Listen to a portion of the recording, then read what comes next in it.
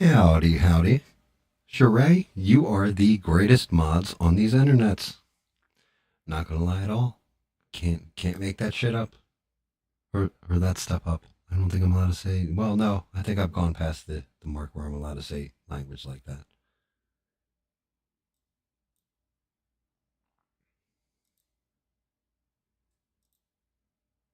Let's take a look.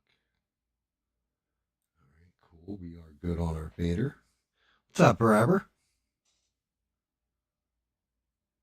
Am I echoing? Do I have an echo or no? Eugene, how are you?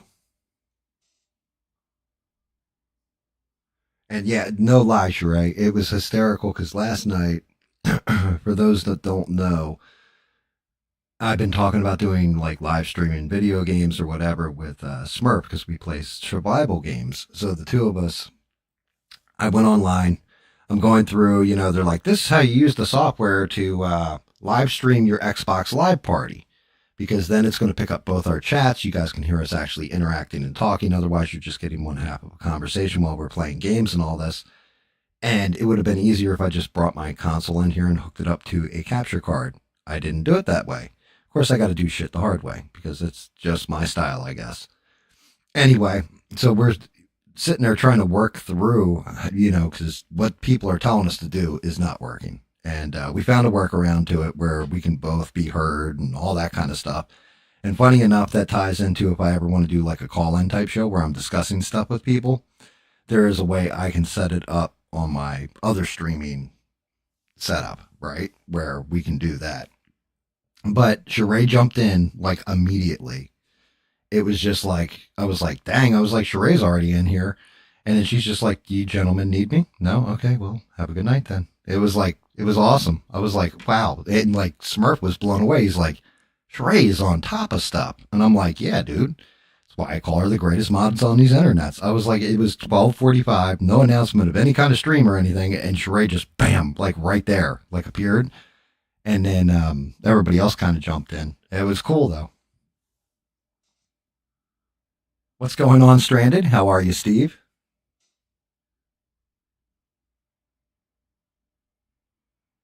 So you guys are both, everybody's saying echo, echo, echo. I am echoing then. So I have some kind of echo going on, which isn't good. Let me look at something.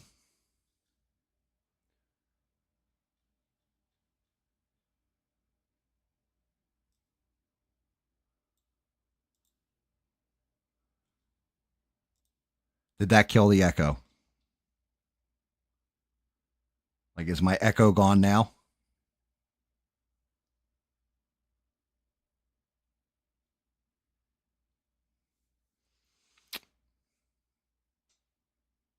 Okay. So there you go. It's mild shit like that. When you're playing with audio settings and everything else, trying to get another person's mic to work on top of your mic, I had created duplicates. So in the audio input capture, and basically it's recording from my microphone twice and then reflecting it upon itself. It's, man, the stuff that I had to deduce last night was redonkulous. But I successfully was able to play a game. People were able to hear Smurf's voice. And now you guys know why whenever Smurf chats or whatever, I'm like, hey, what's going on? It's me. It's Smurf. What's going on? Because, like, he has that type of voice to him. And it's been a running joke between the two of us. I'm like, he's really Sly Stallone, just, not letting anybody know and just calling himself a Smurf. Like, just imagine like him, like Rambo Smurf, just out of nowhere, like, hey, Murdoch, I am your worst Smurf mayor. What's up, Mega? How are you, bro? Everybody smash that like button for me. Make me get an inflated ego and think I'm important or some shit on the internet. Going to be an interesting one. A lot of news wasn't covered last night. A lot of news happened today and yesterday and all that. And some of the stuff that wasn't covered is crazy. Also, whenever Bina gets in here, because she's asked me for this for a while, I actually went and dug out comic books because when I paint Wolverine, I'm going to go for the comic book accuracy, but I'm also going to go to the game accuracy because that's the model that I've done. And we'll be working on him very shortly. He should come out pretty sexy though once he's all painted up. But I pulled out some of my old, like I went back and looked at my old comics, and it was funny because I've said this often. You know, Wolverine started off in a Hulk comic, and I actually had the comic, and I'm digging through, and I'm like, where the hell's my comic book? Oh yeah, we got it graded, slabbed, and it's hanging on the wall in the bedroom. You know, I was like, God damn it! So I had to dig through, and I have a reprint of the comic, so I pulled that out so I can show that cover and everything else, which is hysterical because originally they had Wolvie from Canada.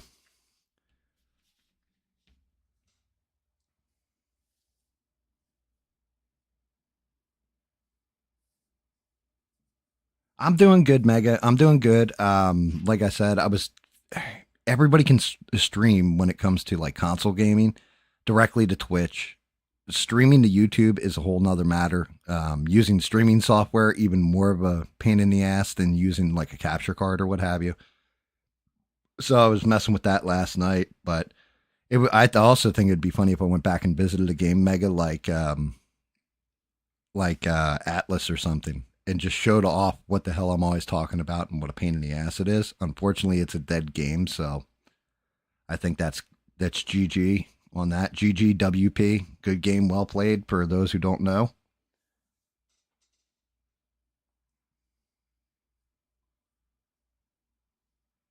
Really, Stranded? What had you laughing? What did I say last week? I don't even remember. Was that the fart in the jar stream? Like, I can't remember what we talked about. That's the bad part. I think I do them and then they're done, and you know I might go back and reflect on them, but it's here and there. But that is hysterical, and thank you. I appreciate you, Stranded, for going back and like checking backlog and stuff out. I don't know if you heard where I shouted you out. I was like, damn, she's missing. Like right now, Duke's missing, Rebel's missing. Like I notice who's missing, who's here, and stuff like that. CLB messaged in the Discord last night. Apparently, I guess he stood in midnight launch line at GameStop for his Nintendo Switch 2, which I want to hear the results of that and how that thing plays, how much better it is than the normal Switch, all that stuff. And CLB was a store manager for GameStop as well, so he would be able to tell you like flat out.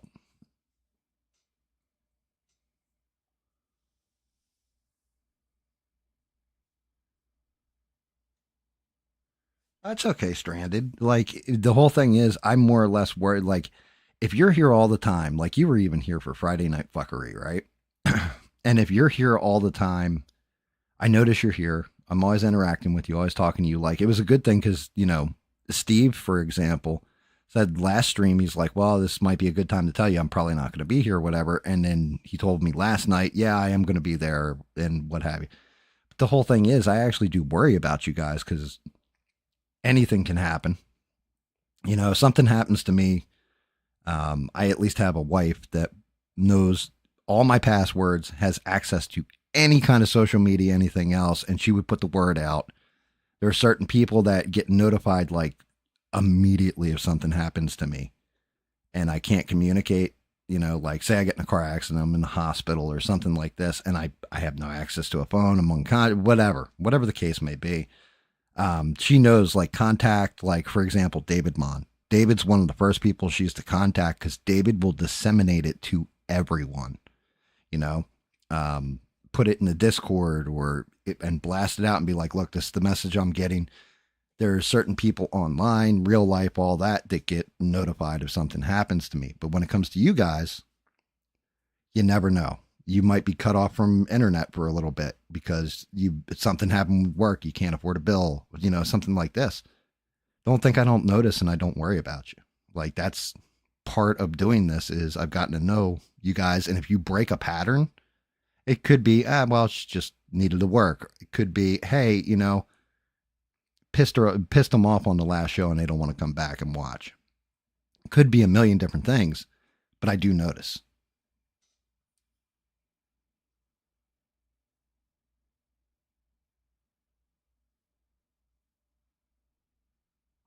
Well, I'm glad you look forward to them. I look forward to doing them, and having conversations with you guys and, painting stuff and all that.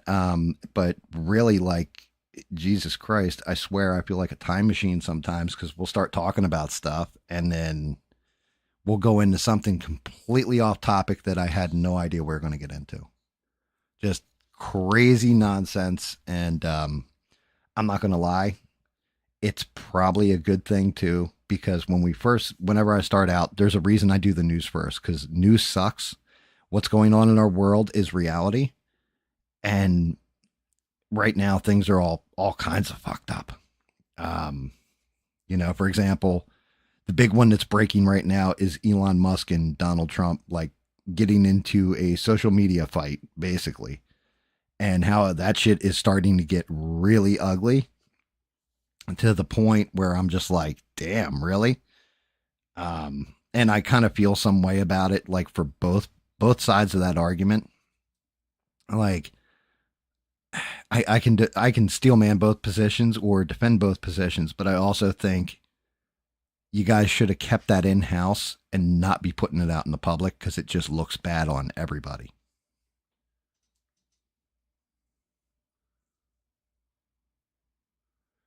Hello, Devin. It's good to see you. Yes, and Steve is right. That was the last thing that I saw is that Elon basically said the reason why they're not releasing the client list for Epstein is because Trump's on it and they're covering it up.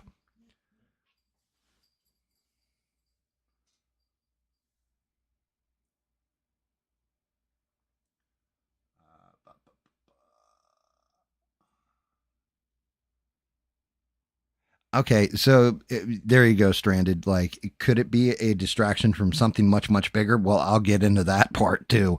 But no, I think this is what it is. I think it's hurt feelings.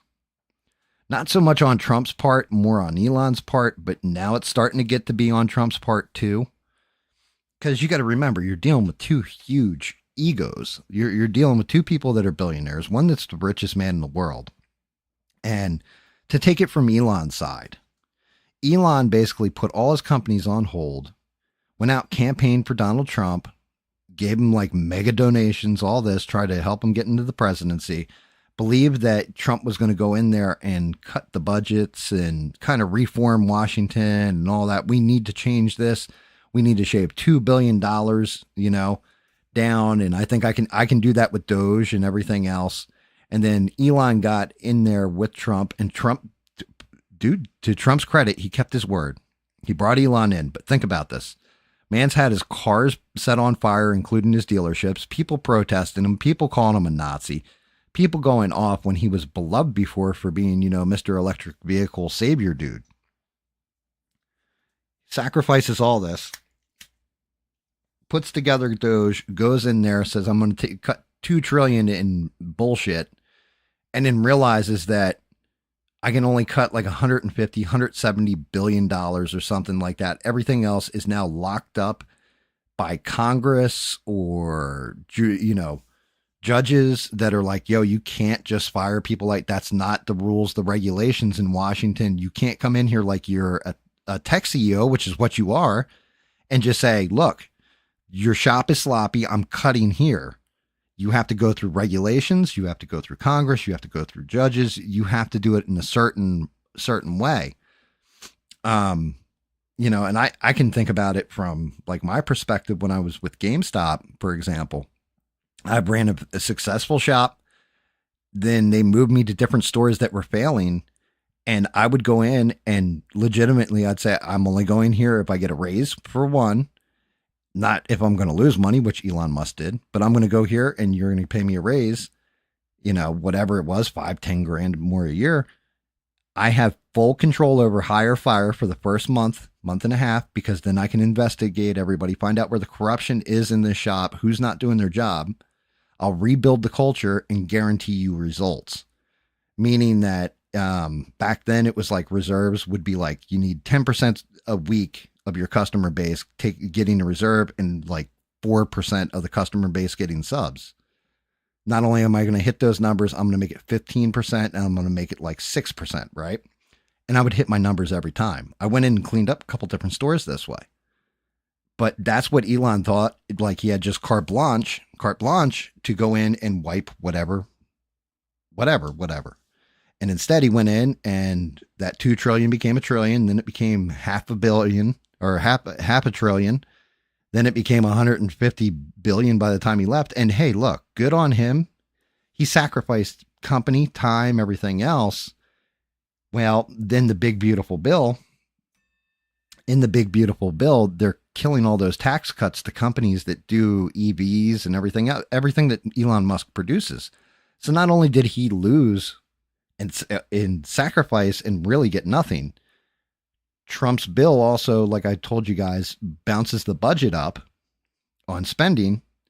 So anything he recovered is already poo-poo and gone, right? So that 150 billion, yeah, that got washed away immediately by this big, beautiful bill. Wipes out his customer base or hurts it more, hurts Elon's business. So I'm guessing Elon feels some kind of way, like he feels like betrayed. So it's hurt feelings on his part. And then he started coming out against the big, beautiful bill, which he's always been against spending and all that. So I can see it from Elon's point.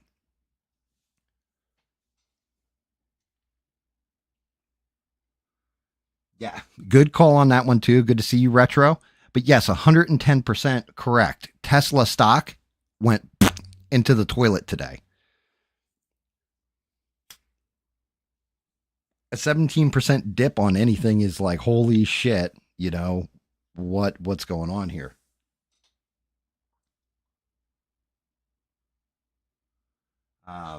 But yeah, so I see it from Elon's point of view. How many billions did he lose? How much of his company did he lose trying to help America and all that? So he might feel Trump's ungrateful to him.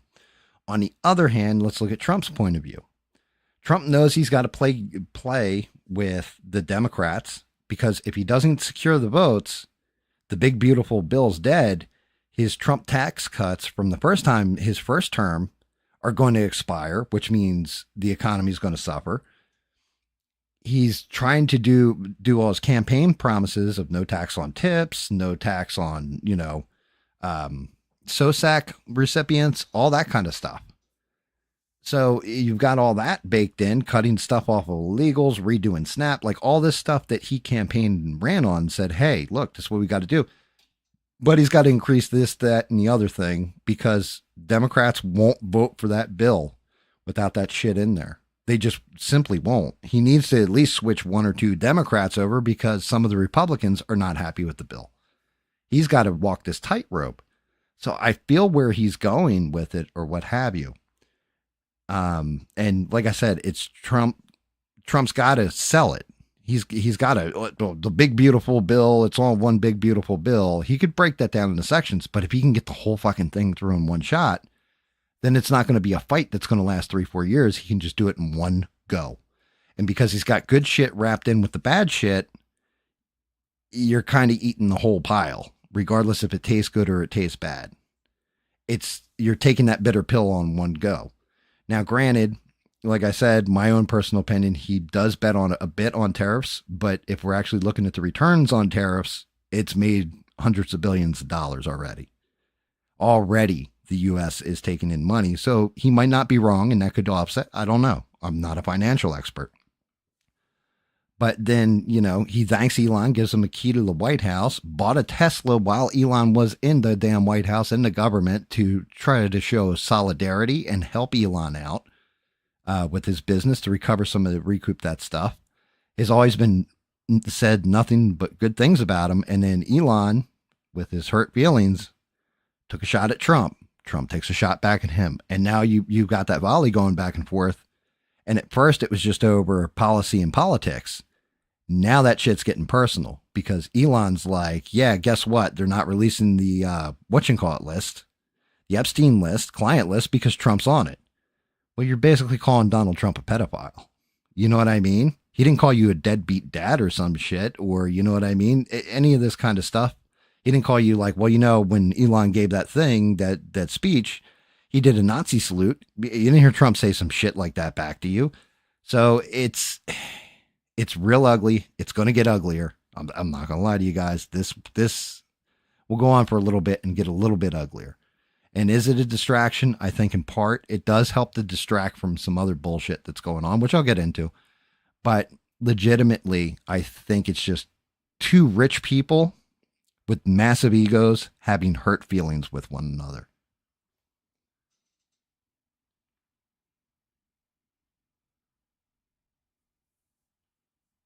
What about the EV subsidies? That's what you want to know about, Devin. So you were getting tax credits for building and buying EVs and green energy and everything else that was under Biden. And the big beautiful bill, it takes that shit out. It cancels those tax breaks. So if I were to go buy a Tesla right now before that bill passes, I could take, like, I can't remember if it's like 10,000, 20,000 off my taxes at the end of the year for buying an EV. When if and when Trump's big beautiful bill goes through, I won't get that tax credit. So why the hell am I going to go? It's incentive to go buy a Tesla or go buy a Ford electric vehicle or whoever's making EVs at that time. And Elon's hugely invested, as we know, because of Tesla. That's his big money maker. SpaceX makes a little bit. Neuralink at this point makes a little bit, but man, Tesla is where the money is for him. And NASA not building rockets, they haven't built it in a long ass time. Why? Because we stopped trying to go to the moon. We stopped trying to go to space. We stopped trying to go to Mars. We stopped trying to explore and instead invested in foreign wars that we didn't need to be involved in, shipping loot to places like, I don't know, Ukraine, Israel. Pick your country of choice for anybody that we've subsidized a war or tried to institute regime change in.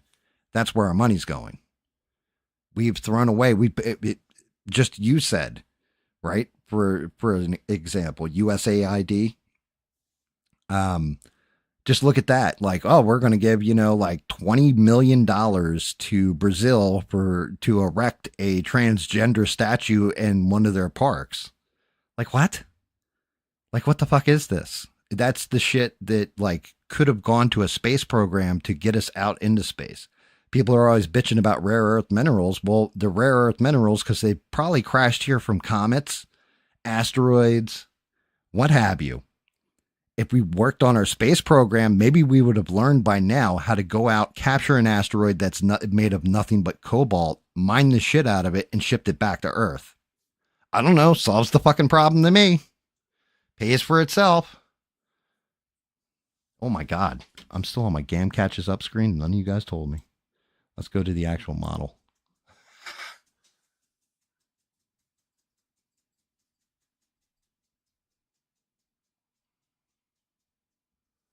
Wait, no chat or video? Sheree? Do we not have video? Do we not have chat?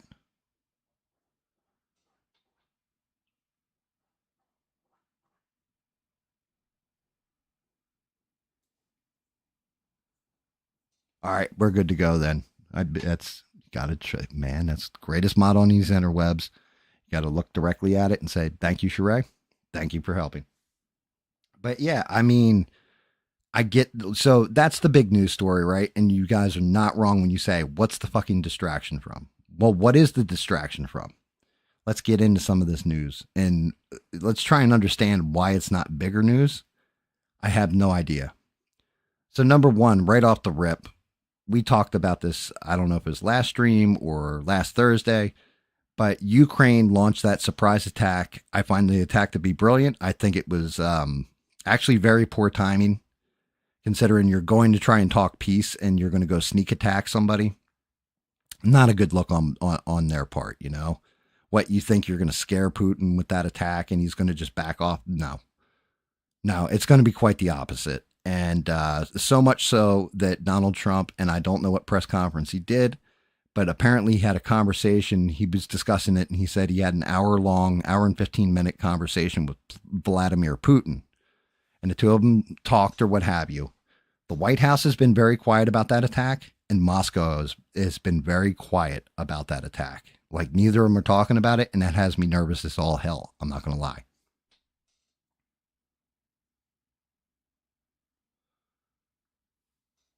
So the whole thing is Putin told Trump on that call a bunch of things. Trump said, I will not repeat them. I will tell you that Vladimir Putin warned me that there will be a retaliatory strike on Ukraine. It will match or exceed what the attack was on Russia. And there is no chance of any immediate peace. And he kind of left it at that. And I'm not going to lie. You get in a fight with somebody, it's the equivalent of a Chihuahua and a pit bull thrown in a dogfighting ring. The Chihuahua launches an attack, cuts the pit bull's like leg or whatever. The pit bull's bleeding pretty good. Like, oh shit, like that Chihuahua might have a chance. And then the pit bull bites down and it's game over. I am afraid right now that Vladimir Putin, the attack that he's going to launch, he's been holding back this entire time, guys. Everybody's like, oh, look at, Ukraine's doing so well and they're holding their own. No, they're not. Putin hasn't taken off his mitts yet. Like, he hasn't gone bare knuckle yet. He's told his generals, be restrained in your attacks, show restraint and all this other stuff. And we can say, yeah, like they blew up this city and they attacked this place and they've killed X amount of people and everything else. Man, we haven't seen what happens when you're no longer playing nice or trying to subjugate a people. When you're just like, okay, you want to punch me in the dick? Bet. And you punch him in the throat. It's not going to be good.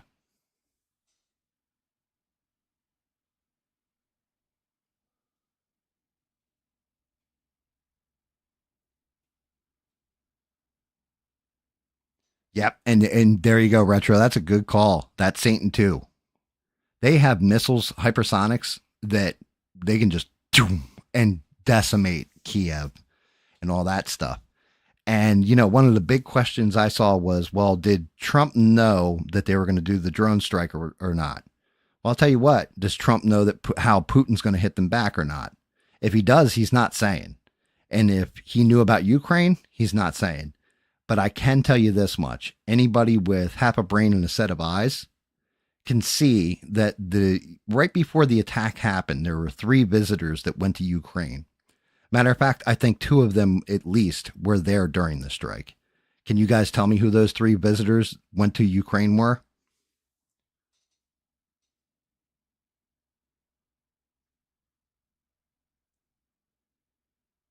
Nice. Retro's like, yeah, Wolvie's one of my favorites. Yeah, well, I mean, I can show you guys that too while I'm waiting for a response from you guys.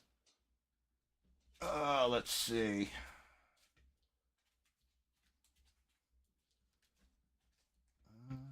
And here it is. Now, granted, the reprint. I got the original on the wall. It's slabbed and graded. But this is the reprint of the comic where Wolverine first was ever introduced into Marvel Comics. Like I said, it's a reprint.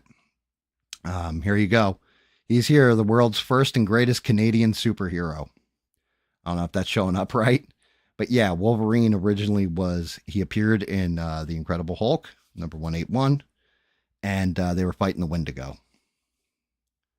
And Wolverine showed up.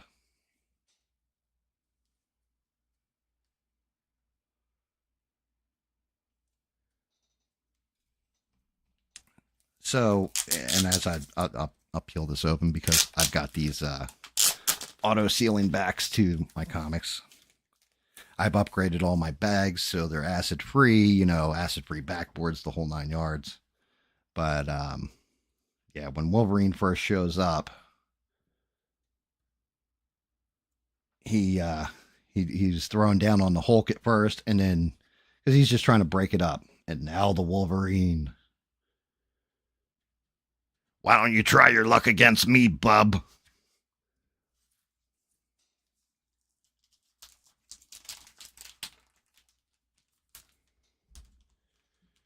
I'm the best at what I do, and what I do ain't always nice. So, and I'll show a bunch of my other books too, because especially I don't have all that many Wolverine by himself books got X-Men books, a lot of them, but I pulled some of the better covers and shit like that.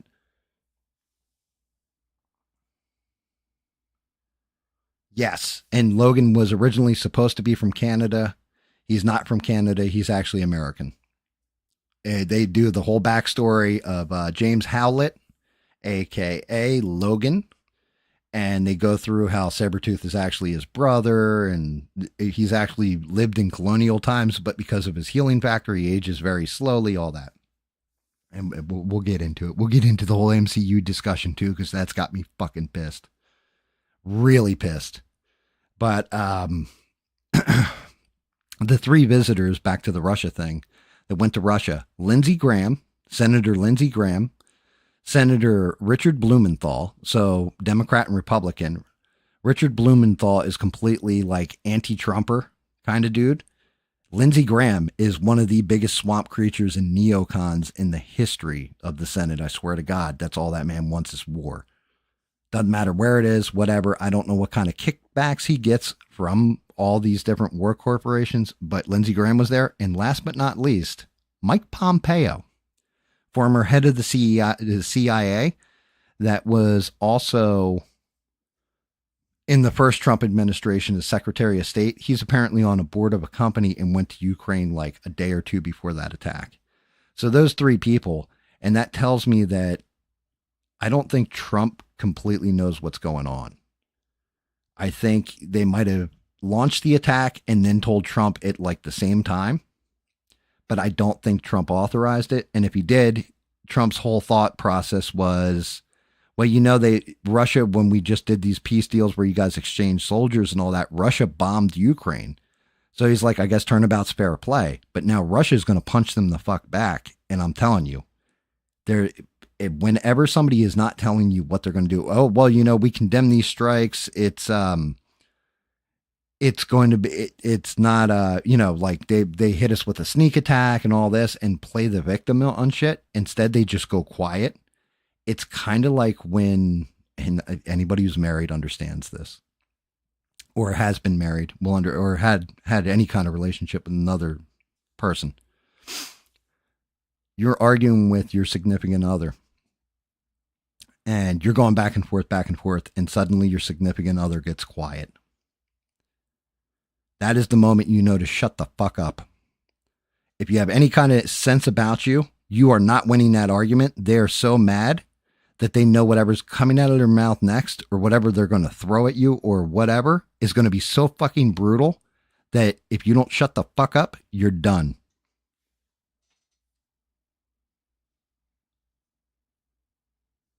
Yes, Eugene, you're right. Simon and Schuster, I believe it wasn't it Simon and Schuster that created, or was it Schumacher?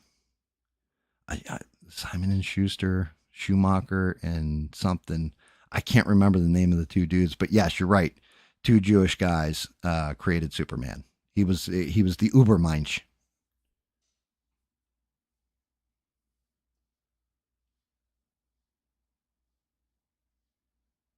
Right. Get your blankie and straight to the doghouse. Exactly. Like, you know when to shut the fuck up. Like, as an adult who's ever been in any kind of relationship, you know that if somebody gets quiet, like, yeah, shit is not going to be good for you in a minute if you keep going.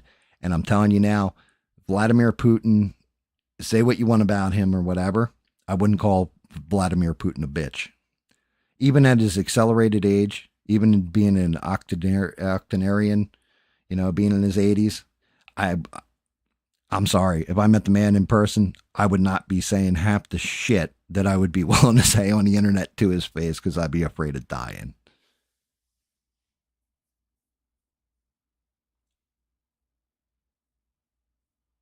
Yes. Yeah. And you guys got it in one. Stranded Retro, you both got it in one. But yeah, that's what I mean. So I would expect some kind of nasty fucking thing to happen in Kiev real soon, which I'm not going to lie. This could be the precursor to World War III. That's why I put WW3, I think, in the title, right? With a question mark. Could be the precursor to World War III.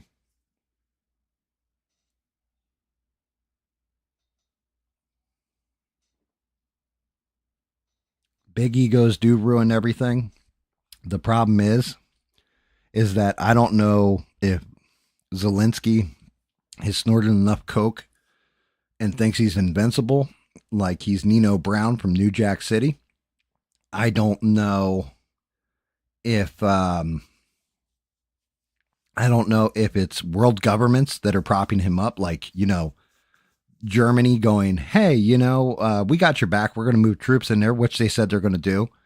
Stuff like that. Hey, NATO's got your back or whatever. Lindsey Graham going over there like, look, we're behind you 110% no matter what you do. You're going to get taxpayer funding. You're going to get billions of dollars from the U.S., and I'll make sure because I'm in the Senate. I don't know if it's that. I don't know what it is. I don't know if it's, this war was supposed to last a month, has lasted 3 years because we've been subsidizing it and sending them weapons and everything else. I can just tell you that you get into I can equate it to two boxers. You got one boxer that can decimate another guy. And he kind of lets him hang in there because he wants to see, actually, you know what? I got the perfect analogy for this when it comes to boxing. Back in the day, Roy Jones Jr. I want to say he's middleweight champion at this point, either or else light heavyweight, just eating everybody's breakfast. Like anybody got in the ring with him, he's knocking the shit out of him. And he fights this one guy, and to be honest with you, I can't remember the guy's name, but fuck that guy anyway. But Roy Jones, you could tell like he was boxing him, but he's not really like going for the kill on him or anything else. He's just boxing him. They get to like round 9, I want to say, out of like 10, something like this. And good old Roy Jones is doing a little two-stepping, hits him with a 2-piece and a biscuit. Guy gets knocked, starts to fall. Well, Roy Jones is in the middle of a combo and follows through. Guy's knee hits the mat while Roy Jones double taps him. Pop, pop, right? Roy Jones gets disqualified and loses his championship because he hit him after. You're not allowed to hit another boxer when they hit the ground. So, like, if you take a knee, you have to stop swinging at that moment if you're a boxer. If you follow through and their knees on the ground, you're disqualified. So Roy Jones was like, it was like, God damn, like he ate this guy's breakfast the entire time. And this guy starts talking shit immediately. Not even like Roy Jones isn't even out of the ring. The guy's talking shit about, I went with the champ and I told you I beat the champ and he's a putz and like running his mouth like a normal fighter. Roy Jones, but like this guy kept going with his mouth running. Roy Jones got an immediate rematch with him within like 2 or 3 months, I want to say. Roy Jones goes on HBO Boxing at the time. And he sits down with, and I can't remember what the old guy's name is. Antonio Tarver, is that who it was, D? Like I said, the other guy is so insignificant that I don't even remember his fucking name. It's just Roy Jones. But anyway, Roy Jones is on HBO Boxing. He's doing he's having a conversation. And he's like, look, I was taking it easy on the guy. I was going to let him go, 10 rounds with the champ so he could say he went the distance with the champ, everything else. He didn't seem like a bad guy before the fight or whatever, but he wants to run his mouth. Next time I'm going to be dead serious. Roy Jones in that rematch whooped that man's ass in the first round. Just beat his ass. Like game over and won his title back.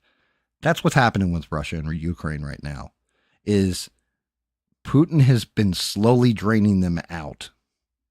But since these guys want to step up and try and put on the big boy pants, well, Putin's just going to box your fucking eyes in then.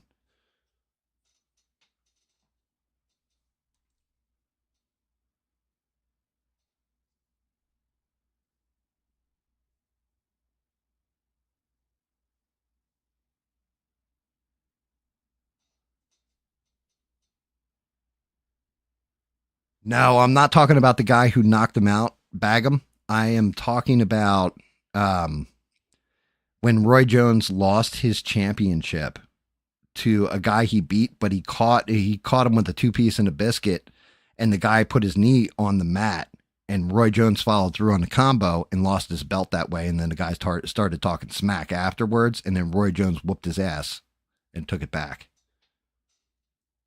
I didn't think it was Antonio Tarver, but like I said, I don't remember the guy's name. You can look it up. I'm sure it's on YouTube. You can probably find everything I just said to you.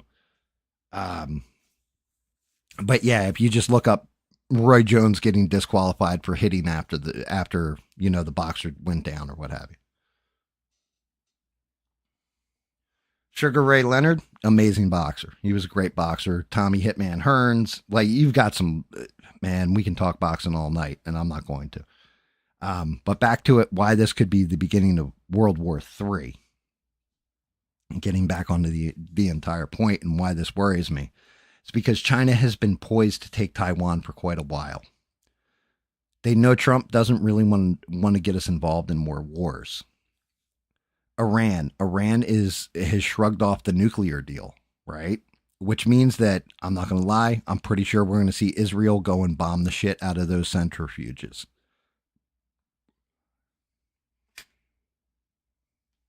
People referring to Ukraine attacking Russia like it's Pearl Harbor. They're saying it's the Russian, the Pearl Harbor of Russia. Russia's Pearl Harbor. Russia's Pearl Harbor. You're seeing this headline everywhere because it was a sneak attack that, destroyed their bombers or what have you with drones. Well, if you guys remember,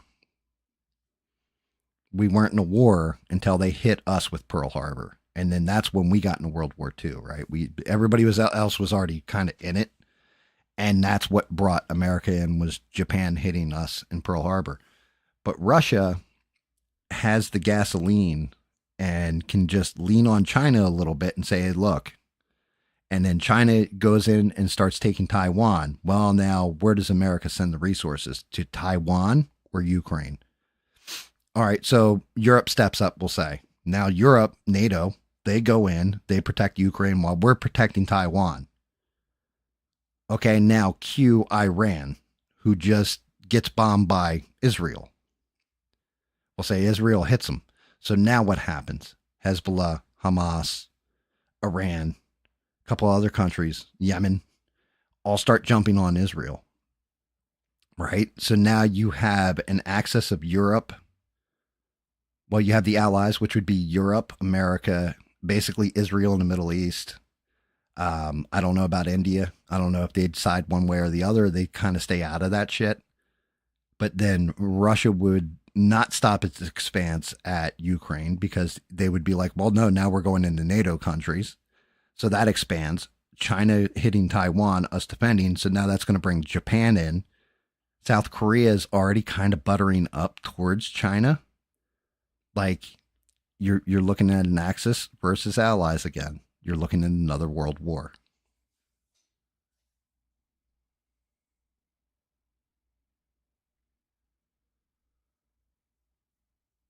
Montel Griffin. That's his name, D. That is the fucking guy. Montel Griffin. And like watching Roy Jones eat his breakfast is fucking hysterical. It's worth watching. But anyway, World War III.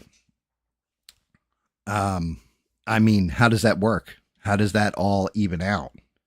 Well, the whole thing is, considering we're deficit spending as America, that means we're selling our debt. That's what keeps our economy going and everything else. Where World War III would kind of help us is they would be able to, so China buys a good chunk of our debt. They say, all that debt you own, yeah, we ain't paying you shit for it. We're going to bankrupt you instead. So all those bonds and everything else that you're holding on to aren't worth the paper they're printed on. We could reset trillions of dollars back into our economy, kind of in a roundabout way. Destroy our credit rating, but at the same point in time, it would hurt. It would hurt China as well as us. Like it can get real ugly, and there is no positive because there would be a lot of death around the world. And where we're at now with technologies and everything else, that shit that Ukraine did, just imagine what the U.S. could do with its drones.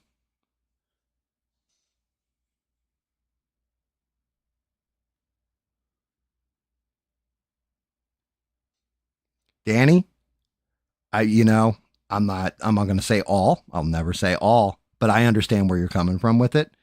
And to be honest with you, as somebody who's more, I'm invested in America. I won't send one of your children to die for this country unless it's absolutely necessary.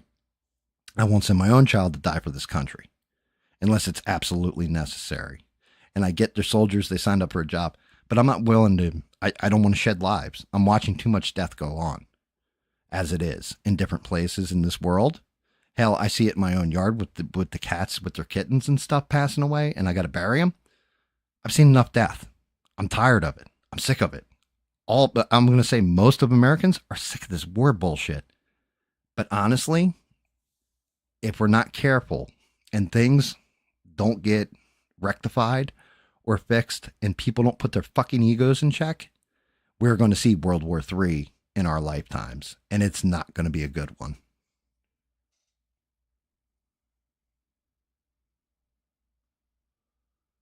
Yeah. And Skynet, Legion, whatever you want to call that shit, which is another piece of news that I'll be getting into, where I look at Trump and I'm like, what the fuck are you doing, dude? Like, have you lost your ever-loving fucking mind? And I know I say the F-bomb quite a bit on this show, and I know I cuss on the show and stuff like that, but sometimes it's just the best way for me to express myself, and I'm sorry if I offend you guys with my language.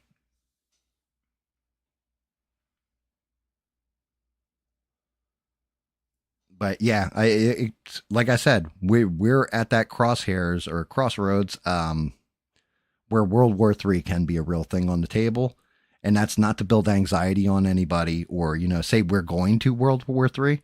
Shit can resolve. We might be able to resolve all this peacefully, but at the same point in time, just know that watching the things go on that I'm watching, all it'll take is that one, as the Joker says, all it takes is that little push. And there you go, right? It could take something like, hey, Ukrainians launch a drone attack and assassinate Putin. Somebody takes over for Putin and says, oh yeah, we fucking had enough of this, right?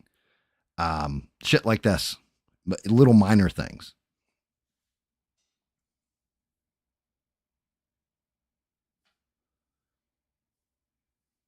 Yeah, I mean, and that's why I said the thing I did about profanity. I appreciate that sentiment about free speech or what have you. But at the same point in time, I can get kind of profane sometimes, and I'm sorry. I just, when I start thinking about watching different events line up together in the way the puzzle pieces fit together, and knowing that some asshole is getting rich while people are dying, or they're grabbing land and killing people for that land, it pisses me off, because it's like, does it really need to be that way?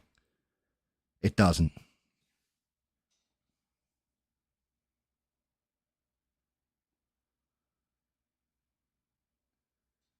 Yeah, stranded. And that was, I think people attribute that quote that you just said. I don't know what weapons World War III will be fought with, but I know that World War IV will be fought with sticks and stones. I think that's attributed to either Oppenheimer or Einstein, and I'm leaning more towards Einstein. I think that was supposedly a quote attributed to him, but it might be somebody completely different.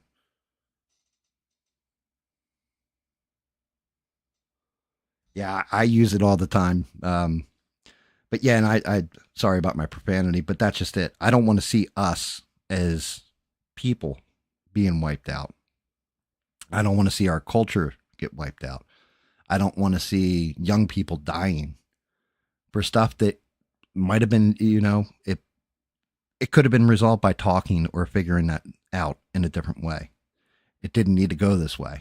Why does it have to always go this way? And then we find out stuff like, oh, well, it made so and so X amount of dollars, whatever company. It made this person rich because this war going on. And that's why I'm saying I would love to see Lindsey Graham's stock portfolio, because if he's invested in stuff like BlackRock, people that lead regime change and all this, it would make sense why Lindsey Graham is such a neocon with this stuff. I get why Ben Shapiro does it, why he advocates for, go bomb Iran, because he's Israel first. Okay, I get it. That's fine. You're allowed your ideology, you're allowed your religion, and you're allowed to be a fanatic for it. And you truly believe in the place. As a matter of fact, I watched a video the other day with Ben Shapiro saying the only reason why I even support the U.S. is because it supports Israel. Dude, I don't like the attacks that have happened on Jewish people lately. I don't like the silencing of voices.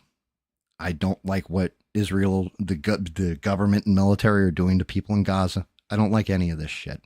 Just stop all this fucking nonsense and work together and build humanity to be better. Because we should have learned over the whole history of our fucking societies that we can all be better. But you guys can't fucking do it.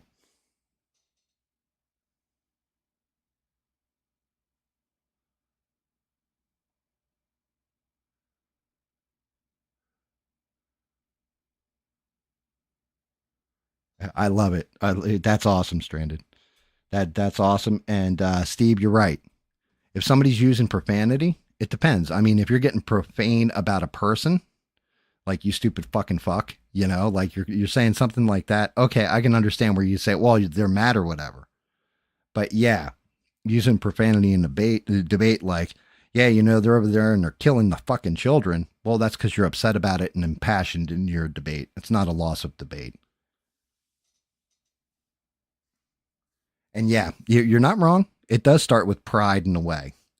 It also it can also be pride, but it could also be you perceiving a wrong that was done to you. Again, you're sitting in your house in we'll say North Carolina, for example, and somebody drops a bomb, kills your family and everything else because your cousin that was visiting did some shit to a person, and they come and blow up your fucking house, right? I think you're going to feel kind of some kind of way about the person who just killed your entire family trying to get to this one dude. I get it. Like, I can understand. I'd be fucking fighting mad too, and I'd probably go to the ends of the earth to make sure you're ended myself.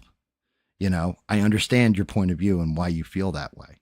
But at the same point in time, I'm not even going to say an eye for an eye and all that kind of stuff.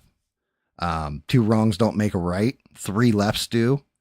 And two wrongs don't make a right, but they do make an even sometimes. So I get it. I understand all these concepts. It's just, as a society, there's got to be a point where everybody just looks at it and says, just stop. Everybody just stop what the fuck you're doing. Some man of peace, somebody who's way more intelligent than me, and says, we're going to go forward from here. Start again, go forward from here.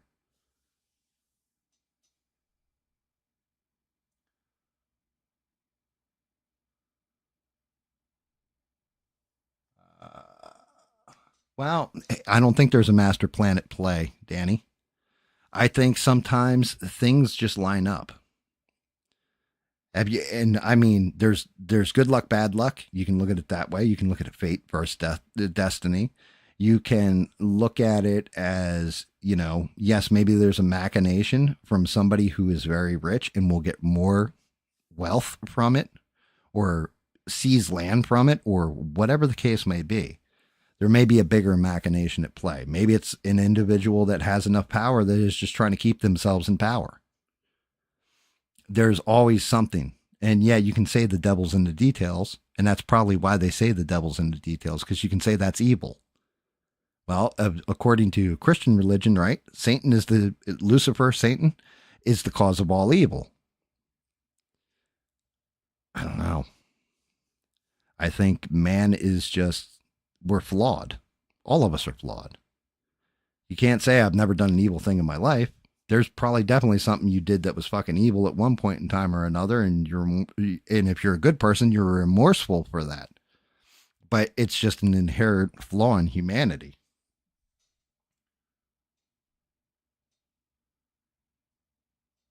I mean, Danny, hey, look, that's fair. If you think it's all like some kind of plan and, somebody has a plan and it's all lining up in there, hey, by all means, maybe you're right. Maybe I'm an asshole and I'm completely wrong. I can just call it from what I see, you know? So maybe you're right. Maybe I'm wrong. Maybe it is like some kind of spiritual plan with an evil being. Maybe you're right. Maybe I'm wrong. I can't tell you. I can't speak in definitives. I can just give you what I perceive and throw it out there and let you decide for yourself, or give you another path to think.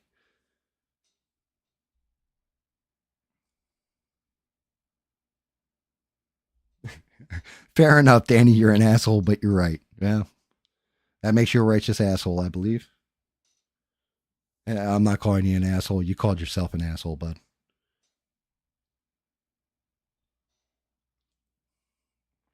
If I make Danny back up his claims, we'll get into a religious argument and away from the fact that there's a lot of things I'm seeing right now that I'm not fucking liking. Plus, we got a whole bunch more news to get into, and we're already like almost an hour into the show. So we would get into like a 2-hour debate on spirituality, all that stuff.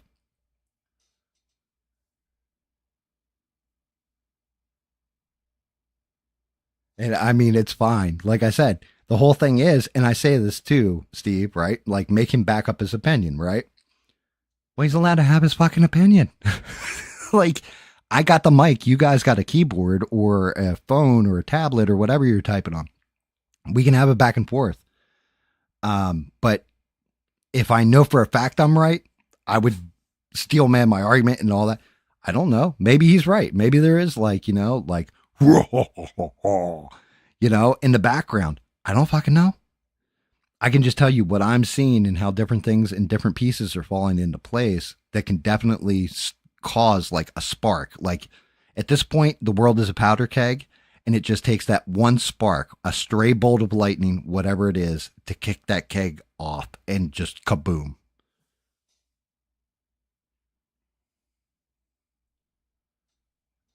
Devin, don't be depressed. Listen, we're discussing a grim, dark topic, right? But let's find some levity. All right, hold on. I guess I'm going to break up this little tension and make you smile a little bit with a joke. How about we try a joke? And it's one that talking about marriage and all this kind of stuff, I thought about. And here you go. I'm pulling it from the memory banks. So this kid's getting married. And I say kid, he's 20. Never been with a woman. It's his wedding day. His wife, she saved herself for marriage too. They can't see each other or what have you. And the kid's grandfather walks into the room and sits down next to him. He said, son, you and I, we need to have a talk. And he says, Granddad, what do we need to have a talk about? And the granddad turns around and says, well, son, we need to talk about sex. And the kid starts getting flustered and blushing. Oh gosh. And he said, no, listen, I think I need to tell you about this because this is what happens when you get married. Let's talk about sex.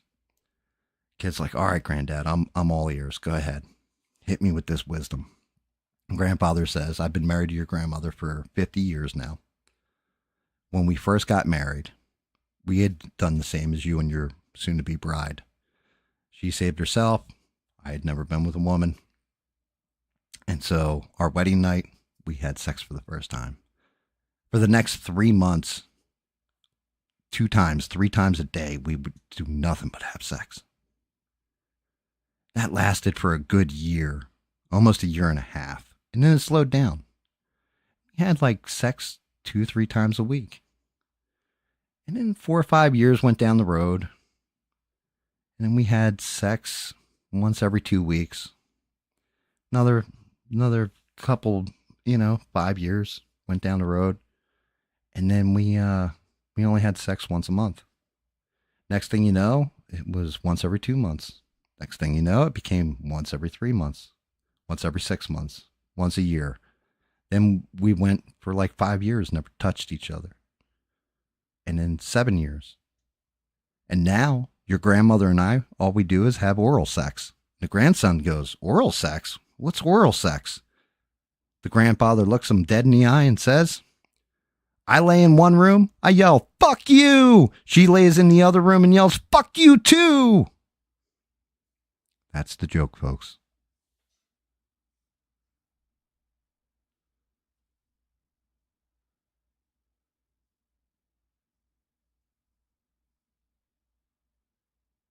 You ain't getting booted off this stream, Danny. You talk whatever smack you like, sir. You know I'm First Amendment all the way through and through in this son bitch. But yeah, so don't be depressed because we can still tell jokes. We can still laugh. We can still have fun. Life is a dark and shitty place at times. And that's why I do like to get this news done before I start painting. Because honestly, I don't want the negativity flowing into my paints. It comes out like shit. I learned from my Punisher. Lame but funny. Yeah, I know. It's an old one. It's an old one. Old joke. Um,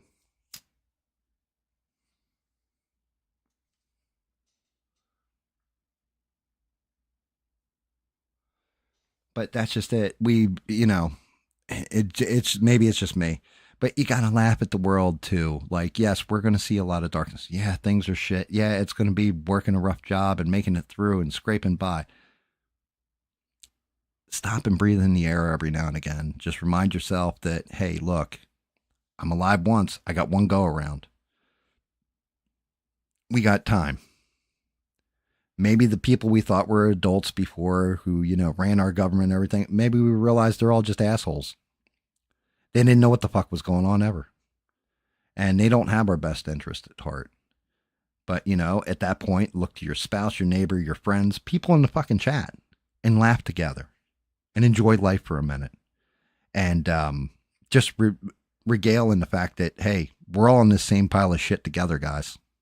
We're fucked, but we're fucked together. So, hey, it could be a lot worse.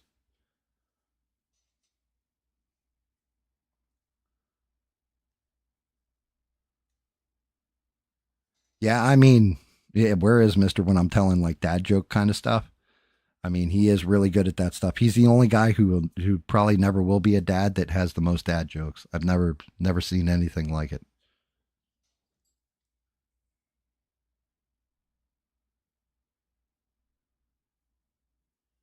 And there you go. Stranded's got one for you. Look, the BS pride crap has gone away out of like Target and everything. By the way, all right, this is going to be one of them off-topic rants about ABL that like I had to tune out of the show a couple times.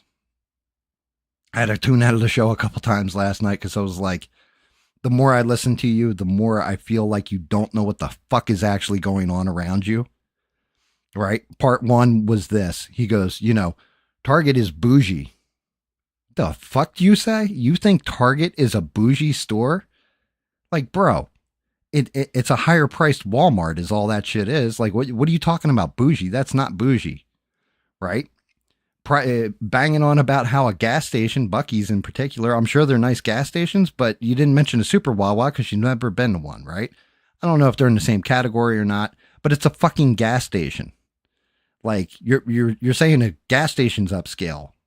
What do they have guys like dressed with the little hat and wearing the apron and the little striped pants and all that to come out and like wash your window, check your tires, and fill up your tank all at the same time? Light your cigarette in your driver's seat there, Sparky.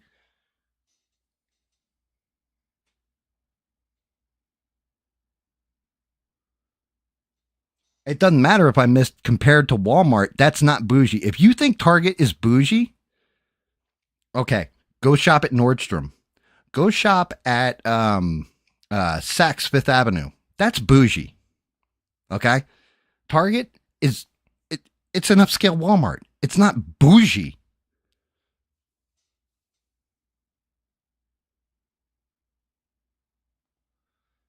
Oh, okay, fair enough, Steve. The that part. The one that got me though, the big one, the one that I was just like, I need to get the fuck off this stream now because I'm gonna make Sheree throw me off the stream if not, right?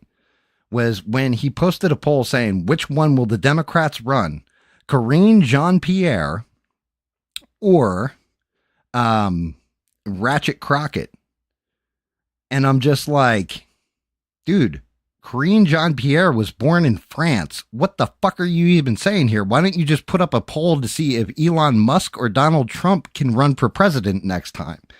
Like, it's going to be neither of these people. They're black and female. That's all you're going off of. What the fuck? That's not what the Democrats are going to do. They're going to run a white dude.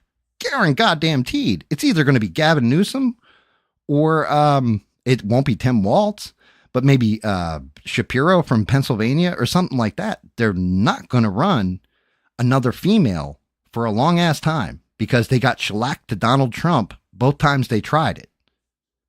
Like, but you would know this. You're supposed to know this. You're a political commentator. You're watching politics. How the fuck do you not know this?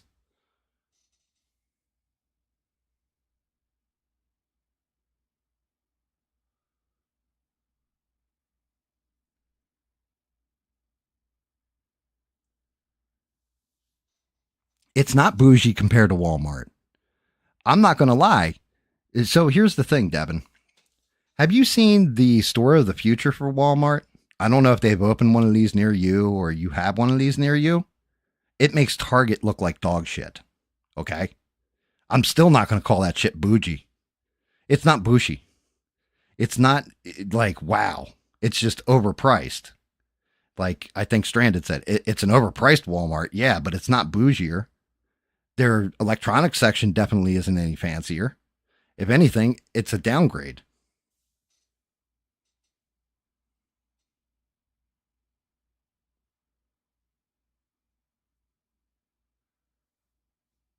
And yeah, I don't know about somebody goading anybody into a poll. How many polls have I run on my fucking shit? I don't run polls. What the fuck? You guys just type it in the comments and I read it. And I can just judge from that. But I'm also not going to put up two candidates that don't have a fucking shot in the world.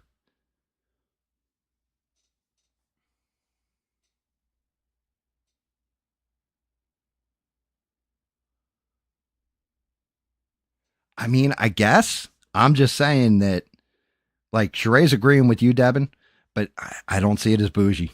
I think it's, you can say it's upscale, all that kind of, I don't see it. I just don't. And maybe it's because I worked in the mall and saw places that were really fucking expensive, like the anchors at the mall, like the big anchor stores at the mall and stuff like this. Maybe it's because I've gone shopping in like the, like toy store, for example, FAO Schwartz. I'd walk in there and be like, I can't afford a fucking thing in here. Like, you got to be a millionaire to come in here and go shopping for the most part.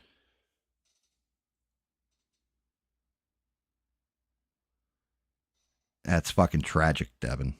I like, fuck. Now I feel like shit, Devin. Thanks.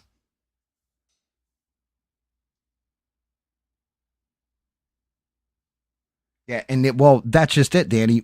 So saying, but the whole thing was okay. Jasmine Crockett. If he had put Jasmine Crockett in AOC, okay, they're both women of color. They're both American citizens, and they can both run. Corinne Jean Pierre was born in France. It disqualifies her immediately, even if she is an American citizen now. She didn't get her citizenship till I want to say like she was 5 years old, 4 or 5 years old. She was born in France. You're not an American citizen. You can't run for election.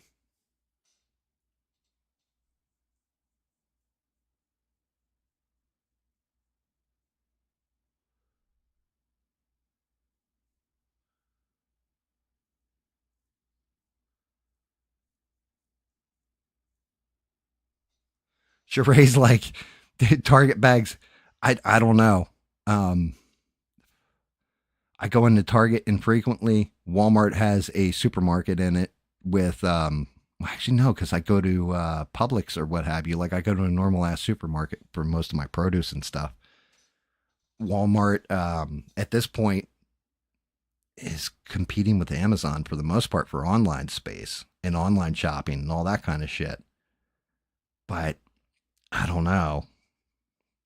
I guess it would be kind of be saying, back in the day, the way I would equate it is what was bougier, Kmart or Sears?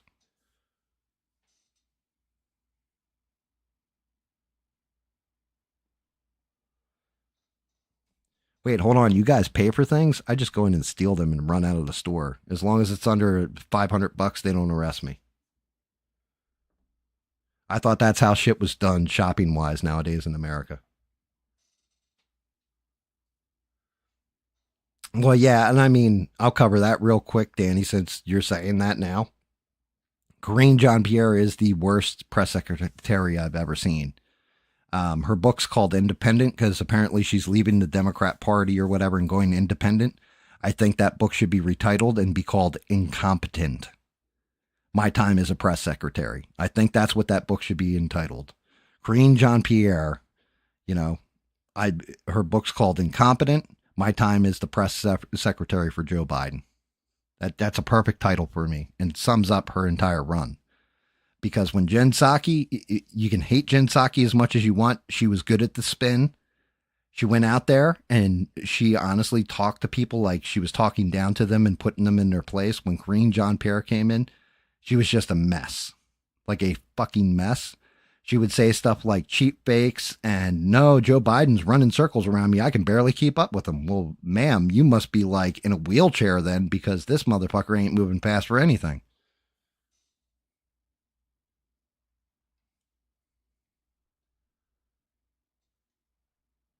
And yeah, you're not wrong. Jen Psaki, like I said, I think she was actually a good press secretary, even though because she was dealing with dog shit. But I also think that's why Jen Psaki was like, yo, I'm pretty good at the spin, but this is a shit show and we are fucking lying and I'm out and just quit. And that's one of my criticisms about Karine Jean-Pierre is you're going to put out this book saying how fucked up the White House was, but you defended it the entire time. If you thought it was that bad, why didn't you just quit? Why didn't you say, look, I can't be the press secretary. I appreciate this opportunity or what have you? Because at this point, she's doing this book because she can't get another job because nobody trusts her. I wouldn't trust her if it was like, hey, your job is to shave the dog's nutsack before it goes and gets neutered. I wouldn't trust her.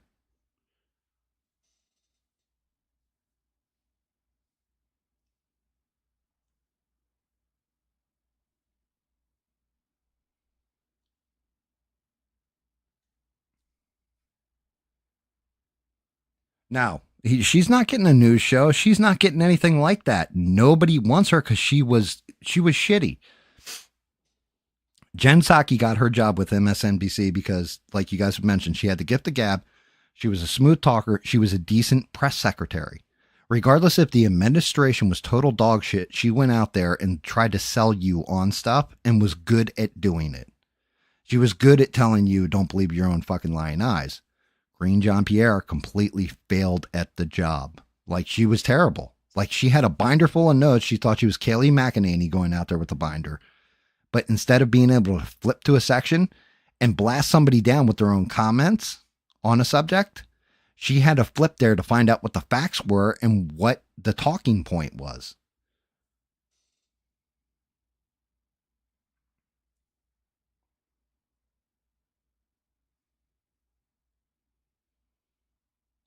And forgotten within a year. Yeah, I mean, it's a possibility. She's already been obscure up until she announced this whole I'm leaving the Democrat Party. It was like, why? I thought you said that Biden's White House was the greatest White House ever. Now it's the shittiest White House. That was a quick turnaround. What was that? 6 months?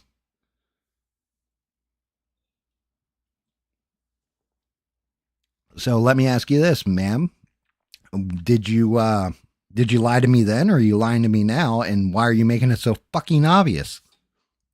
Like, I get it that you have people in your party that would vote for a ham sandwich over Donald Trump. I understand this concept.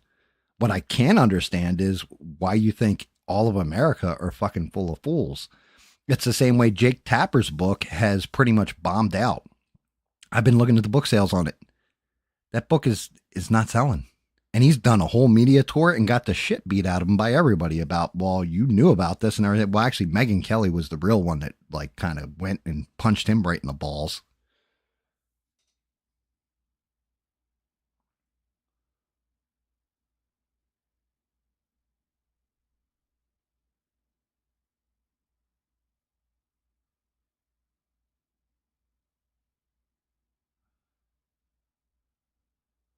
I don't, I don't know. I don't know because I didn't watch the whole show, Steve. Like, that's the problem is some of this stuff I'm talking about, like Russia, Ukraine, and possibility of World War III, stuff like this, isn't shit that ABL covers. And I've come to this conclusion that he gets better clicks and people will take his opinion better when he sticks to home stuff off of TikTok. But when it comes to geopolitics, he either only half-ass researches it or doesn't know what he's talking about. You know, and he wants to put his opinion on it, which gets him clicks. And hey, God bless him, because that shit works for him. You know, I just, for me personally, I'm like, look, just tell me the fucking story. Like, I can tell you what I see. Danny can push back on it. I'm not pissed at Danny for pushing back on me. Maybe he's right. Maybe I'm wrong. Stuff like that. I can lay it out to you guys and just say, this is the information that I am seeing. You guys do what you will with it. And if you want to research it deeper, you can. If you don't give a shit about the story, you don't give a shit about the story. It's fine.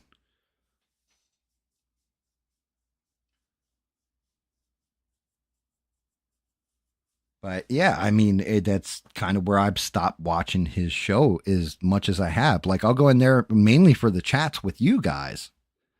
I'm not going to lie at all. I do, and to go listen to some of the calls and stuff like that. I think that call-in aspect sometimes can be a fun part of the show, but it's more to joke and cut up with you guys and remind everybody Sheree is the greatest mods on these interwebs.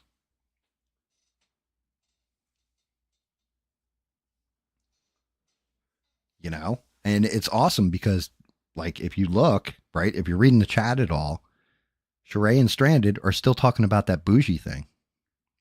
That's fucking awesome. The two of them can have a conversation. They're both being respectful to each other. Nobody's in a fucking bloodbath fight. And I'm not silencing either voice.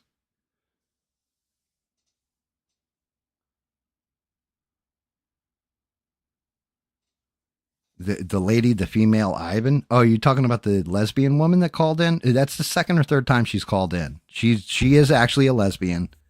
I want to say she's in Chicago, I think she said on the one phone call. But she does that damn near every time she calls in too, guys. Like, that's just what she does. And the whole thing is, I got to actually take ABL's side to an extent there, because what ABL was saying, he wasn't trying to be misogynistic.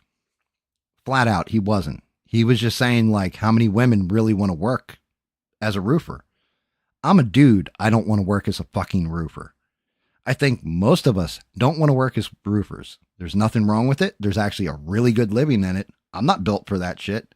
My ass is too old and fat to be climbing up on a roof without being terrified that I'm going to fall.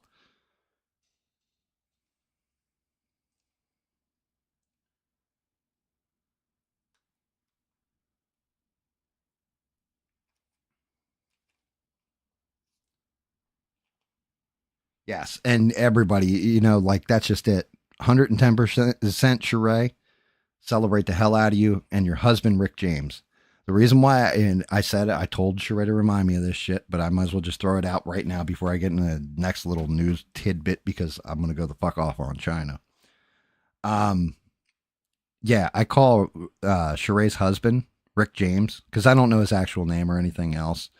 But I'm going to tell you now, some shit happened recently, and her husband, unbeknownst to me, went in, and the person who kind of slighted me in a way, her husband went in on his own because he had heard it, and went in like Rick James when he goes, Charlie Murphy, and slaps him in the fucking mouth. Yeah, he kind of did one of those verbally, of course, not physically, but verbally. And I was just like, your husband's fucking Rick James. Like, he just came in out of left field and was just like, unity, and like just bitch slap. So anytime I give a shout out to, I'm always shout out to Sheree and her husband, Rick James. He's awesome.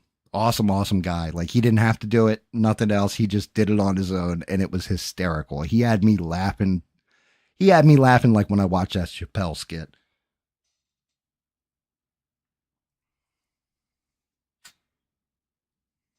But what a hell of a guy. Like, he didn't have to do all that, and he did. And I watched it, and it was hysterical.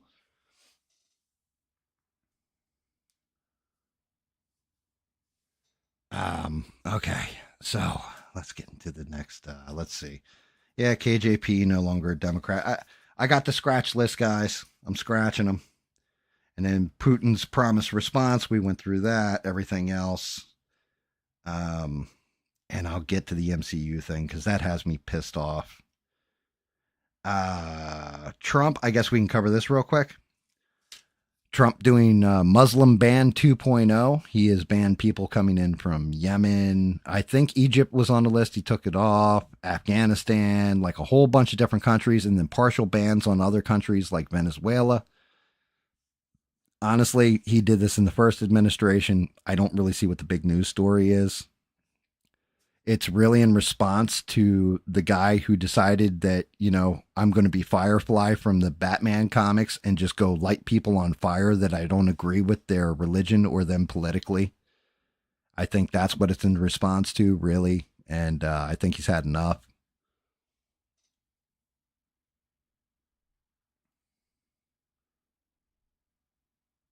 Yeah, and a Venezuela ban, it makes sense to me. He's banning people from Haiti coming in too. I guess I don't know, maybe because they're eating the dogs, they're eating the cats, that kind of shit.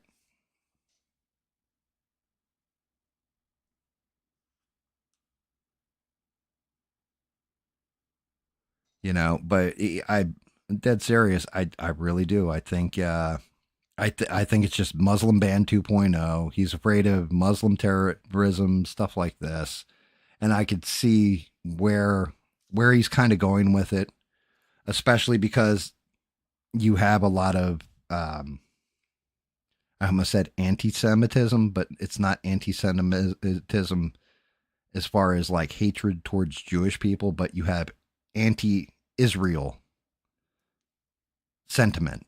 That would be the best way I would put it. People are pissed off about Gaza and everything going on there, taking that out on people that are here that support Israel, which, let's call it again, I condemn all fucking violence. Either side. Enough of your shit. We don't need it.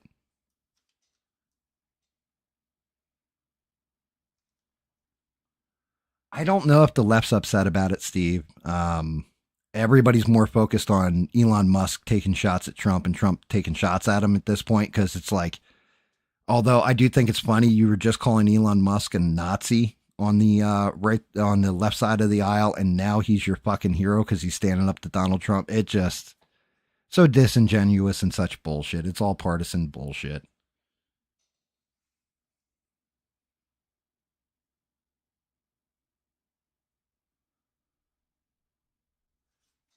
Well, if you want to know what the left thinks about things, so do they. They keep running polls on how they're going to get men back, like paying $20 million for studies to, figure out how to court young men back to the party and why is Trump's messages resonating and why are we failing at elections and why do we suck at life? Why does nobody like us?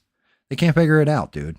And they keep doing the same things over and over again and can't figure out, why they're wrong or what's wrong. Well, how come everybody doesn't love trans people? Well, because some people don't even think it's a real thing. Like, what do you want from fucking people? People are allowed to their own minds. They don't need you to tell them how to fucking think. Let them think on their own, you dipshits.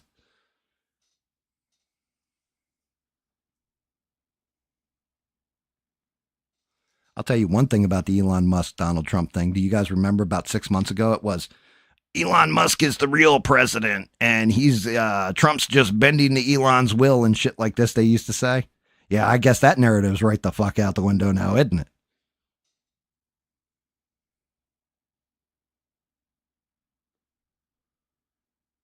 Yeah, I saw that too, Eugene. And apparently, there was a study done that says young men aren't mentally handicapped enough to buy into liberalism. So I don't know. I would call it more leftism than liberalism, in my opinion. I think liberalism is kind of each to each their own. Live your best life your way and stuff like that. I look at it more like classic liberalism, where this is some kind of nasty bastardization. It's the same way I've said this before. I don't view it like when Donald Trump calls people, oh, they're rhinos, Republican name only. It's like, no, those are the actual Republicans. Your party is now populists.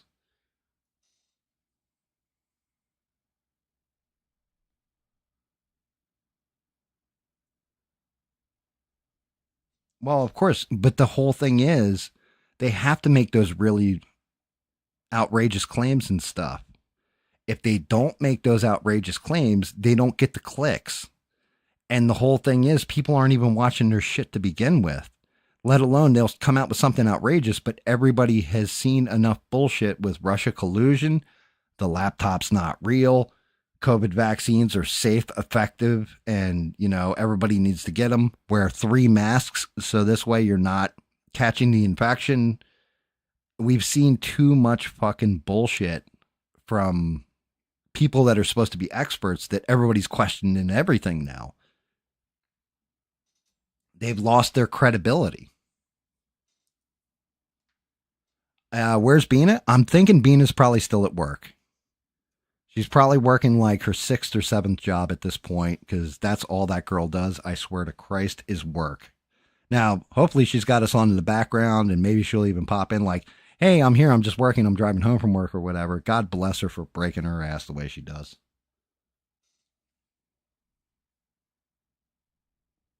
I didn't piss her off or anything, if that's what you guys are thinking.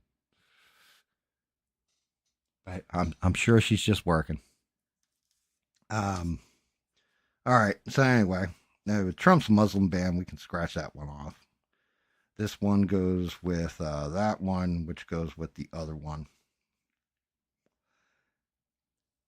Criticism of Donald Trump.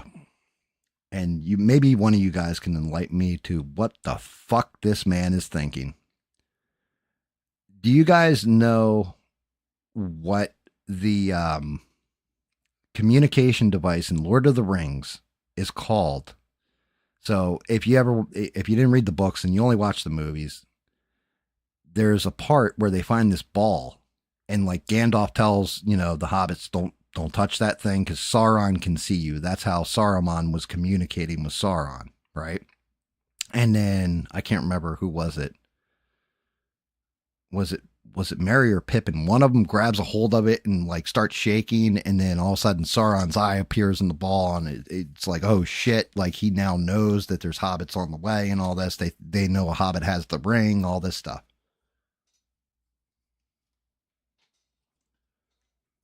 Right? The Palantir is what it's called.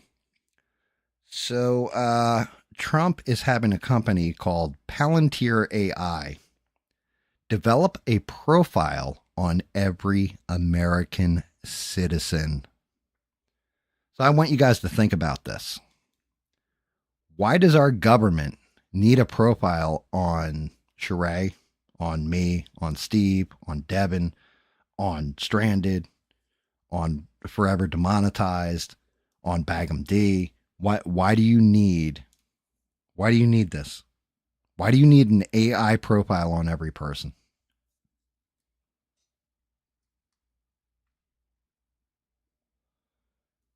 Do you think this is a good idea? Do you guys think this is a bad fucking idea? But can somebody explain, like, because to me, all I can see is the shit show of, hey, you know what?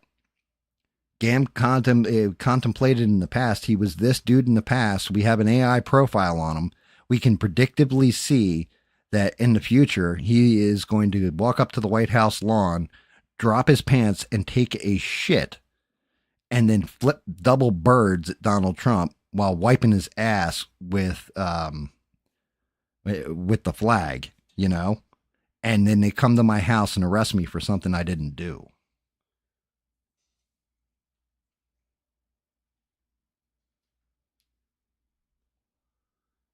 And forever, same with me, brother, same with me. Yeah, the child study team used to love me.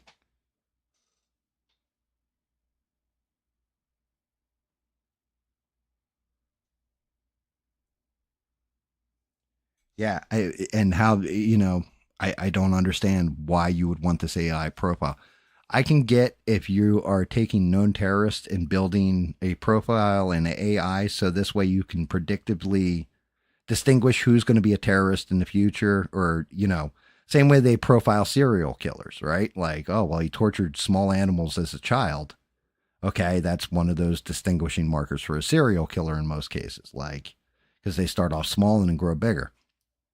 Maybe it's radicalism or what have you. But why do you need a profile on every American citizen? People that are just going to work every day, breaking their ass, paying their taxes, working hard.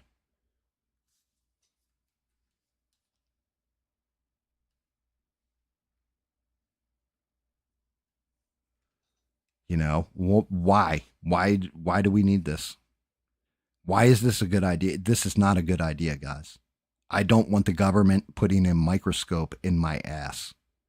It's bad enough that eventually when I have to have a colonoscopy that, you know, a doctor's going to do it. I don't want our government doing it too.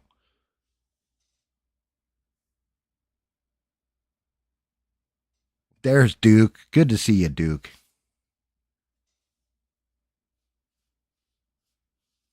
Well, I mean, look, not going to lie. Anybody who's ever seen Minority Report with Tom Cruise? Now, the book apparently is much better. I've never read the book. I've only ever seen the goddamn movie. But they had like the precogs, and they could see pre-crime, and they could go and arrest you. Expect some shit like that to happen. That's where my mind immediately goes. It's just like you guys said with bringing AI on and drones. Well, if I remember my Terminator lore right, the whole thing that kicks off World War III was because Skynet came online, became conscious, had control over basically the nuclear silos and all this, overread its human masters, and then staged a strike. And next thing you know, that's what kicks off the war that starts the whole Terminator universe, right? And that's a fucking movie. But unfortunately, real life can be more interesting and more fucked up than any movie.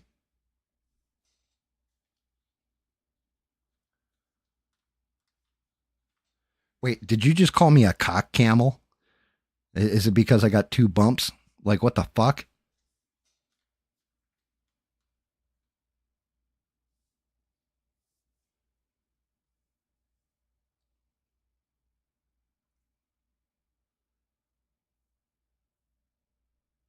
I'm just like going over the fucking emojis. That's fucking great. Fantastic, guys. Fan fucking tastic. And retro, I keep trying to at retro whenever I see her, and it's like for some reason I guess I don't have that script on my thing, so I'll hit at and then type in retro, and that shit won't come up. I have to just at retro and pray to God she sees me. But yeah, so Palantir, that just keep an eye on that shit because I'm not got good feelings. We covered Target. We got that out of the way. We'll keep nailing these minor things out. Matter of fact, I had Palantir AI written twice on here, which means I must have seen a lot of shit on it throughout the week. I'll get into the race swap, and that also goes into the MCU. And I don't want to get into China just yet. I'm getting there. I guess this one's next then. The Olympic boxer. The one there is the whole big controversy over where it was a female, quote unquote, female fighter and knocked the shit out of the opponent so bad that they quit. Like they gave up the match because, like, oh, I got hit too hard. Finally, the reason why that boxer was thrown out of another tournament before the Olympics is because they did a genetics test, and I want to say it was in India for some reason. They did a genetics test. Well, that genetics test leaked XY chromosomes. Turns out that boxer is actually a dude.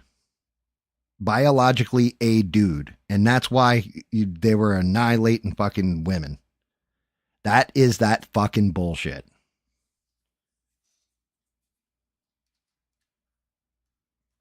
Yes. And the Italian person quit in 7 seconds and was actually a pretty good boxer by all rights. That is why. Because it turns out that biologically that person, as far as science goes, is a fucking dude. Oh, well, they were raised as a woman. I don't give a shit. They have thicker bone density. They can hit you harder. What the fuck? They have different muscle groups. Look, God bless women. You told me that, you know, I had to have the kids. We'd be less a lot of kids in this world because, you know, I would know what I'd have to push it out and what muscles I'd have to use to get it out of me. And fuck that. right? No, I'm a complete bitch at that point. Like, no. But when it comes to something like a sport of boxing, there are certain things that happen with men just genetically that happens through adolescence. No matter how much you cut the testosterone down, that's still going to happen. Bone density is one of them, and it's not fucking good.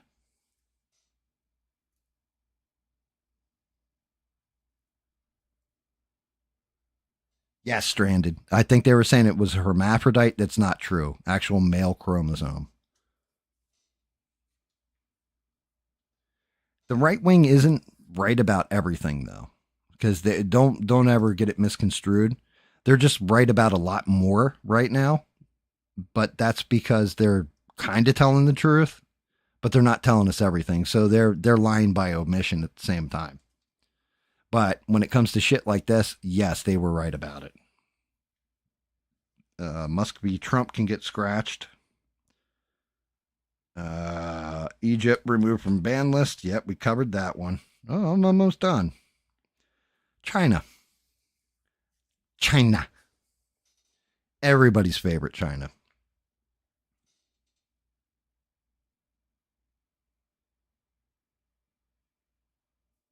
Yeah, I mean, you're not wrong, Steve. More or less, they're usually right. How come this one wasn't covered last night? Somebody in the chat before the show even started, I was talking with them about it. And honestly, God bless them, happened under the Biden administration. Well, one of them did. So, a dude, and I can't remember which university he worked for, Chinese national, got caught with a fungus that basically, like a sample of the fungus. And this shit, he said he was going to take it into the university to study it further. However, they caught a second person, I believe it was a female, that had 5 samples of this fungus wrapped in plastic bags and in tissues individually in her purse. And they nailed her too. And the DOJ has a hold of her right now. So I'm sure they're, treating her real nice. But yeah, this fungus, apparently you put it on something like wheat, and then the fungus will spread pretty damn quick. It infects the wheat, doesn't kill it off, just binds with it. And then when you harvest the wheat and turn it into stuff, the spores from the fungus infect cattle and human beings, cause birth defects, all kinds of fucked upness. So yeah, China doing this shit. And then on top of it, and some of the solar plants that China has like rights to the land and has been building these solar farms, apparently. They maintain that grid, but then they also maintain the American grid that's like next to it. They found these devices that basically are kill switches for the solar panel. And it's not one of those like, hey, we put this there in case of a malfunction. It's more like, hey, this can be remote controlled and shut down the solar plant entirely. It basically like infecting it with a virus in a way, or making it look like a virus.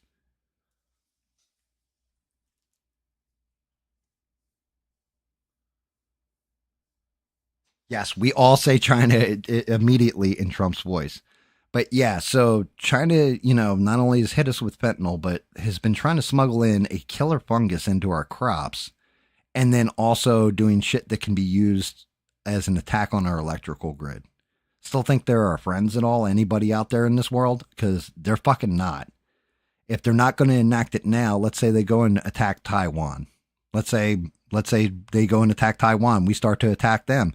Next thing you know, all of a sudden people are fucking dying from a fungus, and then our power grid magically shuts down, and we're all like, oh, they cyber attacked us. Holy shit.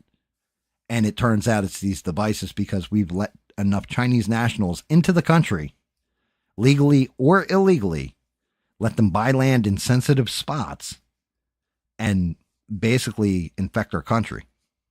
Like we invited the enemy into the gates. Can't look at every Chinese person like this, but you got to figure out who these bad actors are and get them the fuck out fast as fuck. figure out exactly what they've done while they've been here, and get rid of it quick. And yeah, Eugene, exactly. That's some evil shit, right? Now, granted, okay, let's call a spade a spade. Wuhan lab, that's ours. We fund that shit. We were funding that shit. You got to really break it down. What other stuff, if we can fund something like that that's doing biological research that can super engineer viruses, what else do we have over in China that we could unleash on them and their population? Like, what kind of evil shit has our government got up their sleeve for them? Because we're not clean hands in this, guaranteed. Guaranteed the CIA, whatever 3-letter company is over there, is doing some shit in China right now that none of us will know about unless something breaks free.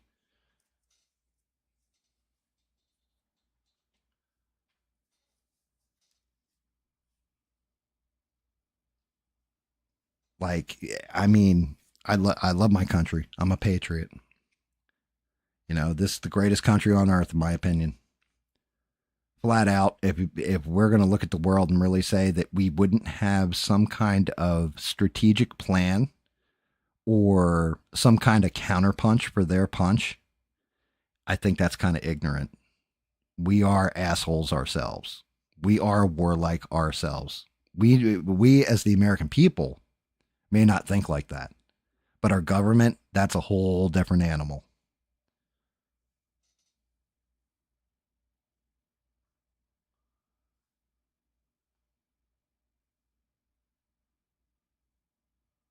There you go, Stranded. See, like, and that's just it. The whole thing is like what Stranded just said. Now people are allergic to gluten and stuff. Let's say, at some point that probably would have been like, oh, Jesus Christ, Stranded, that's some tinfoil hat shit. No, it's not anymore. That's a problem. When the conspiracy theories are coming true, that's some scary shit, guys.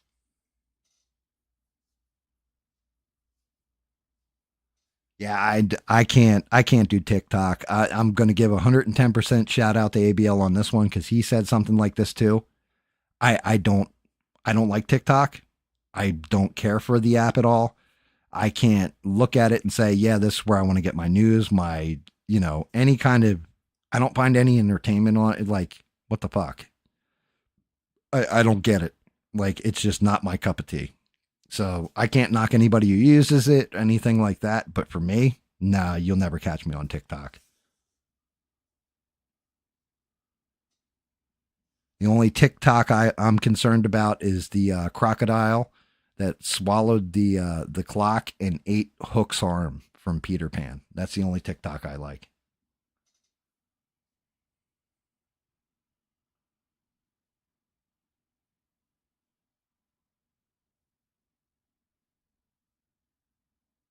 I mean, hey, look, maybe that's what it is. Maybe that's what your gluten reaction is. I don't know. I'm not a medical doctor, a scientist, any of that shit. I can just tell you what I saw. I watched this news story. I was like, that's some fucked up shit.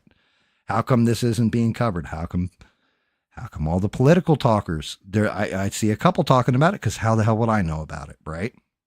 But some of the ones that I really watch, how come they're not talking about this and they're talking about other dumb shit that doesn't really mean anything?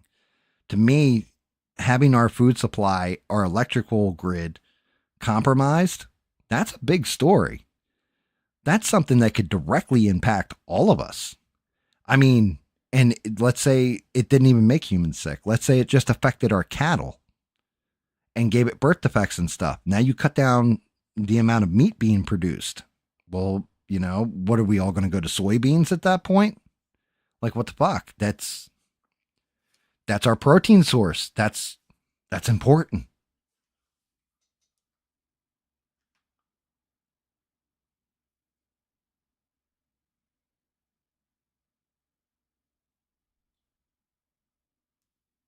Duke, I think you're right.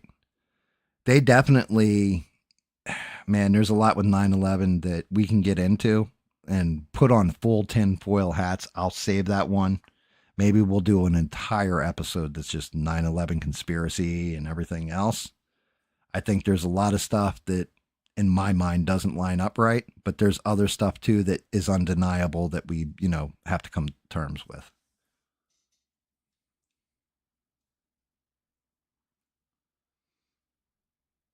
Well, autism, ADHD, stuff like that. They're putting chemicals in the water, turning the frogs gay, right? Well, that actually turns out to be there's actually something to that where from birth control or what have you leaking into the water supply, it did turn a certain amphibian. It caused some of them to flip genders because they have the ability naturally to do that if their species is going extinct.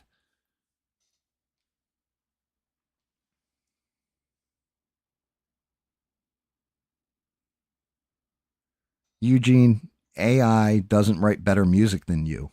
It duplicates other music better than you can. That's all.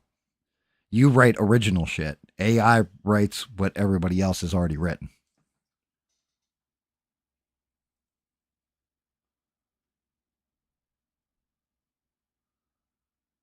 I mean, so there's a lot of reasons for lower testosterone. One is that I hate to say it this way too. I'm gonna feel like an asshole when I say this, but legitimately, I can remember being a teenager and I would walk in a room and the fish would stop swimming because my testosterone was off the scale apparently, and I was a hornball. But yeah, nowadays I talk to different people that are young, like when I was young, and they just don't seem to even have those thoughts or desires. And I don't know if that's societal, cultural, or it is something to do with their testosterone levels. But I know there was a study released where they said like guys that are like in their 20s, a lot of them have the same testosterone level as a 60, 65-year-old man. And I'm like, what the fuck? I don't know what that's about. I don't know what causes it. Like I said, not a medical doctor, not an expert, not a, you know, genius at all. But yeah, to me, that's an odd one. Um, oh, one last thing about China. And here's a question. You guys can type it into the chat for me. What college does President Xi's daughter go to attend? President Xi has a daughter. The president of China has a daughter. She goes to college. What school is it? Can you guys tell me?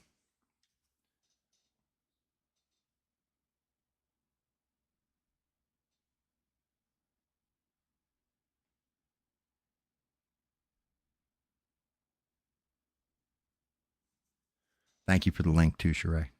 You're right on point always. Fucking epic mod. Steve says to Bry, Stranded is saying Harvard. Duke says Bovine University.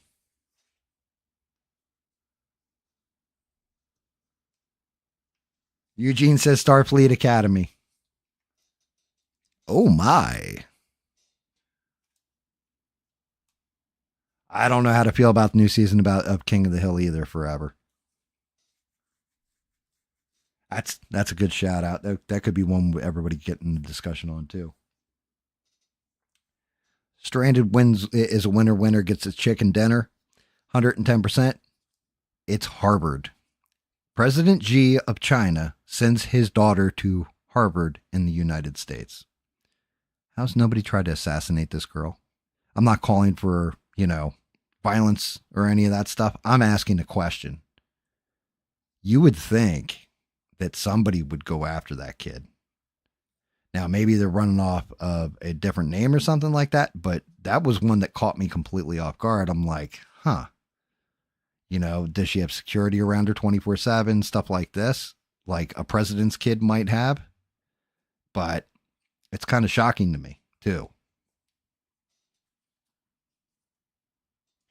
So when Trump is banning all these people and everything, is he going to ban President Xi's daughter from going to Harvard and send her back, like revoke her visa and send her away? Or do you think he's going to keep her here, right here in the good old US of A?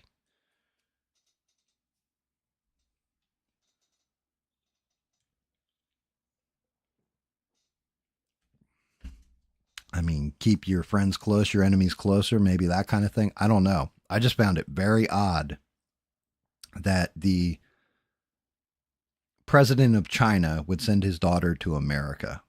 Like, it's almost like asking for trouble.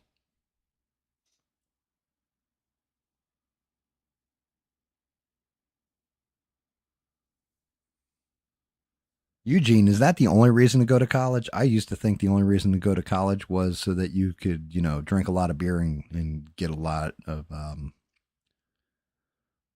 girls and experiment with drugs and such. You're telling me that it's changed nowadays?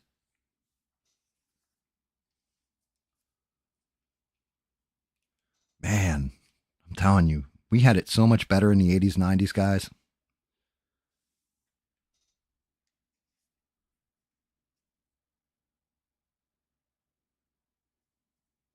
And Strandy, do you think she's? Yeah, it's possible she's using a different name. Yeah, I mean, honestly, I think that was it. Oh, last thing with China. Apparently, Trump said that they have hammered out a trade deal with China. He hasn't announced what the actual details are, but there is a trade deal between China and America that's been established. So he said he talked to President Xi on the phone. They only talked trade. They didn't talk about anything other than trade, but they've hammered. They're like basically inking the deal as we speak or whatever, and the details should be out soon. And yes, Eugene, you don't. I used to have, like for everything I said, yeah, that's what I mean. We had it better when I was a kid because I was doing that shit by the time I was 16. What the fuck? Like, I didn't need to go to college for that. I'll never forget. We had one kid. Like, I used to give everybody nicknames. Like, everybody that came to my place got a nickname. Actually, my whole party scene was like a little frat house for the most part. Is But that's one of the good things about having a neglectful parent and you go to work at a bar at 14 years old is that by 16, you're basically life of the party and throwing the parties, but then you're running it like it's a frat house and a business to an extent. And people would come in, you get different names and stuff. And I'll never forget, like, one guy, it was hysterical because he came in and I'm like, yeah, I kind of like him. What's his name? His name's Garrett. All right, we'll call him Ferret or Goat or some shit. Let's call him Garrett, or let's call him Ferret. From now on, he's Ferret. And that kid's name was Ferret for the rest of the time he hung out with us.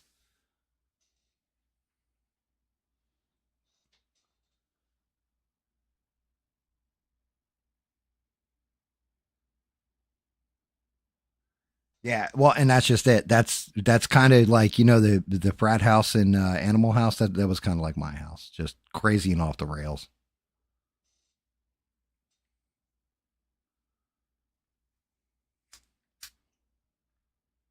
That's awesome.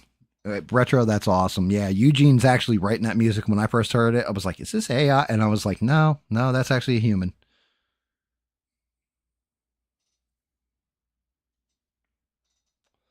But now we can get to the lighter side of shit and news that fucking pissed me off, and why it says "Rip MCU" in my fucking video. So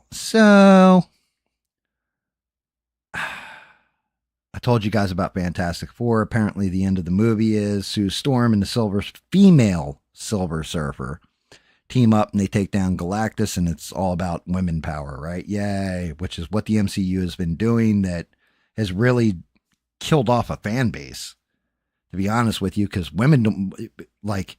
Ask anybody. You go and see Man of Steel. Did you go to see Man of Steel to see Lois Lane save the day, or was it because Henry Cavill takes off his shirt and his buff cock diesel ripped, you know, and is Superman? Like you go to see Superman. You're not going to see Lois Lane. She's a side character, right? Well, they've slowly been switching out Avengers, and now it's like new Avengers with Thunderbolts and all this kind of shit. But they've always been doing this kind of race lately. I have to say, lately. Didn't start out this way. It's gotten this way where they're swapping out, race swapping.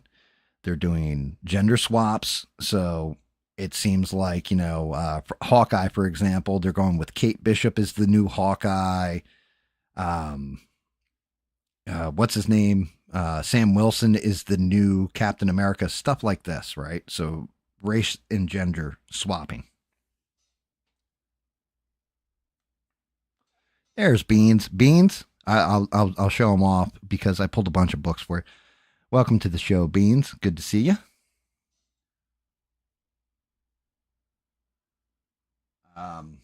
But yeah, so here we go. Are you guys prepped? Because I typed this in on Discord last night when I read the article, and I couldn't believe I read the article, and I read it 4 fucking times. And it's coming from the comics. So, part 1, this doesn't have to do with the MCU just yet, but it might in the future, very shortly in the future. Guess which character they are race swapping. They're not gender swapping, they're race swapping. And I want to see winner, winner, chicken dinner in here. But you are not going to believe this fucking one, because I couldn't fucking believe it.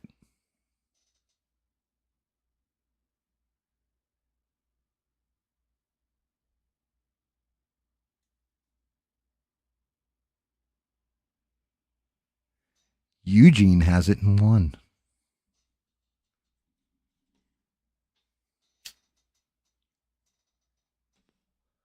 Eugene has it in fucking 1.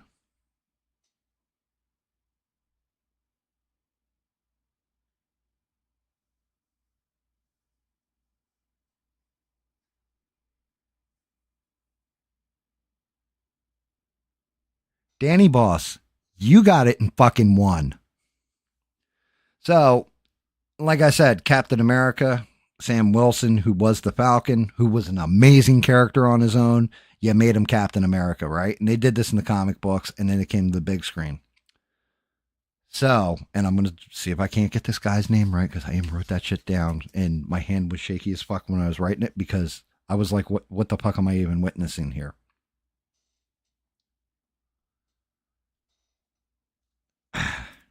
Poor Stranded. My poor sweet thing. It'll be okay. Black Panther is going to be a white guy. It's coming out in the comic books. Apparently, T'Challa has a white son with blonde hair, and his name is Katima.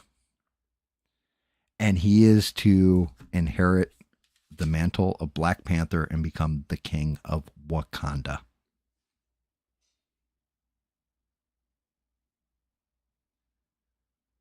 What the fuck? Why would you do this?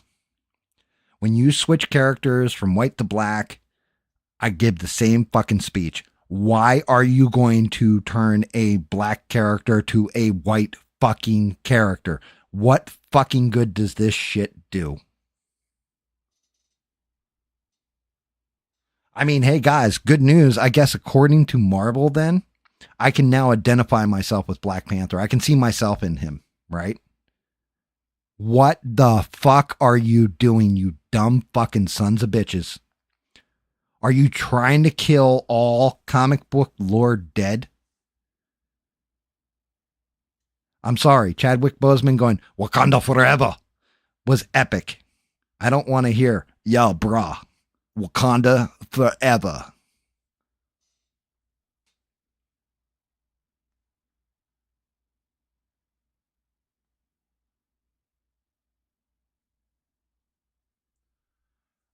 Steve, I see your question about coffee or what have you, and that, because before I just blow my fucking top on the stupidity of what the fuck they just did. Yes, I think it is worth it to pay more for coffee, but you have to be a connoisseur. So, for example, there's tobacco on the market for smoking pipe tobacco that can go up to $500 for an ounce of it, right? Maybe even more than that. I wouldn't buy that. I just buy the normal standard type tobaccos, the aromatics and stuff. 1, because I like it, and 2, my palate isn't refined enough to appreciate it. So if you're just hammering back coffee to get the energy boost from it, and you don't really give a fuck how it tastes, and you can't really taste the difference anyway, It's not worth that extra price, but if your palate has developed, then yes, it's worth it.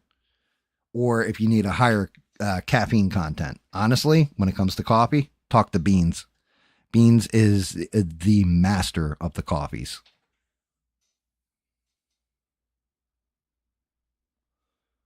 Like my dad, he owns a kingdom over in Wakanda. Like, totally, I'm going to go take my surfboard over there and we're going to hook it up on them waves, dude.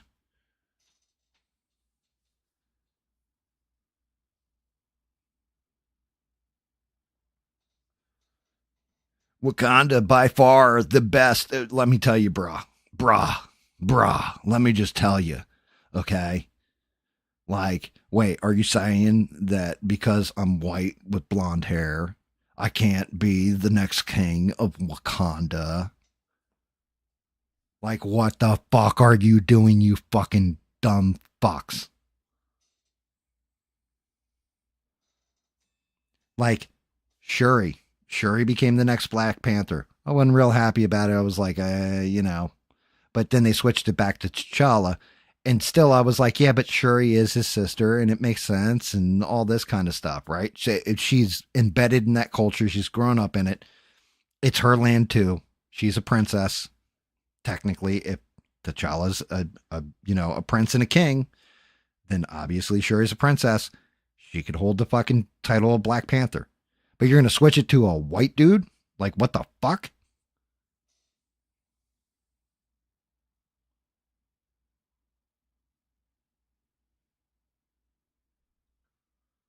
I, I, I don't know. I don't know, Beans. Um, but now the reason why I said rip MCU. All right. So that's in the comics, the Black Panther thing. And like I said, I had to read that shit like 3 times, the article. Because I was like, there's no fucking way they're actually doing this. This is some kind of joke, And I was like, wait, it isn't April. It isn't like an April 1st. Like, this is how you find Shang Long in Street Fighter 2 kind of shit. I'm like, no, this is real life. Like these assholes are actually going with this and thinking it's a brilliant plan.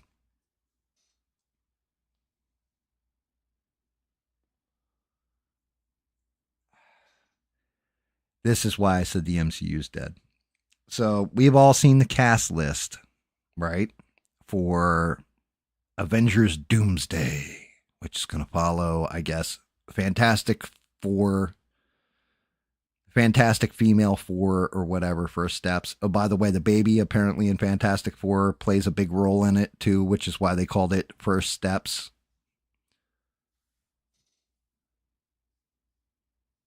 Yeah, Eugene. Black Panther is going to talk like Michelangelo. Like, totally. Okay. Wakanda forever. Okay. Yo, don't Bogart that. Give me that sweet Chiba. Okay. Whoa. Hey, hold on now. What are we even talking about, my guy? Why are you worshiping panthers and stuff? Can we just like change the whole concept here? We can change it over to like white rhinos or something. Man, it would be epic.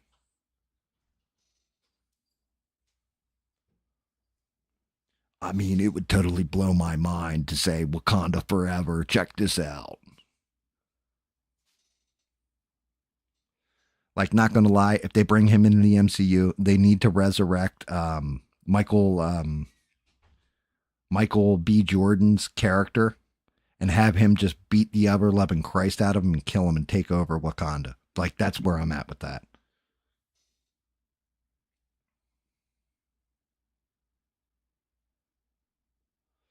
I mean, hey, look, Beans. No, just no. There's a white guy should not be the king of Wakanda. It's no, doesn't work. It's the same bitch I have about Captain America being the Falcon. Why would you ruin the Falcon as a character? You know? Okay, Bucky carried the mantle first in the comics, but in the movies they skipped that entire shit. Like it should have been Bucky who got the next mantle, and then it passed to Sam Wilson.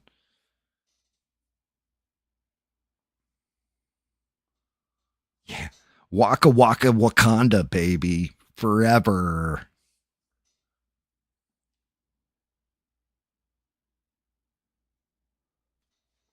Um, so now I'm gonna break poor Stranded's heart. So,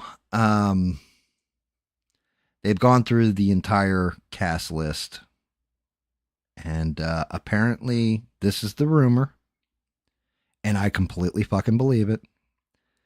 But in Avengers Doomsday, apparently, if you notice, Hugh Jackman isn't listed on that cast list. And yeah, there's a reason for that. Because they are bringing in a new Wolverine.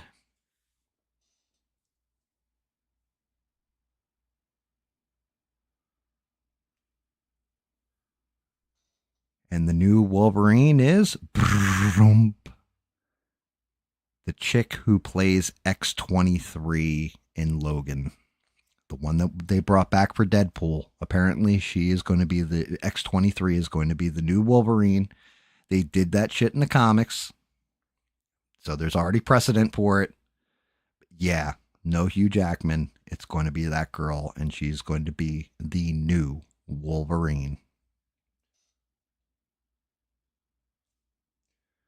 And like I said, there's precedence because it's in the comics. But you know what? At that point, do Old Man Logan. I don't give a fuck what you do. But yeah, I was like, that's the end of the MCU at that point. Like, because Hugh Jackman can't play that role forever. That's great, but he's still around. He's still in pretty good shape. And I'm not going to lie, Deadpool Wolverine, he was fucking finally a Wolverine that was on screen Wolverine. Wolver Queen. That is amazing right there. Wolver Queen.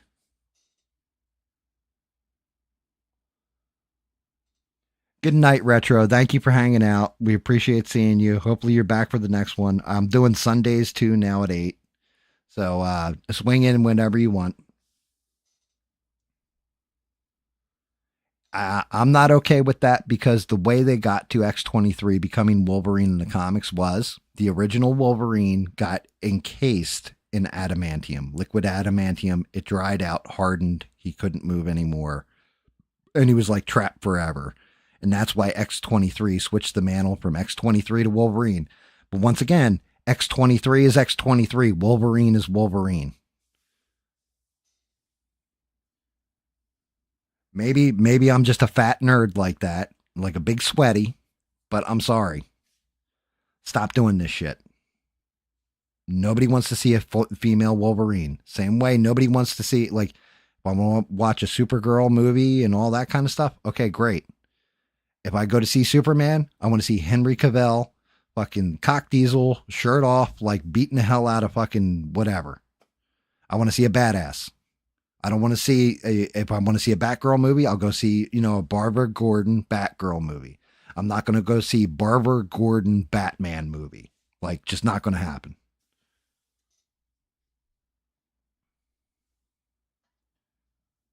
Yeah, Wolverine Punisher. Yeah, I agree. I always love the Punisher myself. I mean, now that's one of those wins. So God bless John Barenthal, right? Apparently, they were going to do another, like, not a season because Netflix had the Punisher show or whatever, but they've been trying to get John Barenthal to do something with the Punisher, like either a movie or a TV series or what have you. And John Barenthal has passed on it every time. Why? Because they did away with the Punisher symbol, the skull.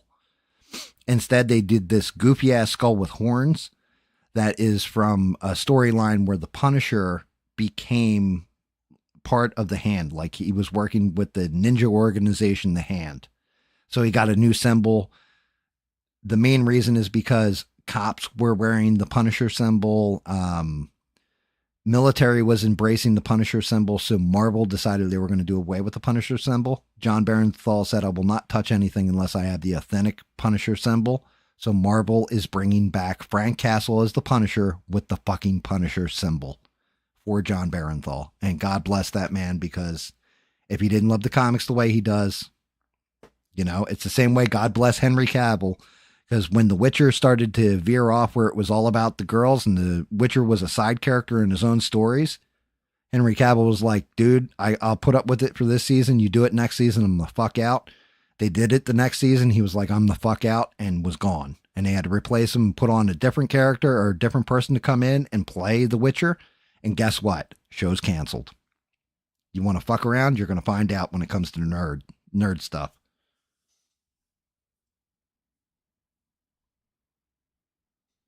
I don't know, Stranded.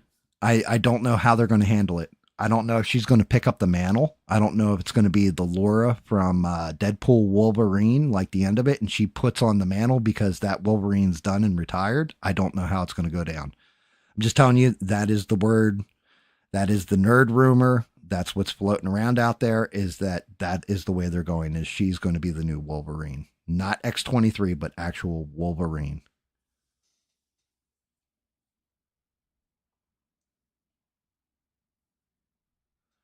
So the big thing with, and don't get it fucked up, there are some amazing female superheroes, right? And I don't want to see them swapped over to men playing the female part, you know? Like I don't want to see Wonder Woman, but it's ma'am. It's ma'am woman. You know, I don't want to see that. No, fuck that, right? But the whole thing is, if you go back and look at the history of comics and stuff, a lot of the female characters, they either don't sell as well in the comics. So, for example, Captain Marvel was originally a guy named Marvel who died from cancer, caused an entire part in the multiverse called the Cancerverse and stuff. But his power ended up going through a bunch of different superheroes and finally settling on Carol Danvers, that everybody calls Carol Manvers. They have restarted and rebooted that comic about 10 times. And every time the first issue sells, and then everything after that fails because people want the first issue collector's edition. Period. Right? There are cool female characters. However, they they don't embrace them right. They don't treat them right. And if you look back into the history of comics, a lot of times they were scantily clad and stuff like that. In modern sensibilities and culture, they don't want them just to be objects or like, damn, you know, she's like super hot kind of shit. Like we got to make her kind of masculine or like overly masculine or make her ugly in a way instead of like a beautiful character that's still powerful. I don't understand why they do it.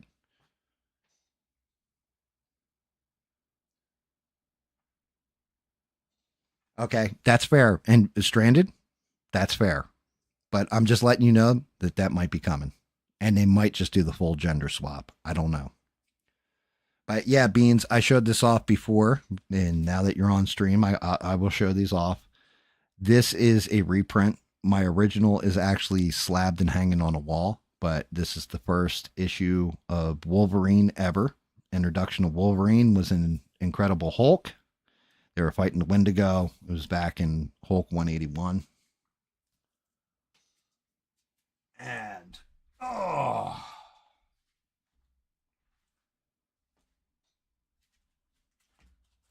and I know this might sound offensive when I say it to you, Beans, you know, but as a fellow nerd, and that might be the offensive part, you asked me about some of my comics in my collection. So I pulled a couple issues that you and I have discussed, but also, you know, because we're doing Wolverine, but I figured I'd show some of them off. So you asked me what my earliest issue of G.I. Joe is. That is number 2. Here's that copy of it. And again, I've redone all the books. They're all they have the self-sealing, anti-acid, the whole 9 yards. But yeah, G.I. Joe 2 is my earliest issue of G.I. Joe that I own.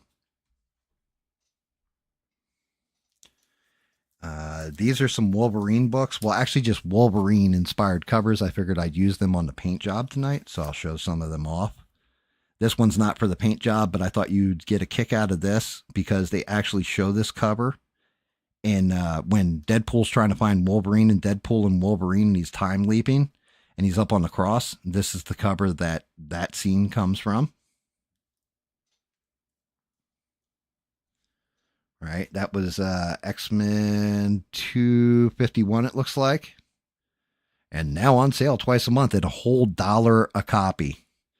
Comic books nowadays, folks, for those that don't know, run anywhere from $4.99 to $5.99 a copy.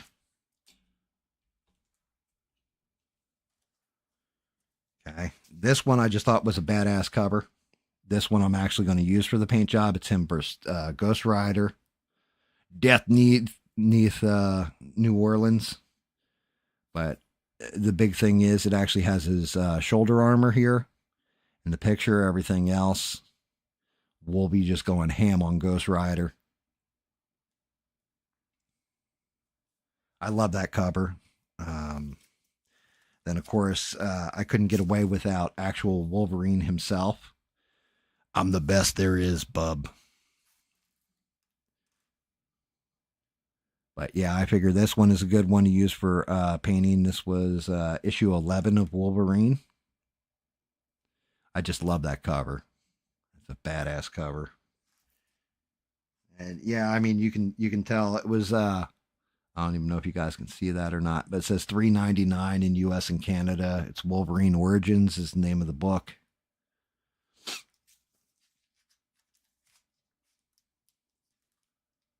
I can talk about the Ripperverse a little bit, Eugene. I'll get to it after these. This one is one of my favorites. This is Wolverine, and this is when they kill Captain America in the comic, and Wolverine holds Captain America. He doesn't believe that Captain America is dead, and he goes in, sniffs the body, and finds out that yeah, Captain America's dead. But I love this fucking cover. That was, I think this is a fantastic cover. So those are my Wolvie inspired books. And then just because I'm a nerd like this, I'll show you my two best Batman books. Number one is this one. And this one was a whole 75 cents, number 386. And this is where Batman introduced the boy wonder, Robin. It's a classic. Let me see. Let's open it up. Like I said, self-sealing, so I can actually bust them the hell out and read them whenever I feel. And it's great because, back in the day, you had stuff like this, like Power Lord's action figures and what have you on the back of the comic. Go nice and gentle. Let's take a look at this. Advanced Dungeons and Dragons video game, but for Intellivision of all things. How awesome is that shit? Let's see. I'm sorry, guys. The eyes are terrible. I gotta look. Let's see.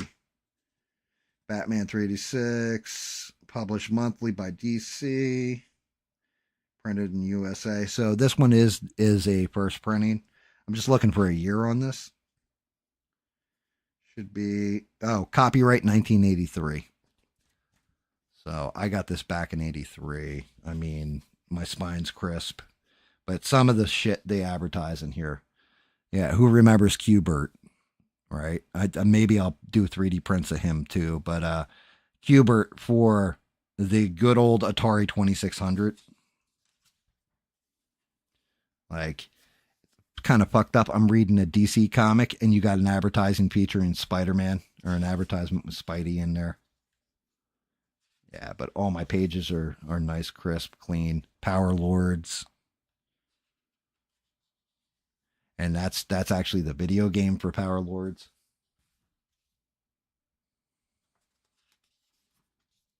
But I like paging through. And when I get, because I said I would show my oldest comic. There you go. Who wants a muscle frame racers? Columbia muscle frame racers. Ride, race, win on the same super tough high performance frame fork system used by Columbia's winning factory racing team. Back when BMX was all the rage. Just imagine some kid probably cut out this right here and mailed it in. And then let's see, we got Sergeant Rock, vehicles and weapons. Yeah, and like the smell coming off this thing is just classic. Look at this shit. Atari Force. Coming soon from DC, a comic about Atari Force. And then last but not least, check this shit out. An ad for Return of the Jedi, the Death Star Battle video game cartridge. Coming soon from Parker Brothers of all people. Right? For the good old Atari 2600.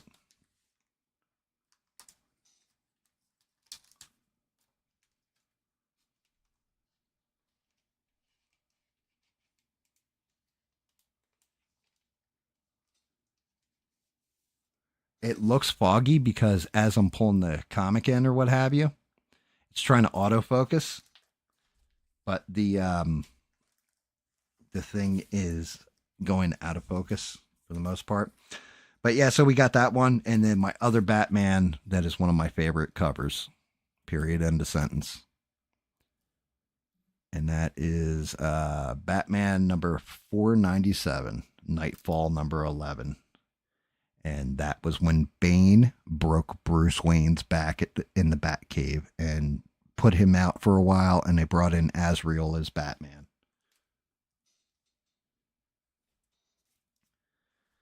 And then, just cause, and this one I will open up and show some pages off of. Ladies and gentlemen, I present the oldest comic I own. It's not in terrific shape because whoever had it before me. And there's a whole story with how I even got my hands on this comic. It's Fantastic Four number 27. Search for the Submariner. This comic book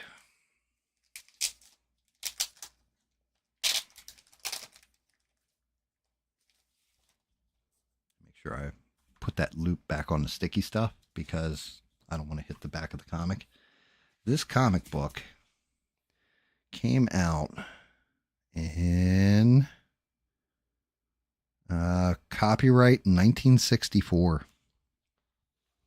You can tell by the yellowing in the pages, beat up in the spine, but look at Sue Storm back then. Look at the thing. Look at the way they drew him. I mean, look at this shit. You want to talk classic Americana? Right here. Look at Doom. Let's see if I can't get it where the light's hitting him right. Look at Dr. Doom. This is the beginning of Marvel. I mean, look at Stu Storm. All hips and boobs. And a beehive hairdo. I mean, just unreal. Look at this. Back then they were advertising fucking auto mechanic jobs. Want to learn auto mechanics? Well, you can just go to Marvel Comics and sign right up and become an auto mechanic. Yeah, Doctor Strange.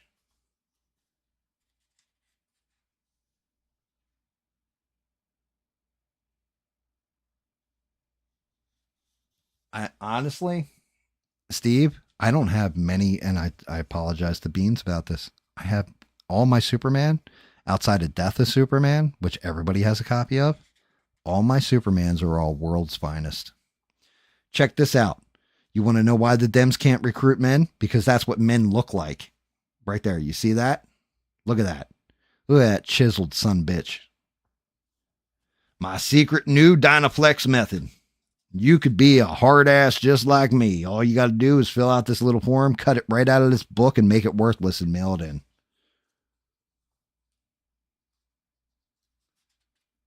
Yes, a woman shaped like an actual fucking woman. Go figure. Who would have thought of that?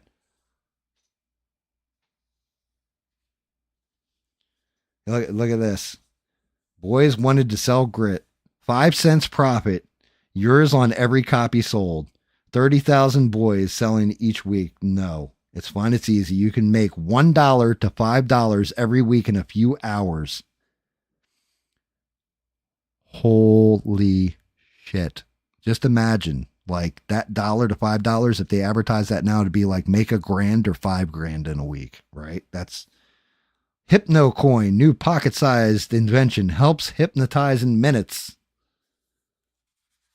Just, I mean, fantastic. It's like, I use Fantastic, even though it's Fantastic Four. I mean, look, I kind of like the newer version of the Johnny Storm. Like, but Yeah. Look, you can get new accordions.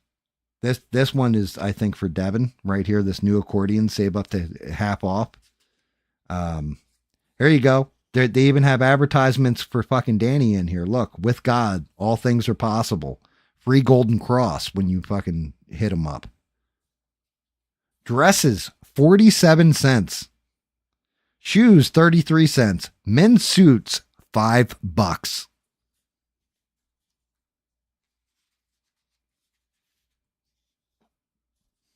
Look at, they got something in here for Eugene. Song ideas needed for music recording and promotion, right here. They had something for all of us back then.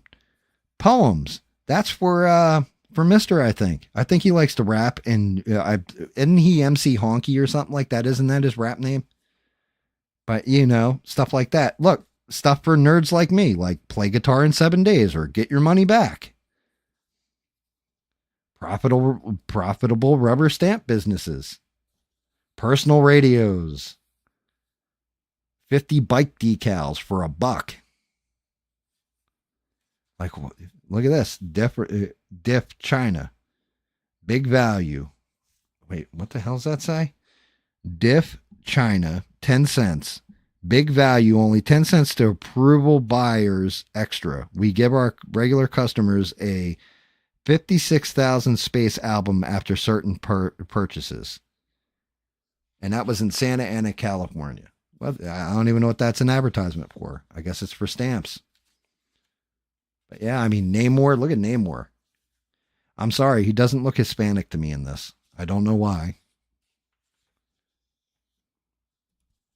And then you got your Fantastic Four page where they answer questions or whatever. Look at this shit. I can't make this shit up. Look at this. Boys, men, I'll help you master Yubiwaza. What the fuck is Yubiwaza? I've known martial arts my entire life. I've never heard of Yubiwaza, right? And it says it was in New Jersey. Amazingly easy art of self-defense that turns just one finger or your hand into a potent weapon of defense without any bodily contact.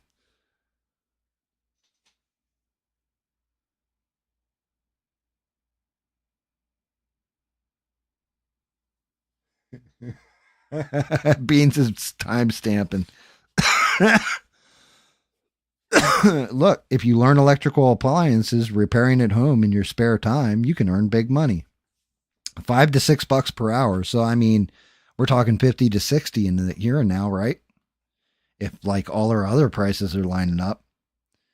And I'm not gonna lie, I would have earned that shit in my sleep because I used to be able to do all this. Like with electronics and like all these kind of tools and stuff. I don't know what some of this bullshit is that they have in here, but I can clearly see like a soldering iron and I don't even see a multimeter. Well, actually, no, right here's a multimeter. But yeah, then we had this, make money, get prizes with fast selling American seeds. So you could sell people who like to draw, artists. Actually, that would have been up Bean's alley back in the day. She would have been like, yeah, I'm going to be a comic book artist. She would have been famous. We wouldn't have the slop we have in comics nowadays. But yeah, hey, from 1964. Gotta love it. My oldest comic.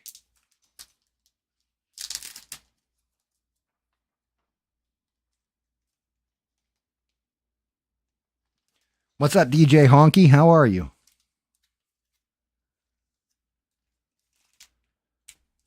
I think DJ Honky is a better name than MC Simp. Just me, though. And then I figured I'd show off this other old bad boy. So this was issue, because I have a straight run of them. So this was issue 27. I've got up to 30. 27, 28, 29, 30. It's a 4-issue run. But this one I thought people would like to see, too. This is issue 28. Guest starring the X-Men. 12 fucking cents, guys. 12 cents. But yeah, look at the X-Men. You got Angel, Marvel Girl, which would become, Jean Grey slash Phoenix. You had Beast. Beast wasn't all blue and furry. Cyclops over here on the side, and then of course Iceman and Angel.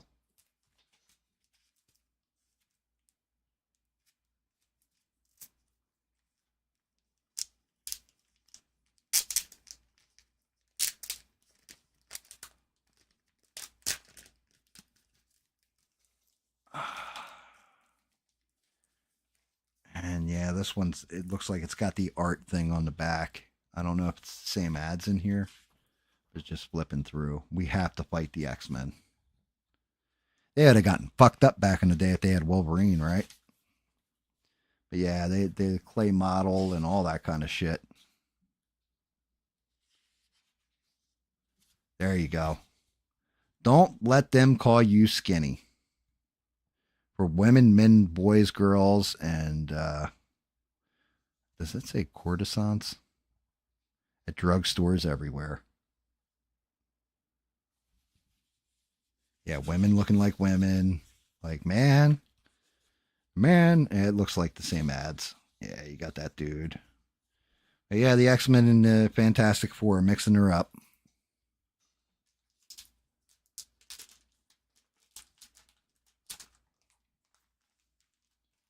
Have a good night forever.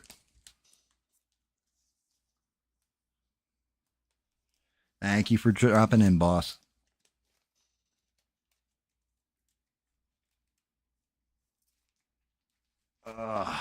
But yeah, so I just thought you guys would, Beans has been asking me about comic books and stuff, and like I have 4 long boxes with old comics like that. Then I have the more modern. Well, I have some slabbed in on the walls.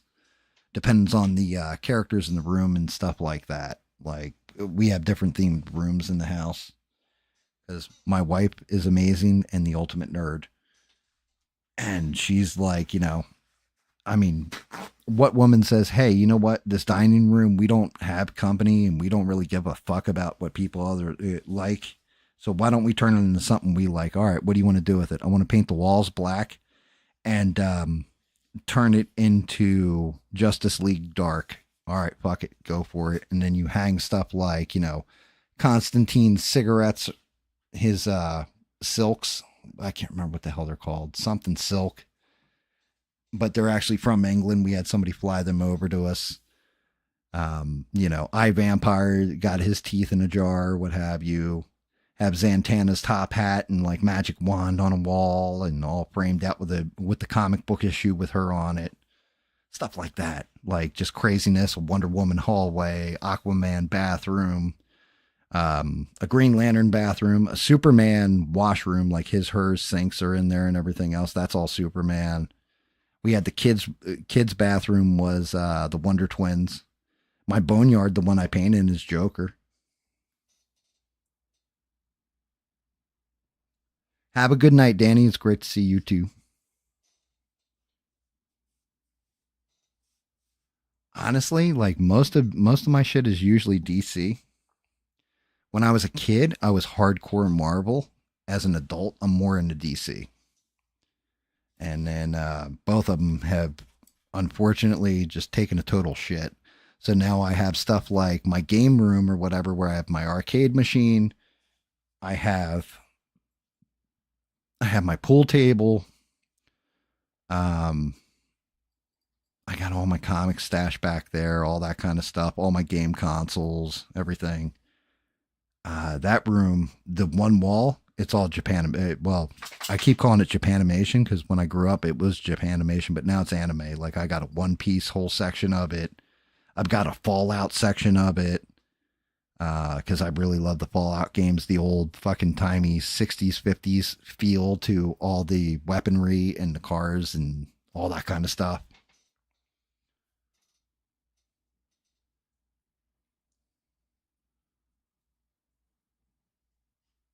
You're a Marvel girl thanks to X-Men. That's cool. That's very cool.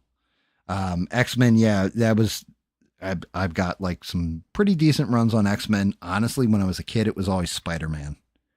Spider-Man was my shit. Like Amazing Spider-Man, then Web of Spider-Man, Spectacular Spider-Man. Well, Peter Parker, the Spectacular Spider-Man, and then like I said, as I got older, X-Men, Incredible Hulk, Iron Man. I actually should have probably grabbed the Iron Man I have. That's Demon in the Bottle.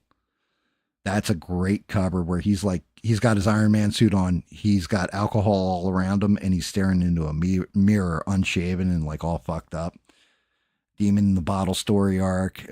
Also where he kills Ironmonger, I think his name is. It's Obadiah Stane is his name, and then if you ever saw the first Iron Man movie, that's who Jeff Bridges plays and gets killed.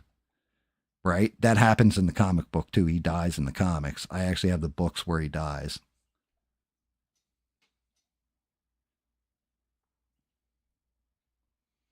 So Image and Dark Horse, yeah, I have Savage Dragon. I want to say, was it Image Comics? I don't have.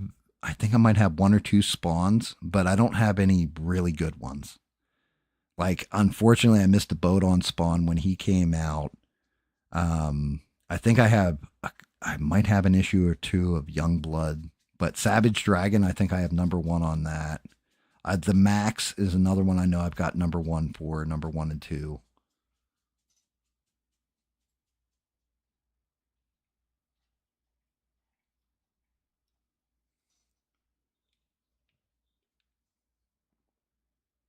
And Eugene, you asked me a question about the Ripperverse, right? The Rippaverse. I know there's a lot of controversy with um I guess he's got misprints in the comics and stuff like that. I don't know the whole drill with it. I know he had come out with Isom. Like, I remember when he was doing crowdfunding and Kickstarter and everything for Isom. I did not buy any of that. I think it was great, and I thought it was fantastic that you got a guy who's going and bitching about comic book culture and all this, and goes and creates his own comic book, self publishes, makes a couple $1,000,000 on it too. But I'm not going to lie, I was like, that could be really cool, and I think I wish him well, and I hope he does well. But I never bought any of it. I couldn't. I was like a YouTuber comic book guy. I don't know. He wasn't going to ever be Marvel. He wasn't ever going to be. So I wish him luck still. And honestly, I've heard that the books are good and stuff like this. I don't know. I've never bought any of them.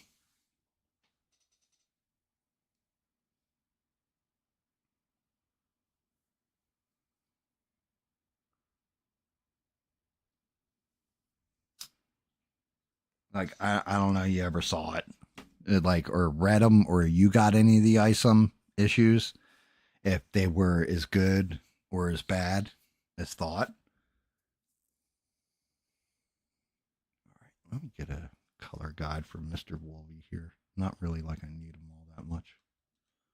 Oh shit, I didn't even set up damn color guides. Image. I'll just fucking keep it that way because I don't feel like fucking with things.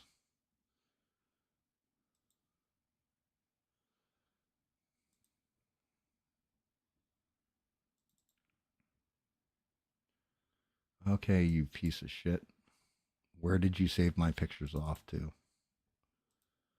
God, I fucking hate using the other computer versus my normal computer. Maybe downloads.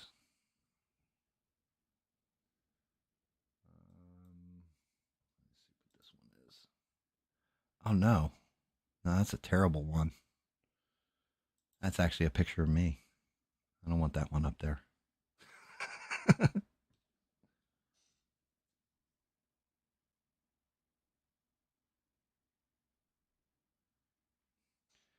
Yeah, that's because you can't. Try describing this video. Asshole paints. Man talk shit on internets. I mean, it's not a bad call. Um, damn, why did the screenshots come up all right? Captures, it's not there. What the fuck? I know I took fucking pictures and pulled them down. Gotta be somewhere in here, right? Do do do do do. That's an empty folder. Where the fuck are my pictures? Camera roll. Nope. Screenshots. Nope. Video projects. Nope. How? God damn it. I'm going to have to fucking do this shit. Yeah, that's a good call. Oh, old man screams for profanity at clouds, though, I think is how we'd have to retitle it for this shit.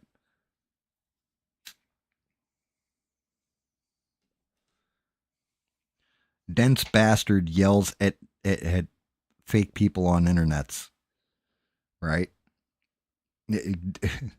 I'm starting to think that I'm not going to lie. There's videos coming up in my stream now. I think there's a lot of fucking fake people on the internet. Like shit's coming up and it's all AI. Like YouTube channels are popping up and I'm like, that narration is AI. The pictures behind it are all AI. What the fuck is going on?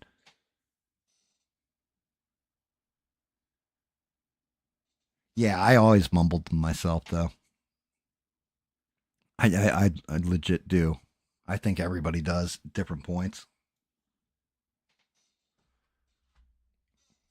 Like if you caught that gaming stream or whatever, did you guys get to hear Smurf's voice last night? That's the important part. Did you guys actually get to hear Smurf when he was talking?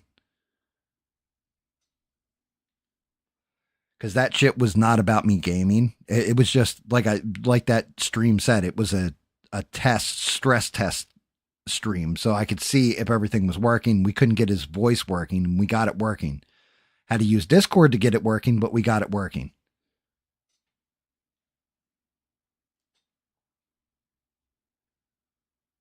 So Stranded and Sheree didn't. No, Sheree, you dipped out, but I think Beans jumped in. I think Steve did too, because Steve was like, he's like, I came here for Smurf, not you, or something like that. Yeah, there's honestly Smurf's whole family. Yeah, you got Grandmaster Smurf, you've got Smurfberry Pie, you've got his brother, who's a Smurf. There's like 10 of them. So yeah, Smurfs are real, but it's just their online game handle, and that's why I call them Smurf. Uh, no, not Grand Wizard. Grand, it's GRAN, Master Smurf.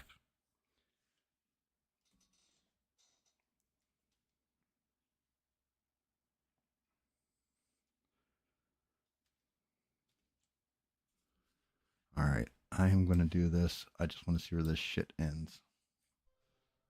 Oh, that was fucking loud in my ear. All right, let me open that.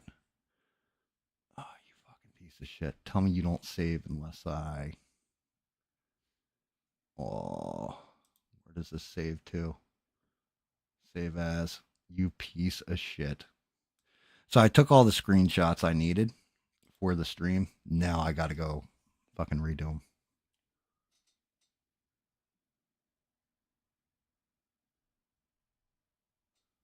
Yeah, well, that's just it, Beans. Whenever you see GAM plays, that's going to be me and Smurf playing a game or whatever. I'm not expecting people to watch that normally watch like this or are going to watch the GAM reads or any of that stuff. It's its own thing.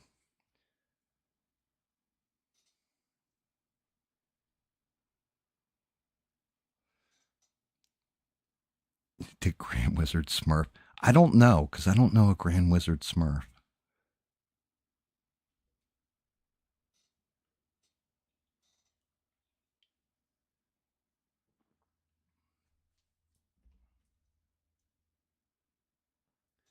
Yeah, I mean, we'll be playing like a couple older games, probably, stuff from modern times, though, nothing like older, but a lot of survival shit. Just starting at the beginning of the game and grinding right through it. Like, I wanted to start with a game called Valheim, which is you're a Viking warrior that's died and you're trying to get the Valhalla. They haven't finished the game yet. It's still technically in game preview, so there's still an update to come, and that's why we're debating if we're going to do that one. But there's another game where you're in the jungle in South Africa and you've actually got to balance your nutrition while you're playing. You've got to build houses and all this and fight like South American tribes that are trying to kill you, stuff like that. It's kind of fun.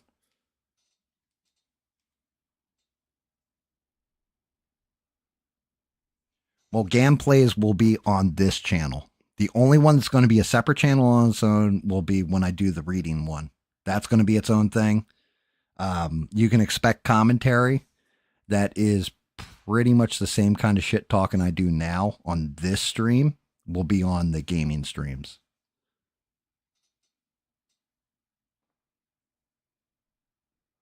You're getting married?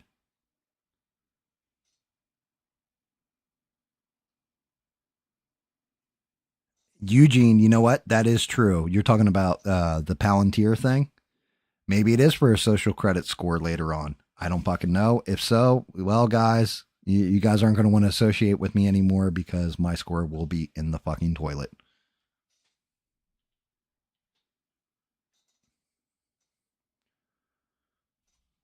Beans is going to a wedding tomorrow. Congratulations to whoever's getting married. May you have a good life, long and happy life between you. Ha ha ha ha ha. Mister will marry you. I think he'd propose. I could see him taking the knee.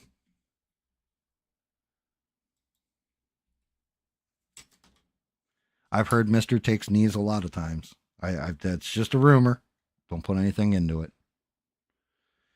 I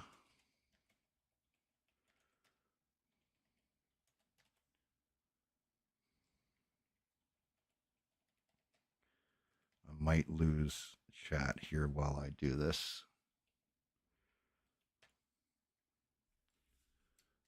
Let's see if I can find that fucking. There it is. That's a good one.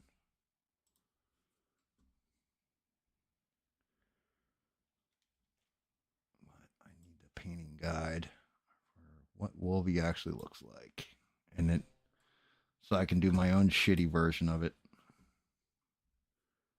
Let's save it.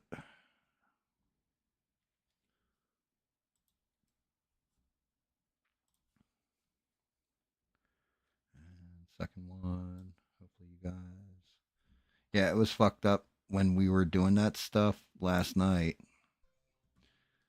If everything had worked the way I wanted it to work, it would have been amazing. But yeah, it didn't work quite as good as I was hoping.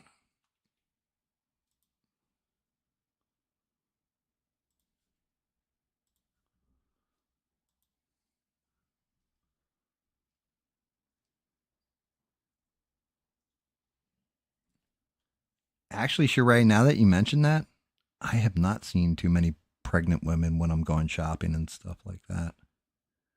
That is a good question.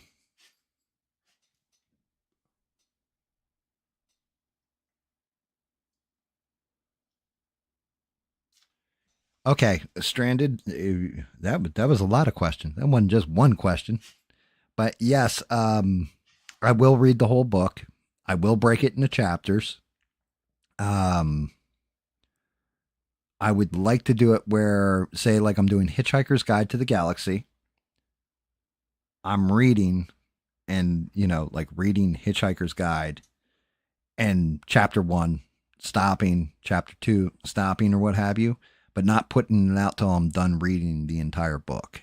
So maybe I could do 3 chapters, unless you guys think it's better if I just, chapter 1, chapter 2, chapter 3, and then doing a full compilation of all the whole book all the way through, so you can just put it on autoplay, or, before I chop it all together, doing just a playlist of it.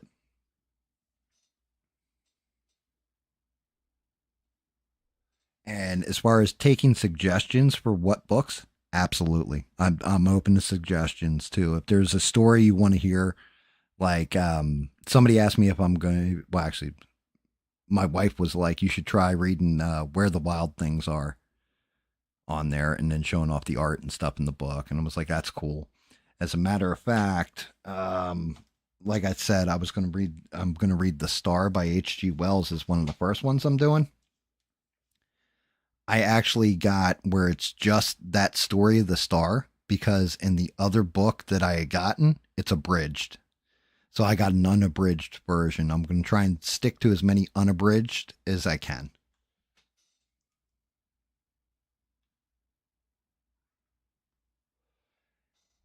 And you know what, mister? That's actually not a bad idea. I might just make sure every video has subtitles. As much as you're making a joke, I think it wouldn't be a bad idea.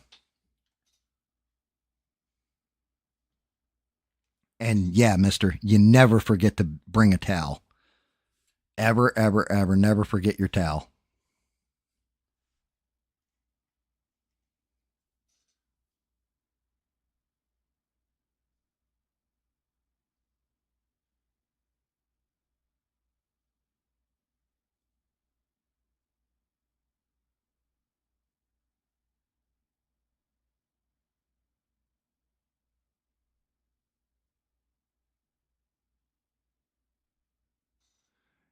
Yeah, yeah, you're not wrong there, mister, except for one thing.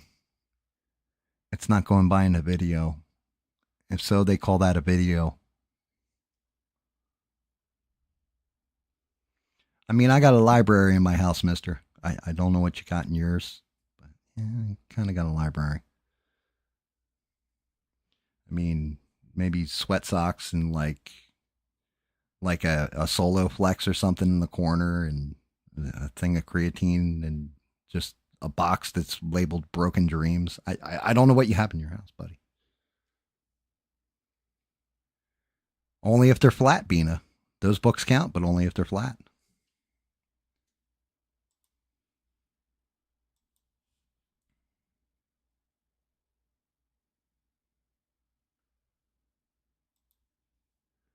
And I think that should do it for imaging. All right, let's get to fucking painting. Let the painting hit the floor. Browse images.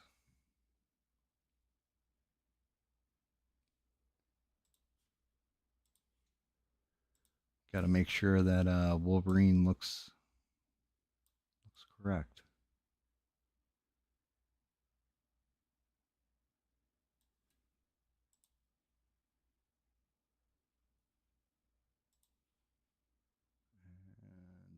Yeah, I'm like such an old fucking fart when it comes to this stuff. It's bad. It's bad, guys. That's why I try to set this shit up before I even start the stream. I thought I had these images already loaded. Fucked around and found out. That's me being a slacker. Sorry, guys.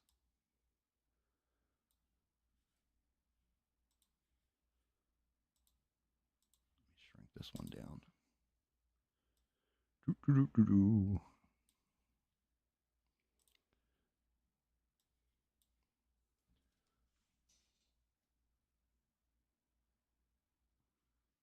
Yep. And you know what, mister? You're in good company there. Real women are curvy.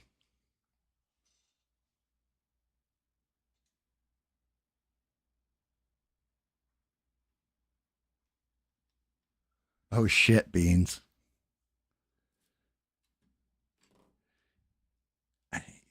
Was was Medi even in? When the fuck was Medi even in chat? I haven't seen Medi in like months. She drops in from time to time and is boom, gone.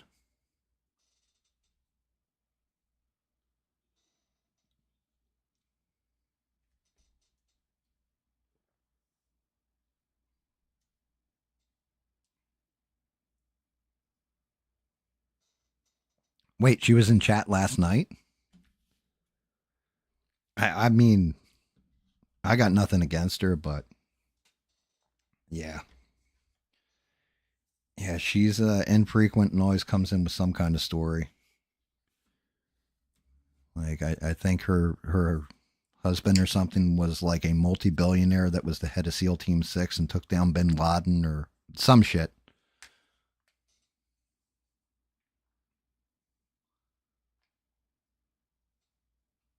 I'm not lying.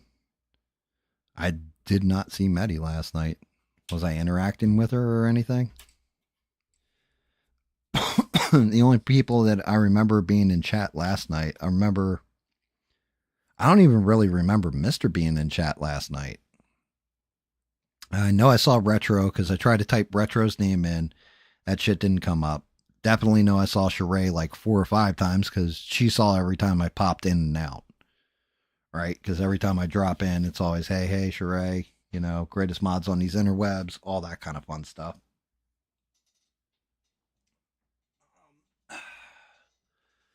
I know Steve was in chat last night. Devin was in chat because Devin got all pissed that I had bounced out the first time and was like, I was going to ask you about something. And you left.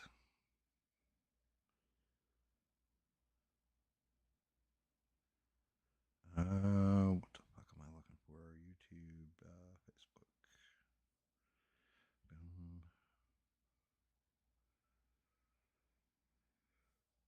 I need my normal fucking paint and scale up.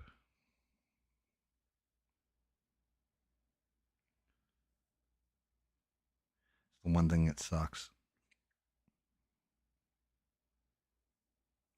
I fucking refuse. Absolutely full on refuse to get bifocals. So I have to keep dropping my glasses because my nearsight is perfect. It's my long range vision that's fucked.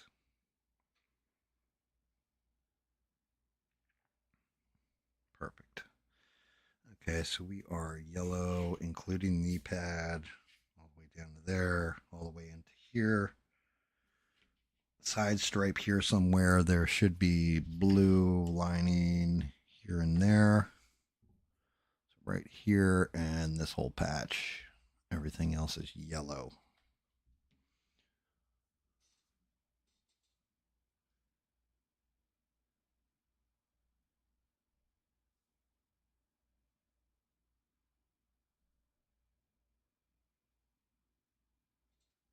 Yeah, like you didn't miss much, Mister. You really didn't. You didn't miss much. And I wasn't back checking you. I was just trying to interact with the chats. And I usually gravitate towards people I know. Which is why I interact with Steve and NKM and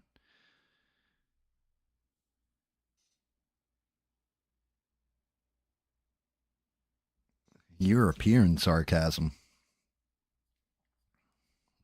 Does it go by the metric system or does it go by the imperial system? I'm confused. How do you? What's the measurement on it?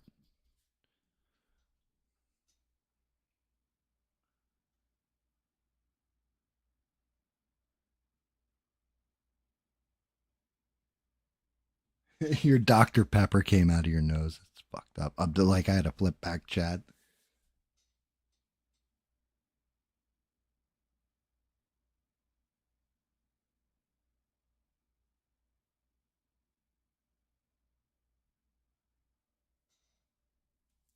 So yeah, there is one book, and honestly, it's probably going to be the second book I get into or read.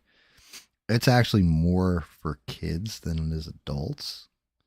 But when I was a kid, I had the book, and I think I've shown this book off on like a Discord somewhere. I don't know which Discord. Either the one I got kicked out of or my Discord currently. I'm not sure which. But I was showing off the book before, and it's called Baleful Beasts and Eerie Creatures. And it's basically like horror tales for kids, right? We had it in our library when I was a kid. In middle school, actually. And one of the kids took it home. Like one of us found it, and then everybody read it because it was like, oh my god, like this shit scared me or whatever. And the one kid took it home, and it gave him nightmares, and his parents complained, and they took it out of our fucking library, right? So everybody was like, I want to see this book, and it was gone. Well, many years later, my wife found me a copy of it for I want to say one of our anniversaries. Expensive as shit, but I'll be reading stories out of that and showing some of the pictures and stuff too. I know that's one of the books I plan on doing.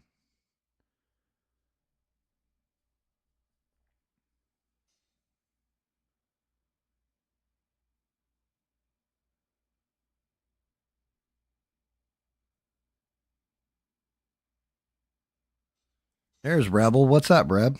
How are you, man? What's going on? Anything good? Any more fun shit? Like, I don't know if anybody's seeing anything else going on outside of the whole Trump Elon Musk fight at this point or anything else I covered. But anything new going on? Anything fancy? Like, I think everybody reacted to the Trump Elon Musk stuff, but like immediately, like every fucking streamer was just like, oh my God, Musk suggested that Trump is on the Epstein list. Oh shit, you know? And for the record, I don't think Trump's on the Epstein list for the simple fact that they had to make shit up about Trump to kind of go after him during the election. If he was actually on the Epstein list, they would have used that shit during the campaigns.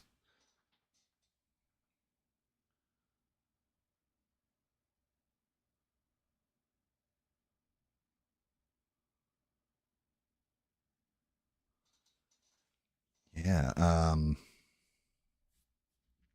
Yeah, Russian chick. What Russian chick? I don't know a Russian chick.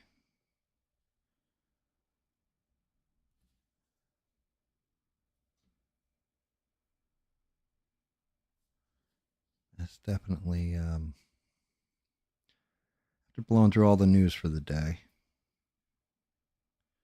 I don't know what other kind of nerd shit you guys want to talk. Or non nerd shit. Fun stuff, you know, like do you guys want to share recipes for stuff? I don't know what you want to do. What we're getting into. Let's find it. Here's my line.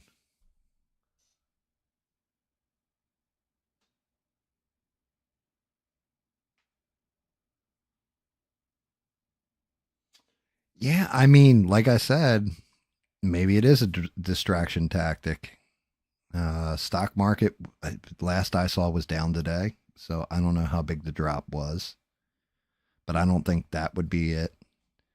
We already know like all the horrific shit going on in the world as far as like war is concerned. So they're not distracting from something like that unless, you know, there's some little small story about like a battle carrier group from the United States arriving in like the Arabian Sea or some shit. But I don't think so. I don't know. I don't know what they'd be distracting from. We kind of, as Americans, all know everything kind of going on. It's all being covered. Like somebody's covering it. Too many independent voices at this point in time pointing out the same news in a way.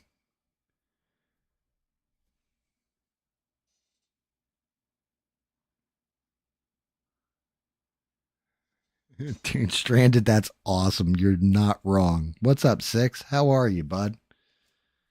He's probably chilling in the background, listening. I don't know. I think Thursdays, for some reason, I think Six watches Salty Cracker, and I don't know what time his show runs.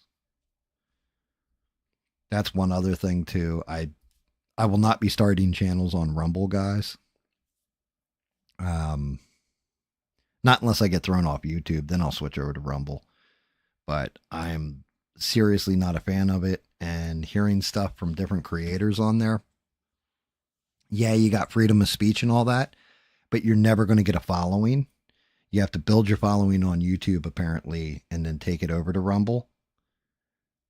And even then, only a portion of it will translate because YouTube's on basically every phone, all that kind of stuff, like every Android phone. And it's just the universal standard where Rumble, you gotta, the interface is apparently clunky, and I don't know.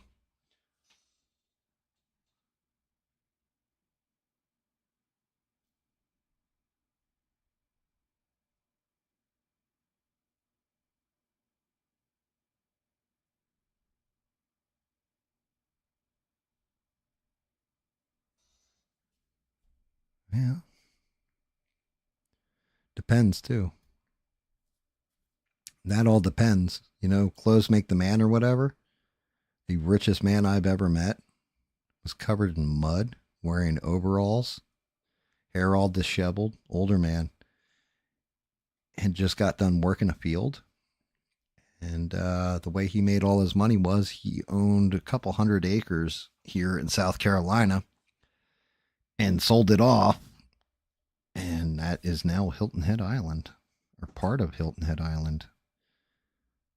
One of the number one rated tourist attractions in the U.S. And yet, he still gets up every day, tends to his livestock and farms. Crazy.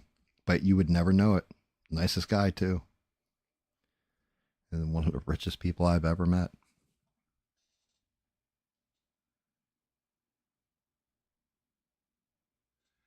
Yeah, well, I mean, stranded, like the whole thing is,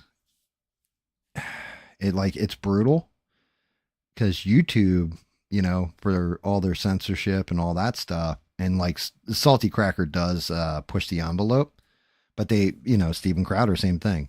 The whole thing is once they nuke your channel, like they nuke your channel, like it's game over at that point. You don't get another quarter. You try to set up another channel, you're done. They're gonna kill you just as fast. Like YouTube is notorious for speech they don't agree with, just ripping you down and busting your balls. Now, if I was a bigger channel, I was monetized, all this kind of stuff. I'm waiting to see if I ever get there, if I ever give a fuck enough to get there where I, add a description to the show or something like Bina's always saying. And I get there because I decide to care for some reason. Um, yeah, I don't know if they're going to try and tell me like you can't talk like this or you can't talk like that, or well, I have to kick you off the platform or whatever. We'll have to wait and see what happens. Like, have to wait till you get there to find out, basically.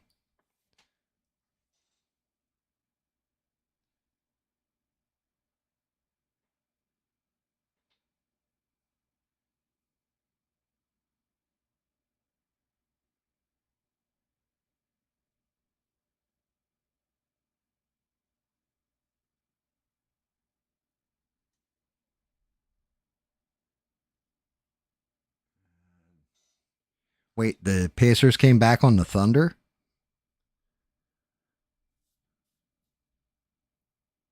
That's final score right there, Sheree?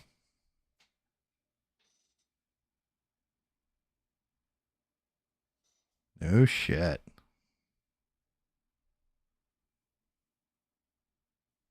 No kidding.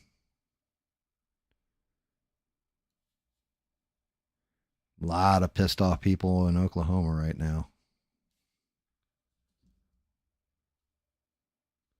Yeah, I stopped watching basketball a long ass time ago. Actually, tell you the truth, I stopped watching basketball pretty much when LeBron James came into the league.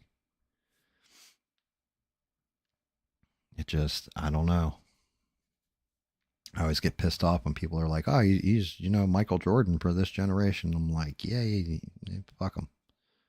I really don't like LeBron.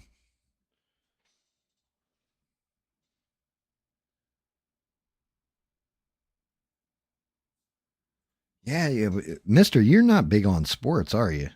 I'm not either, to be honest with you. Like I follow them rather loosely. Like you ask me who won this or who won that, I usually know. But I do know it's the Pacers and the Thunder in the finals.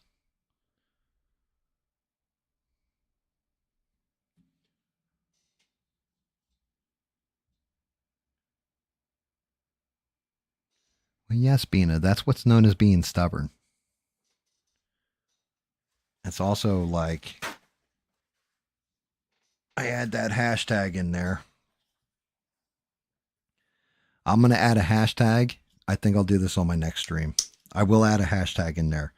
And I'm just going to label the hashtag because Bina said so. And I'm not going to lie. I bet you I get 2 new viewers or something like that because of it. I do have tags set up though. I have them set up on the main channel, like description or whatever.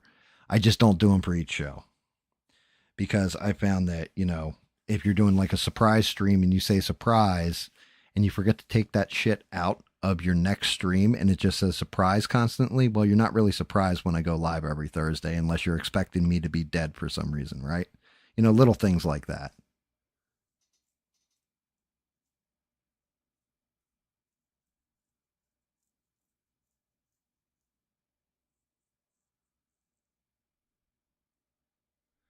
Wow, really, mister? I mean, look, I understand. Like I was a Philadelphia Eagles fan up until my buddy went and saw the Eagles versus Dallas. He went to the game and it was actually at Lincoln. Was it Lincoln Financial Field? I can't remember what stadium was at that point. But he took his 16-year-old niece with him, and his niece was a Dallas fan. The Cowboys beat the Eagles. They were walking out of the stadium, and an Eagles fan walked up and punched her square in the face and like sent her to the hospital. Like, just, I mean, walked up for no reason because she's wearing a Dallas jersey and like hooked off on her. Just blam, like full grown ass man because the Eagles lost. And I was like, yeah, I can't support this team. I fuck these guys.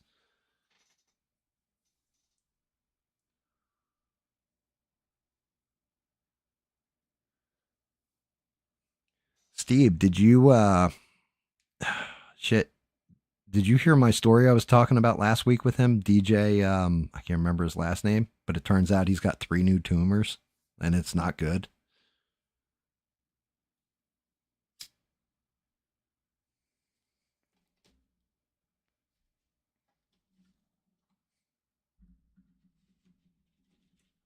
I'm shuffling around here.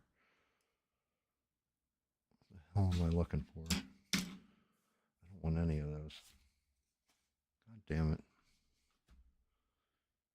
You think I would actually organize this shit when I'm not streaming? And I'm slackerific.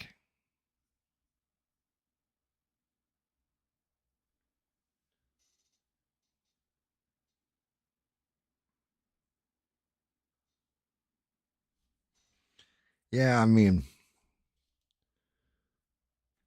it's definitely like gotta make light of something like that, mister. When you got a little boy who, his whole life has been fighting cancer and then he gets 3 tumors, it is kind of smart to keep a light heart on that stuff because that's some dark shit.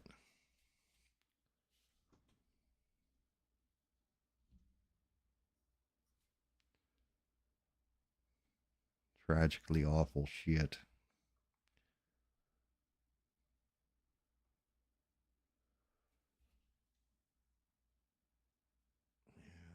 Okay, so we are looking at it is a window on the leg. All right, cool.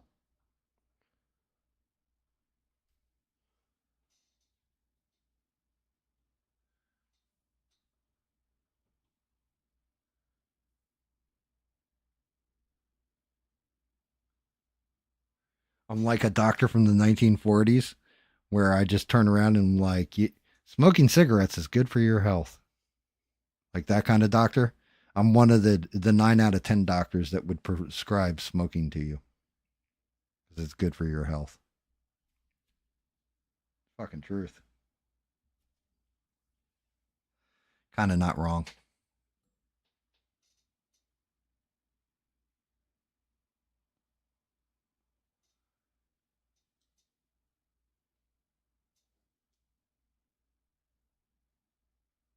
Yeah, I mean, you're right, Stranded, and that's the thing. Since I added Sundays back onto the rotation, and that was accident. Be honest with you, that was a fucking accident too.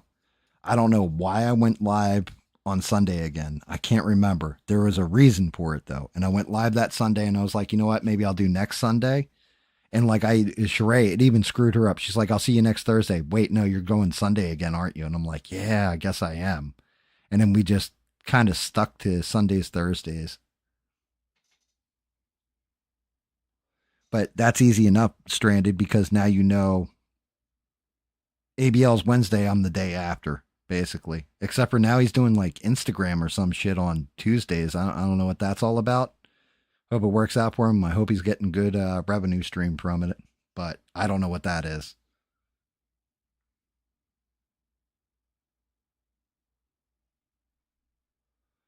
And cannabinoids too, Beans. Good call.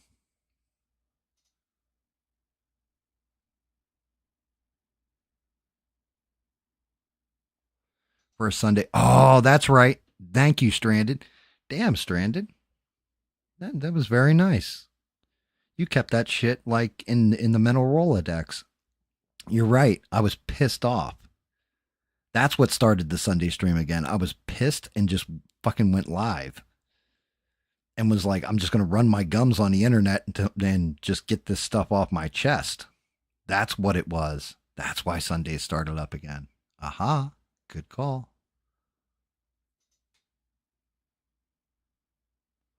Yeah, Steve, I had seen something about that too, like a day or two ago. That KJP apparently, honestly, I think it was Gutfeld taking the piss out of her. And she applied for the View, and like Gutfeld made some kind of joke about her not being fat enough for it. But yeah, apparently that is a real thing that she applied to be one of the people on the View, and they were like, nope.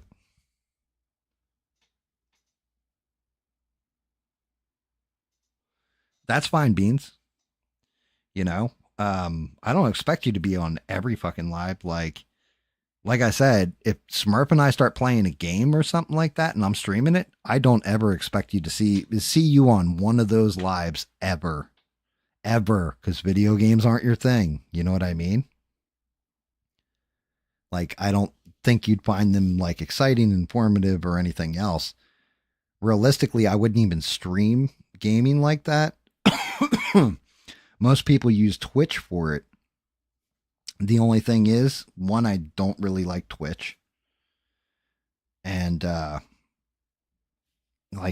never really liked the format on Twitch. Because regardless if you're small or big, they still run ads during your shit. And it's like, I was looking into that too with AdSense, how that works. You know how you're watching a video, all of a sudden an ad will pop up? People can set how many ads play when they're live, when they're doing a video or whatever, like every 3 minutes, 5 minutes, 2 minutes. Oh no, and that's the other thing. I don't think I could do a 20. I could set up a 24/7 live, but I'm gonna need a lot of fucking weed for it. And that ain't gonna happen. I'd have to be baked out of my goddamn cord to keep talking for 24/7. And I know people go to sleep on those streams and all that other kind of shit. And I'm just like, that's kind of cheating. You know, if you're providing content or entertainment to people, it should be while your mic's on, you're coherent and actually able to interact. Look at something here.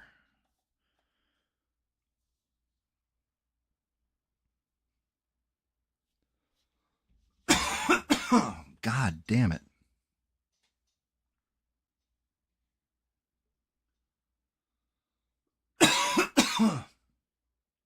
I'm not a punk. Well, I appreciate that, Eugene. I can be a punk sometimes. I can be an asshole sometimes too. And you can ask anybody in the chat. They've been here for when I'm an asshole. Hell, Mister has me down on his watch list of things to watch. Asshole GAM. That's how he has me listed.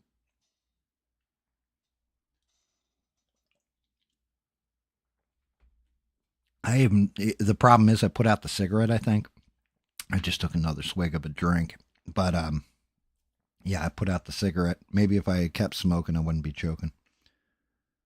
Go figure that one out. Something with nicotine opens my airways. I don't know if that's a medical fact or not. It just feels like it sometimes.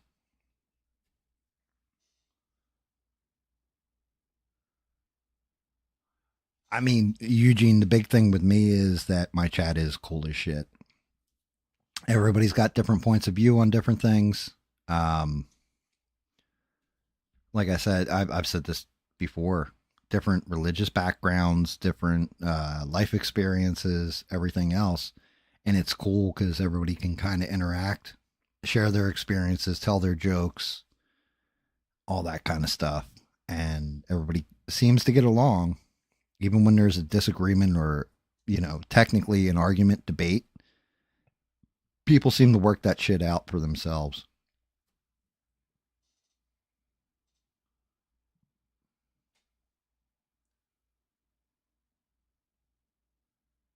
Yeah, and like, Duke, you are fucking the man. You really are. Um, and what's really cool, and I'm not gonna lie about this at all, is stuff like, you know, not just Sheree, uh, not just Beans, but a lot of you guys. I'll get messaged on the side, and you guys will tell me certain things or point out things to me. Like Duke sent me a message the other day, and he pointed out something, and I had to explain to him, like, "Yeah, dude, I'm keeping an eye on that shit," and I am Duke. And I was like, but it's one of those things. Like, you guys watch my back. I don't have to give everybody the ability to silence people in the chat or any of that shit for it. You guys just watch my back in general, and I appreciate every one of you guys for it. You also watch the show. Appreciate you guys for that. And thank you. Like always, always. If I'm not grateful to you guys, you got to let me know. You know, I will try to say that as much as possible, though. Thank you. You guys make the show go, and like I said, I could just sit here on a camera with a microphone, turn the mic off, put music on in the background, and sit here and paint. But it's so much better interacting with people and doing this.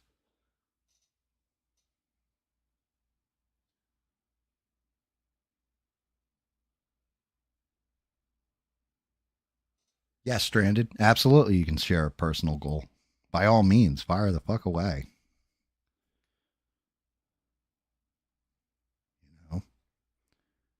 You know, honestly, we should all have kind of personal goals. I have personal goals even if I don't advertise them. I don't talk about them. I feel that if I talk about my personal goals, then they'll never come to fruition when I don't talk about them and I'm doing them. Instead, it comes to fruition, but other people, when you talk about them, you make them real.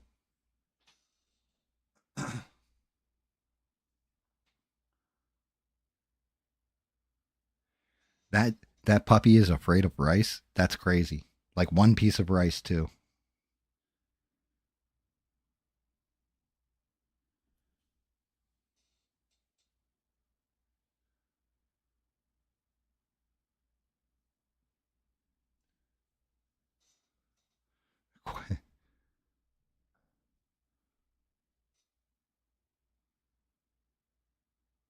They move in silence like lasagna, like lasagna.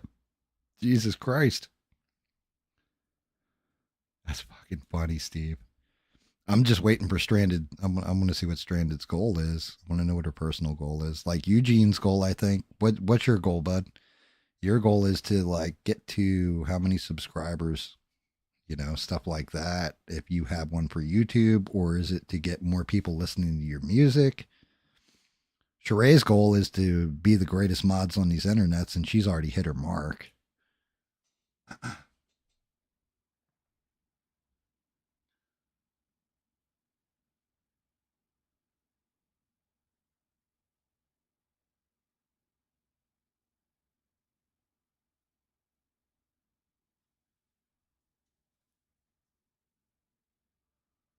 That's cool, Stranded. Dude, that's a hard fucking goal too. Um like if people have never smoked a cigarette in their life or never smoked, well, you know what? Smoking a cigarette is smoking a cigarette. Smoking a pack a day, something like this. Hell, 2 packs a day. I know one dude who's like 3 packs a day and quit. Now, granted, he quit because he moved and couldn't afford to smoke anymore. They're expensive as shit where he moved to. But it's really rough when even if you're stepping down, like just stepping down your nicotine intake, That is the one of the roughest things. And as Mister will tell you, as somebody who is super health conscious like him, smoking is fucking terrible for your body. Um, so I applaud anybody who can quit smoking. I had quit smoking cold turkey, God, 16 years ago. I quit smoking for like 3 years. Actually, no, I quit smoking for 2 years, and then I dated a girl who smoked, and she got me smoking again. Because she was always around me with a cigarette, and I always said the same thing. That shit doesn't bother me. That shit doesn't bother me. Nope. Nope. I was fiending for that cigarette. So that is rough, and I congratulate you. I'm happy to hear that you were able to step down where, going from cigarette smoking to vaping, for one, but then being able to step it down to your nicotine intake, that's impressive.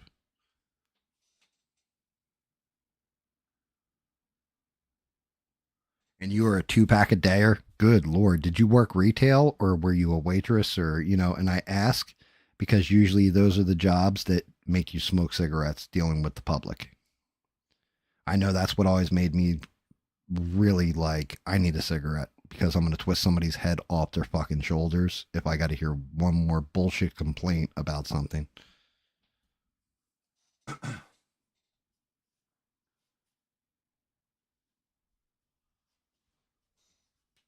do you mean, why are we doing Wolverine again? I mean, he was on the table, readily available, and yeah, figured it was just time to cycle him in. It was just time to knock Wolverine out real quick. I did the thing last couple times. Wolverine will take much longer, I'm guessing. Like it'll probably take 3 shows the way I talk shit and then paint. Maybe not. Who knows? Maybe we'll get lucky with it. But I figured it was just his time.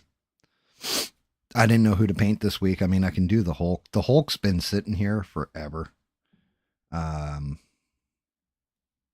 I've still got modeling I have to do, like reality is, and I'm kind of pissed at myself, but I fired up Blender, started fucking with things. I fucked with Henry Cavill at first with his head and the Superman body again. Couldn't get it where I liked it. It just looked like shit. So I deleted everything I was working on. That was like 8 hours right out the window. And then I took Pyramid Head and brought him in because I got to do the reprint for my daughter-in-law, and trying to line up the cuts and the joint placement on it. It was looking like shit. So I stopped, deleted it, and just got frustrated. And I was like, fuck it. And legitimately, right around that time is when Smurf had messaged me on my cell phone. And I got on the phone with him, and then we fired up the video game shit. But yeah, absolutely no reason.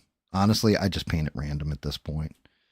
I pull different stuff out. Now, once we get to, right around late August, early September, then that's when it'll be more cryptids, things like this. But I've got a whole bunch of stuff I got to print, and I've got to catch up all the ones that I haven't painted yet that have needed to get painted for a while. Wolvie was sitting on the desk and just collecting goddamn dust. I figured the only cool part would be being able to finally show you guys some of the comic book covers and stuff like that.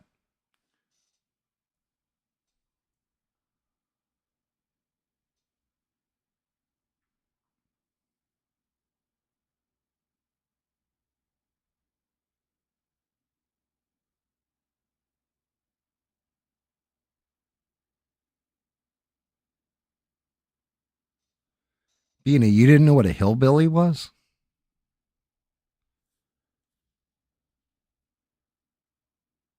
I mean, well, no, I guess you wouldn't.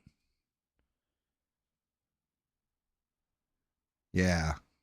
Hillbilly is a step down from a redneck. Like, you got rednecks and then you got hillbillies, and hillbillies are a whole different breed.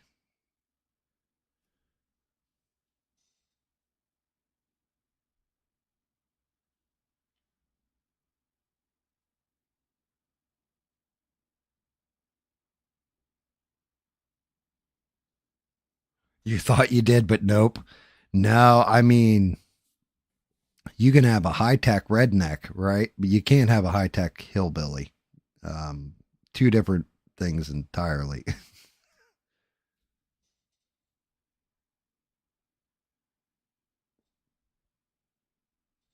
They're not even cracker adjacent, dude.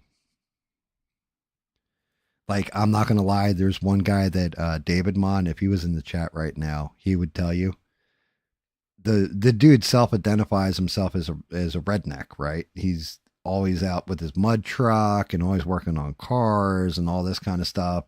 Lives out kind of country ass lifestyle and all that. Calls himself a redneck. And David started calling him a fucking hillbilly. And every time that dude gets so mad whenever David's like, whatever, hillbilly, he gets so fucking, like, I mean, he gets inflamed about, I ain't no fucking hillbilly. I said I'm a high tech redneck. What the fuck, dude? But you even know what a hillbilly is, you goddamn British bastard.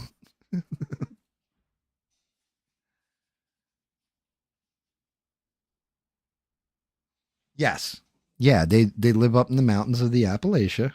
Their their main okay, so what's funny is, and this is the god honest truth, they're most associated with like living up in the hills of Appalachia off the land, right?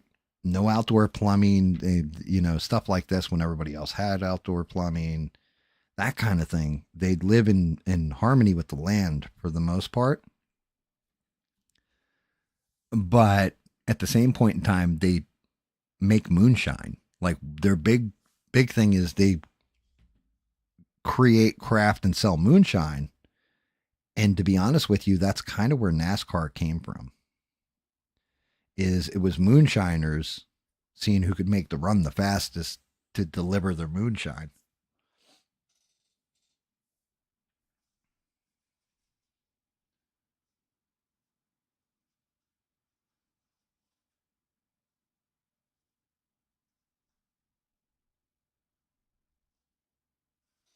Stranded, it's one of those things. Whether you tell yourself you can or you can't, you're right. So if you think you can step down and all that, it's all within you to you can do it. I believe in you. I think we all believe in you that you can do it. Now, am I going to be mad at you if you don't do it? Well, no, because that's your choice, your decision. Am I going to be disappointed? No. But do I believe that you can do it? Yes, I do, because you're telling me you can do it.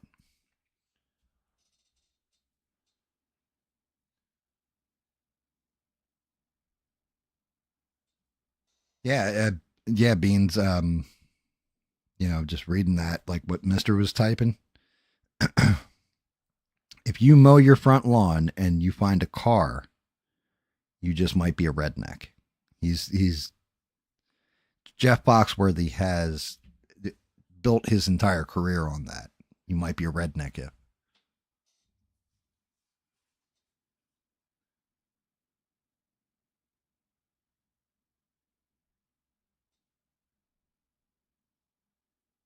Yeah, I can believe that, Steve. I can. Well, you don't have hills out. Well, not the like Appalachian Mountain hills, and nothing wrong with being a hillbilly either.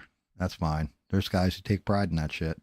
Same thing with I told you, New Jersey. You had Pineys. Pineys kind of the same thing. They're just Pine Barrens hillbillies. No real hills in Pine Barrens in New Jersey. Like there are here and there, but not really. Not mountainous.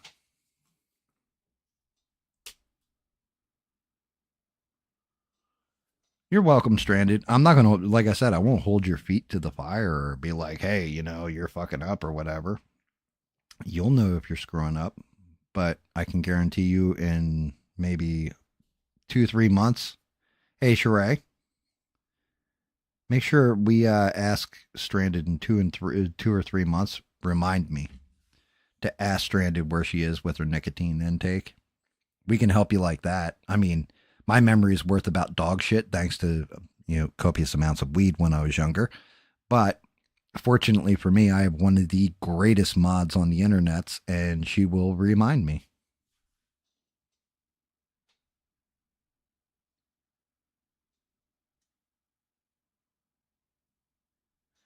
Bina, do you realize how much brain power it takes for Americans to know everything about American culture?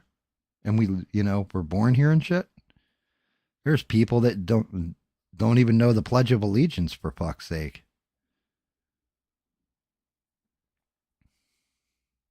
I always get a kick out of it. Or people that think that, America's a democracy, for example. And it's like, no. If you don't remember the Pledge of Allegiance from when you were in school? I pledge allegiance to the flag of the United States of America and for the republic for which it stands, one nation, indivisible, under God, with liberty and justice for all. Right there. The republic for which it stands.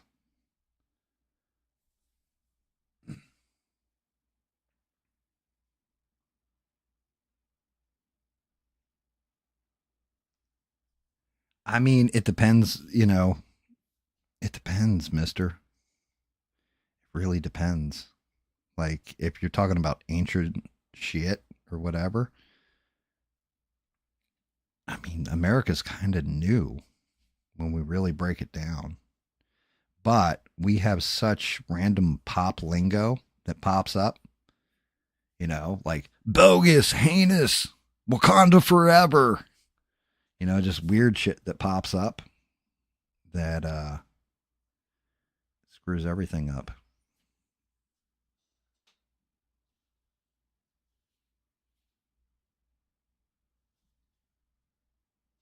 Yes, that's correct. And not just that, Mister, before the 1940s, I think it was I pledge allegiance to my flag. They didn't have God in there either, if I remember correctly. Yeah, they didn't have God in the original one. It was to my flag, not the flag. It was something weird like that. But yeah, you're 100% right. They added parts and changed it around.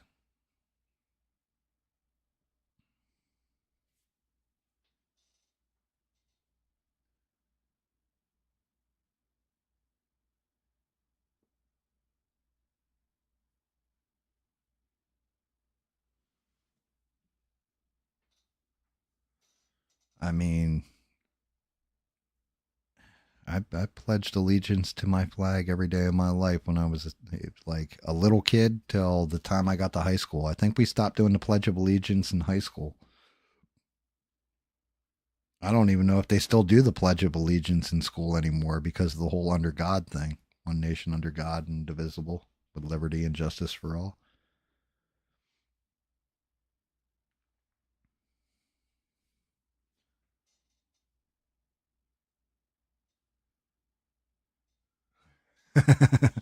Make all the atheist kids pledge allegiance to God. Well, here you go. This is going to be a fucked up thought experiment. And like one that is going to come out of a random blue, I guess. But I think, Mister, aren't you an atheist? I think Mister might be an atheist. I think he mentioned that before, that he's atheist. And we're not going to get into some kind of religious debate or anything like that. But I'm going to ask this question. Has there ever been a point in your life where, I don't know, like somebody you love is in a car accident, something really tragic and awful happens, and you don't even necessarily need to say it out loud. You can just say that shit to yourself within your own head. It doesn't have to be like I declared this out loud, but you just said it in your own head. You're like, God, please just let this person be okay. God, please, you know, like your mom gets in a car accident and is about to die. God, don't, kill my mom, let her live. That kind of thing goes off in your head.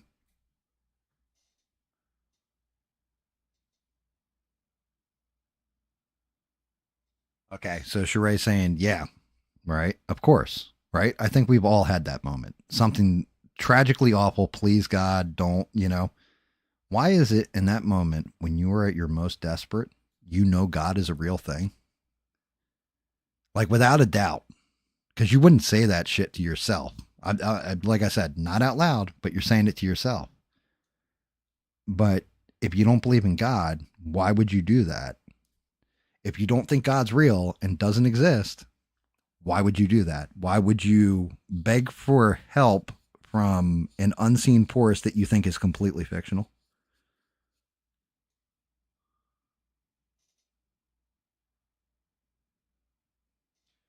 Swear to me.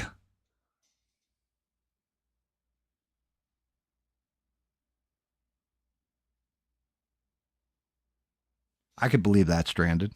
I could 110% believe that.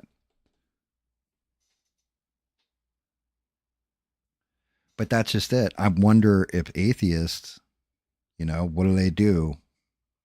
Somebody pulls a gun, puts them on their knees, and is like, "Yeah, I'm going to kill you now." Do they say, "Oh, please, God, help me in this situation" in their mind, or do they go, "Well, I'm fucking dead"?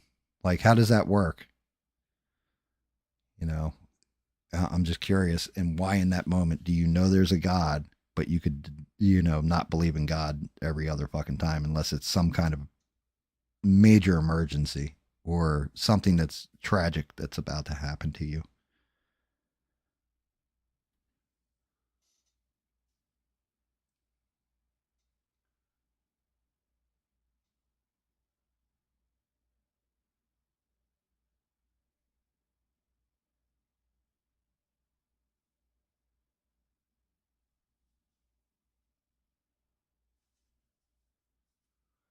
Okay, so non-believers in any kind of God or form of religion, then, Mister. I'm not even going to use the word atheist. Then I'm just going to say a non is somebody who will tell you if you ask them, "Is there a God?" They say, "No, there's no such thing." What do they do in that situation? I mean, technically, the example you just cited and everything you just cited is the exact same argument for gender and sex. Like, well, they don't equate to the same thing. And you'd be right to say that, but everybody's used them so synonymously for so long that they equate to each other, or people automatically equate the two things. Technically, you could say somebody's gender fluid. Okay, yes, they can be gender fluid because it's social construct gender, but everybody uses it as biological sex equals gender. So when you look at it in that context, well, then saying there's only two genders would be correct. But if you're going by definition of actual words and stuff, that's a whole different matter.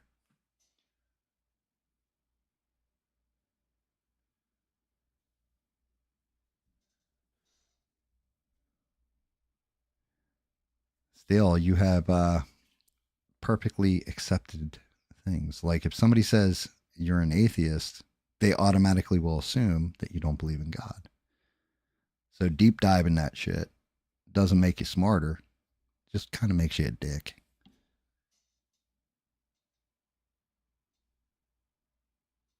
What do you mean he sounds different than the way he usually sounds? He's right on point. He's doing what misters do. He'll joke around for a little bit, then he'll get dead nut serious, and then he'll joke around again. Because that's how misters roll.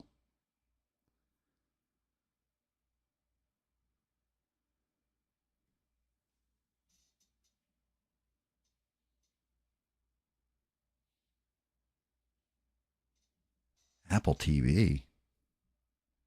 Is there actually like, see, like this is my ignorance when it comes to Apple products because I've always refused to buy them since I was a kid. Because I don't like shit that I can't fuck with and upgrade. I don't even know if you can upgrade them nowadays. That's why I'd never bought like an iPhone or a Mac. Like I got buddies that they would buy the Mac for music programs or art programs and stuff. But I never liked Apple products. I felt like I couldn't fuck with things behind the scenes like Google or Android. You can fuck with it. You can tweak things on there. I guess it's the same thing where I was laughing because I own so many Windows products, but really the better system and the technically greater system is Linux. Oh, got you. So, Fire Stick. What was the other one they make like that? They make another one that has all them apps on it. Like Fire Stick is one, but Apple TV is now that. I swear there was another stick that was that kind of thing.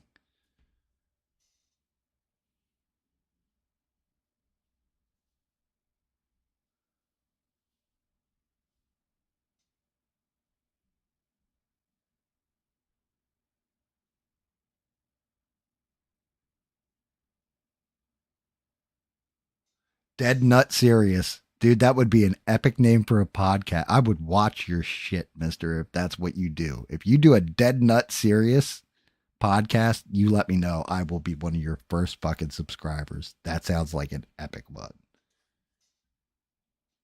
Yeah, there you go. I think you're right, mister. I think it's Roku, and then they just turned it into an app on the TV now, right?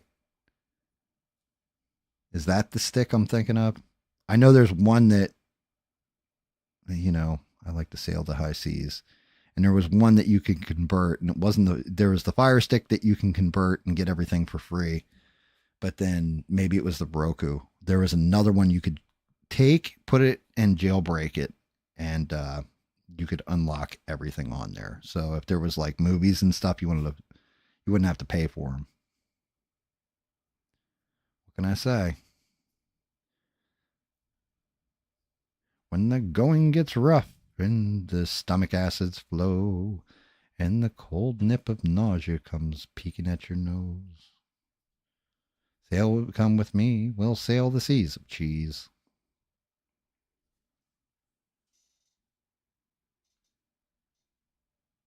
Mister, I have not had cable TV in 14 years, something like that.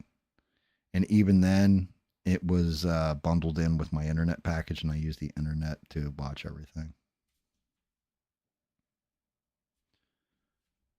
So I don't know that people actually watch cable TV. I know everything I've got now has been and will continue to be 100% internet.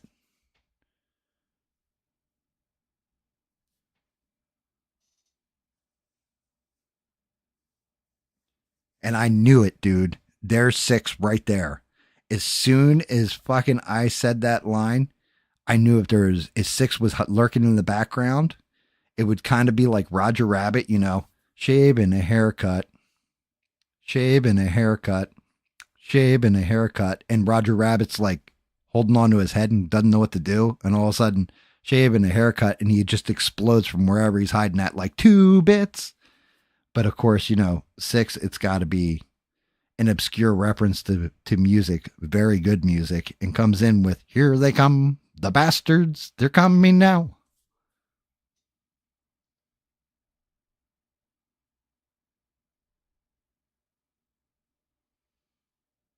Yeah, YouTube is a good chunk of what I watch. I got that.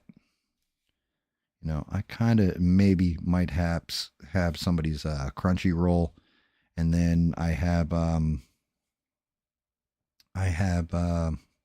high seas sites, we'll call them, that I watch that allow me to watch current blockbusters and things like this, which I don't have a problem giving anybody a link to. I just recommend a strong ad blocker and a VPN, depending on your internet provider.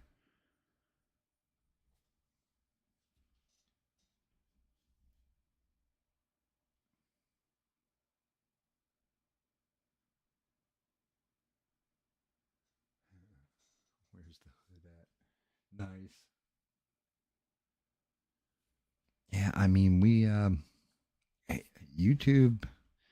So here's the thing, like ABL, for example. I don't watch ABL so much anymore to get my news. I watch ABL to come in and say hi to all you guys, right? Like, hey, what's going on, everybody? Blah, blah, blah, and bullshit with you guys. And ABL just happens to be the show in the background. I'm sure, like, Mister could give a goddamn about me painting Wolverine right now, but he'll drop in. He has conversations, breaks balls, tells jokes, has fun, and like the painting thing is kind of like his background noise, or my voice is like his background noise while he's cutting it up in the chats.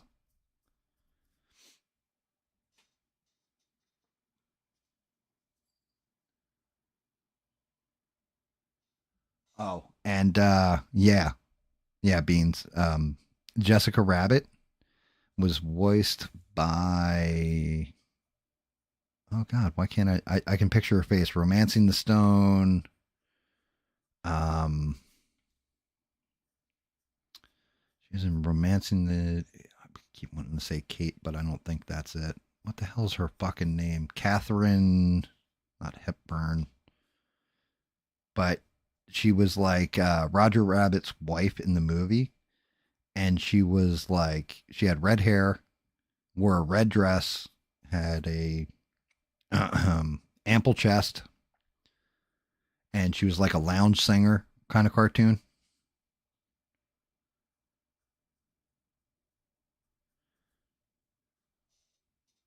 But yeah, he was like legit giving you a major compliment. Not gonna lie, it was actually a major compliment he just paid you.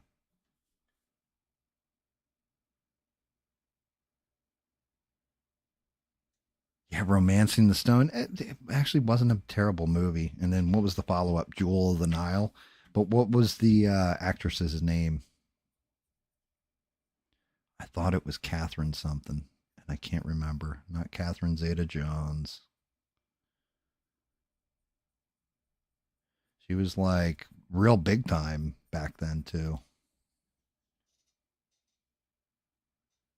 Yeah, there you go. Thank you, Mister Kathleen Turner. 110%. Kathleen Turner. That's her name. But yeah, she voiced Jessica Rabbit.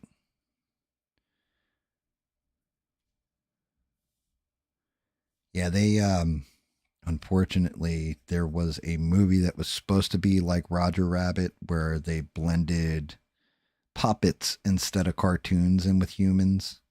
And it was called the Happy Town or Happy Time Murders. And the movie was god awful bad.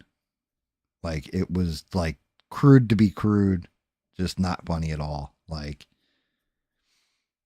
Who Framed Roger Rabbit was actually clever the way they did stuff.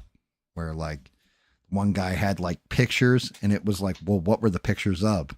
It was of his wife, Jessica Rabbit, playing patty cake. And you're like, oh shit, right? And she's legit playing patty cake in the pictures.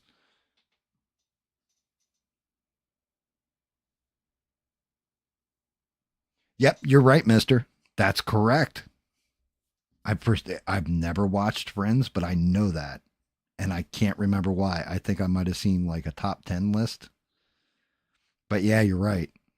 Yeah, she played Chandler's father.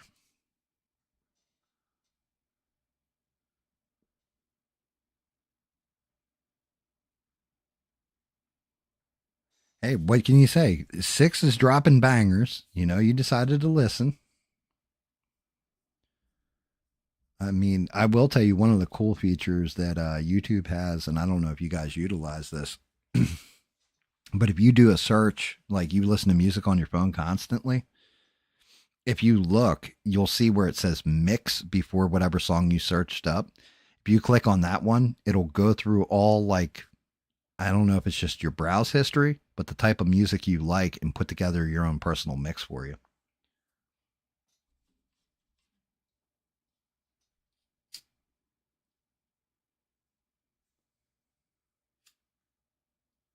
So it was cool because I usually take my phone.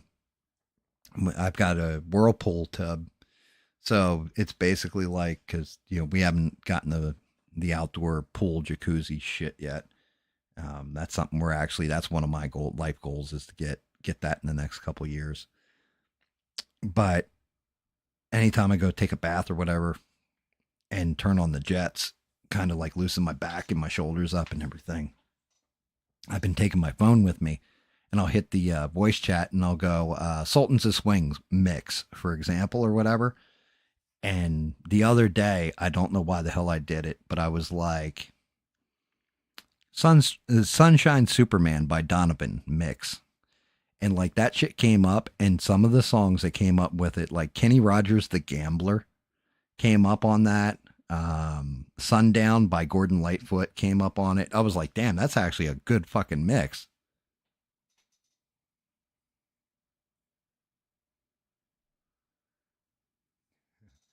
Well, that's just it, mister. You're not wrong. It was in dire straits. I mean, I want my MTV.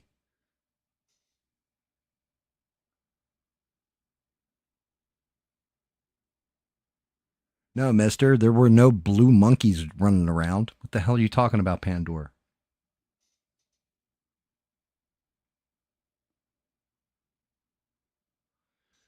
Yeah, my bath is a jacuzzi. So I just sit back in the jacuzzi tub, relaxes all my muscles, everything else. It's an and the bath I take, I my hot water is like probably like 150, 160 degrees or something. Like it literally will boil your fucking flesh.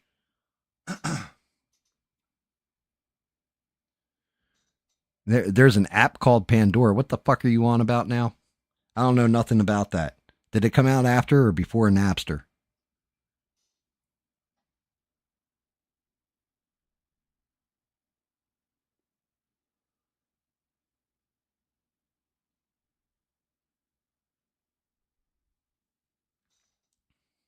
Yeah, you know what? Now that I think about it, my wife does that shit too. If she takes a bath, she takes a shower like right after. Not me. I'm just like, yeah, I get in the tub and just sit there in my own filth, I guess. But there's bubbles, so I feel better. Um,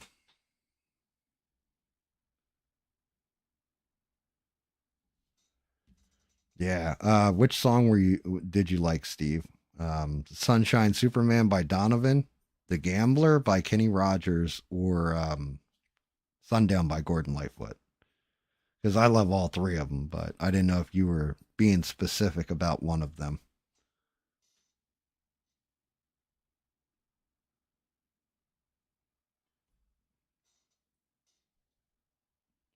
Yeah, I mean, mine's not a detached hot tub, but it gets bleached once a week, like the jets and everything, because otherwise that shit gets funky.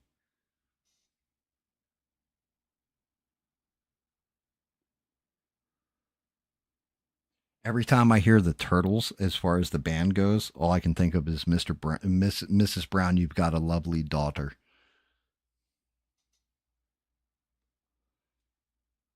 Yeah, Sunshine Superman. Um, True story. Back when my dad, actually, his coach was fucking Digger Phelps in college. He still gets a Christmas card every year from Digger Phelps too. Now I think about it. But when my dad was a basketball player, that's what they used to call him, Sunshine Superman. And I've always had an affinity for that song. Superman and Green Lantern, they got a nothing on me. Crazy song.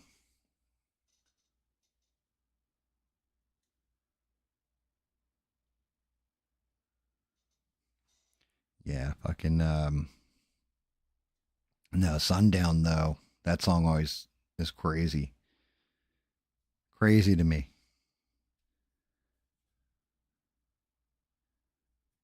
Like I can see you sitting there in your satin dress in a room where you do what you don't confess. Like, oh shit.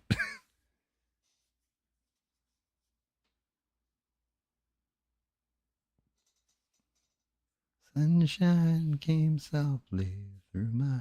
God damn it. Now I got that stuck in my head. Actually, I got a mix, like an amalgamation of songs stuck in my head. I should never have mentioned any of them.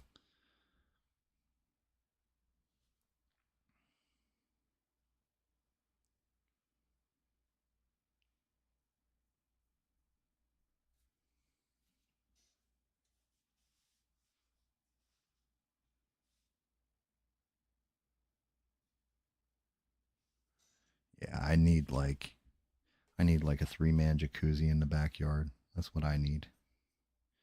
Wife wants a swimming pool. I'm like, I just want a jacuzzi. I'll be in there with that. I'll be in there. I swear to God, I would set up a greenhouse around all that. Mount TVs on the wall. Plug in my PC or whatever. I'd be streaming and it was streaming from the hot tub. That's what I'd be doing. Fucking waterproof keyboard and shit. Like what? Damn, you've lost your mind.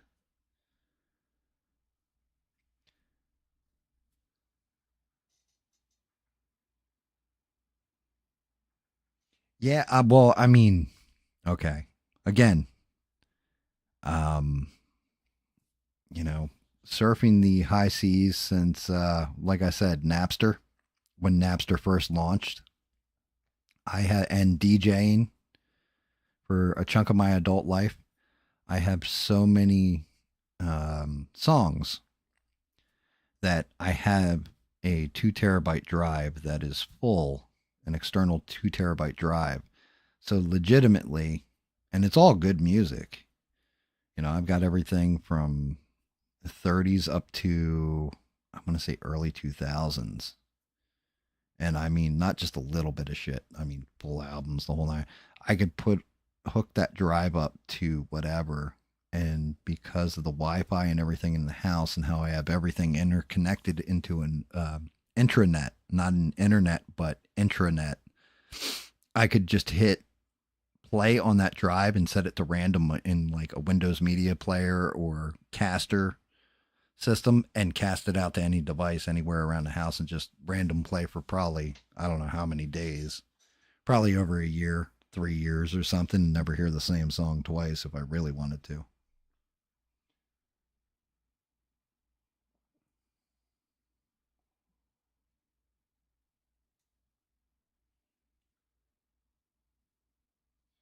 Your house is a greenhouse. I mean, that could be cool, I guess.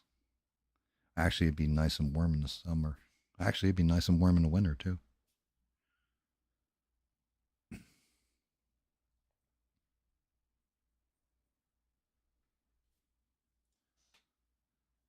That was something else I didn't tell you guys. So I was doing well, actually, it was the wife doing a little research on our plot of land because, the house wasn't built till 99 or whatever. Same thing with my neighbor's plot wasn't cleared till 99. So my wife was looking up the history of the house because when we first moved here, her and my daughter went out with a metal detector, finding all kinds of shit.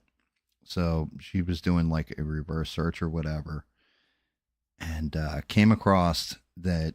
I think I've told you guys this before. There's railroad tracks down the street from my house that they used in the filming of The Walking Dead. And when they were walking to Terminus or whatever, those episodes, it's literally right down my house. They had filmed this shit. Well, where my lot is, they actually filmed different movies on this lot when it was still wooded. And my lot, the neighbor's lot, and there's like now a road there or whatever, but there wasn't back then. And they had a lot across the street. These other really rich people have like, I think it's like 20 acres or something. Um, but yeah, the movie they filmed scenes for was fucking Swamp Thing. I was like, God damn it. And I was like, now I got to watch Swamp Thing again and look and see because we have angel oaks and they're against the law here to cut down. So there's angel oaks out in my backyard. And if I can find those angel oaks and the Spanish moss and everything hanging in them, I wonder if I can actually see some of the landmarkers or landmarks in the fucking movie.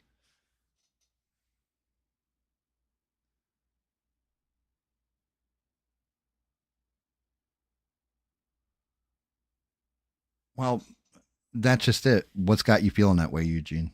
Like I just read that. What is taking away your inspiration for music? Do you have a creative block? Are you pissed off because you think AI is doing all the music now? Stuff like this.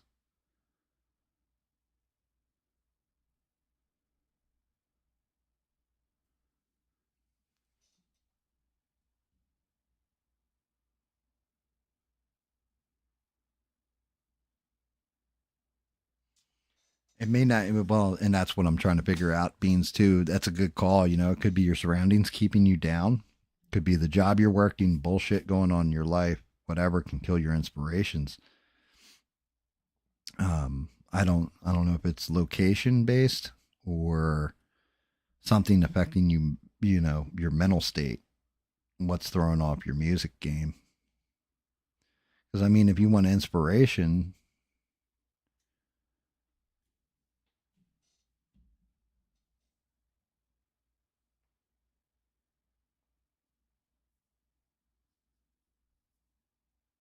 you can't do it. Do you mean financial, Eugene, or actually first six? That's awesome. That so many of those scenes, because I think Gran Torino wasn't that supposed to be like L.A. or something that shit happened in, and they filmed it in Detroit. So that's crazy. But back and then Eugene, is it like a financial thing, or is it um you don't have the instruments available to you, stuff like that? Because there's workarounds. There's always a workaround.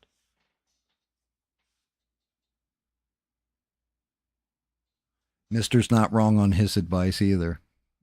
Different people can open up different things as far as inspiration goes. Even if you don't know them, even if you just sit there and people watch, you can get inspiration. You can see somebody passing by on the street, like to an old couple, and get inspiration for something from it. Fly well, mister. Yeah, hopefully safe travels, man. Thank you for dropping in. We always appreciate you. Love breaking your balls, joking with you, and hearing your jokes back, brother. Thank you again for dropping by. And yeah, safe travels, man.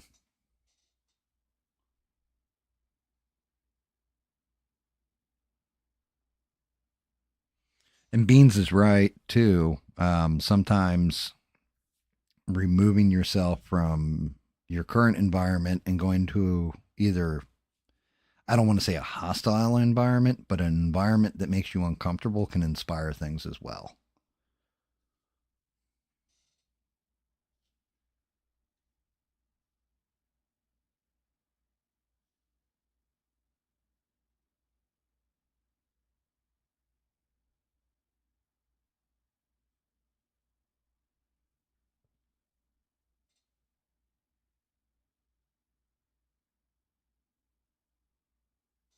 Columbus is in Columbus, Ohio, as far as that goes, stranded. And Eugene, that's just it. Like, I mean, six is right. Sometimes a new piece of equipment can change stuff like that. As far as fully realizing your music, I can't hear the music in your head. Now, you can let me hear the music in your head by putting out a version of it or trying to kick something like that out. Granted, I'll just be able to tell you, like, oh, yeah, I like that or I don't like that, which doesn't really mean all that much because I don't know jack or shit about music. I just know what I like to hear, right? But somebody like Six here is somebody that you would want to partner up with because that man is on fire when it comes to music. Like, he's really, really, he makes music. Devin's another one, believe it or not, that if she's in here or whatever and you let her hear your music, she's got that ear for it and everything else, and she plays musical instruments. I think Beans, don't you play music or something like drums? If I'm not mistaken, too, or some kind of musical instrument. I can't remember, but I can't make music. Like, I'm actually the obvious worst person for music. I hear a song and I like it or I don't. But because I don't understand anything and I've got the rhythm of the whitest man you've ever seen, yeah, I'm probably not a good judge of any of that shit.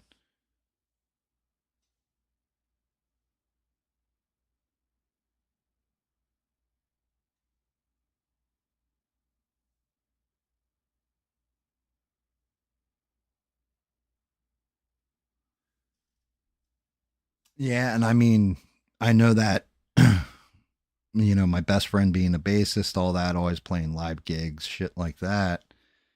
Um, he, like Six said, he would put in a lot of time on different things, and to me, I couldn't hear all that much, like the technical end of things, stuff like that. But I do know he put in a lot of fucking time on everything he ever fucked with. And some stuff came up like the way he wanted it to, and other stuff just simply never materialized right, or he didn't like this end of it, or was always trying to tweak it. You know what I mean? You're never going to be happy with your own shit, though. That's one of the problems.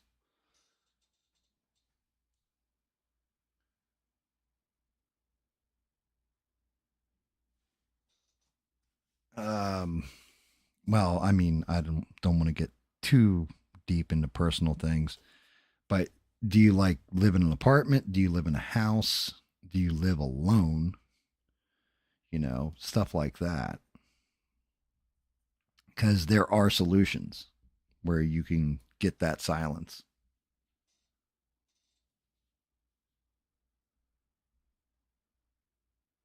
Yep, Bean is going to give you the worst person to tell that you want to do something to is Bina, because Bina ain't going to let that shit go. I'm just going to give you that heads up now, because I say I'm going to do something, and if I don't do it, Beans won't let me forget it. But that's why I appreciate her so much. she's she's going to make sure I follow through, even if I don't want to. She'll be like, "You said you were going to do this shit." Like, yeah, yeah, I did. God damn it, you're beating up my laziness now, Beans. But I always appreciate the hell out of her because she holds me to that standard, you know? Like, she holds me to the standard I set for myself. Sheree does too. Sheree just does it quietly by saying, yeah, Gam, reminder. Thanks, Sheree.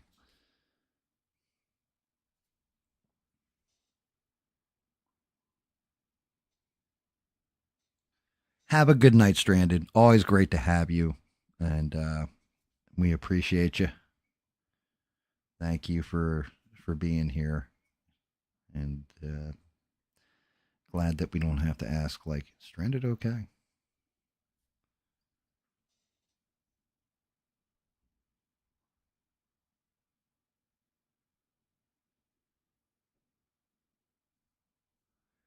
Yeah, I mean, I get it, Eugene. Like I said, personal situations are personal situations. I try not to judge anybody by them because, well, frankly, I don't like being judged myself. But yeah, like Bina said, if you dream it, you can do it. Why is that like that? Did I fuck up and paint like an extra? Oh no, it's the same on the other leg. Okay. I was like, why is there like a little band here? Is that on the other leg? I couldn't even fucking remember because I'm retarded apparently. Which I ran my mouth so damn much that and didn't paint like Smurf kept saying, hey, you know, Gab, you gotta get some paint on that shit.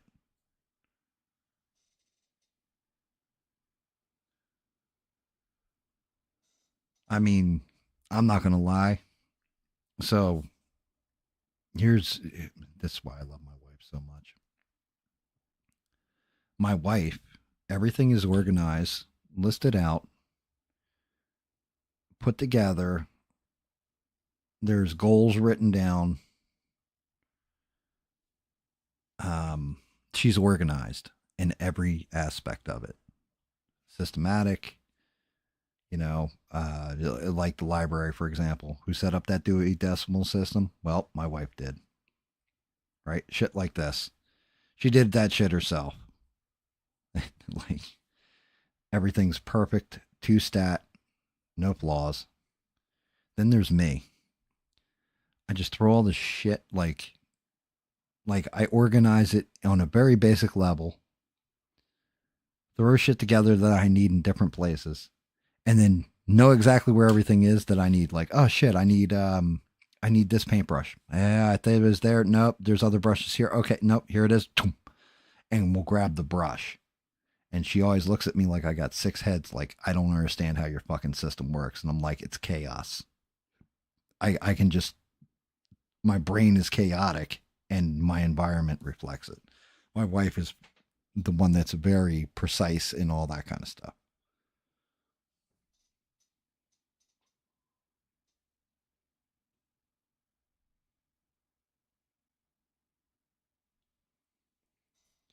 Hey, Beans, I may or may not know who you're talking about with that one. But yeah.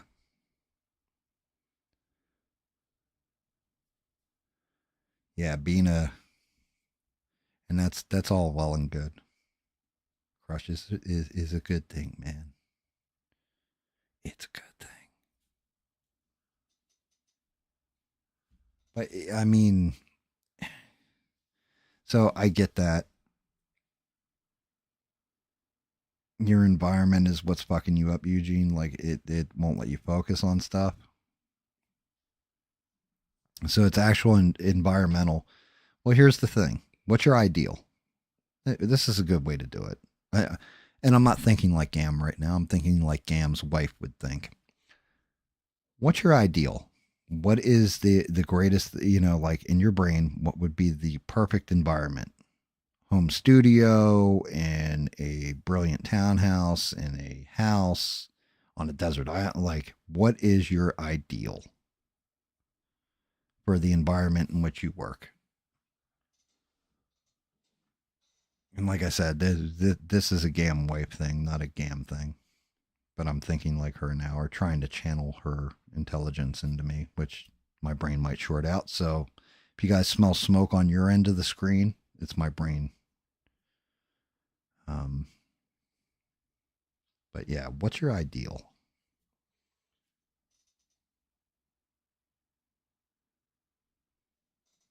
Oh shit! Did I lose the chat?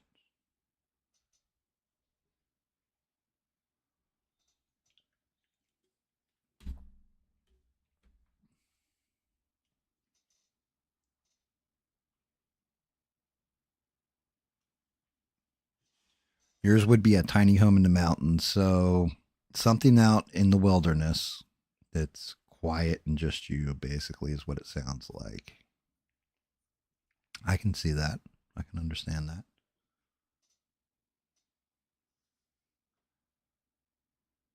Six. That is fucking hysterical, brother.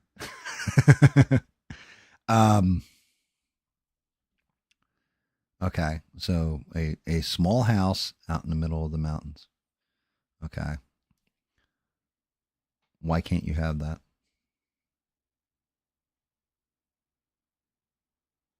Give me a bunch of reasons why that can't happen for you, or why that's impossible. That's a thing of impossibility.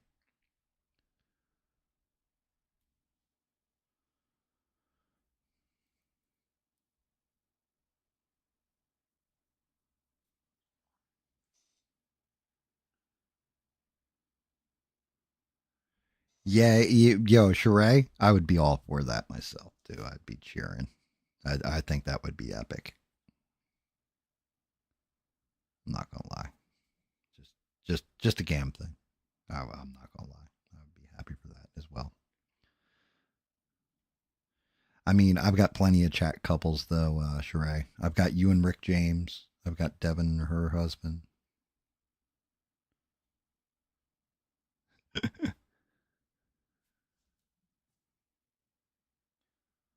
So it's impossible because no money, no vehicle. Okay.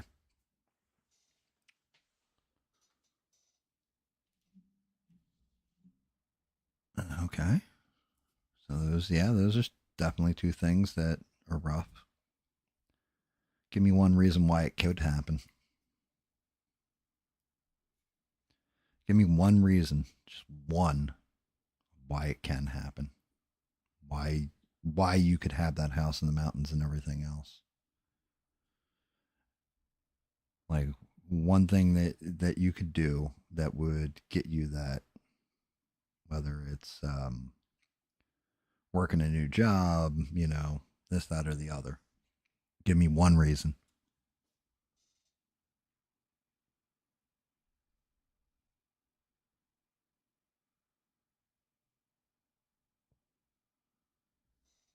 Yeah, see if you can find one reason, Eugene.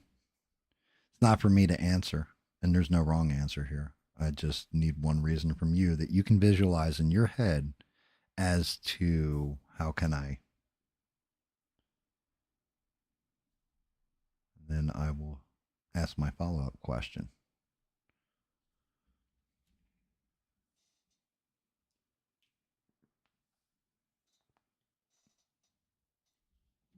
And I will explain like the logic train that this shit runs on, because This was Gam's dick punch right here. Is when his wife pulled this with him. So this is definitely me giving much praise to my wife for being much smarter than I am.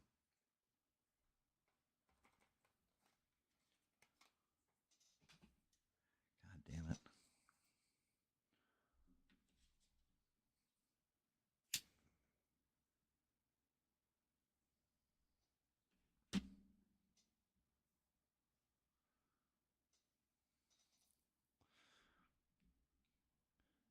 Because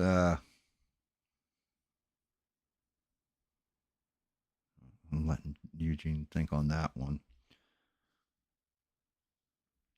In the meantime, have you guys ever seen the movie Bowfinger? I don't know why that, and I put it in the Discord, and I think all you guys were in here. I never realized that's exactly who ABL reminds me of. Is Bowfinger. Like Bolander, I think was the guy's name, but the movie is called Bowfinger. It was like Eddie Murphy. Like 110% reminded me of ABL. I was like, oh shit.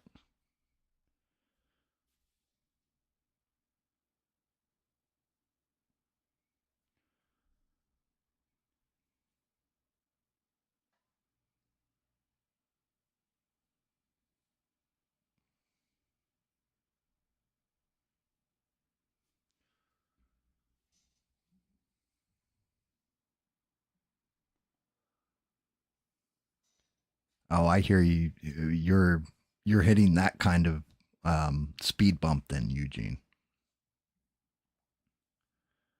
That's a rough speed bump to hit. That's a difficult thing. You're hitting a low.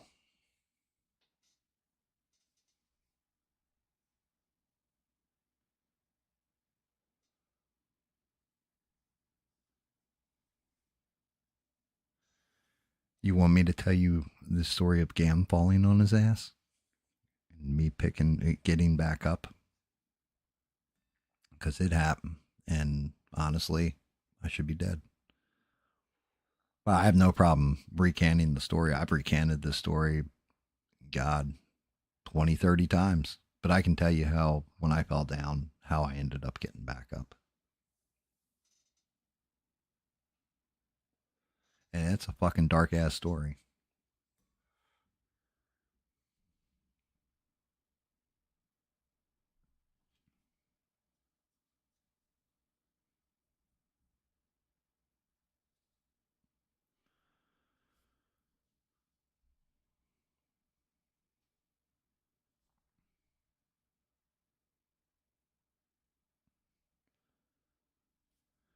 Um,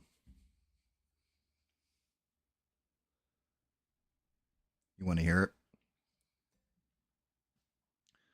Well, before I even get into my story, I got a question for you, Beans. Here's the thing. When it comes to Eugene's music, do you believe in him?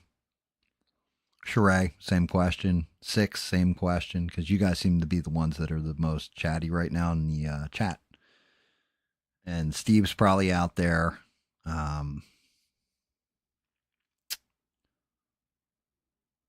A couple others. Duke's probably out there, but Duke's just going to put in a rooster and a lollipop. So don't take that personal.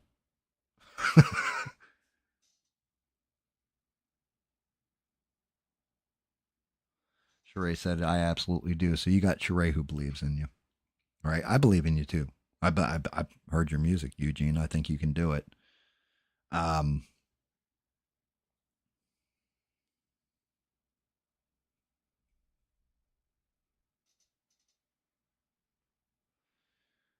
there you go, six. That's a good way of putting it.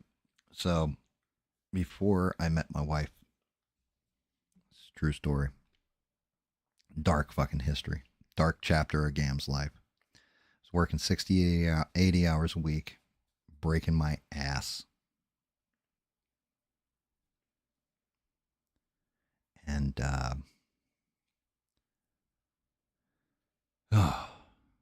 try not to tell this story when I'm painting, to be honest with you, but let's go. So 60, 80 hours a week, breaking my ass and all that. And I decided, like, all I was doing really with my life, I was drinking every night after I was done work. I was drinking almost a fifth of Jack Daniels a night. Never at work, just when I was done. But I was hammered constantly. So already that impairs your decision making. I was also fucking smoking some of the best Chiba you ever smoked in your life every night while I was doing that. Take the edge off the alcohol, pass out, wake up, maybe get a shower, go to work, break my ass, do it all again. I lived in my store.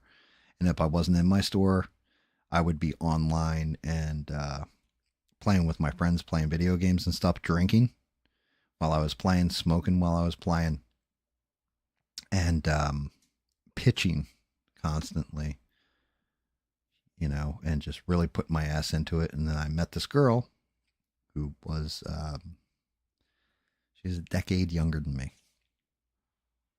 And that girl was just fucking pure evil. And she was toxic. Toxic is all fuck. But she was always around me, always hanging out, pushed me back into smoking cigarettes. If I didn't have booze, she would go buy me booze and get me hammered out of my fucking gourd constantly. Getting all fucked up. We were fighting constantly, all the fucking time. So what does old GAM do? Well, old GAM realizes everything. I had a moment of clarity because of my cat Frack. She threatened to kill him one time, and I lost my shit. I told her to get the fuck out. I never want to talk to her again and all this. Shortly after we break up, it was about 2 months. I get a message out of the blue, and my wife came walking back into my life, right? The person who would become my wife, but she only came in as my friend. She was just my friend. And we hadn't talked in 20 years, 20 plus years at that point. And we start talking. We have a whole conversation, and we're talking every night now and all this kind of stuff and all that. And I had already moved on from the ex. Well, the ex hadn't moved on from me. Found out that I was happy and moving on with my life. Even though I was hammered all the time, my wife kept saying, like, I don't think you're an alcoholic. I think you're just in pain and you're masking it. You're working all these hours, you're brutalizing your body, you're mentally, like, damaging yourself, and she's just analyzing me. But she's still just like my friend, and we're kind of getting closer. Well, I decided that, hey, I'm going to change my entire life. I'm going to go and move to South Carolina, be closer to this woman.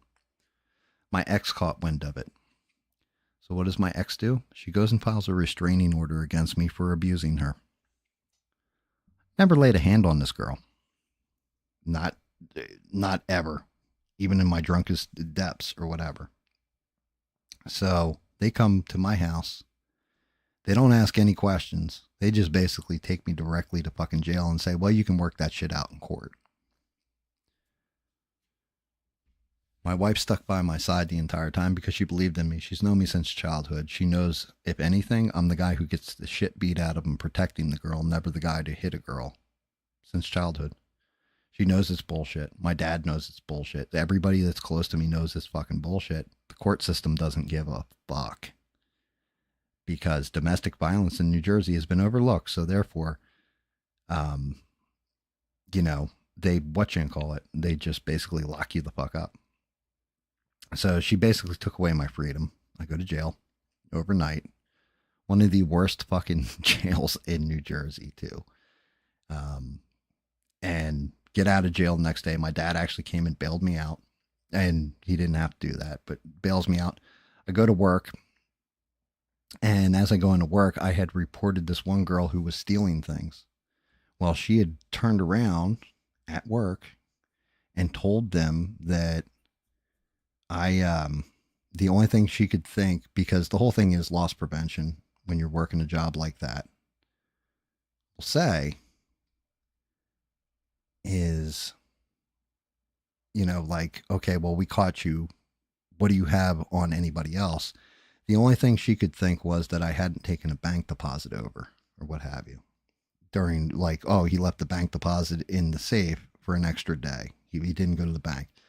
So they're questioning me on this. And I said, are you guys really fucking questioning me on my integrity?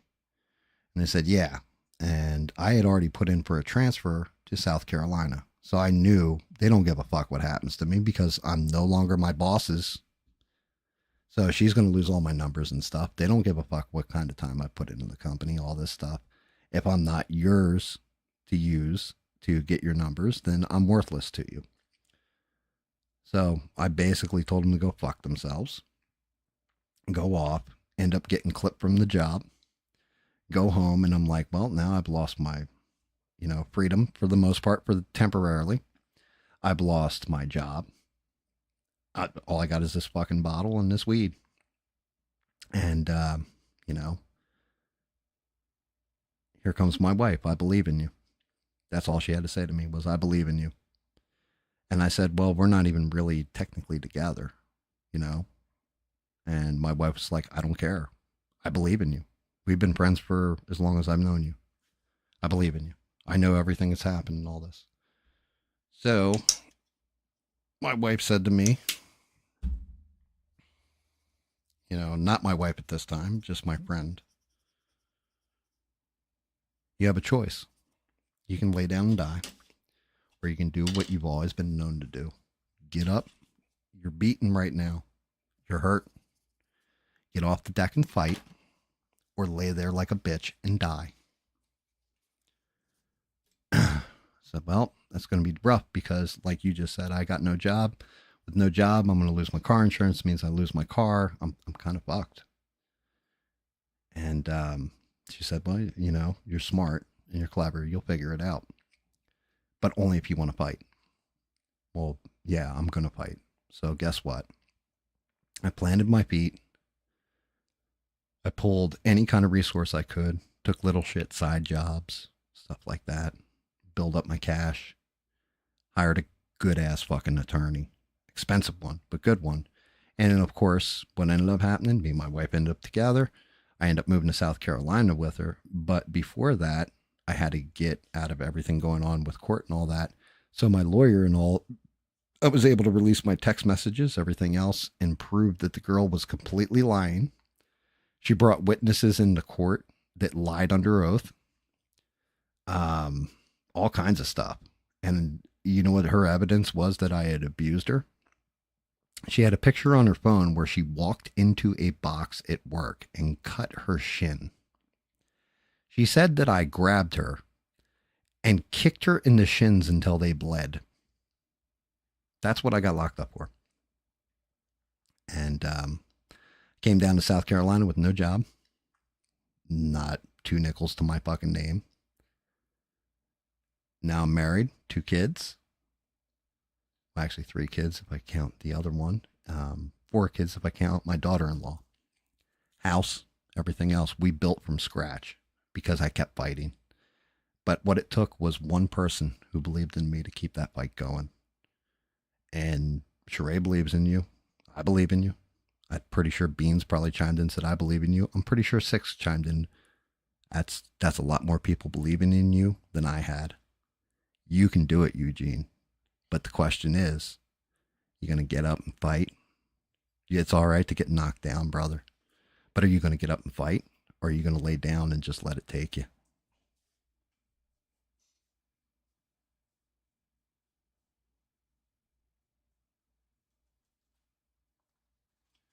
Yeah, it was fucked up, and it's funny in hindsight because I did, like, if you were to, if ever I put my wife on the microphone and she were to tell you the story like I just told you, she'll tell you. She even looked at me. She said, it's 2012. And for you, your world just really did end. Like the bottom fell out of everything. But it was crazy because the girl who accused me of anything, she ended up getting nailed out by the court for lying under oath and falsifying a police report and the whole 9 yards, got nailed out for all that shit. and everything. One of the funniest parts was when we were in court, she had told all these different stories or what have you, and the only evidence she had was this picture that I was like, this is what that picture's from, and showed him my text messages and everything, where she had texted to me from her being in work. But until I'm before a judge, they don't give a shit, right? There's this lady bailiff. This the fucking was the best part about walking out of that courtroom. When it first started, because it went 3 or 4 days in court, 3 or 4 different meeting things where I got to present my evidence. She presented hers. They would take a recess, blah, blah, blah. But the lady bailiff was like, no bullshit. And she must, it's domestic court. So that's just fucking brutal, right? Like you've got people who actually do beat up their spouse and stuff like that, right? So this bailiff's seen it all.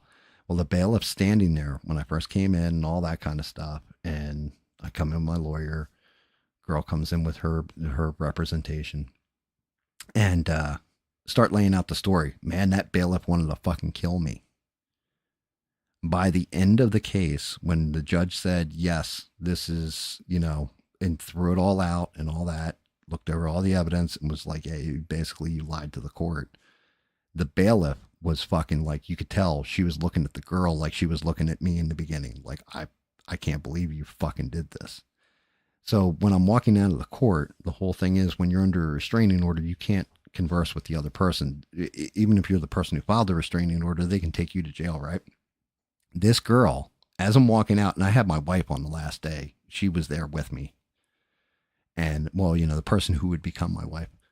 We're walking out of the court with my attorney. We just case, dismissed under, falsification, blah, blah, blah.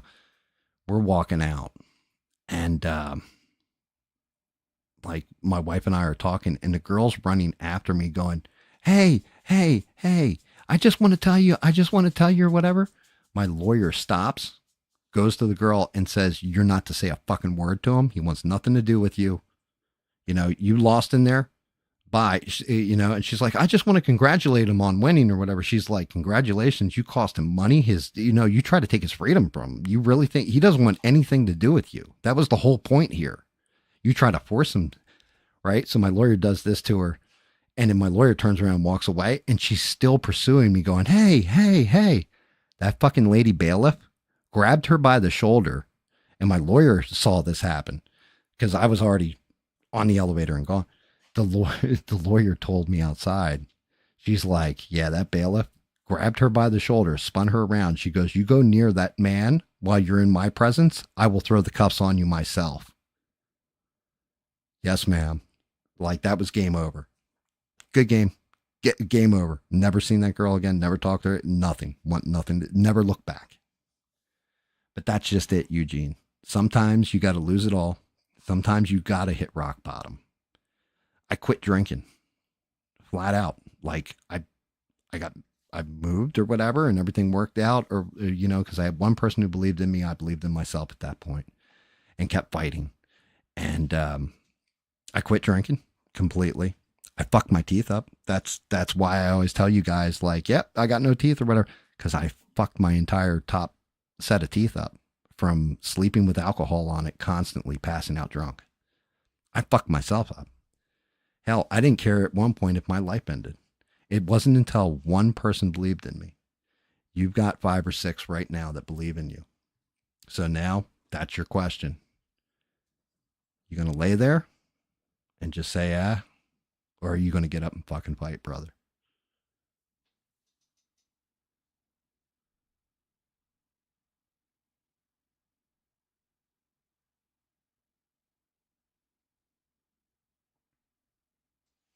Oh yeah, and you're not wrong, Six. Sorry guys, I'm telling the story, so I had to flip around.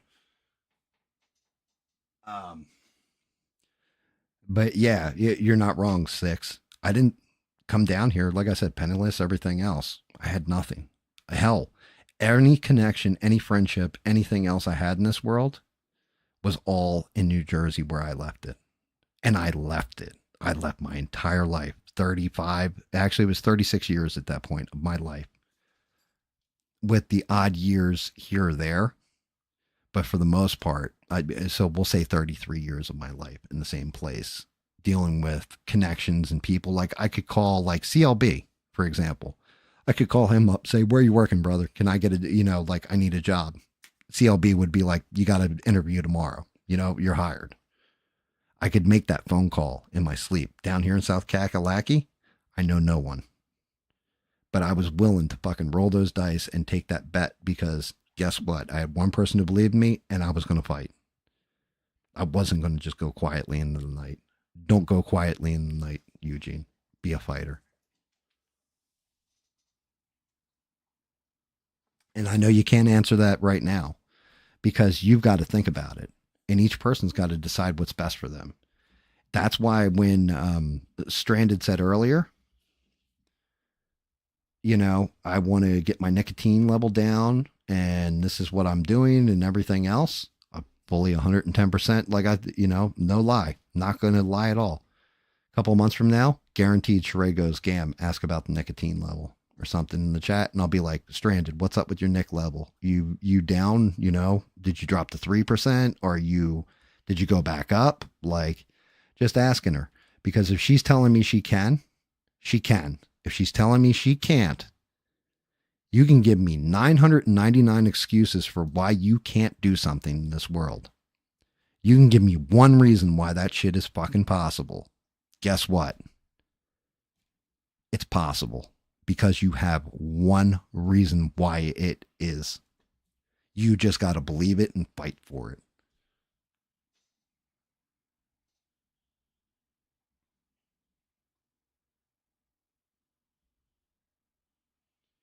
But we all fight for something, whether it's our family, our children, hell, just for ourselves. And that's just it. I can't help you find self-worth.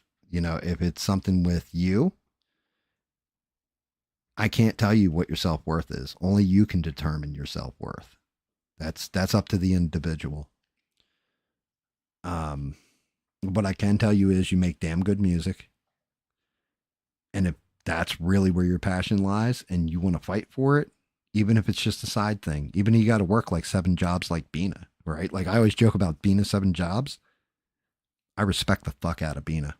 And the reason why is because, as much as I tease her about being a girl or a midget or whatever kind of shit I say to her, the fact of the matter is, I know she has goals, aspirations, and she works her fucking guts out for them, and I respect the hell out of it. Sheree, same thing. There's a reason why you'll always hear me say she's the greatest mod, not just because she's fair, balanced, and the greatest mod, because even when I don't say, Sheree, I'm doing this stream, she shows the fuck up. And because she wants to be there and because she looks at it like, almost like, yeah, I took on this responsibility. I'm going to be there for it.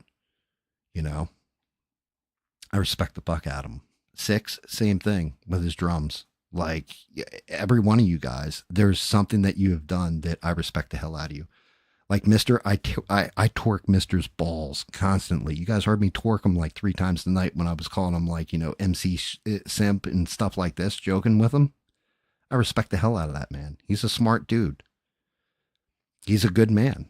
Like he jokes around a lot and I like teasing him, but he's actually a good dude.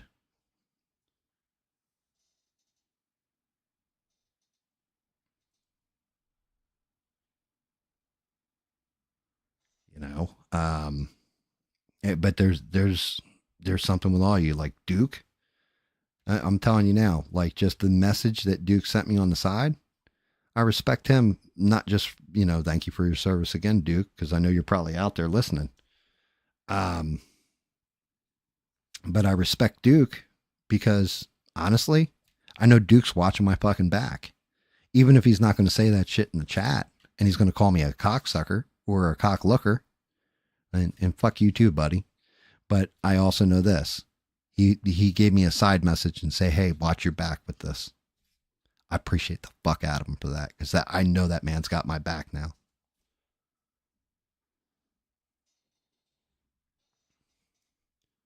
I mean, and here's my thing, and I'm stealing this line from a guy named CM Punk, but tell me when I'm telling lies. You guys tell me when I'm telling lies.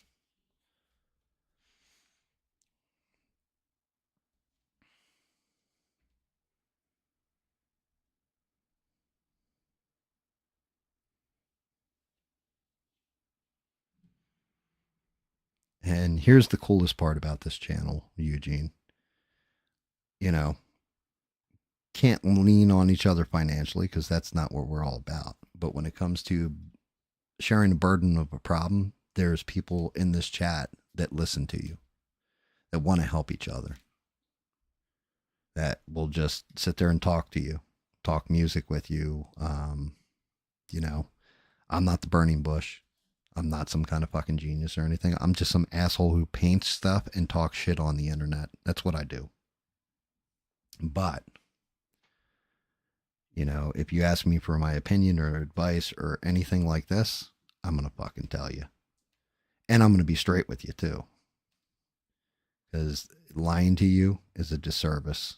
And to me, it's a dishonor.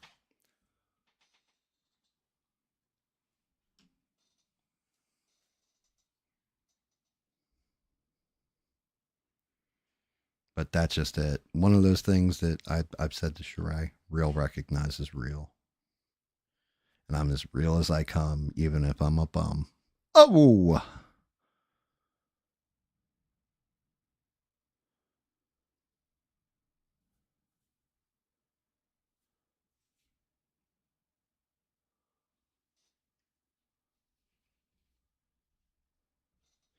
Yeah, 6. But you know, I know you want to record them, but Beans is kind of right. You know, I mark my failures as well, failures, because they are failures. And I keep a lot of those failures around too to remind myself, yeah, you fucked up. So sometimes just making something and throwing it out there, even if it isn't perfect or you know you can make it better next time, is like you just list it as like, I don't know, take 1, you know, and then let people see the difference in take 1 to take 6 or take 3 or whatever. And not only will you be creating more and more content, but people will be able to see you're human and empathize with you a little bit more on that level of, well, shit, you know, I'm inspired by 6 to be a drummer, for example. The only problem is that I can't play as perfect as him every time like he's doing in his videos. If they see you fuck up here or there, well, then it may reinforce them like, oh, even 6 fucks up.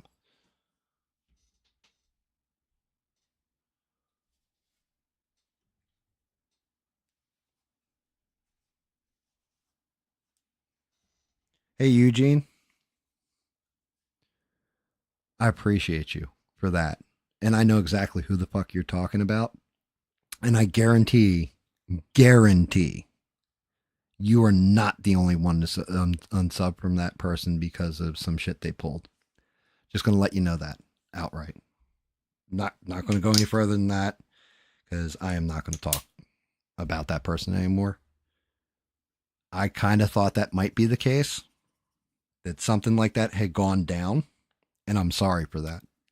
Because honestly, I would never tell you to unsubscribe from somebody, stop listening to them, or silence their voice, because that's not the way I do things. But I appreciate the fuck out of you because thank you. Like, seriously, just thank you.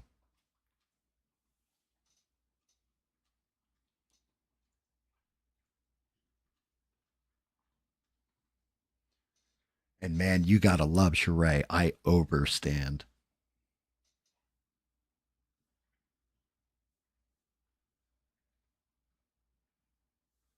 But yeah, I'm pretty sure I know exactly what you're talking about, Eugene. And I'm not going to lie. There's a reason I haven't addressed anything about it or anything else on my stream. I'm not going to. Um, People live for that kind of shit sometimes.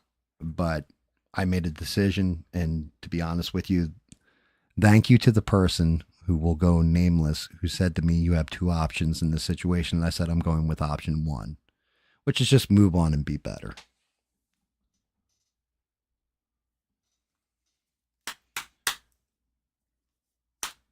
But yeah, and trust and believe, Eugene, I would never ask you to do something like that. I would never preach something like that either, because but as shitty as things are, hmm, guess what? I still wish you best of luck and hope everything. I hope you're successful. That's where I'm at with life.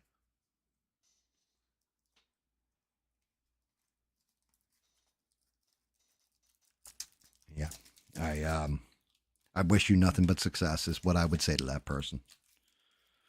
I'm just not going to be there, fail or succeed. You know what I mean? And that's kind of is. I got a question for you, Eugene. Was that the situation you were bringing up about people at work the other week? I'm just curious for my own because I thought that might be what it was related to.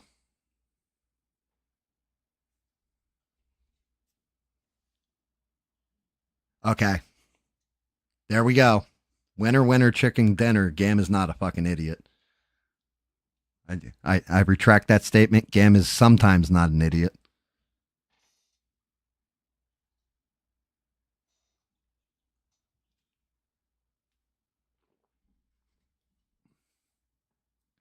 Who doesn't know? I don't know, or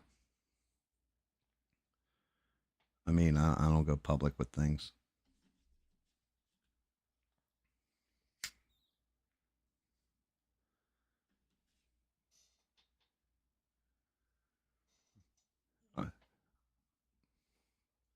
I gotta walk the dog here in a second. Yeah, because we are at 1 in the morning, and I've barely done any fucking paint work, guys. I'm sorry. Sorry for it.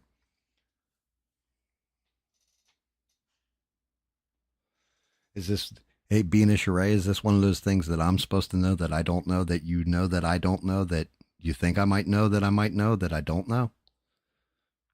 Is that what's going on?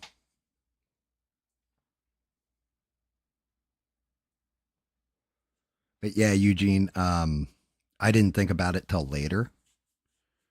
And when I thought about it later, the conversation you and I had, I was like, oh, I wonder if it's about this. And like I said, man, I appreciate you.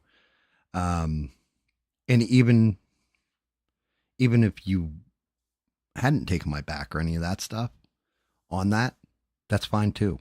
I still have yours because that's just how I fucking roll.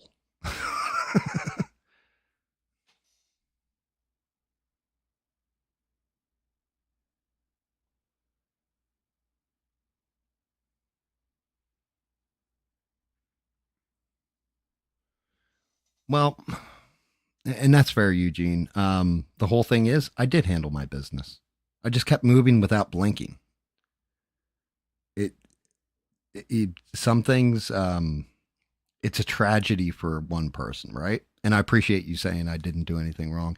I didn't feel I did anything wrong. Usually, if I do feel I do something wrong, I apologize. In this case, I didn't feel I did anything wrong. And trust me when I say I got people that gut check me on this sort of thing. So I'll ask them, did I do anything wrong? And when they come back to me and say, no, no, you really didn't. Usually then I know, like, beyond a shadow of a doubt, because don't get it wrong, as Miss Beans will tell you, I am very fucking stubborn. Um, but Beans will also tell you if I'm wrong, then I apologize for being wrong.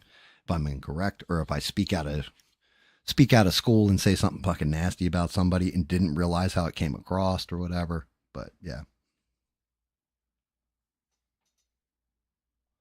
yeah. In that case, you know, that's fine. Person presents to you exactly who they are.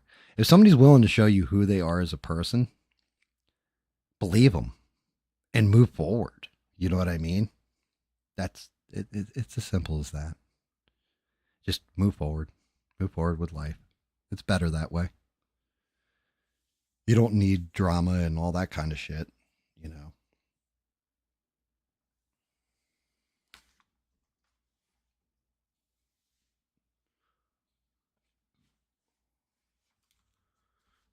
The old puffer settled back down so I can keep painting.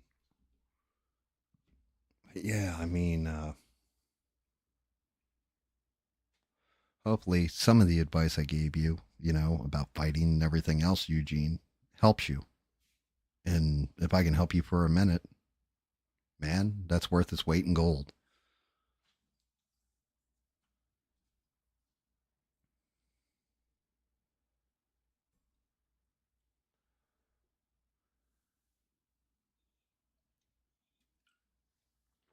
Because I'm not a big channel. I'm not I'm not the important man on the internets, I guess you could say, or the burning bush on these internets. I'm an asshole who talks shit, paints stuff. And for whatever reason, you guys keep listening to me, and I don't understand. I think it's Six's fault. I think Six was like, damn, I'm gonna beat some drums and call you a dick.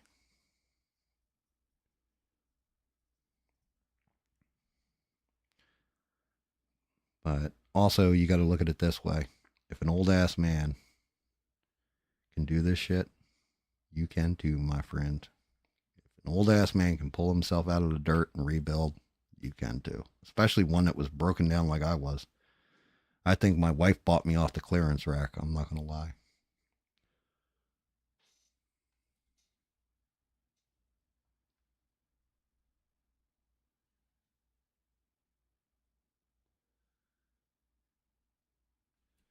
Bina, you're 100% correct.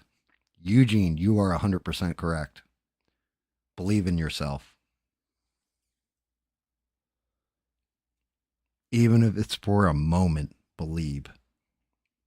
And then revisit that feeling. I mean, right now, you got a group of people in this chat believe you can do it. You got Six, who, I'm not going to lie, is kind of quiet. Fades in the background a lot of times, who's sitting there literally like, hey, let's link up. Take them up on that offer. You know, work with them a little bit. He might be able to help you. It's one of those things. Six is actually a very, very good person. But he's very quiet too. So it's same thing with Devin. Devin's very quiet. She's not real. She can be outspoken, but she's pretty quiet and hides in the background, just disappears. But man, if she speaks, it's deafening.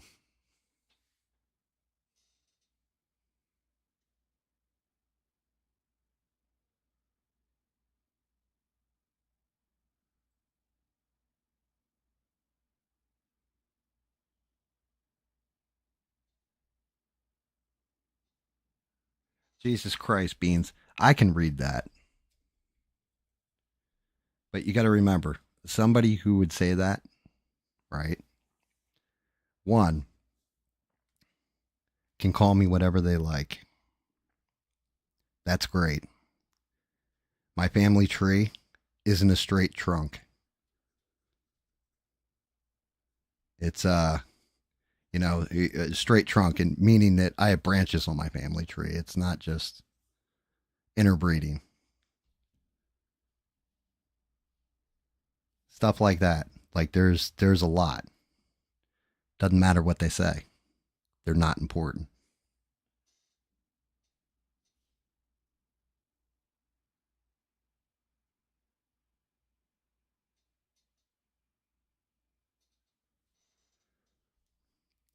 Like, here's the thing.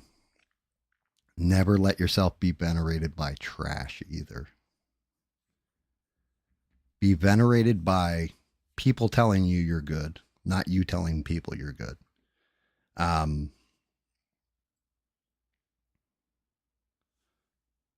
be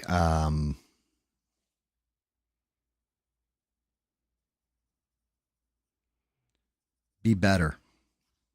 That's all. You're better than that. So what does anybody else really matter what they think of you? If you respect them, if you respect somebody, right?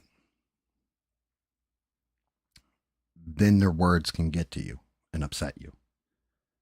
If you got no respect for a person, why do you let their words affect you? They don't really matter, do they?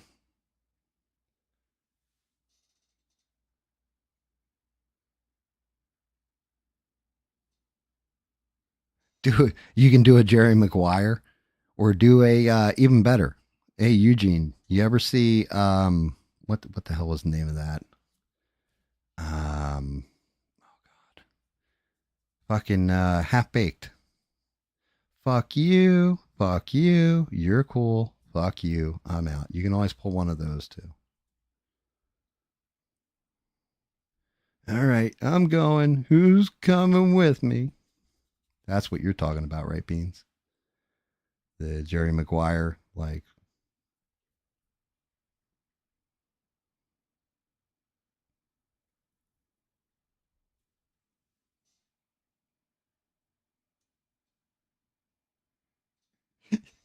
fucking Duke. Duke, that is fucking epic. And Breeder would say, "You boys gonna fuck them chickens? Do the chickens have large talons?"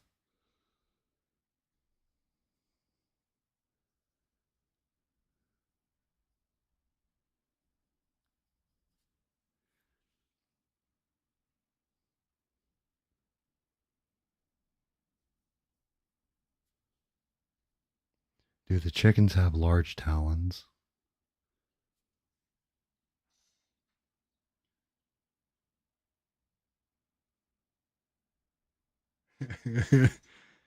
Duke ain't drinking. The drinking's doing him.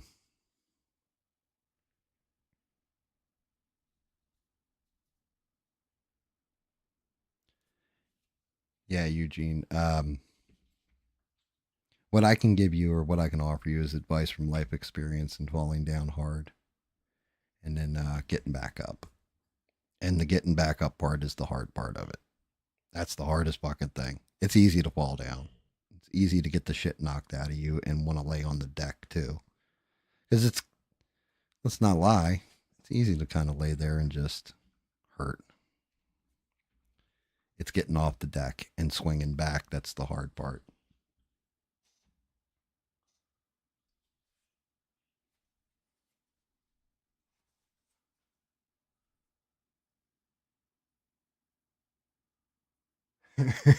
Yes, six.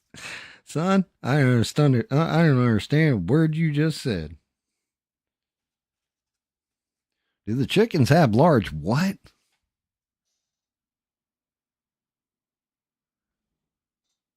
Oh yeah, I got to take the pups out.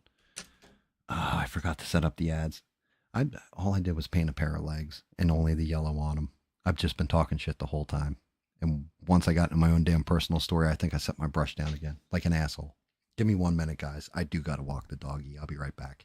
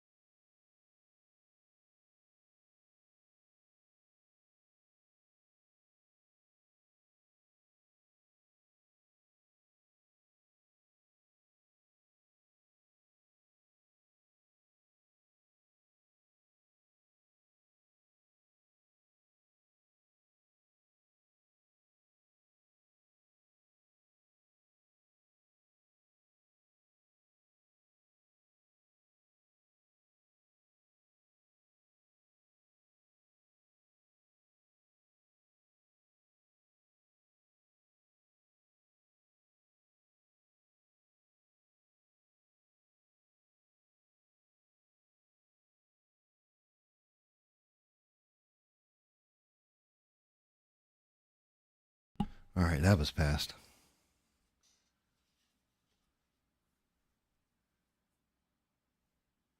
Dude, Wolverine's going to take like 10 shows. One, like, I'll tell you what, the Elon Musk and Trump thing heats up anymore. Just covering the news is going to be a bitch on its own because I'm waiting for what's next. Like, can you imagine this? Elon Musk comes back at Donald Trump and is just like, by the way, my Doge boys have the entire Epstein file and we're releasing it now. And like they nailed Donald Trump for some shit. Like, oh, fuck. Like, things could get real interesting real fast, one way or the other. Like I said, I honestly don't. I don't know. Donald Trump has paid out a lot of money to women in his life. So I don't know.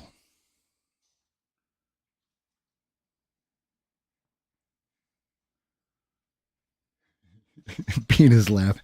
Yeah, we have just been watching Wolverine's legs. Like, yeah, painting his nuts. I haven't even gotten to the blues on the legs either. Just a yellow. I don't know. I'm taking my time with this one. What can I say? What can I say?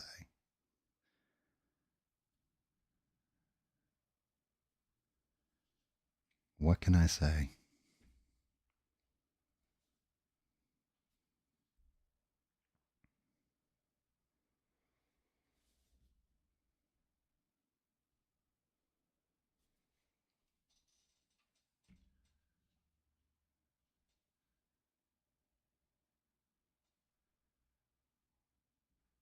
Hey, guess what, guys? Smurf's on break for a little bit. You just come in to say hello. How are you? What's going on here? Hey, what's going on there, Smurf?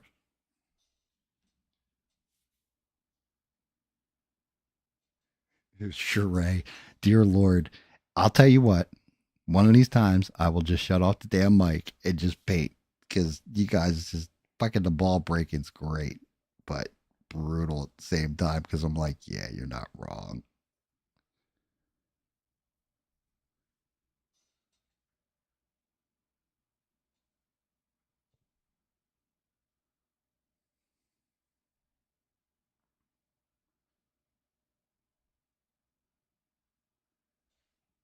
Yeah, you're not wrong either, Eugene, about conservative media getting behind him.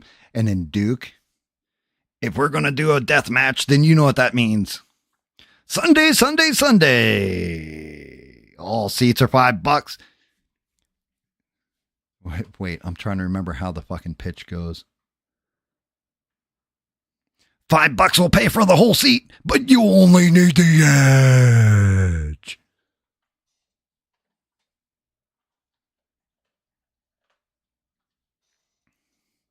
Yeah, we had a whole discussion about your name, the Smurf. By the way, there, Smurf.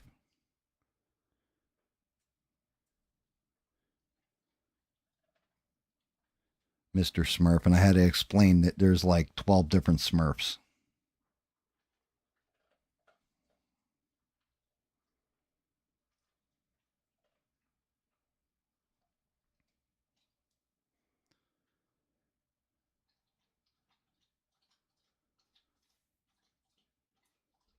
I don't even know why I started painting his head. Maybe just so you didn't have to stare at the legs. I started working on his damn head. I legit have painted dog shit this entire stream, I think.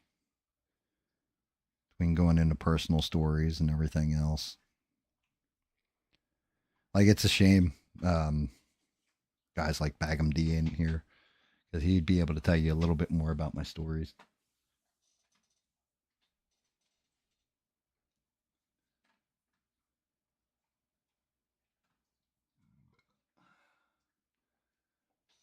Dear Lord. Let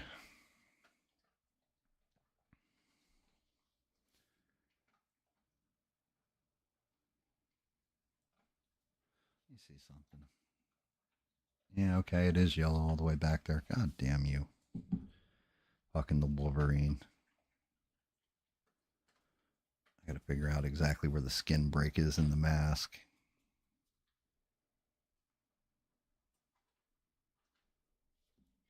I also need to figure out why my thumbnail keeps loading the fucking thing. That's all fucked up.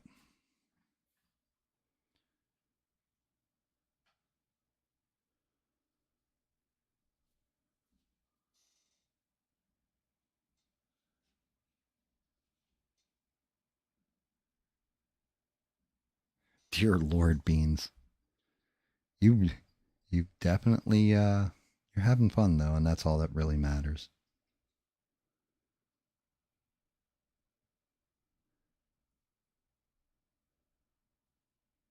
Like that song Piano Man, come and forget about life for a little while.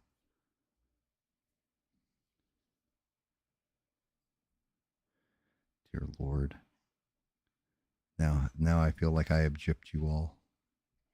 Got you stuck on this stream for, what are we at? Like 7 hours or some ridiculous nonsense. And like the only thing I painted is like yellow on the legs and a little bit on the fucking head.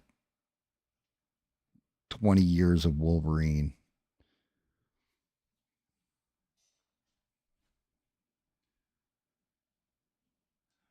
Honestly, Beans, I don't know. I just do it natural. And what's sad about it is that I don't even. Sometimes I don't realize I'm doing it, right?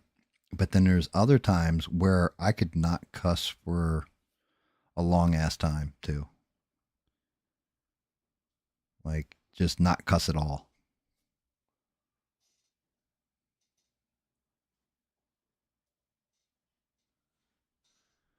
Like, I, I, I don't know why. I don't know why I swear so much. It seems to get worse when I stream. Now, if I'm playing a video game, okay, yeah, because I'm mad at something going on in the environment, or like, you son of a bitch, I can't believe I just got shot by you, and da da da da da. Where the hell's my heels? Or, I'll be yelling stuff like, oh, this son of a bitch right here. But when I'm doing this, for some reason, like, F bombs, everything else just blow, which is why I have to keep the video not for kids, because I don't even realize I'm doing it sometimes. I don't even realize that I am doing it.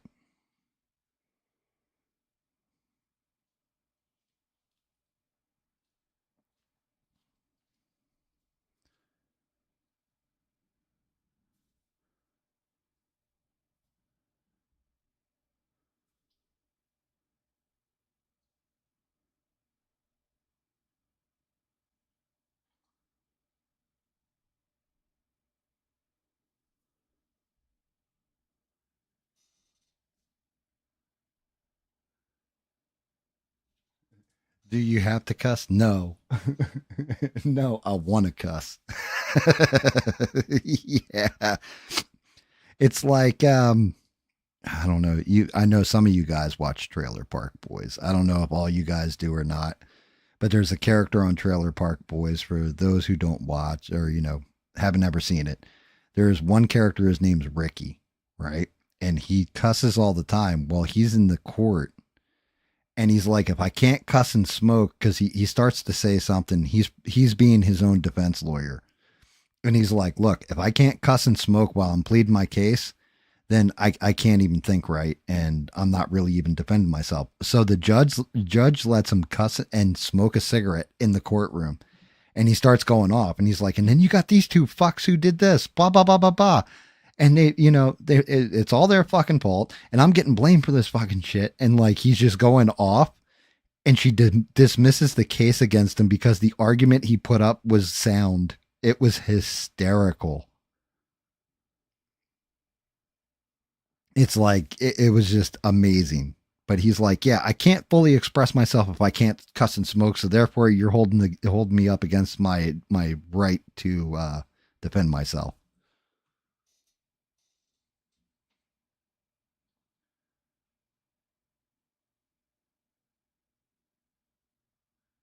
Wait. The dude? You mean like Jeff Bridges, as in Big Lebowski? You got the wrong Lebowski, man. I'm the dude.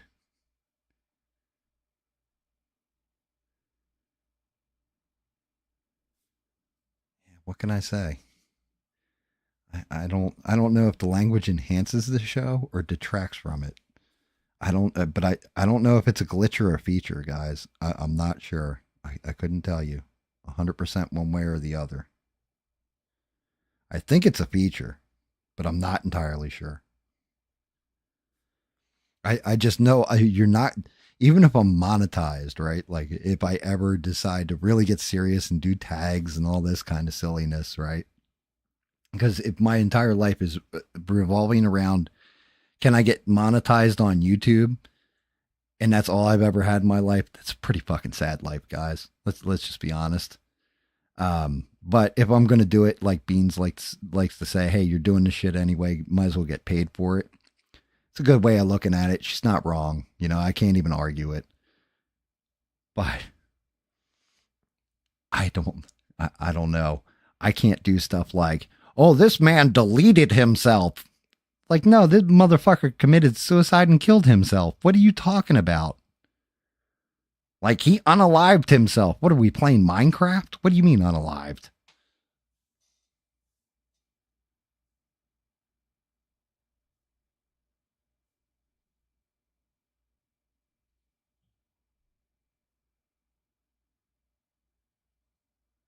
Dude, the guy changed himself to his name to Dude. That's crazy. But you know what I mean? I don't understand how to talk like that. Like, I can't program my own brain to just think in those terms of, well, he unalived himself. Well, wait, so he diddled children. That makes him a pedophile. Oh, you can't say pedophile. Why not? Are the pedophiles going to come beat me up? Like, what are we doing here?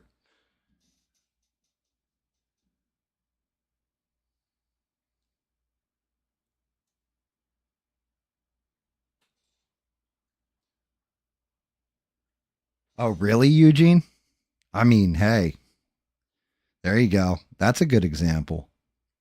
I think it's just unattractive to the algorithm to draw in random people, but and there are people that get that organic growth through the YouTube. Like, you know, maybe somebody's watching right now. Now, granted, if they watch this stream, I don't know why the hell they would even tune back in to watch me paint the rest of Wolverine. They got to be like, oh, that's going to take them 10 years to do the rest of that goddamn thing, right? Because I've been slacking tonight. But I have picked up people from the just a random YouTube algorithm. Like, and I'm guessing that part of it, you know, part of my language or whatever might actually be a make or break where it's like, hey, welcome to the chat. You can be an adult and say whatever the hell you want here. And look, I'm using foul language. Go ahead, feel free.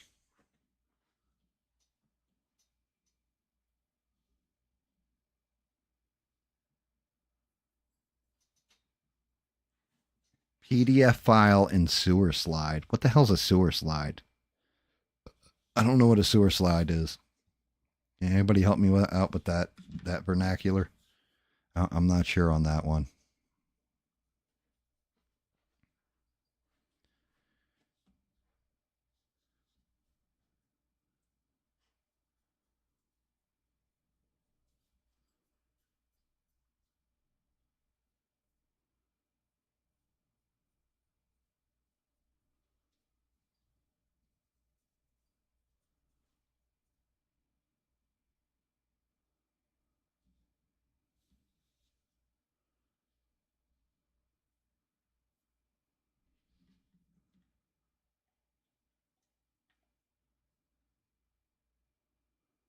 Let me see. What do we got? We got blue there.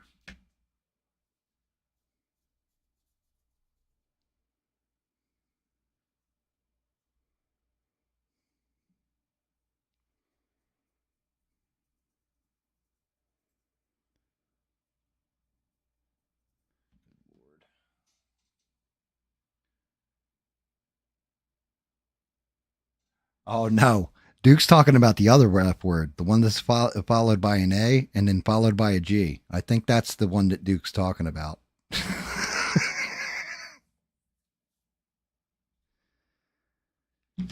Yeah, well, so that one is problematic, and that's not a GAM thing. That's a YouTube thing, bud. So YouTube definitely, well, and a lot of other places too, but they look at that kind of thing as a marginalization of a group of people that are persecuted. Where, you know, I use that term lovingly to some of my friends, like, you know, oh, you da da da da. Like, it's, but other people use it in such a derogatory, mean spirited, bad sense where they're kind of calling for violence by using the word. And I don't mean like hate speech violence, like actual let's go out and go beat those people up kind of violence, that YouTube does not allow it. They get real pissy. Is the best way I can put it. The technical term is pissy about stuff like that. And they will strip my whole channel.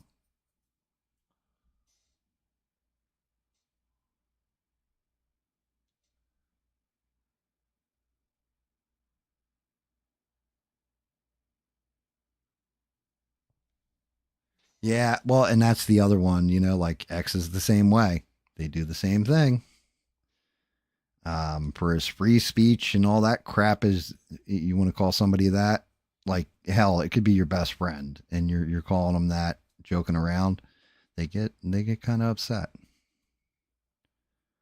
They definitely, there are certain things set up for people that are quote unquote marginalized, where they get upset by it.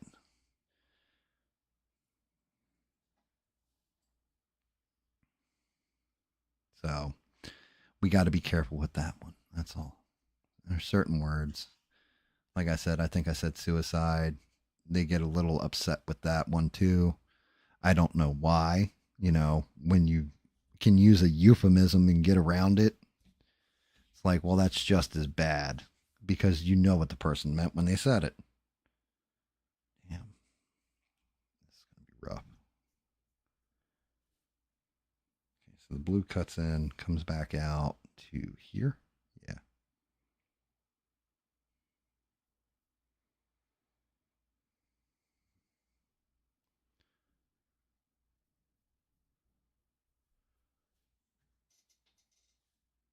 British meatballs. Eugene for the win, guys.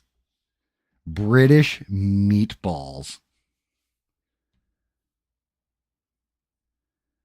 What a perfect way of summing it up where only somebody who's watching this channel would understand exactly what the hell you mean. British meatballs.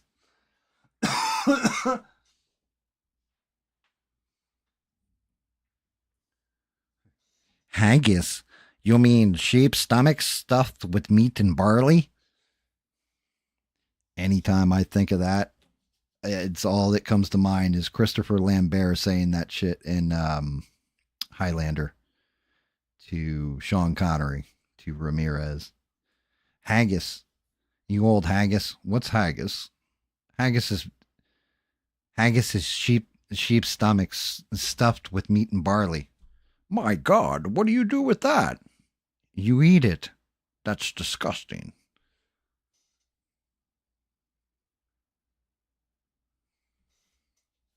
That's just disgusting.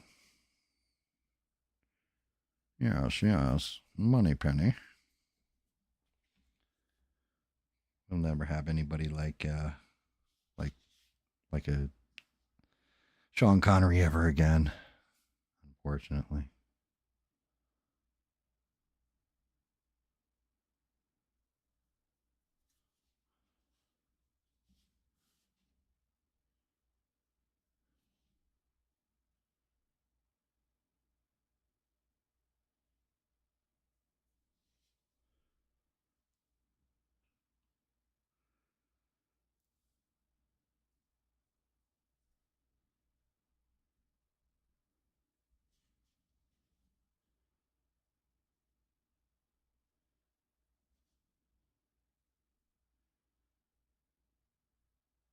Yes. Yes, I took the dog out. Of course I took the dog out. You don't hear him whining in the background. He went out and peed. He's a good pup. He knows that, once I shut down the stream, he gets a PUPPYCUP. I can't say the word because he will go ballistic in back of me. He gets one after every show, and it is a Ben and Jerry's. Because while I disagree with the company and their propaganda and shit, not gonna lie, they use very good ingredients when it comes to your puppies.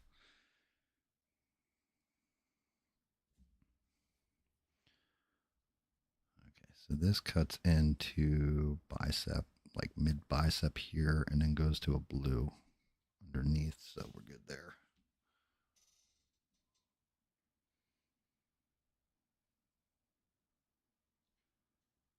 Well, I could believe that. Yeah, you don't want you Scottish women. Yeah, you got to be careful with them. They will kick your fucking ass. Not gonna lie. Yeah, yeah. They Scottish lasses. They will kick your asses. You're not wrong, Duke. You are not wrong.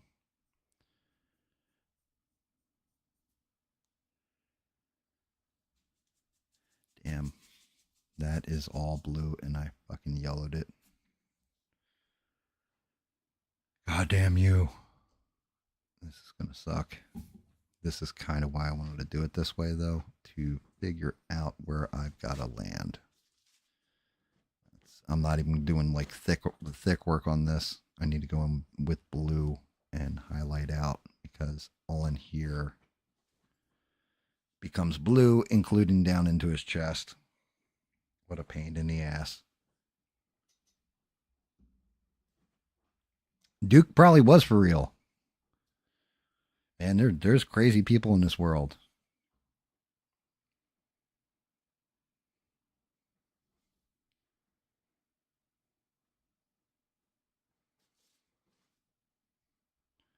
Yeah, I mean, I don't.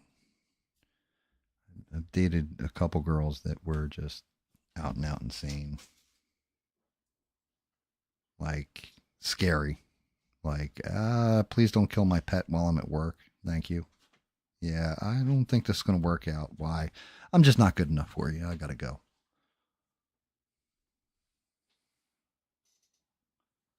You know, that kind of thing. Actually, wait, what the hell? If that's the case. Looking at this. Actually, he does not have windows here. That's good to know. I don't know why the strap goes around like that, but that actually is solid. The outside of the leg has the window, the inside doesn't. Right up into his nuts. No window.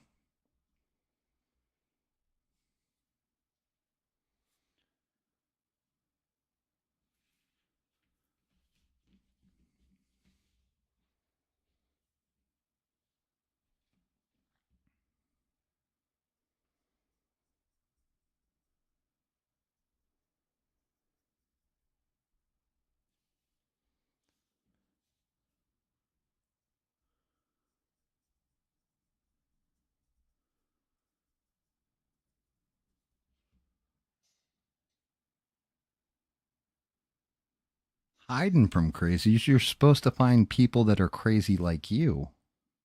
That's the whole point. You got to find your own version of crazy, one that lines up with your crazy. Because nobody's quite sane.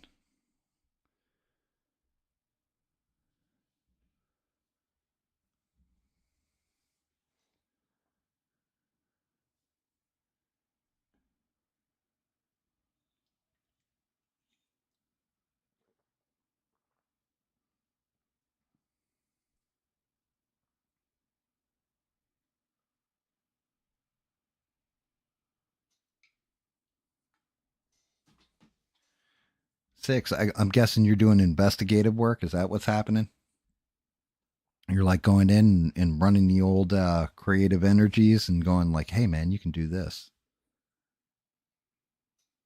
And Duke's not wrong. They will eventually find you.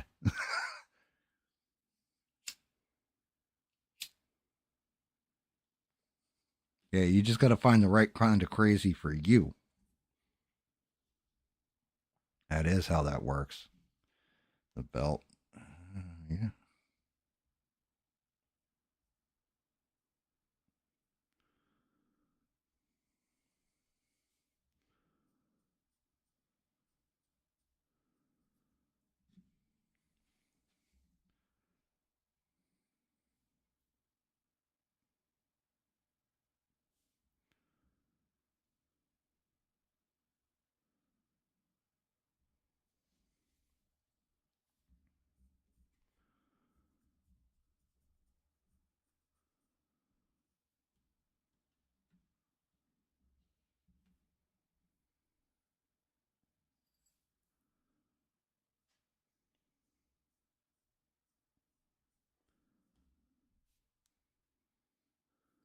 course, that would be blue in the middle and then yellow here. Uh oh. Somebody pissed off the doggy. Heard something he didn't like.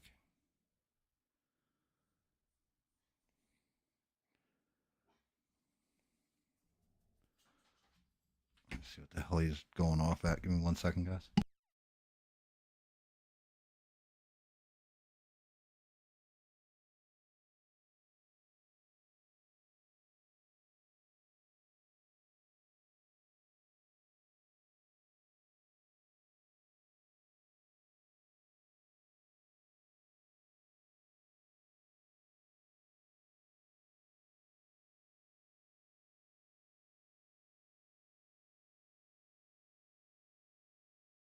Yeah, I mean, that's just it, Six. I don't. You know that. Wait. Is my mic fucked? What the fuck? How come I can't hear myself in my headset?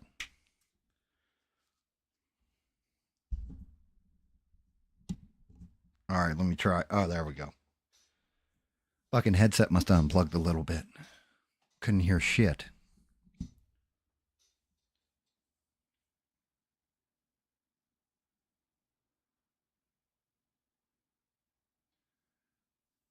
Thank you, thank you, thank you, and thank you, Duke.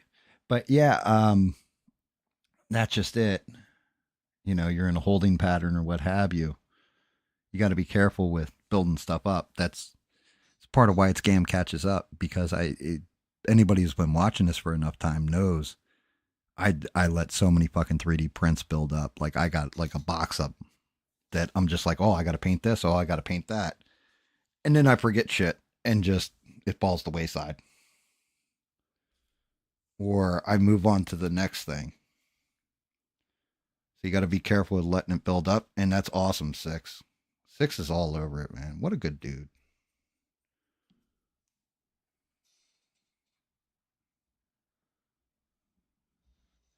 And yeah, I mean, I would lend a hand to Eugene, except for I'm fucking useless when it comes to music.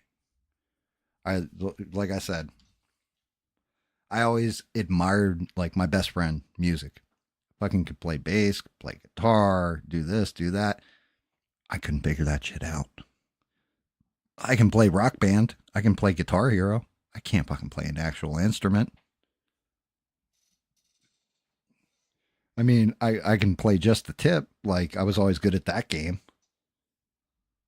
But when it comes to instruments, not so good.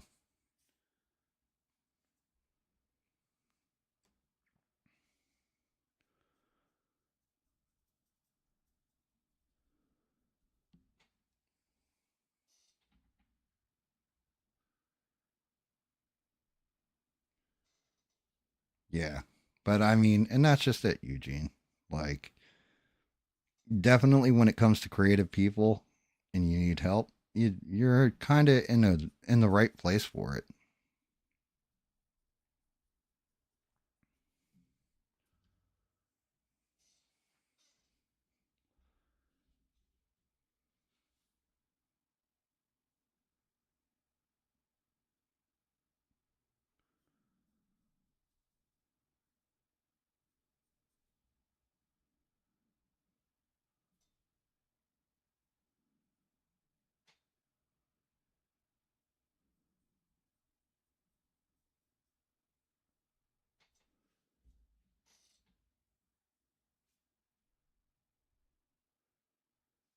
You don't even have a guitar.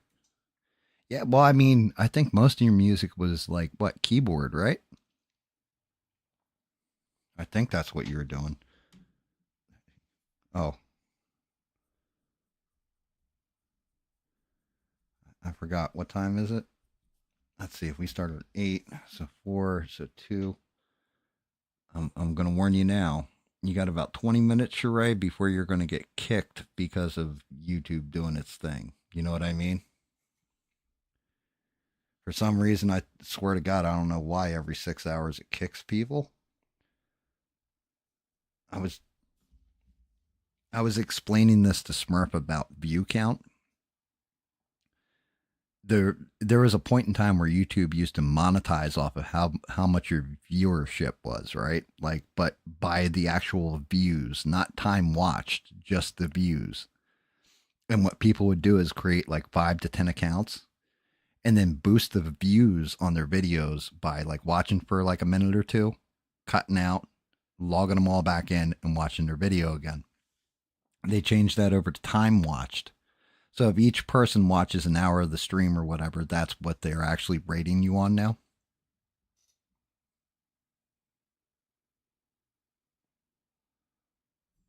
Um, yeah, craziness. So it's better to have actually less viewers that are actually watching your entire stream than having a bunch of viewers that never watch your fucking content or a bunch of subscribers that never watch your content. And that makes sense because I think I was saying this before. If you've got 1.3 million that are subscribed to your 1.5 million and you got 500 people watching you when you live stream, or, you got a couple 2,000 hits on your video or whatever, that's such a low percentage of your audience. I don't know how anybody makes money off of it.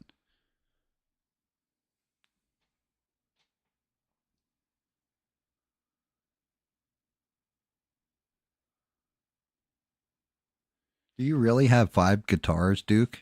Well, actually, why am I even asking you that? You're fucking doing sound checks and shit for people. Of course you do.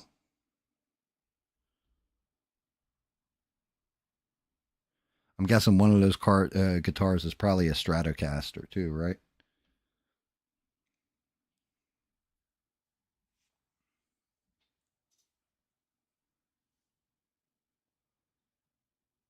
Oh, you got all acoustic. Okay, cool. Cool, cool, cool. Yeah, when I was younger, I actually tried to learn to play guitar and sucked at it, and I hadn't. Oh, shit. That's the first time that's ever happened. I got an OVS disconnect. That must have been something with my actual internets. Interesting.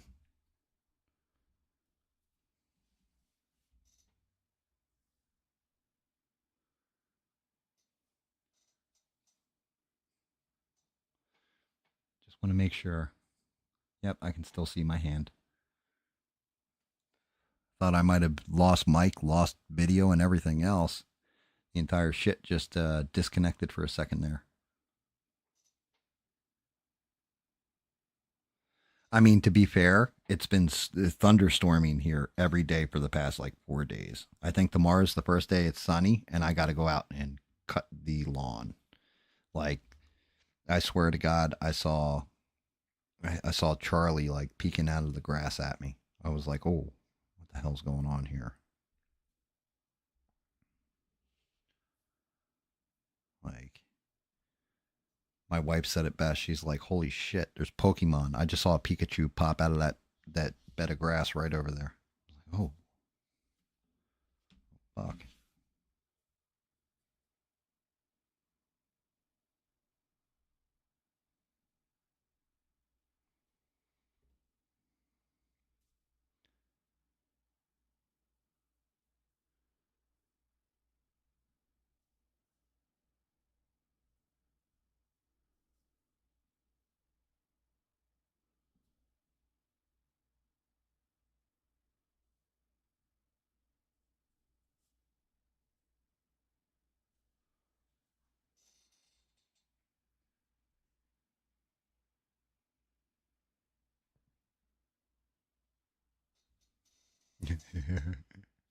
Did you buy your first real 6 string, bought it at the five and dime, played it till your fingers bled? Was the summer of 69?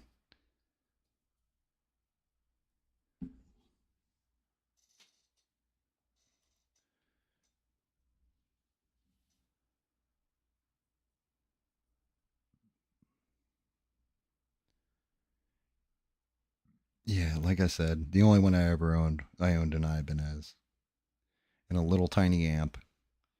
And I mean, I guess it's where I grew up at.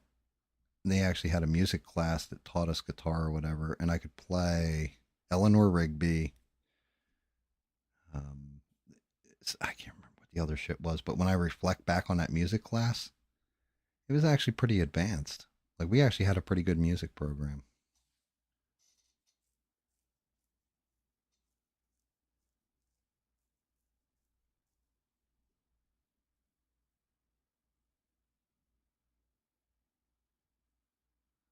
My first guitar was a Bentley. Well, you know, when you're a kid, when you're young, everybody wants to be, well, back when I was a kid, everybody wanted to be a rock star. Nowadays, everybody wants to be like a YouTuber. I want to be a YouTube personality. I want to be a TikToker. Like, man, like everybody thinks they're going to be fucking Mr. Beast on this shit. And it's like, that's not how this works. Not how it works at all. Maybe you'll get picked up by the algorithm. Maybe you won't. Maybe people will give a shit what you got to say on the internet. Maybe some people are going to be like, you're a fucking retard. Like, it's all a crapshoot.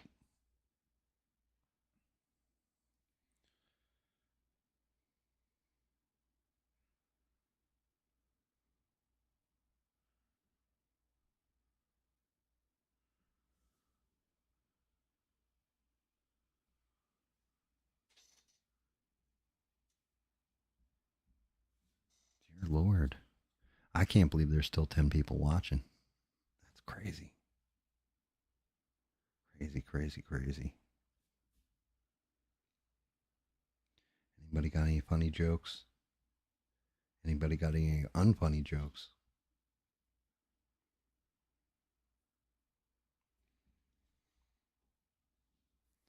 That's the only thing that sucks about streaming for long times, guys. When we're listing off shows and all that, and we're all like laughing, going off. Just imagine if his fucking leg was like that. Like, look at that shit. Oh my goodness. That would have been fucking great. All right, so that line gets painted too.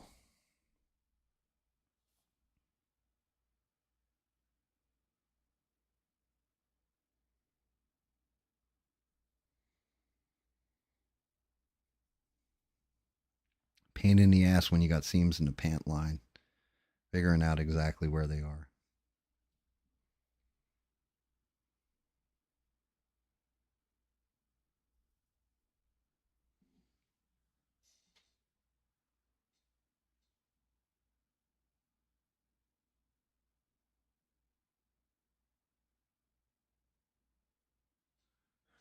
Tim Dangerfield. I'll tell you. I'll tell you. I'll tell you.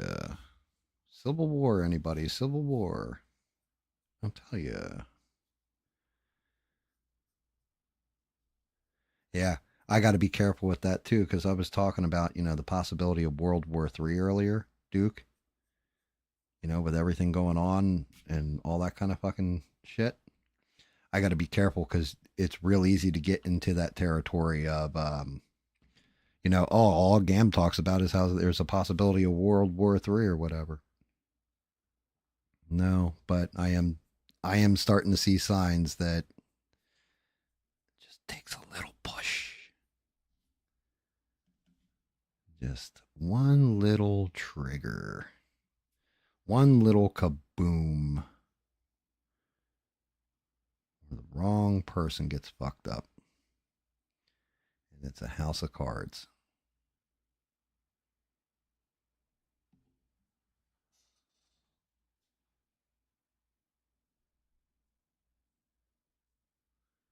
Hey, Eugene, don't knock a ukulele. You could do your own rendition of Raindrops. Raindrops keep falling on my head. Like, you can go off with that.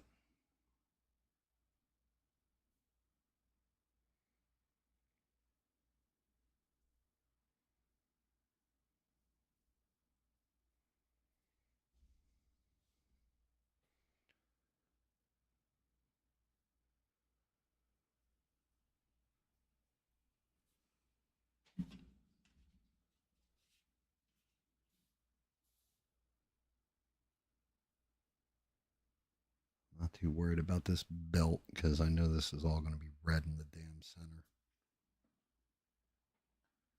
center. Now, Duke, where is the fun in controlling yourself?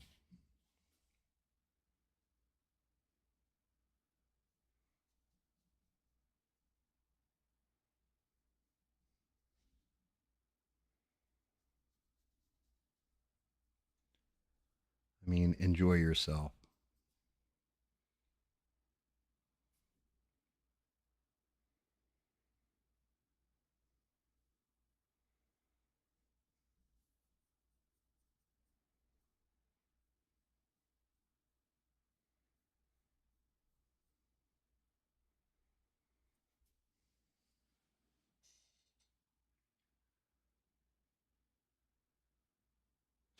See, like Bean is not even watching the show anymore. She's listening to music. She's just like, I got this shit on the background. I'm just typing in the chat and enjoying myself. I'm teasing Beans. I'm teasing. I'm not saying anything fucking vitally important. And even if I was, still probably wouldn't be all that vitally important, right, guys? My goodness. Yeah, I do need to shut the fuck up and paint. God damn it, Smurf. I blame you. Yeah, I mean, you're not wrong. You work like 12 jobs, so you better know how to multitask.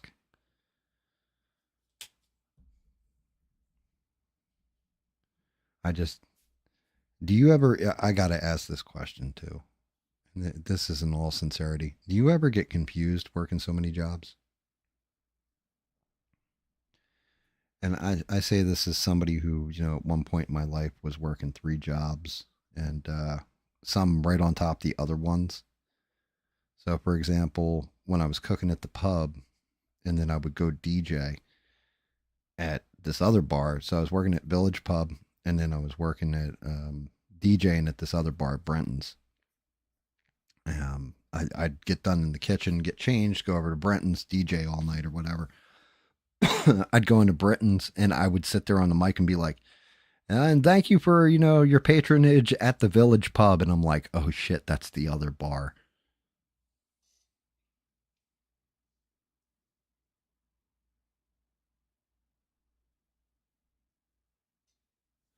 Yeah, I mean, that's a good call, Duke. You might not want to let people know that.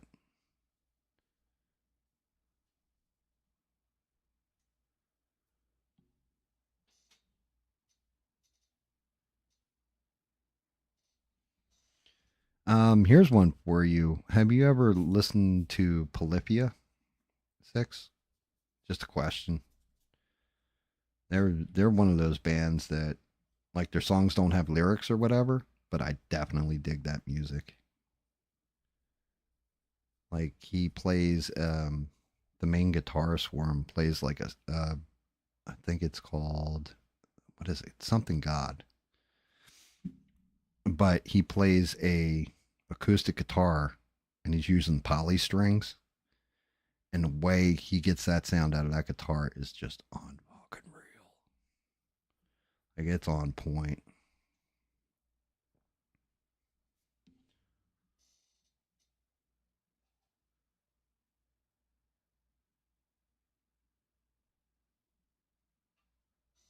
KFC, the Target at Christmas is the one that sticks out to me, Eugene, in that list of jobs as the most fucking brutal.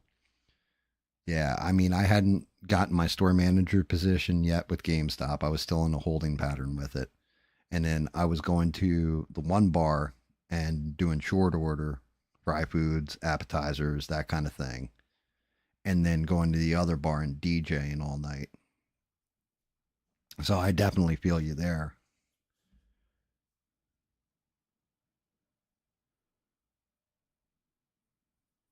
Definitely feel you there.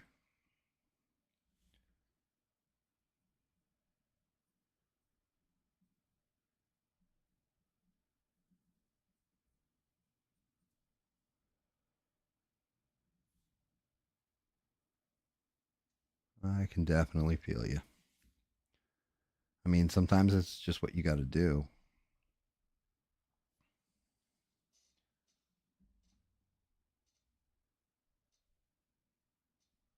Yeah, Polyphia. They've got a couple different songs. Give me one second. Let me look. I'll search up what song I'm thinking of. They've got quite a few bangers, but the one I want to say it's Playing God for some reason.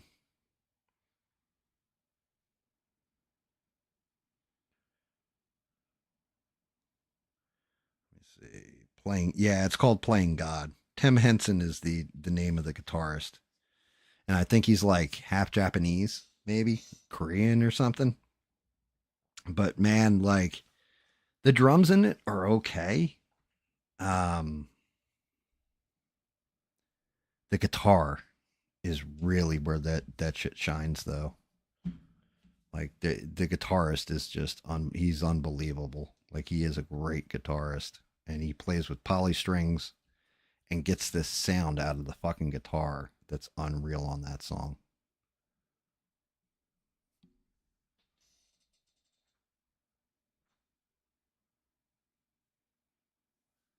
And the country club was actually the worst one. I mean, I don't know. I always looked at, well, then again, I was back of house. If you were bartending, that could have been rough.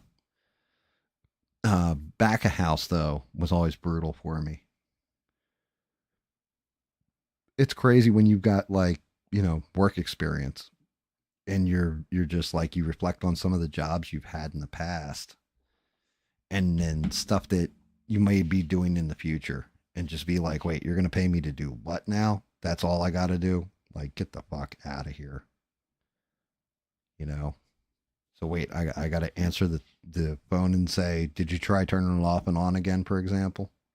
Like working tech support and getting paid like $20 an hour or something versus, oh yeah, I remember standing in the kitchen over a stove that was pumping out like, 400 degrees of heat into a hot ass kitchen with no ventilation really to it other than your oven hood. Sweating my balls off in the dead, middle of summer and getting like, $10 an hour or whatever it was at that time.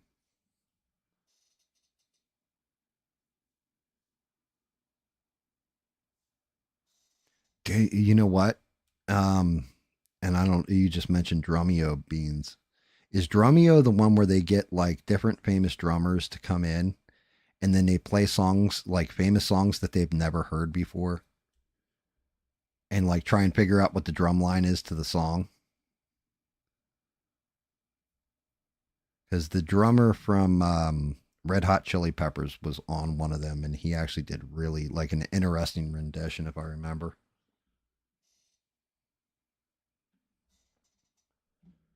I mean, that stuff is, it's actually really fucking cool.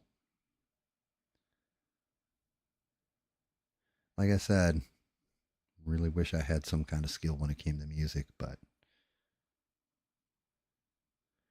being a rock star for me was definitely out of the question. The only thing I could do was dance around on stage with long hair and shake my junk. That would be about it.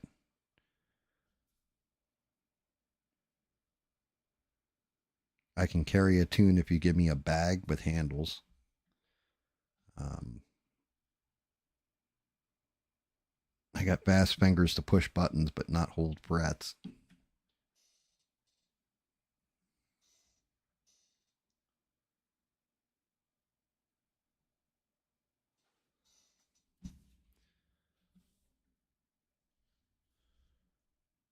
As far as like keeping a rhythm, again, you can definitely, all you got to do is throw me a drum kit and say, all right, play this, and you'll see how just white I am. Like, just step on it to a beat. What beat? I don't know what you mean.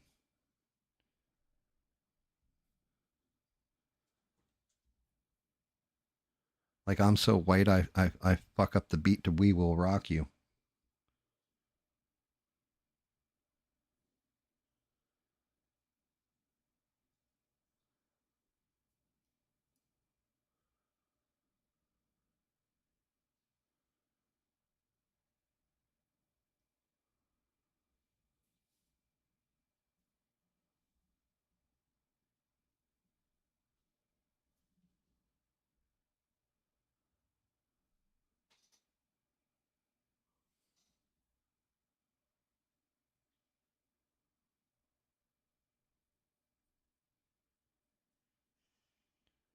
yeah, guys, I'm trying to even think because I'm kind of boring right now.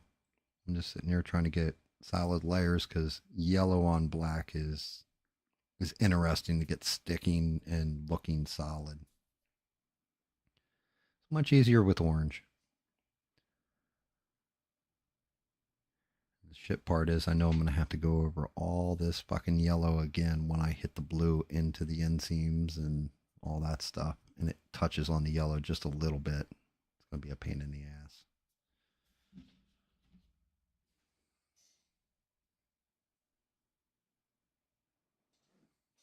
Your dog just chased some raccoon. You know, that's one of them crazy things down here. I rarely see raccoons. Like they exist. I'll see their remains on highways and stuff like this, but yeah, I have yet to see. I see possum. I don't really see raccoons all that much.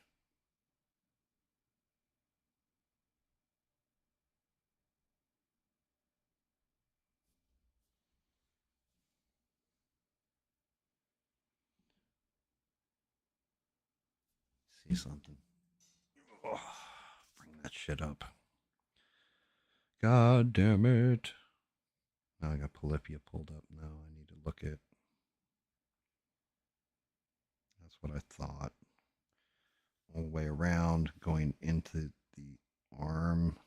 And that is blue around the inside of the arm. Sorry, guys. Looking at when he's posed. Polecats and deer. Oh, deer! I get in my yard. Like we used to feed the deer. Like it was a two-edged thing. Like it keeps them kind of safe from hunters. But the other thing is because I always had deer coming into my yard to eat. If for whatever reason we needed a meat source, well, there you go. You got deer that come into your yard to regularly eat, right? Skunks every now and again. One thing that I had to really get used to down here was armadillos. I had never seen a fucking armadillo in the wild till I moved down here, and I see them all the time. And it's crazy because with armadillos, they're actually one of the things that pass, oh God, what's it called? Leprosy. So you have to be careful with them. They can actually spread leprosy among them. Possums, on the other hand, people get all freaked out about. Possums can't catch rabies. They're mammals, and they're fucking harmless. The only thing that's terrible about them is if you scare them and they shit, basically. That's the only terrible part about possums. But they're harmless otherwise.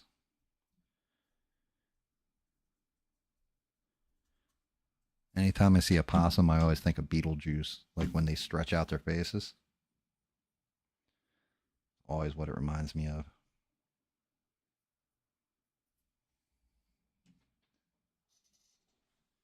Oh, we must have hit 2 o'clock. We did. There it is. There's that kick out at 2.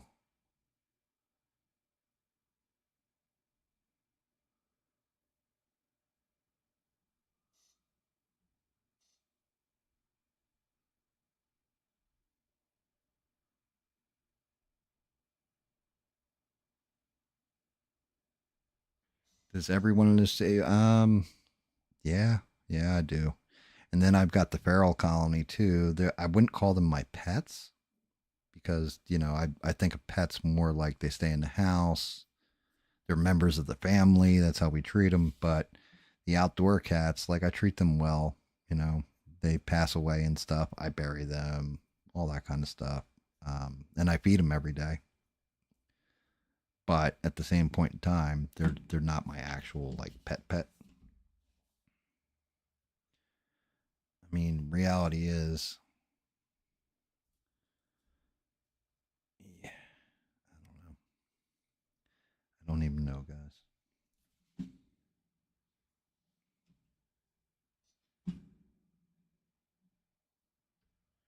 What in the fuck is making that?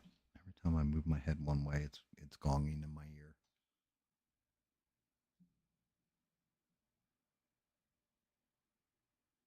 Yeah, Alec Baldwin, stretchy face. Yeah, like a possum. Um, yeah, I don't think Mister should have pets. I'm not gonna lie, because he travels so much for work. Not that he wouldn't want to take care of them, or I don't think he would take care of them right. I just, I, I don't know. If I was traveling all the time for work, I probably would be less my dog unless my wife was home taking care of it or something, because I just feel it's kind of mean to the animal. You know what I mean? Like it's cruel to the animal to have it chained up, and like I know people that leave their dog out. Like today it was storming out there and my dog had to go out. I walk my dog. I can hear like two doors down from me, which is probably about 4 acres away, 5 acres away. All I hear is the fucking like this real sad yelping. My dog's looking at me and I'm like, yeah, somebody don't love their puppers. It's like heartbreaking to me. It's like, yo, you wouldn't do that shit with your kids, would you? You wouldn't do that with. Why would you leave your dog chained up out in the yard during a rainstorm? Like, what kind of sick fuck are you?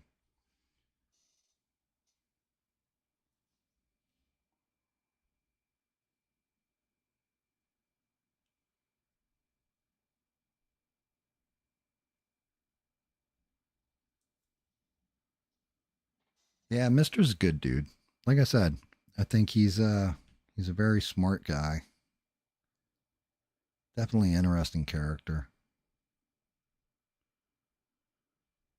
I like teasing him, but I do think he's a good dude. And I know Mister likes to break my balls as well. He's doing it in good humor. Well, as far as I can tell, he's doing it in good humor.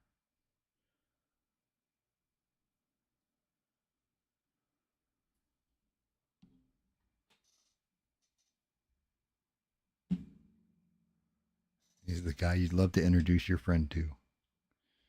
Yep, well, that's just it. You'd like to introduce your friend to, but why wouldn't you go for him? You know, that's my question. Why wouldn't you? Why wouldn't you go for him yourself? Why would you introduce a friend? I mean, granted, if you're married, that's one thing, or with somebody, that's one thing. But if you're single, why wouldn't you go for him yourself?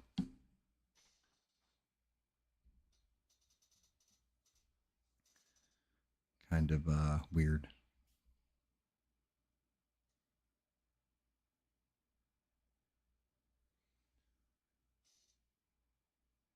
Yeah, honestly, Rick James going to have to choke a bitch. It wouldn't be Wayne Brady. It would be Rick James at that point going to have to choke a bitch. You're not wrong.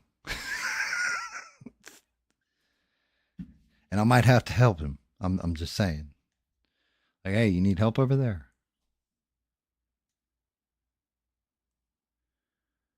I mean, that's just one of those GAM things. Like, I know that the respect I have in my marriage, I'm like that with other people's marriages.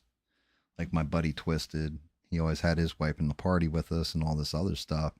And he always said, like, somebody starts getting fresh with her, like guy wise, and I'm not here. I was like, bro, I got you. Like nobody's getting fresh with Tink while I'm around, that kind of thing.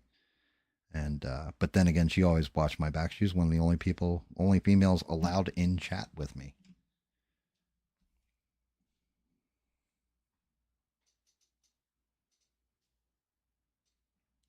And it like fair enough, you know, and that's why like that's Sheree. You will always hear I have mad respect for Mr. Rick James there, not just for sticking up for me, but because you mod for me and everything else, and you're here all the time in my streams and everything else, that can take away time from him or whatever, and he might feel some kind of way. And the fact he's a good enough dude where he lets you, and I'm not saying like you're not your own person, you can't do stuff and all this, but the fact that he doesn't get all upset about it or feel some kind of way and is like, yeah, that's kind of fucked up and it causes problems, is how I'm kind of saying it. That's awesome of him. So I'm always going to give him respect and always shout him the fuck out. And I'm also going to watch his backside. case somebody starts getting a little fresh with the old charade.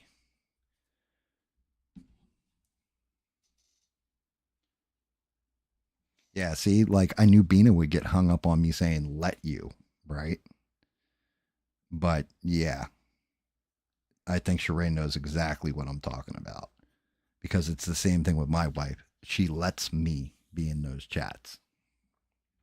She lets me do this streaming and trust me to do it without, like, hey, I'm going to flirt with every girl on the internets because there's plenty of fucking guys who do that shit.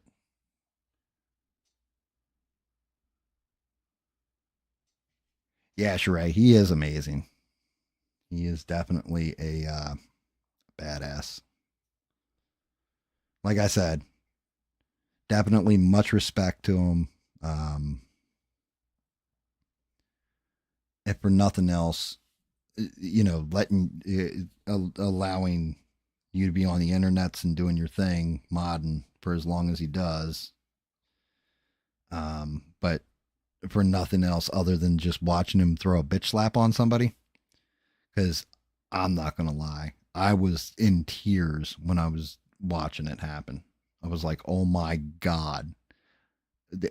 Like, it caught me so off guard. I'm like, yo, there's an actual troll. Like, it's like I've never seen an actual troll. Like, there's actually a troll. What the fuck? And I'm like, and everybody's going to think it's me. What the fuck? I'm not trolling anybody. I'm not doing anything dickish.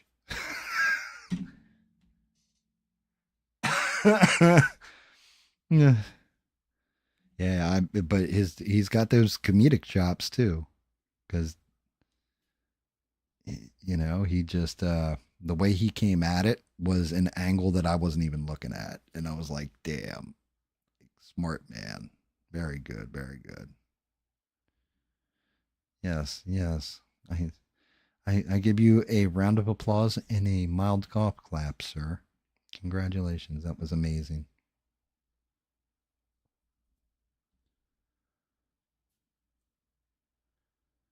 I really got to shut up and paint next time. Should I even bother covering news next time, guys? Like, do you guys actually get anything out of that part of the show? Or is it just my gums flapping? Like, did you guys learn anything new from the news part? You guys heard it earlier. Or is it just like, I might as well be old man screaming at clouds? Yes, yes, Beans. It's very transparent, right? So, I mean, you look here, see how solid the code is? But if you look here, this is a 2 coat on that little window. By about coat 4, it's getting solid. But painting over that black, the peekaboo behind it is just rough. Like, the yellow it isn't coating out enough to hide the black surface. So I have to keep layering like that and then going back to it. And it's going to be that way for the entire back. Like, that's what, 1 coat on here. So I'm going to have to hit it 3 more times.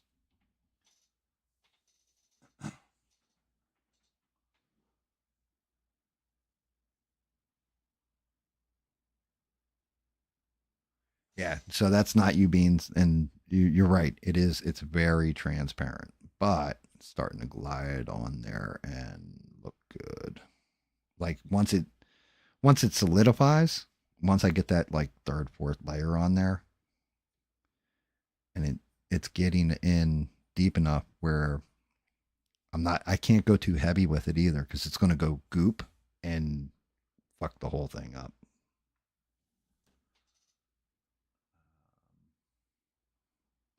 Yeah, 6, you usually miss the news. But I was going, like everything I go over, it's basically all the news stories that I've seen that I haven't really, like, I'll hear them covered here or there, or you'll hear about it for like 2 seconds. And it's like, how come somebody isn't talking more about this?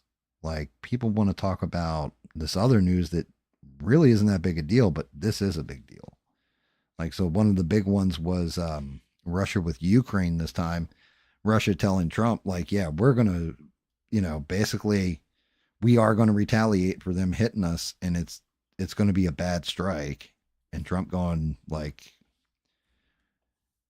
not repeating what exactly was said and all that kind of stuff. But little things like this, and that's cool, Sheree. So it actually is news that you can use. It's not just like bullshit.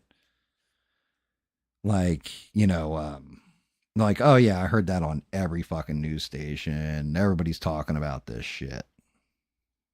Because I mean, you're a moderator on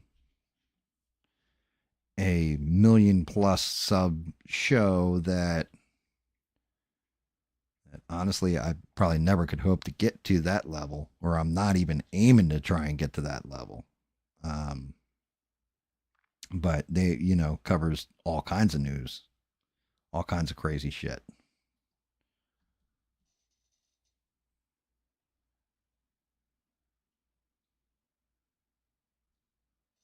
Yeah, special news. Do you want me to do a special news recap for you, Six? I'll do it, man. You deserve it.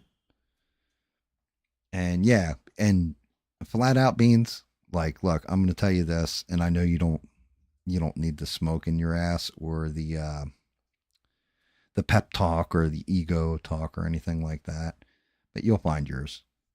Flat out, you work hard enough. You're a decent person. You got a good, no pun intended, bean on you, and you're strong, you're independent, all that stuff. You'll find somebody who complements your style. It's just, honestly, some of it's kismet, other times it's luck, sometimes it's knowing exactly what you want and finding it. Happens in a multitude of ways. It's just is what it is, and in due time, you'll be all right. You'll be good. There'll come a time where you'll be too busy with somebody where we won't even see you for like 2 weeks, and it'll be okay. Either that or else they'll be here watching the fucking show with you.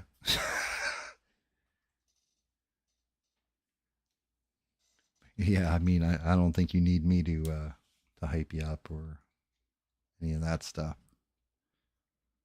Yeah, Sheree's not wrong.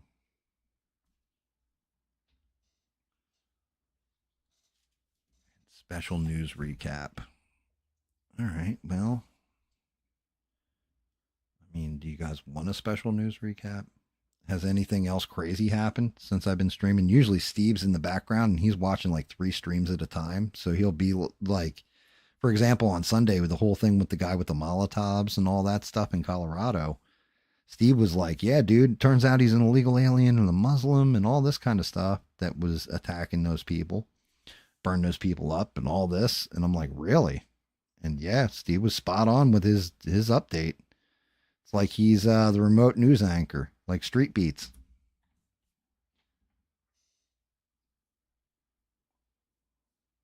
Yeah, yeah. This just in: Elon Musk called Donald Trump an orange comb over monkey. This just in: Donald Trump said Elon may be the best ever, but he's still on the spectrum. Film at 11.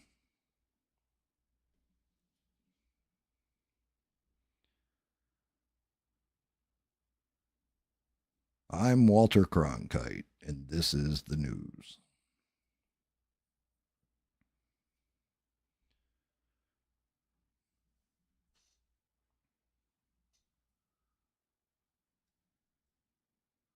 He didn't walk like an Egyptian. Fantastic. Fantastic.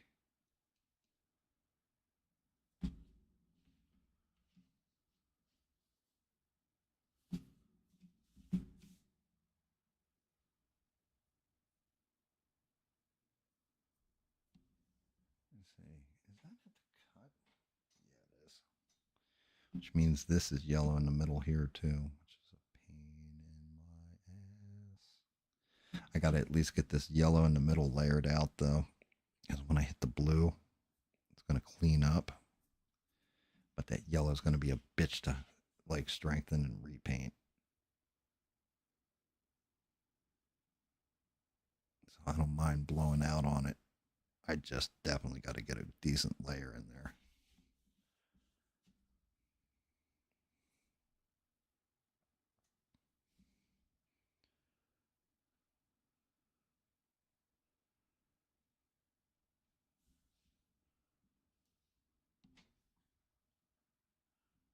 outside. The strap should be yellow too, right? So, yeah. Following the patterns on the clothes.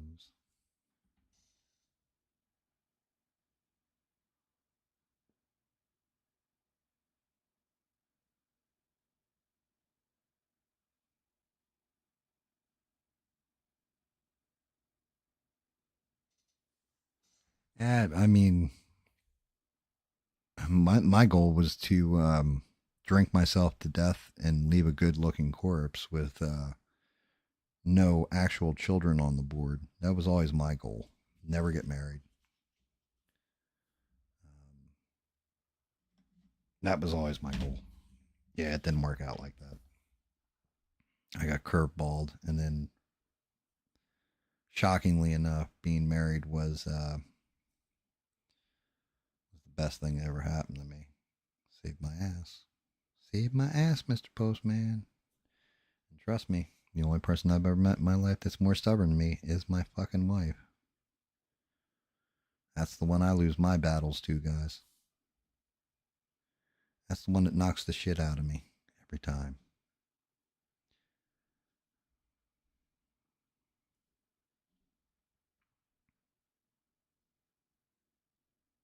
Like there is no winning an argument. Actually, it's not true. When I win an argument, though, I write it down on like the fridge. Like I write it down on a post-it note and we'll put it on the fridge. Fuck you, I was right. Fuck you, I was right.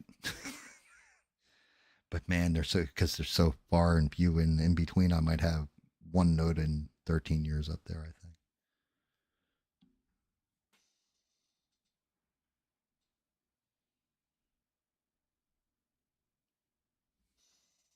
But yeah, having kids nowadays is rough. I don't know how Sheree and Rick James pull that shit off. You got like teenagers, right? Like Bagum D's the same way. His son, I think, is a teenager as well. And Bagum's even told me he's like, man, I've had to adapt a whole different philosophy for this dude. It's uh, it's rough. Raising kids nowadays is definitely a different type of experience. And lucky for me, all mine's is grown and gone. And unfortunately for me, mine are grown and gone because I actually loved having my kids around me. They kept me honest. Now instead, I got you guys to keep me honest. And I got to be careful hanging out with guys like Duke. Next thing you know, I'm singing songs about being happy. This is a song about a whale. No, this is a song about being happy.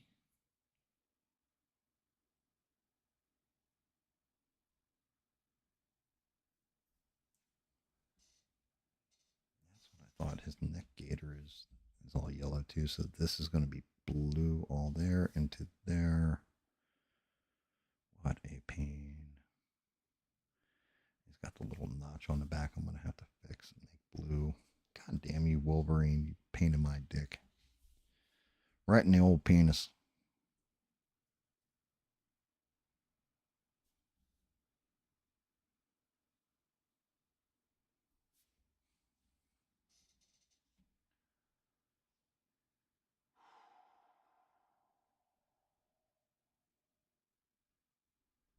Damn 10.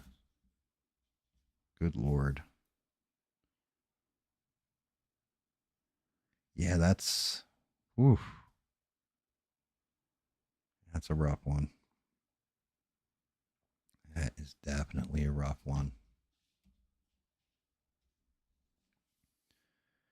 Yeah,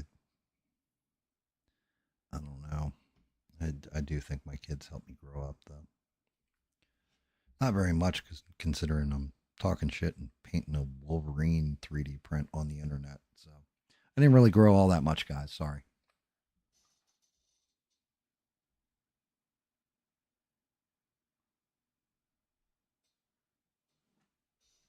It's actually that's some good advice too, Beans. Whole thing is, Eugene Beans is right.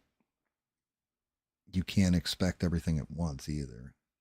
It take it, like the Superman, the Sunshine Superman song. It'll take time. I know it, but in a while, you're gonna be mine. I know it. We'll do it in style, one step at a time. Especially if you're rebuilding.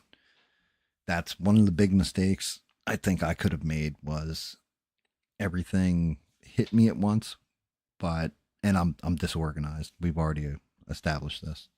My wife's very organized. She was able to say, "All right, stop. You're trying to eat the whole pizza in one bite. Take one bite of one slice first, and then we'll get to the next and the next and the next." And what do you know? But it takes time. You keep noticing I'll say stuff like, "Well, I got my house, and this, that, and the other thing." That wasn't in a year. That wasn't in 2 years. The house came in three.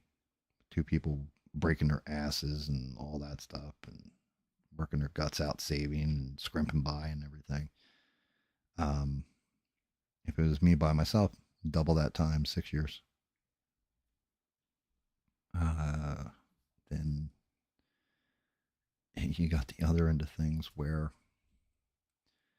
everything has taken years to establish where it's at. And that's where I feel bad because the good thing is you've got actual life experience. You've been in the real world, you know, careers that might have started, stopped, jobs that might have definitely started and stopped, and been through good times, bad times. Good times might have been better than you remember or worse than you remember, and bad times might have been better than you remember or worse than you remember. But you can make it through again. You can definitely 110% make it through that shit again.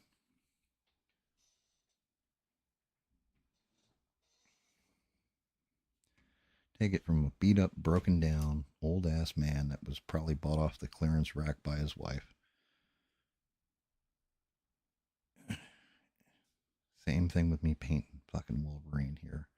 If I can print this 3D model, if I can get it out, I can throw a coat of fucking cheap ass paint, $1.19 a bottle paint on this thing and make it look anywhere near good, then you can do it too.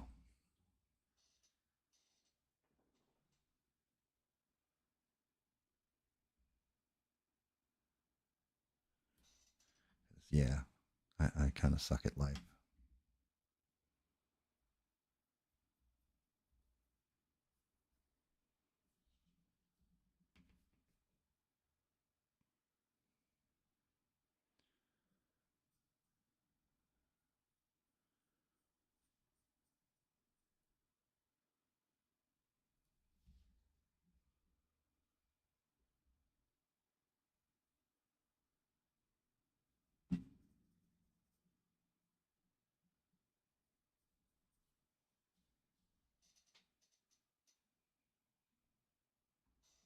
Man, it got quiet in the chat. Did I say something fucked up or wrong? Do I need to talk about funny things?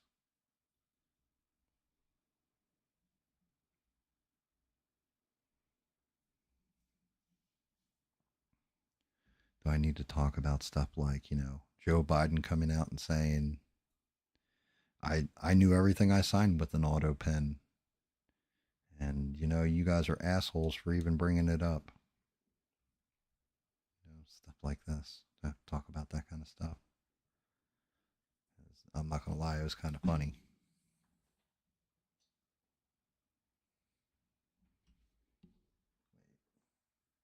That goes into that. And what cuts out? Oh, that is that. Shit. Well, shit.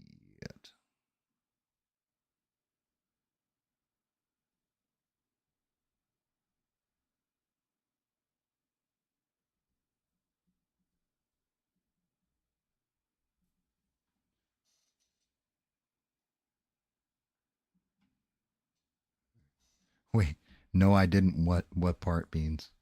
And that's crazy. You're just standing there in the rain watching the dog make a doo doo. Making a two. That's what we call making a two. Go make your ones, go make your twos.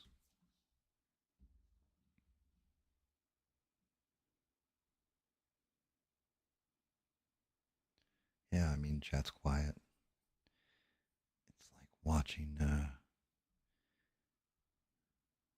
watching a fishbowl without the filter running. Quiet. It's crazy because this is the type of time where I would record like me reading one of the books or something like that.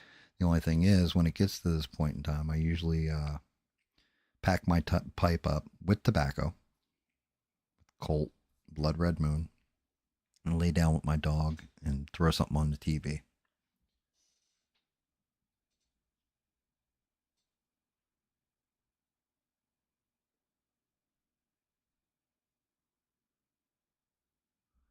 Now, I can understand Eugene, um, but he went from nothing to having everything in 5 years. What kind of help did he get? That's the question. Like, um, like Six is willing to reach out and help with stuff with the music and stuff like that. But what kind of help do you need? Financial help. There's different versions of help. Like, for example, I knew a guy once got hooked up on heroin, was going over to the city or whatever, and one of the guys that worked for me knew who was selling it to him. So I want that shit cut off. And he was like, yeah, we'll get him the help he needs. And they beat the fuck out of him, took his money, and left him in a pool of his own blood. And then, he woke up in the hospital and it got him off heroin for a minute. Only for a minute. He ended up relapsing like years later, but, he never knew that we had him beat up.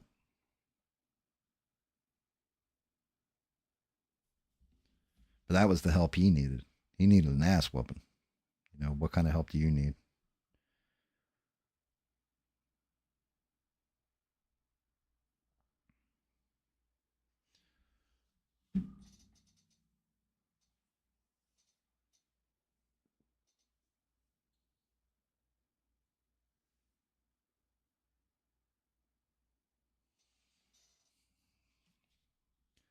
I can understand that, Eugene. Um, for what it's worth, we listen to you and all that because we actually do care. We don't care like we can care to an extent. You know what I mean? People in your actual life, it's like saying, "Oh, I this, that, or the other thing about Beans." Well, it's not like Beans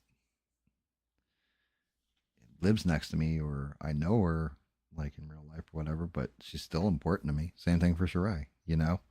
Um, so I don't know what it is in like personal life, but the other part is the big thing is that you can do it without somebody else caring about you. You just got to care about you more than you do.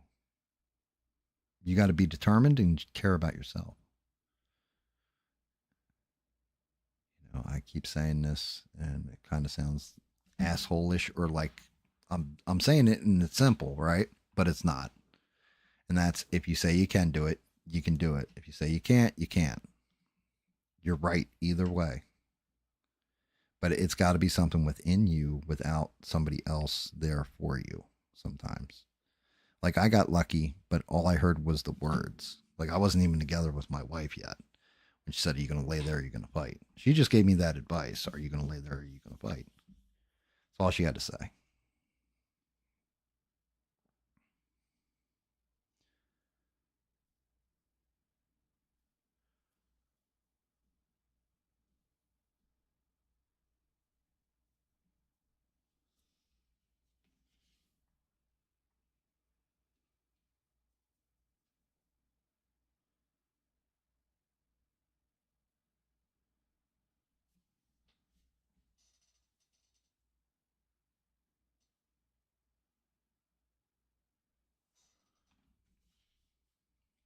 Like it's not an easy thing.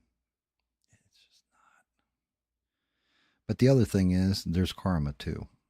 I 110% believe in karma, Eugene. throwing positive shit out there. Who knows? Maybe you come across somebody who's feeling the same way you are. And this is going to be one of those things. Because I have no doubt, like, I'm actually kind of confident that you're going to shake this shit off eventually. It doesn't have to be tomorrow. It doesn't have to be the next day. It doesn't have to be next week, next month, whatever. But eventually, when you shake this shit off and you get on your feet and things are good for you, just remember to pay that belief in somebody forward. Keep it perpetually going forward. You can help somebody else out. Maybe somebody's in the same place as you right now. I don't know if there's people that, similar life experiences that you've run into where you can sit down and have conversations with them and just ask them through. I can tell you about one guy I tried to help. David Mon hates the fucking guy too. And he always loves it when I tell the story.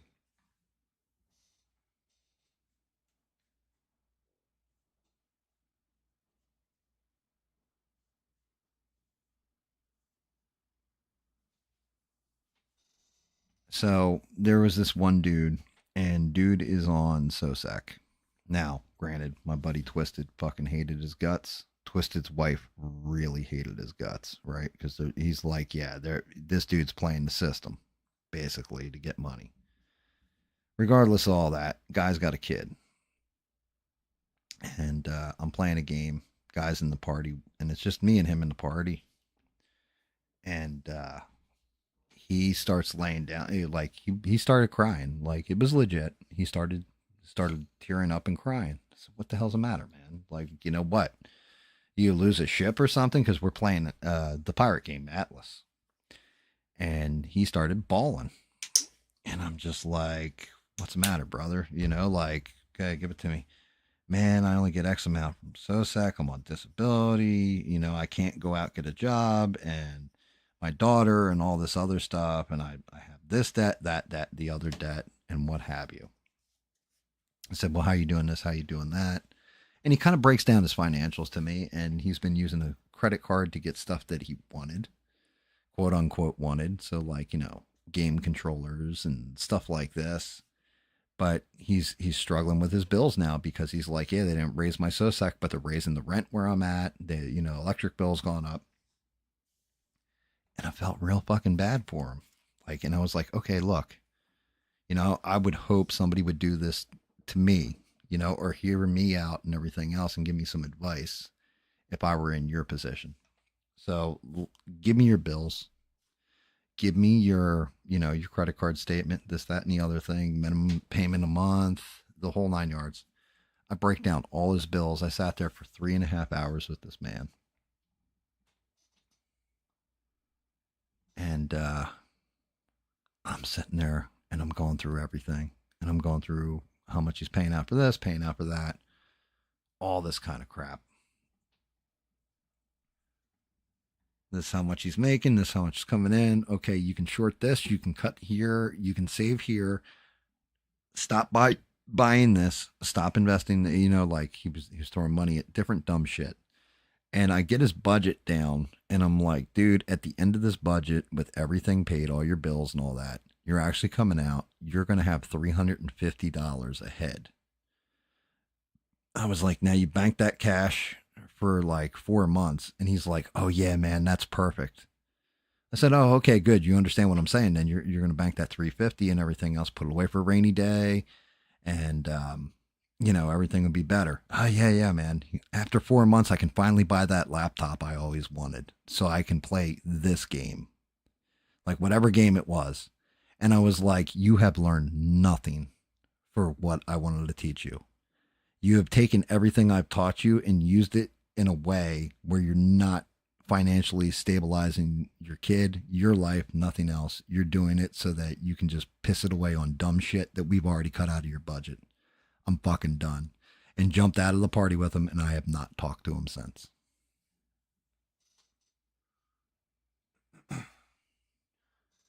Hey, you know something there, Smurf? You're gonna talk that kind of trash coming in here like you're somebody? Like who the fuck are you? Huh?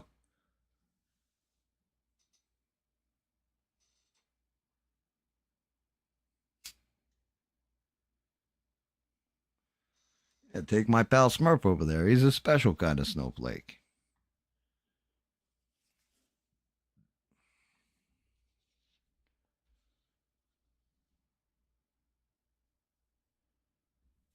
I mean, Smurf, you show up here, what am I going to call you? Names and stuff? Huh? What do you got there, Chief? On air sport? What do you say there, pal?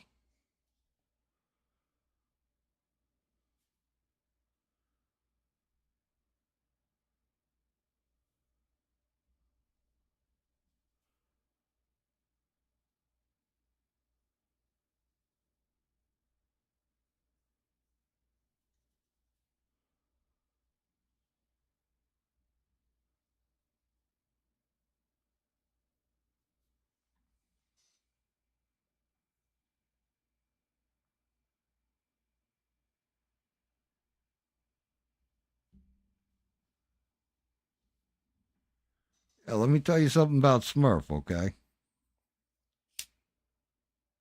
That guy there, he's that guy there. I'm just going to tell you that now.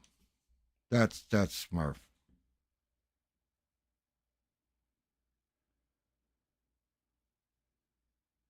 Oh, yeah, that's it. Period. End of sentence.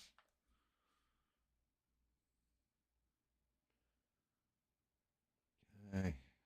That is matching. Am I matching? Look at that leg. Top and bottom.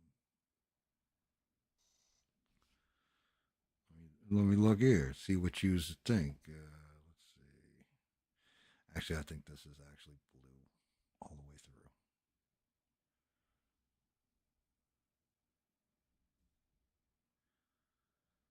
And then what is up with that leg?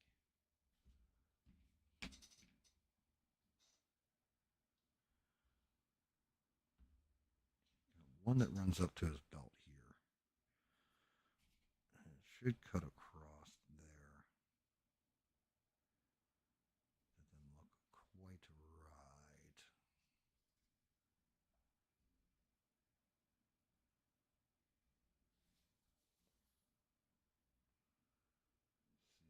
See, so that is blue.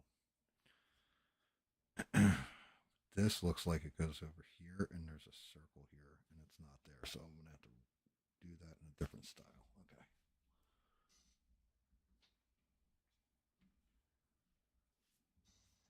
Okay. Yeah, that's a very well way of putting it there. The chat is better than our therapy sessions.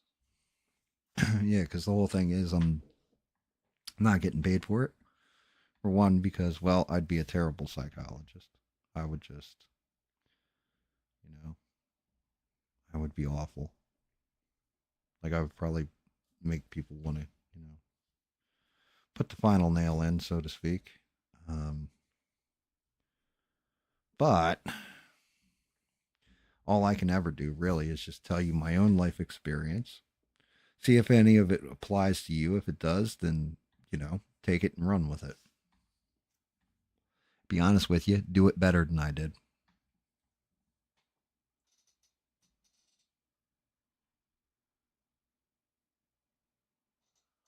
Well, that's just it. I don't feel down because I got happy feet. I also understand sometimes you can't help it. There's times where I'm fucking down and out, and it, for just no fucking reason, just down and out.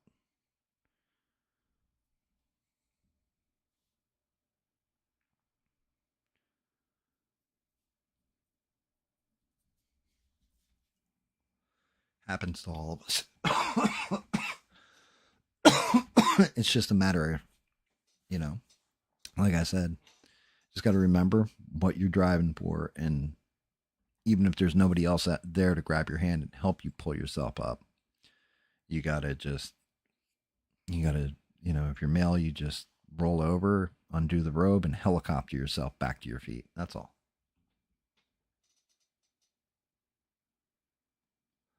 I like that.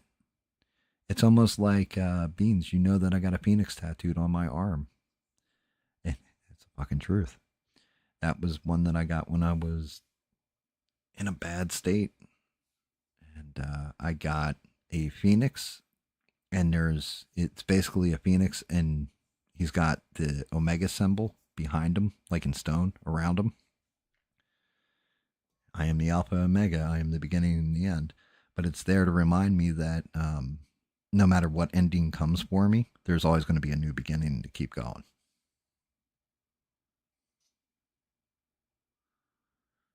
Yeah, I keep mine all above the sleeve line or at the ankle line or what have you.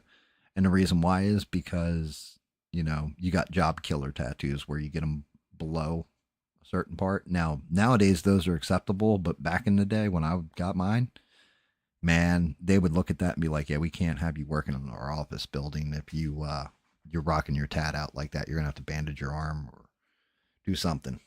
Or we're just not hiring you.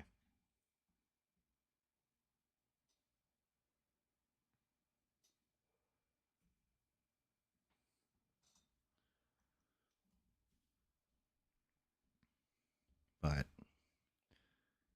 nowadays, it's cool. You can walk in with a full sleeve, your eyebrows tattooed, your face tattooed.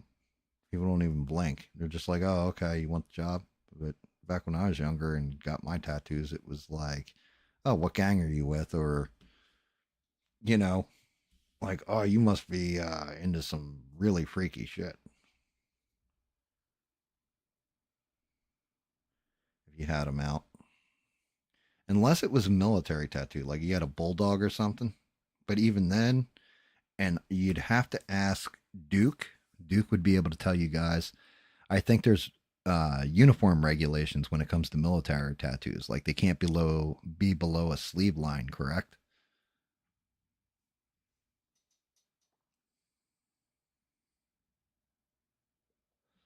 And like I said, everybody gets down every now and again. It's just a matter of what you do when you're down. You just gotta, even if there's nobody to pull you up, sometimes you gotta pull yourself up, and that's the part I can't help people with is pulling yourself up. I'd love to. I'd love to be able to reach through the internet and just grab Eugene, pick him up, but I can't. I can talk to him. That's what I can do.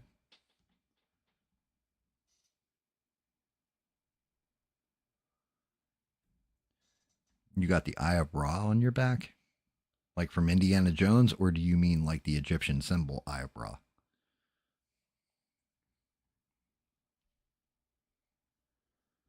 Because I know somebody who has who always said he was going to get Yoda tattooed on his arm, and son of a bitch if he didn't. Like when he hit a certain age, he was like, "Yeah, remember I always said I was going to get Yoda?" I'm like, "Yeah." He's like, "Check it out, damn, you got Yoda, big as shit on your arm, and he looks like Yoda. He got an actual good tattoo." Yeah, I've got my GAM tattoo on my ankle, like the logo from my channel. That's tattooed on my ankle. Had that since I was 24 or 25. It's actually a gift from my buddy Bones for my birthday.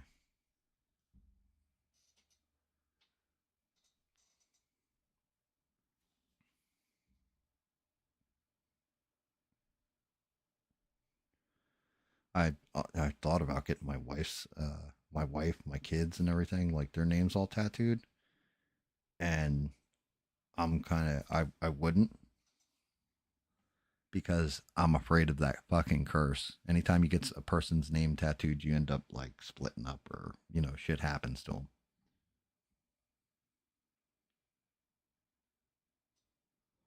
That's pretty cool. You got your cat's paw on your wrist.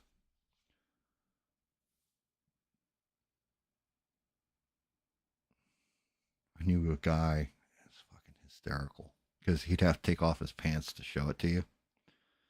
But he got it was a devil on each butt cheek and piles of coal next to him, and it looked like they were shoveling the coal into his butthole.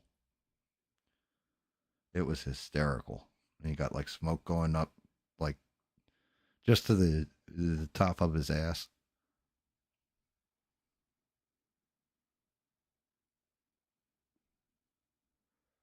I'm sorry to hear that, Six. That's rough.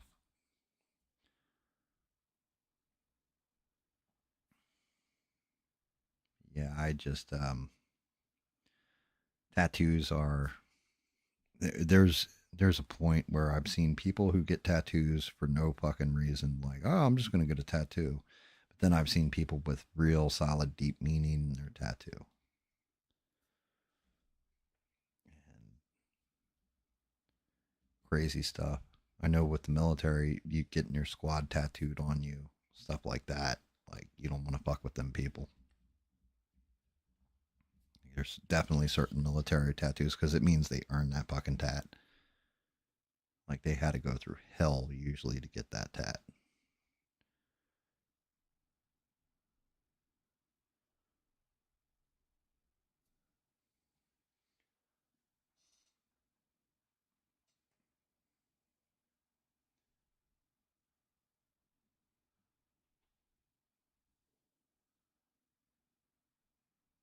Eugene's like, what the fuck? Are you talking about the getting the coal shoveled in his butthole? Yeah, it was a fucking hysterical tattoo. Like I knew a guy who used to do it, and when bar bets with it, he got your name, like the words "your name" tattooed on his ass cheek, and then would bet somebody a beer or a shot, depending.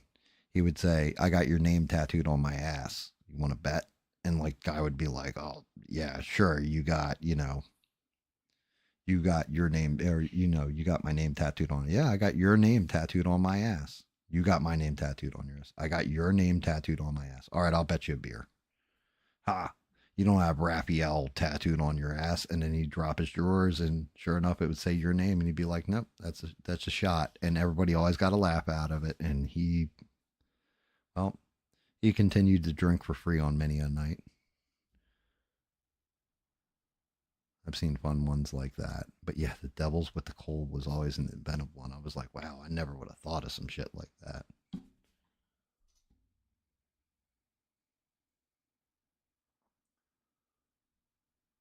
Yeah, you know, I guess I'm always talking about how I buried so far two mamas. Well, actually, now it make today made three. Three of the mamas have completely lost their litters. So I think it's 14 kittens I've buried this year. But they're not my cat. They're the outdoors. The last one that I lost was my cat, Mr. Gaston. And he got his headstone and all that. He passed away last year, beginning of last year, I think it was. And I still got my handsome devil cat Frack. He's still kicking it. And I got the only female pet I own, Gypsy. Gypsy the cat.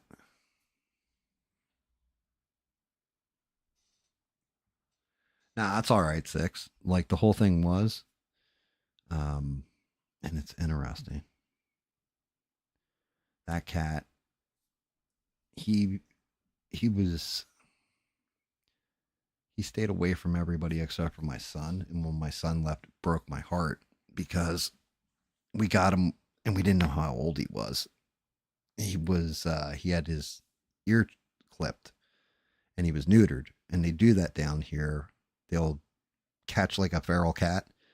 They neuter or spay them. They clip their ear so you know that they've got all their shots and everything, and they put them out in the wild. And he showed up during Hurricane Matthew, in the aftermath of Hurricane Matthew. And actually, that's what his headstone reads: is came in with Matthew, and then we got hit with the other hurricane, and that's when he died. Was like right during that hurricane.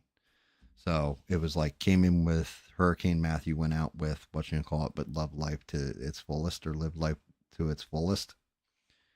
And yeah, it's sad. It's definitely sad, but you know what? It gave that cat a good life. Like he had the best life, and that's all you can really do. I've said this before. I'll say it again. We're for a pet, a dog, a cat, a gerbil, a snake, whatever.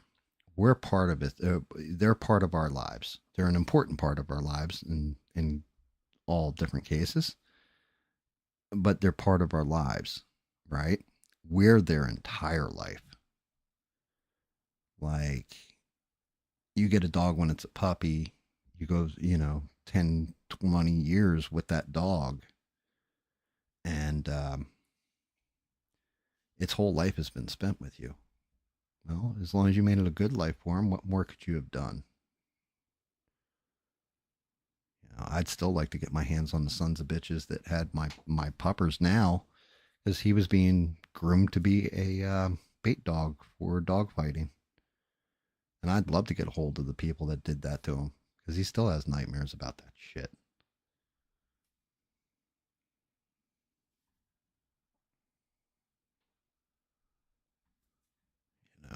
And guaranteed wouldn't be like some fucking goof on the internet. Like, I may be a guy who paints shit and talks shit on the internet, but in real life, I can be fucking scary, especially when I'm actually mad. Because in a lot of ways, sometimes I don't value human life as much as I probably should. So, pray to God that I never find out who actually had my dog before we got him. And if I ever do find out, you better pray to his God for mercy, because I'm not going to have any.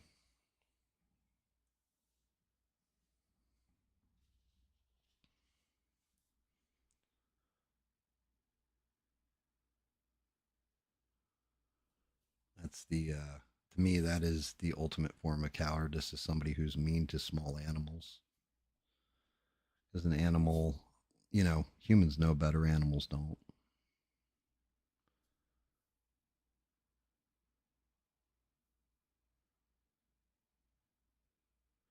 And man, you know what? Now I think about it, I'm kind of fucked up like that. Just like talking like this to you guys, kind of fucks with my head a little bit, because then I start thinking about it and I start connecting certain dots. Like, what's the other thing I hate, guys? What's the one sin that I could never forgive of somebody? No, not helicoptering. I can forgive that sin, especially if it's funny and done in the right context. Um, what is the one sin somebody can do that would make me lose? If I found out about it, would make me lose my shit. Sheree's got it in one. God damn, Sheree, that's why you're the greatest goddamn mod. Yeah, kid diddlers, right? But when you really break that shit down, kid diddlers, children are innocent, and you're taking their innocence from them and hurting them, right? I can't tolerate that as a human being, and like I'll say as a man, but reality is it's more of a moral thing, I guess, in me. That's the one. It's the same thing with small animals, like torturing small animals or hurting them or something like this. You're hurting something innocent, and to me, it's abhorrent to me, because I'm built to protect. I'm not built to, enjoy something suffering. I want to protect it from suffering, stop it from hurting. And to be honest with you, I'm quite capable of doing it. Now, not as capable as when I was younger, but I still got that. Still got 3 good ass weapons left.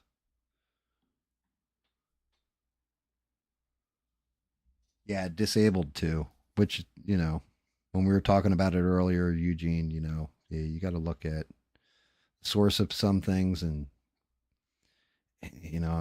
picking on people that may or may not have mental challenges in life. It ain't cool when you got all your mental faculties to you.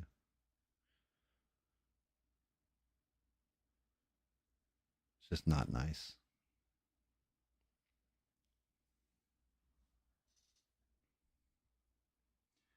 Now, hurting another being, that happens. That happens by accident or what have you, and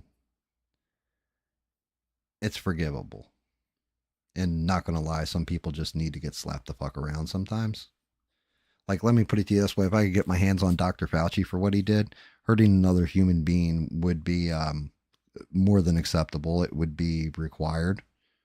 So I can only half agree with you, Beans. But hurting something that's innocent and weak, way weaker than you on purpose, that's a whole different ball of wax, I guess, in my eyes. And I mean, so technically, you could say Dr. Fauci would be weaker than me, right? He's older than me. He and going to heal the same, all this. So technically, I guess you could say I'd be beating up on somebody weaker. But man, as many lives as he's destroyed, as many people that didn't get to say goodbye to somebody they loved because of the bullshit he was selling everybody. People that got vaccine injured, if I get my hands on them and beat the fuck out of them, I would.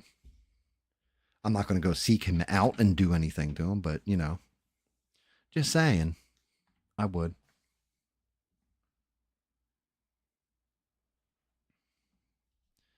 I mean, there's plenty of people like in relationships that I hurt because I didn't feel the same way about them as they felt about me. So, is that a shame? Yeah, that sucks, but if you're being honest, that happens too. So, I guess the real definition is what do you mean by hurt? I do condemn violence, but I can understand. I can also see the truth about justice and administering it, but I could never be a cop or a judge. I'd make a terrible judge. Yeah, you're right. You're right, Beans. Just because it happens doesn't mean it's okay. But at the same point in time, it's one of them sliding scales, I guess. Like physical injury versus emotional injury. Because if that's the case and that's your argument, then I want you to think about all those people that yell hate speech and all that. Maybe they're being serious when they say that. Your speech is actually damaging their psyche. You're actually hurting their feelings when you're saying what you're saying, even though what you're saying is the truth. At that point, maybe you don't enjoy hurting that person, but telling them the truth is the best policy, right?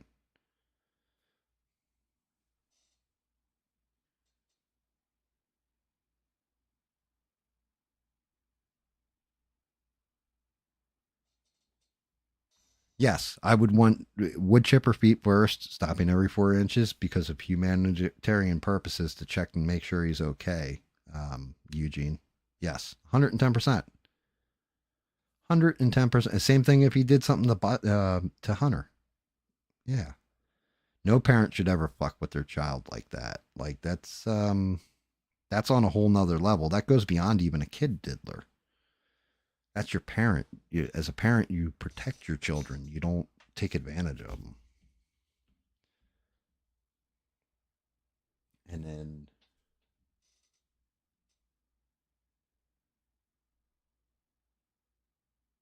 and you're not wrong either, Beans. You can destroy a person without ever fucking touching them. You know, I'm not going to lie. One of the things I have learned is this, especially as an adult and somebody who got put through the ringer for something they didn't do, and how much money had to come out of my pocket in lawyers' fees and stuff like that.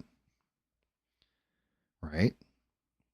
Just to find out, oopsie, I made it all up.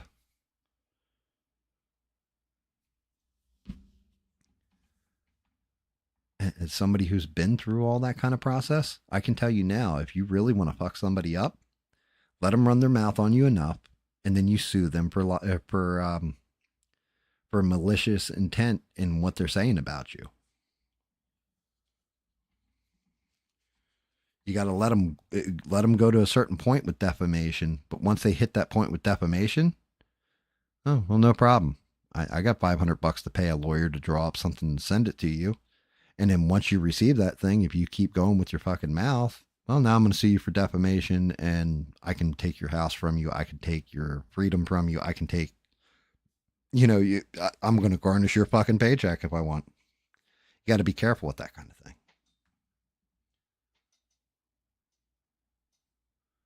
Yeah, actual abuse is gross.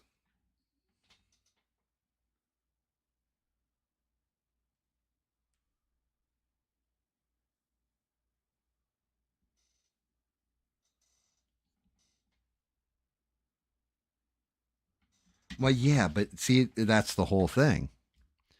Is abuse an objective thing or a subjective thing?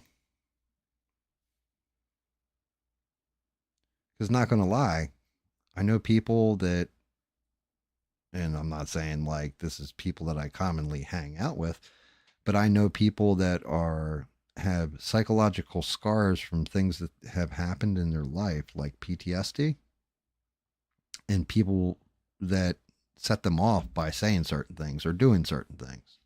Hell, loud noises. You could have a loud noise suddenly go off and they freak the fuck out. So it's like, you can say technically if you play that loud noise over and over again, it's abuse, right? What's your recourse though? Because to everybody else, they just hear a loud noise. So I do think part of it does come down to the person and their experiences as well.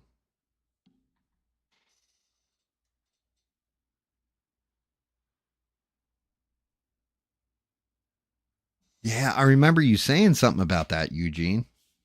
Now that you bring that back up, that's right. You did tell us that somebody got you with the hot Cosby. You weren't in New Jersey at the time, right? Because that kind of shit happened all the time in New Jersey. That girl lean in on you and do that kind of stuff. Now, granted, the bars I worked didn't happen because we would watch for shit with guys and girls. Like when I was DJing, I'd partner up. Like I was 110% partnered up with the bouncer in case there was an issue like that. Like I would keep, because I had a unique point of view from being where my DJ booth was. I could see a lot of stuff he couldn't see, but he could see the other end of the room that I couldn't see. So if something was going on, like a fight about to break out, somebody trying to pull some shit, some slick shit, it would be, yo, big dog, yep. And that shit would be on like Donkey Kong.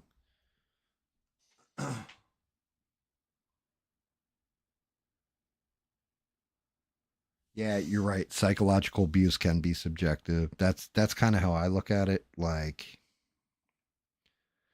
you've got the favorite term, which can anybody tell me where the term comes from without fucking Googling it? But somebody tell me where gaslighting comes from.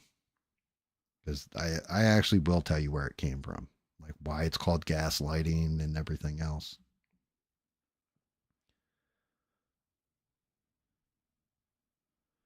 But I think you guys might already know. I might have already told you, or you just knew on your fucking own because you're smart peoples.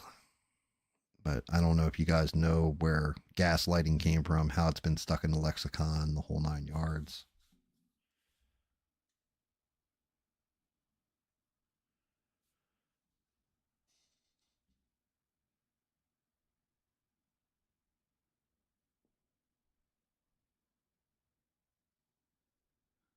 My ex invented it. Jesus Christ, poor Beans. God damn it, Beans. You can't say stuff. Now I feel bad and everything. It actually came from a movie back in the day, an old movie, and the movie was called Gaslight.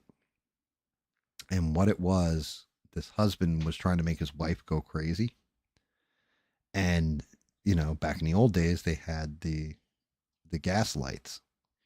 So what he would do is when she wasn't paying attention, he would turn down the gas lights so it always looked like it was going lower, and he was trying to slowly drive her insane because then she'd say, "Hey, did you turn down the gas light?" And he would be like, "No, I didn't. What are you talking about? The gas light looks fine to me."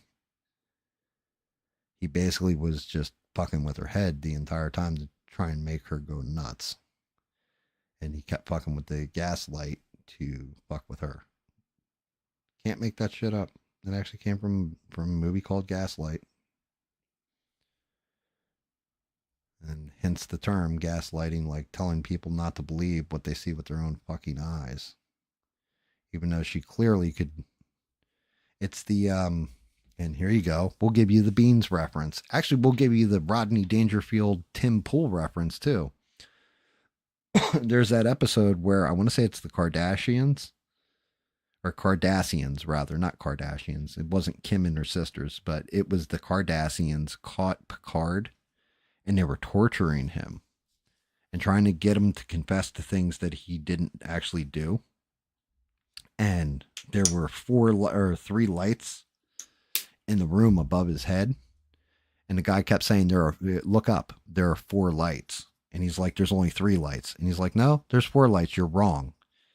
And they tortured him for days with this whole method of telling him there was only three lights. Or there's four lights. And he kept saying there's only three. And he kept saying it. And they almost had him broke. And at the end of the episode, they rescue Picard and all that. And then he's sitting there and he's talking to, I don't know if it's Will Riker or who, but he's talking to somebody and he turns around and he's like, you know what the worst part of all that torture was? And they're like, what? He goes, at the end there, before you guys got to me, I thought there was four lights.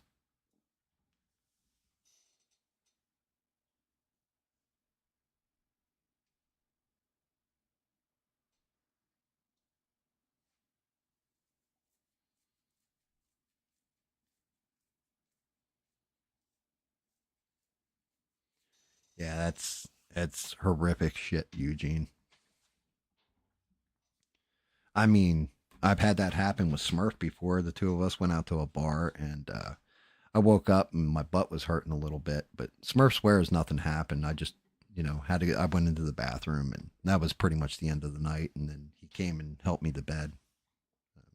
I don't know. I believe him.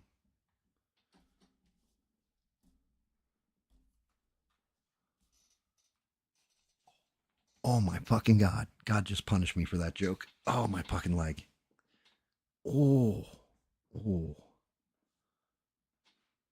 That's okay, puppy. Even the puppy freaked out for a minute there. I got a cramp like right in my groin to my quadricep or whatever.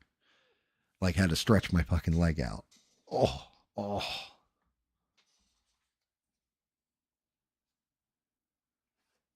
You think I'm joking too? Like I legit like I was trying to make a funny and trying to cheer everybody in this chat up. And yeah, God was like, yeah, you're being a dickhead, and just shot a lightning bolt right next to my nutsack. Oh God, I don't even know what the hell kind of pain that was or where it came from, but it was like a Charlie horse right in my quad, right in my groin.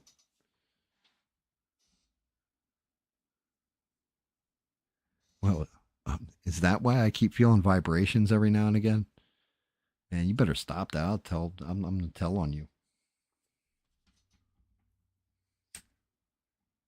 That's naughty. That's naughty. Oh my God. I'm sitting here layering fucking paint on. It's 3:10 in the morning. I didn't even fucking realize. Yeah, yeah, that's what happens. I run my mouth a little too much. And yeah, we end up late in the morning. The whole thing is I'm still fucking painting. The other thing is I got this weird feeling like I should still be streaming just so I can talk to Eugene and try and help him.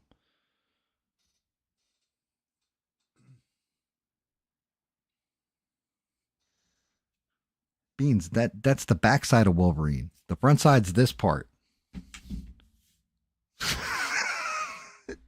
like like that wouldn't be good. He got hooters on his back. He can't even enjoy them at that point. What the hell?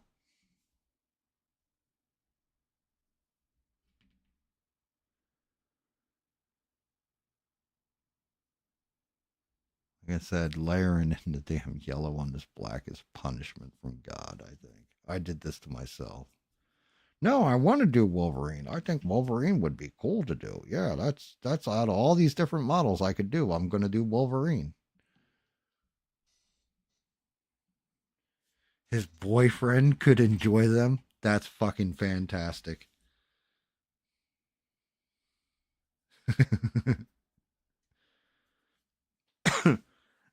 I was going to ask you who his boyfriend is, and then I just realized I'm the Juggernaut, bitch.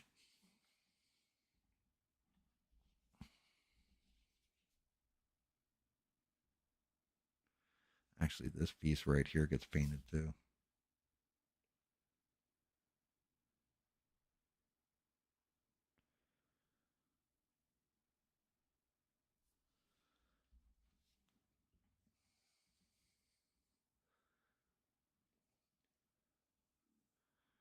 Yeah. Damn. Poor Eugene. People fuck with your trust, dude.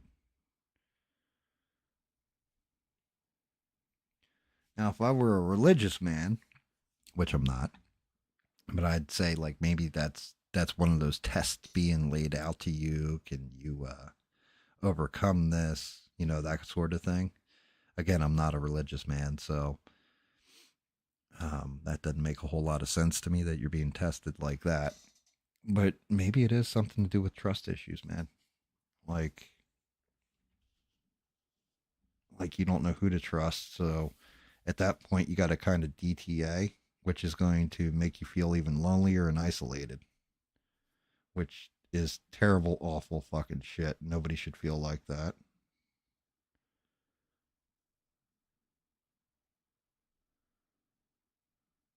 I mean, look, I've had faith in people that have proved to me that they're just total dog shit. I think we all have.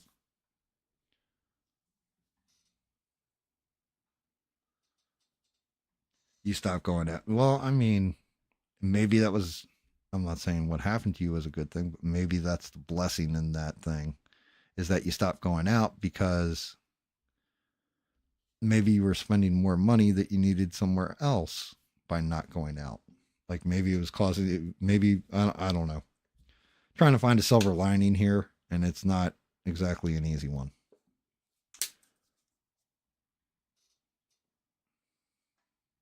And that's a good question. Bean is not wrong.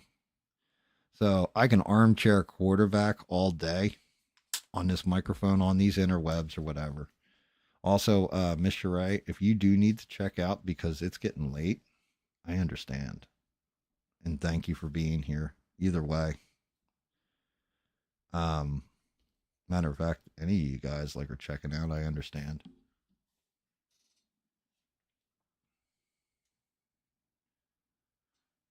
Yeah, like the whole thing is I can't like I can armchair quarterback till I'm blue in the face, but some things need a professional's touch, and this may be one of them, Eugene. Um, and I can't even recommend anybody to you because I've always just kind of eaten shit and done it on my own.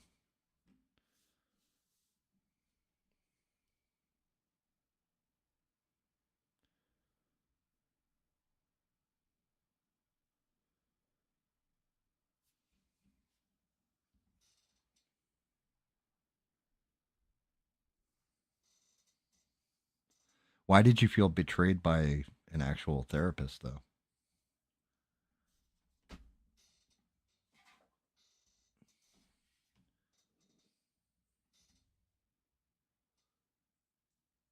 I know I've had a consistent audience of lurkers, and I'm fine with that. Thank you for lurking. Um, I'm and don't be shocked or surprised to learn Beans or Eugene or Sheree or Smurf or anybody else in this chat. If one of those lurkers was somebody who, you know, like, yeah, you guys know. Don't be shocked by that because guaranteed some of the topics that we might broach or something might come up later. Just a heads up.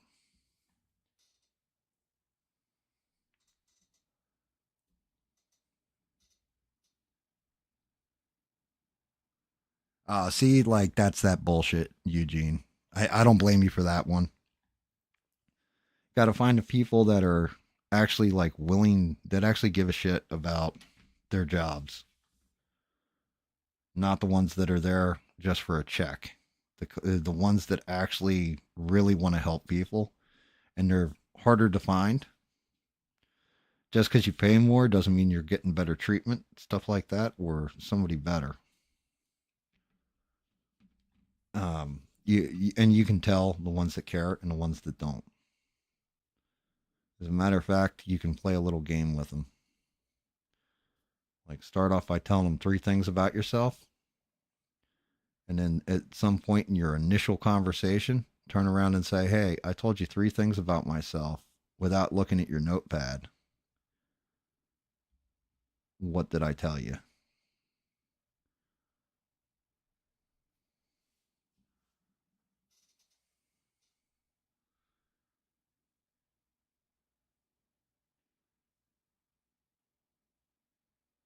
Yeah, and 6 isn't wrong, and like that's just it. I'm not gonna lie, that's one of those things I really, Beans 6, like Mister, like I said, I break his balls all the fucking time. He breaks my balls, but I really like the dude, right? Same thing for 6. Like 6 doesn't break my balls or anything. He's quiet, hides in the background sometimes, and everything else. But I trust him. Like I 110% trust him. He's good people. And now, granted, I built that friendship with like Beans or Sheree or everybody pretty much in the chat at this point.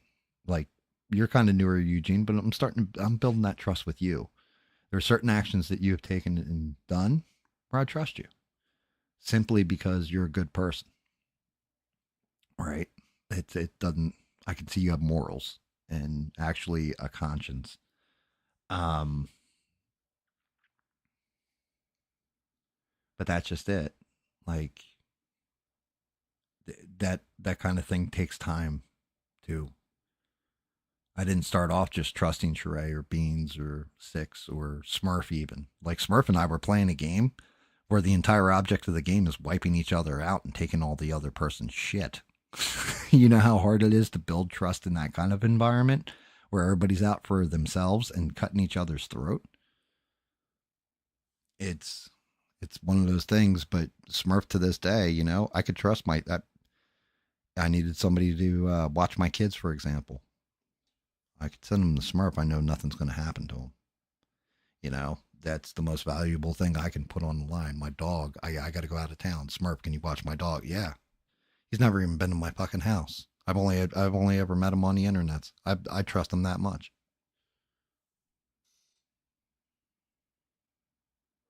Yeah, fuck you, North. Fucking Ghost of the Great North. What a fucking scumbag that dude is. Um, but that's just it. You build those. It's not easy to build that kind of trust, and you're right. Some people are in it just for the loot. That's one of the things that disgusts me about doctors that are willing to do transition surgeries. It isn't the people that want to have that transition. It's the doctor that just immediately goes right to, we're going to put you on puberty blockers. We're going to do this. We're going to do that. We're going to do the other thing. A real doctor would turn around that actually gives a shit about their patient and say, hey, have you already gone to mental counseling? Have you, explored every option before we even think about going this fucking route? And, has certification from a doctor, whether, yeah, they have body dysmorphia and they really do believe in all this. And then is like reluctantly doing it, if doing it at all. Like, well, I'm going to do more harm than good here.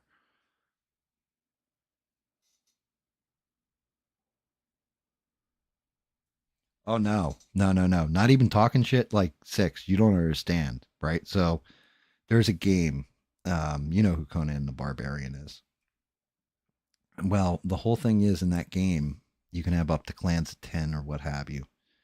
And if you kill somebody, like say Smurf and I get in a sword battle and I cut him down, I can take all his gear.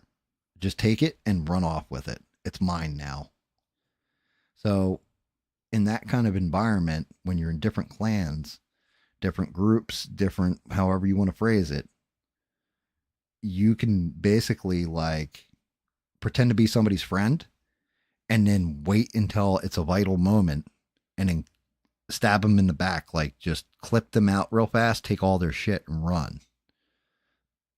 And that's what I'm talking about. Like, Smurf was one of the only people that was 100% trusted on that game, like as far as I was concerned. Like I knew that there was never going to be a point in time where Smurf would cut my throat. But the truth is how, he just said fuck you North in the chat, right? So this dude North, we were all going to kick his shit in because he's an asshole and his teammates were causing all kinds of problems on the server. And we were all set up for battle, and Smurf, being Smurf and respected on the server, stepped forward and said, hey, I'm going to merge them in with me. I'll be the leader. He won't have command anymore. Will you guys let him stay on the server and all this? Yeah, no problem. So then Smurf decided, hey, we're going to be co-leaders. So he let them be co-leaders. How long did it take, Smurf? A month? Couple weeks?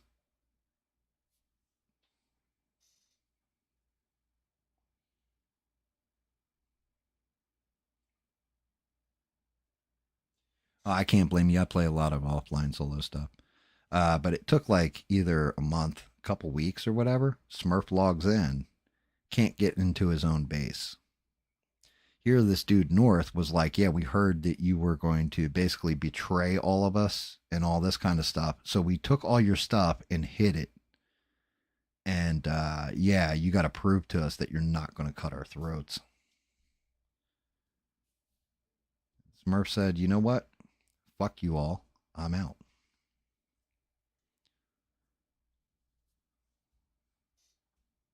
$2 weeks. So it took 2 weeks. They took all his work, all his base, everything, just all the stuff out of it. And then the guy, realized that Smurf wasn't screwing him and all that stuff and was all apologetic about it. Oh, I'm so sorry, man. Like this one teammate of mine, he was starting all the stuff because it came out. And Smurf was like, fuck you, dude. I quit. Here, clan's yours. I'm done. The whole group's yours. You can have everything. I'm done. I never want to play a game with you again. I never want to see you again. I never want to speak to you again. And like the fucked up part is the two of these guys were thick as thieves. Like they'd play together every fucking day. And to Smurf's credit, Smurf could have said to me and to my group of guys, well, it's actually a guy named Godfather's group of guys, but my group of guys were legitimately the best PvPers on the server. And if Smurf had come to us and said at that time, this is what happened, we would have gone and raided his entire base, killed all those guys until they couldn't log in anymore, everything else.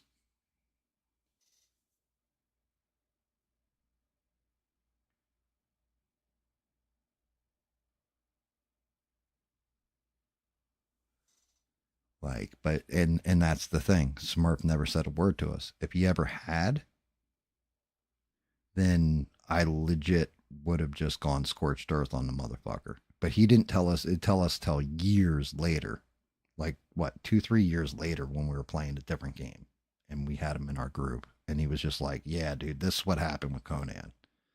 Told us all about it, and we're like, "Why the fuck didn't you tell us? Like, we would have gone and stomped a mud hole in that dude." Like, we would have just raided everything. Fuck that. I just, fuck those people. I'm done. I was just done. And the reason why Smurf knew he could trust me, I want to say, more than anybody else on the server was there was a glitch in Smurf's game.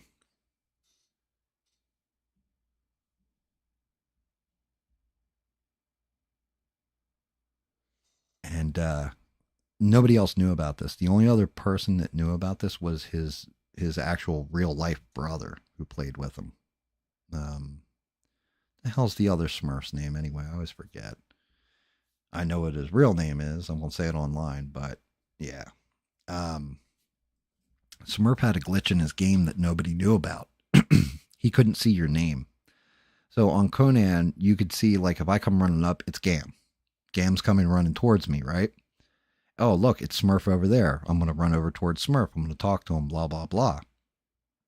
Smurf had a glitch in his game where he couldn't see people's names above their head. So if an enemy had come up to him, he wouldn't know it was an enemy and it would take him out. And it was such a game-breaking glitch for him that he was vulnerable at all times. Nobody ever knew that. I knew that and never told a soul.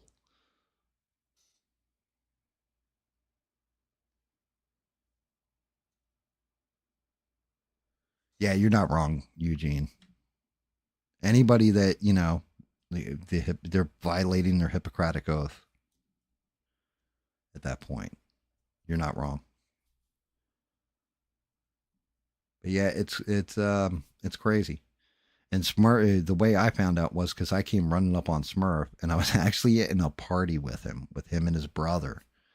And I came running up on him, and Smurf was like, "Yo, there's some dude here. He's gonna fucking jump me, yo!" And he's yelling to his brother, "Yo, Master Papa Smurf, yo, get over here. Yo, there's some fucking guy." And I'm like, I got my sword out and all that. I'm running around in a circle around him. I'm like, Where is this fucking guy? I got him. I'll take him down. And he's like, and I'm like, yo, Smurf, are you talking about me? I'm standing next to you. You can't see my name. And he's like, bro, that's a secret. You can't tell nobody about this shit, okay? I can't see your fucking name. I can't see anybody else's fucking name. Don't tell not a fucking soul, cause and he's not wrong. People would have just dog raped him. They would have walked up like they were his friend and just cut him down and taken all his shit.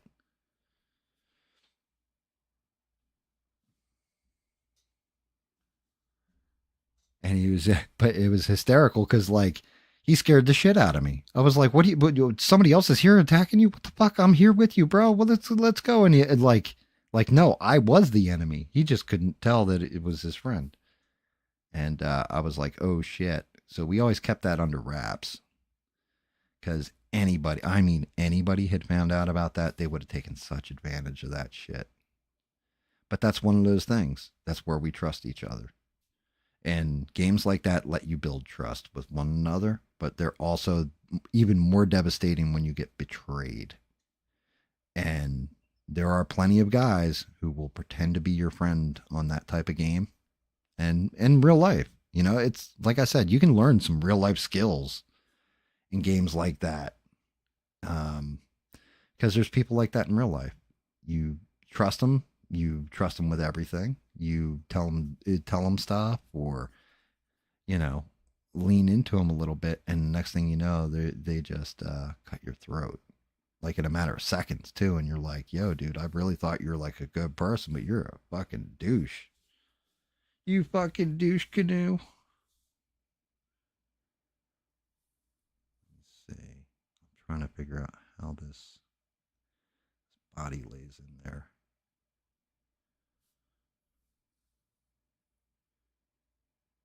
Is the blue go in between? Let's see. Does that run into that?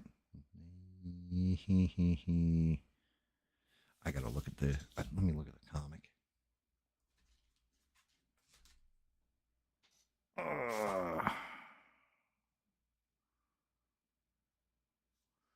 Okay, so the blue goes around the yellow.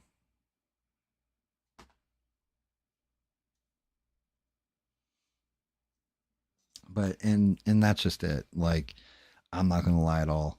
The people that are in here, Six, Bina, like you guys. That's just it. I trust you guys. Hell, Bina and Sheree, I trust them so much that they had, like, when Bina was my moderator, full moderator powers, right? Sheree, full moderator powers. If they asked me, if Sheree were to say to me right now, Gam, just in case some shit happens, can you give me the password to the account? Yes, absolutely. I wouldn't even think twice about that shit. Hell, Bina isn't even my moderator. And if she asked me, I would say, yes, here you go. I would just trust them. And like, not blind and foolishly, that trust is built on time and faith in the person.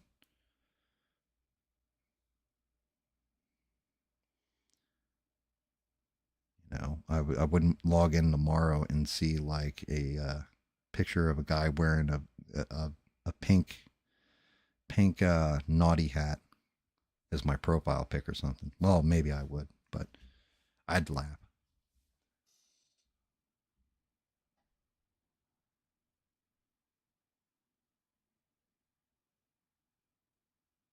No, Beans. I did not say I want you to be a mod.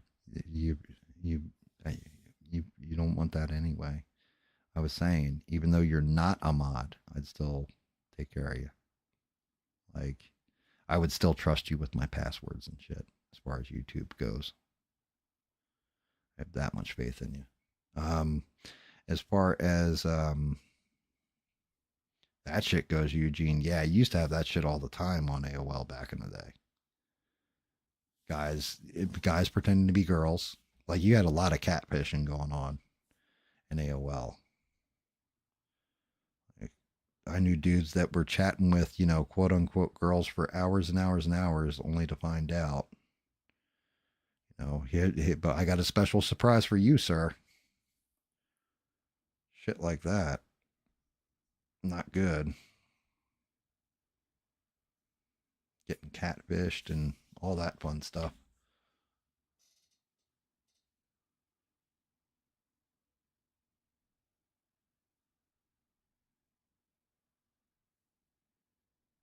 Helicopter. Hoo, hoo, hoo of love.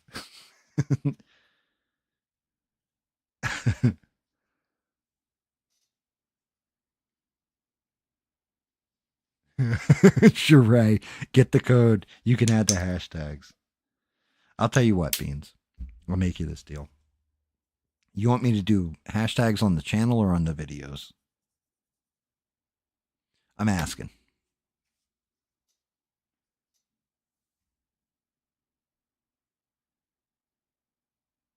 Oh no, it is funny. It is funny because you're not really, that joke is what makes that joke funny is it's reality. If there's a little kid on the internet who's pretending to be a kid or whatever, most times it is a fucking fed trying to see if you are one of those type of people, you know. We have, and I think the kids still subscribe to us. Sheree and I had a kid jump in here who was what, like 10 years old or some shit one night. And it was just Sheree and I in the chat. And we're like, okay. And yeah, I think he's still subscribed. But it was like Sheree and I both asking each other, like, yo, where the fuck is this kid's parents? Because at first we thought it was just like somebody fucking around. And then realized, like, no, the kid was actually like a 10-year-old that was up way, way past his bedtime. We're like, yo, your parents know you're on the internet and shit? Like, it was funny because you heard my language change from fuck this, fuck that to do your parents know you're out here, sir? Like, like real real no language, no nothing. Like it fucked me up for a good minute. He could have been a fed, who knows?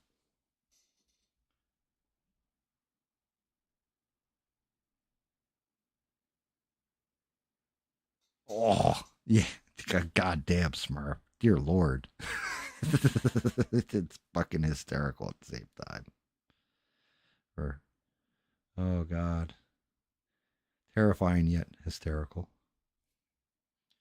That was like David told a joke once. He goes, I went to the bar. He's like, and I picked up this hot girl. He's like, and we got back and I reached down her pants and her dick was bigger than mine. And I knew I was in trouble. It was just fucking great. What a great fucking joke. I can't remember. David went on with it for a good minute though, like the way he told it, and like we were dead howling.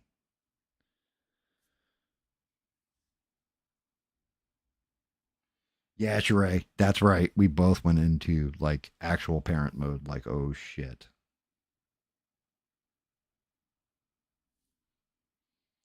Like, uh oh.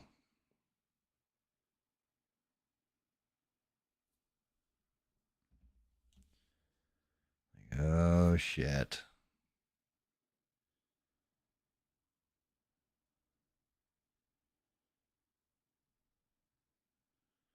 Why is there a little kid up this late watching a stream? And but then it turned out he was a huge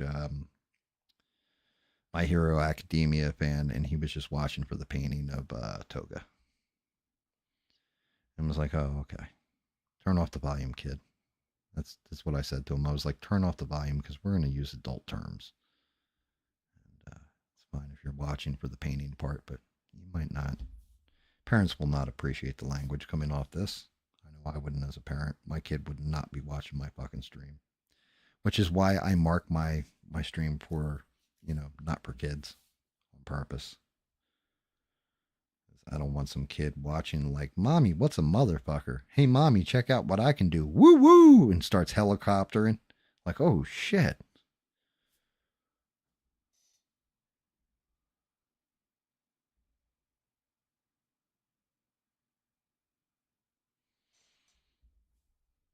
I like My Hero Academia. Why? What's wrong with My Hero Academia? Actually, to tell you the truth, they have My Hero Academia Vigilantes, and that shit's been actually pretty good. At first, I was like, I don't know if I can watch this, but yeah, the show's actually pretty good.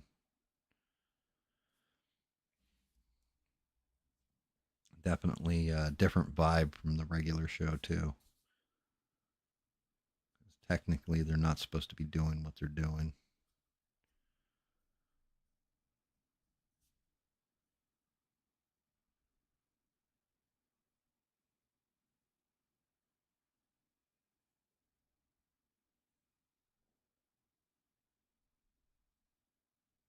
Yeah, like honestly, um, Eugene, they should be charged with fraud and yeah, I don't know about rape. I don't know if that's technically rape. Maybe fraud. I don't know. I don't know how you would charge somebody.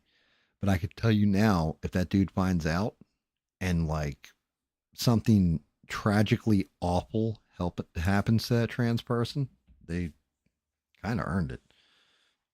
Because you don't know how somebody's going to react if, you know, the girl of your dreams turns out to be the dude of your nightmares. You know, once things progress to a logical position, you're following my logic there, peeps.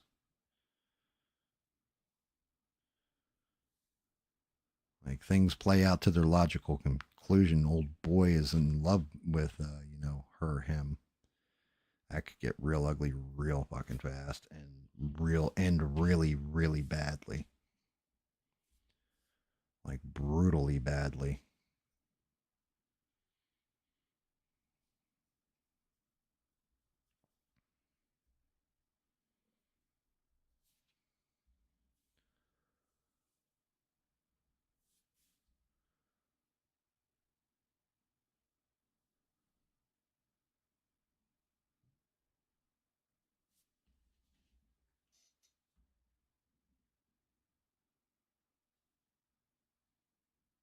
Wait, the dude was okay with it?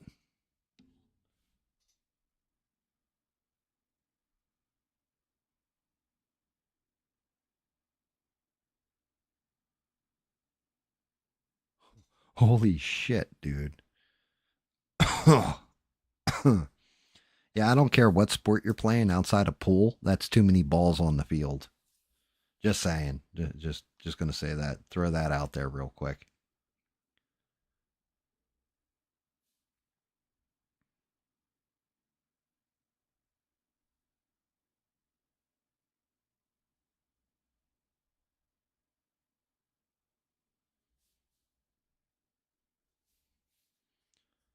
Yeah, I mean, now granted, that's I'm not gonna lie.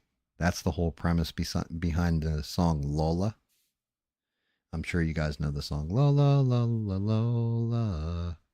But apparently the reason why that song was even written is because one of the guys in the band, his brother had that happen to him and was all right with it and was confused. And they did the song to make fun of him.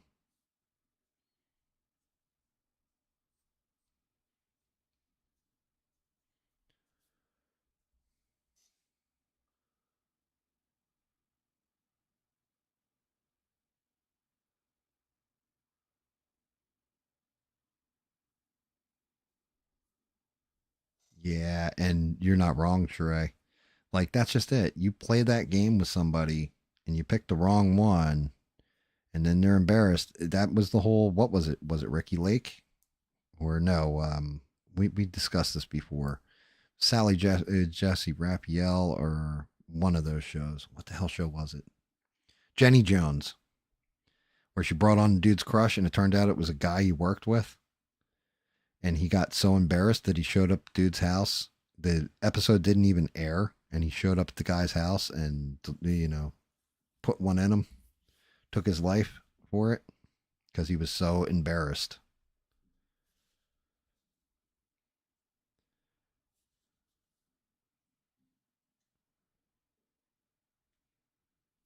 He just lost his shit and finished that guy.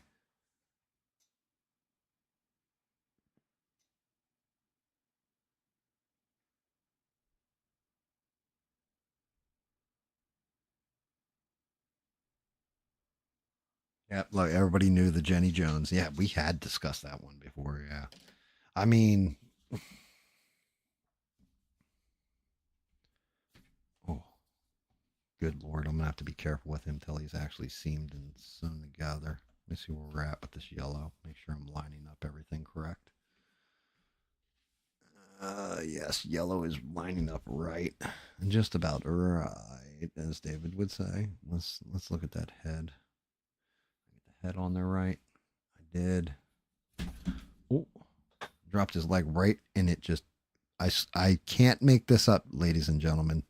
I dropped Wolverine's leg, and he kicked me right in my nuts. Can't make that up.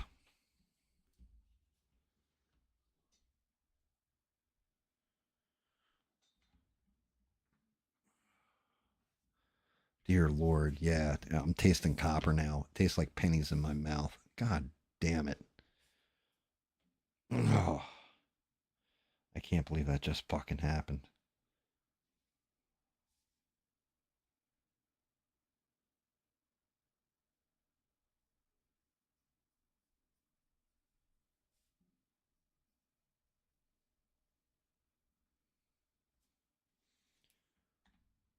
Well, that was close. I almost just snapped his ear off too, because it's like paper thin. Let's see what it looks like so far. Okay, so that's all going to be blue. I'm fine with that cover up. That's going to be blue. Fine with that cover up. Oh, I can't believe I just hit myself right in the balls. Like, I don't need anybody else to fuck me up. I'm good at fucking myself up, apparently. Speaking of which, I was thinking about saving this till next time, but I might as well get it done. Let me go over these legs one last time. Just get these windows shaded in. Get it thick coated. All right, we're good there, I think.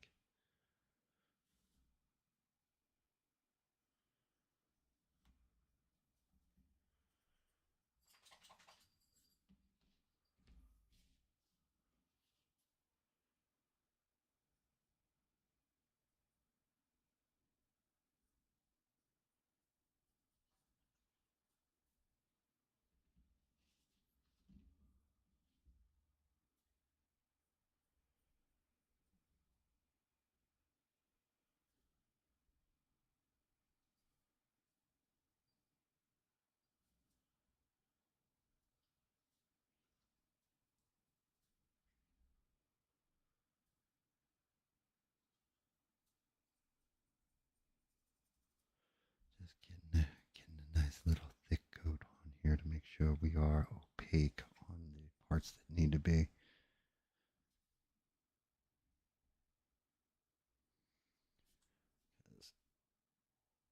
It should be pretty fucking solid along the way.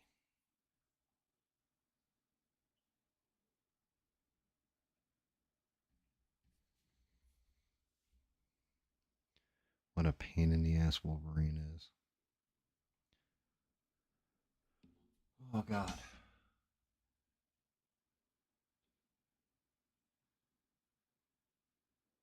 I'm still painting. I don't sound like Mickey Mouse. Well, can you imagine if one of the claws fell down? And it's like triple toothpicks to the testes. Just like, oh my God, that's a big olive you've caught there, Wolverine. What is that? It's his right nut, bub. Like, oh shit.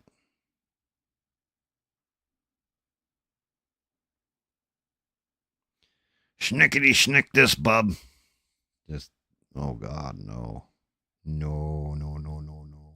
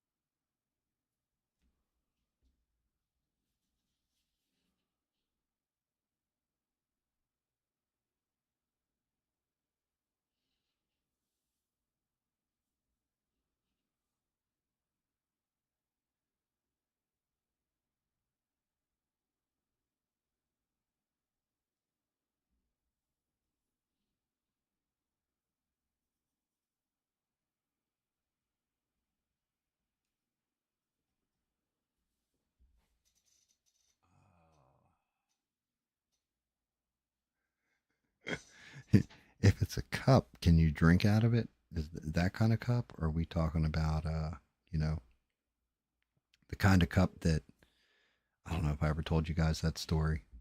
So when I said this one set of words, it wouldn't have made sense to you otherwise.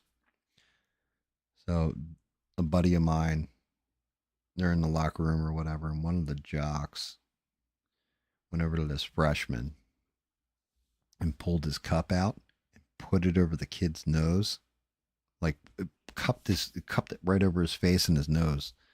And he was like, he yelled, "Jocks a gin," as he did it, and the freshman like puked like through the cup. Like he said, it came out through the holes like spaghetti, like green spaghetti. It was nasty. But he was dead laughing when he told me. He's like, this guy straight up yelled "Joxygen" when he did it to him. So I was gonna say, is it a cup that you can drink out of, or one you get Joxygen from? That's what I was gonna say to you, Smurf. And outside of context, Joxygen doesn't make a whole lot of sense. I mean, I can't believe I'm still painting. I fucking figured I would have passed. It's just been like, fuck it for tonight, but I kind of want to get this solid. And of course, you weren't here till later, Smurf, so I didn't have anybody yelling, paint and talk, damn it.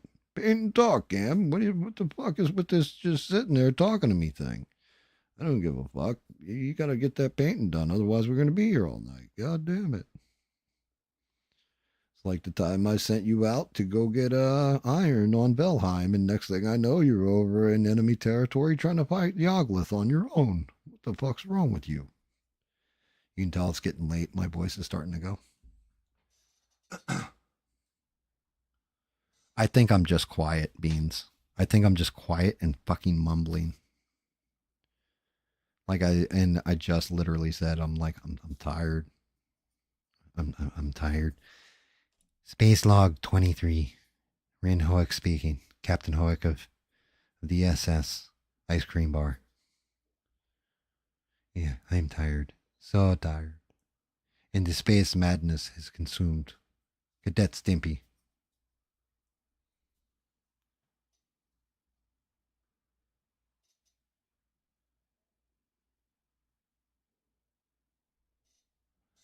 It sounds like a different person. Are you walking around going, "Hey, what's going on, guys? It's me being this cold's really got my throat feeling rough." Like that kind of different person, or, like, "The leprechaun tells me to burn things." Like that kind of different person. What type of different person?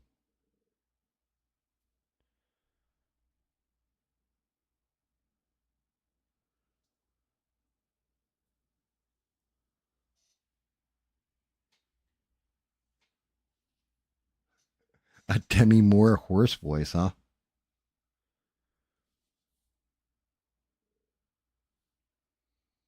That's I don't think I can do that one, Beans. Sorry.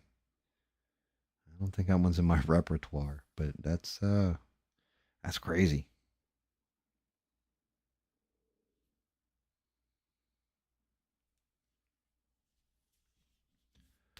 All right. Last but not least, tighten up the shoulders and then the head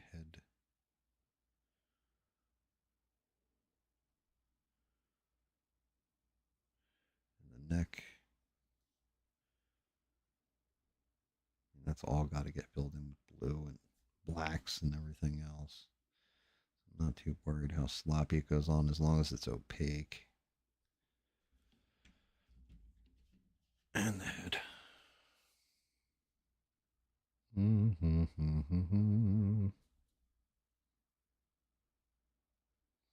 I might actually hit this helmet with a couple scratches here and there and make them like metallic color when I finish her out. It'll look cool. You look cool with a little metallic to it.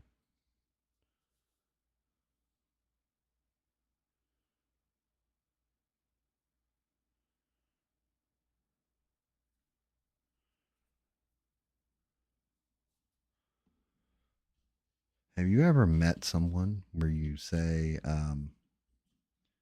"Hey, how's your dad doing?" How's your dad, your grandpa, and your uncle? And they turn around and say, "Oh, he's doing fine," because they're all the same person.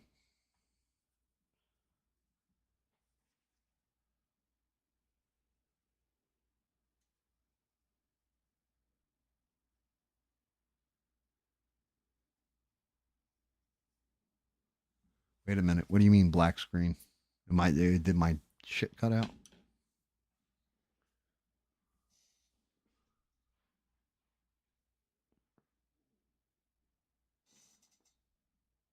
Oh, my poor puppy. He laid down in his puppy bed. He's looking at me like, where the fuck is my puppy cup? I want my ice cream. I'll hold it here, I think. Just for the night. I mean, like I said, really laying in.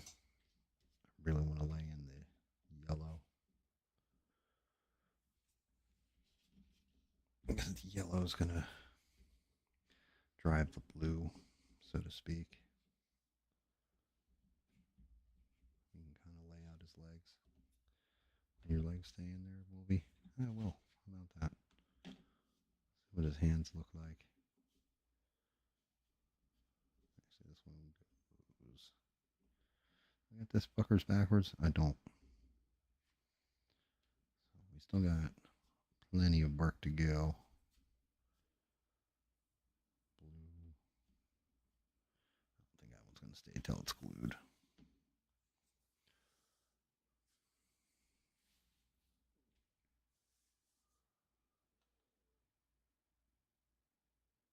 Yeah, you're not wrong. Dude, I'm telling you, right in my right nut. Like, I can't make that up. It just fell down and was just like, even made that noise on the way. It was like, Jesus, I can't believe you guys didn't hear that on the mic. Oh, smoke a fucking cigarette. Oh God. I better smoke a cigarette. You know what? I'm going to do this too while I'm sitting here like an asshole. I wonder if it'll let me.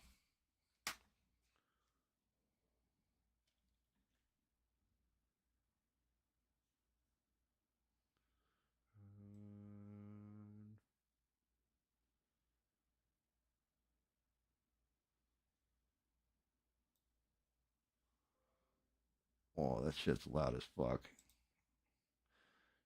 Dude, I don't understand why Windows 10 does not save your screenshot, but Windows 11 will.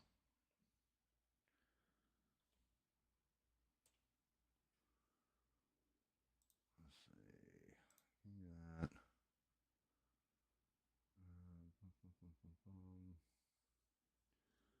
How do I update? Hopefully this doesn't fuck up. You guys might see all kinds of shit on the side.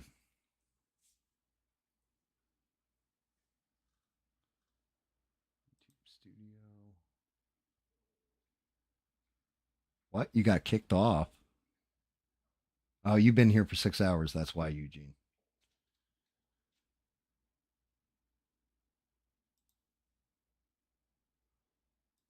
Yeah, that happens. You've been here for 6 hours.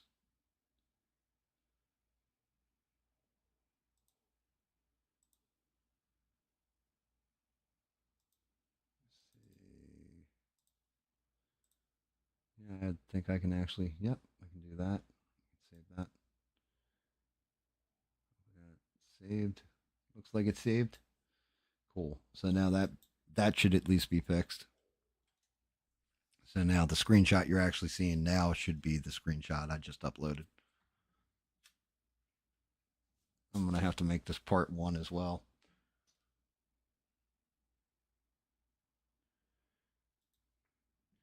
Congratulations, Eugene. You made it to the 6 hour club. All right. So here's a little fun thing. Beans wants me to do what, like merchandise too or some shit, right? Like hats and stuff like that. That might be one t-shirt that says 6 hour club. But you can only apply for it and buy it if you've actually watched the stream for 6 hours straight and everybody knows it because you got kicked.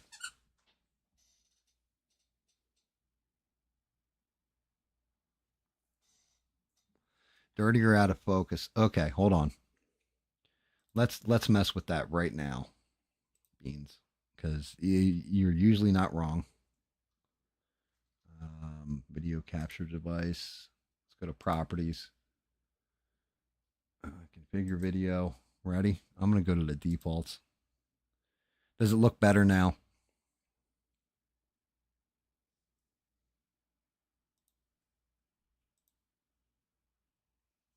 Or does it look even dirtier and more out of focus?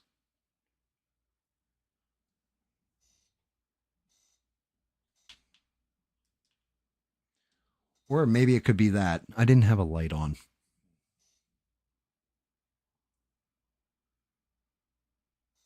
I just turned that light on. Does that look better?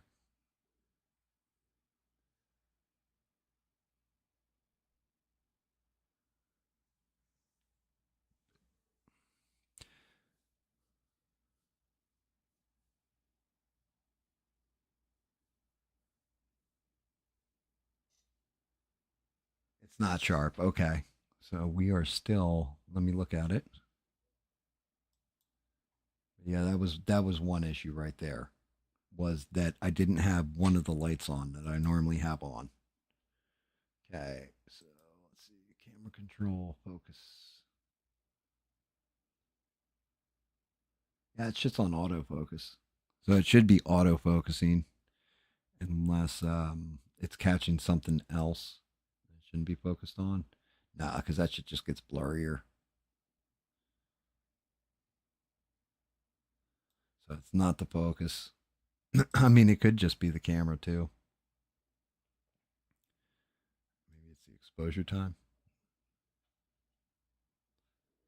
That's even brighter.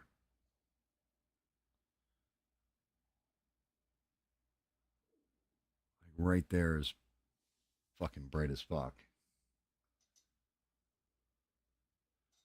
Hold on.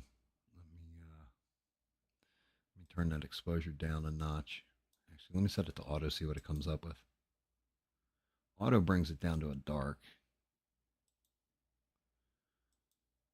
I'm going to say right about here would be optimal for that. And then focus. Focus, focus. Let me know when it's good. I'll keep going because you're delayed, so it's going to take a minute.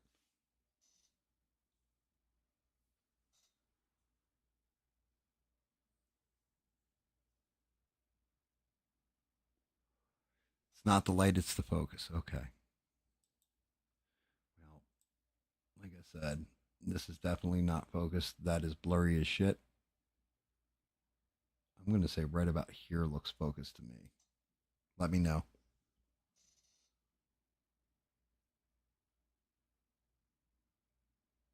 Yeah, I'm looking at it on my tablet right now where I just moved the focus. That shit looks like perfect.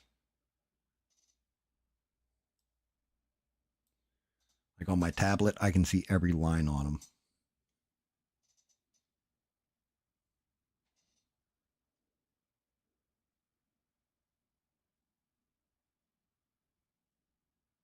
Yeah, yeah, my near vision is perfect.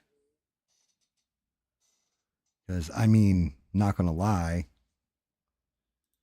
if I hold on, I'll go back into the camera control again. Let me hit the focus on auto again, see where it goes to, and hit apply. It's actually like one notch above, but it might not be the focus.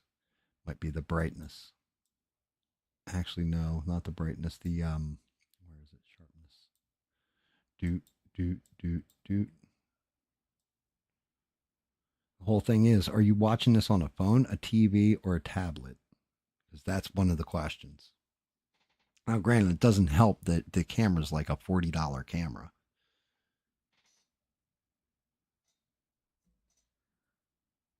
Because if I'm looking on the 8K tablet, let me see how it looks. See how out of focus it is.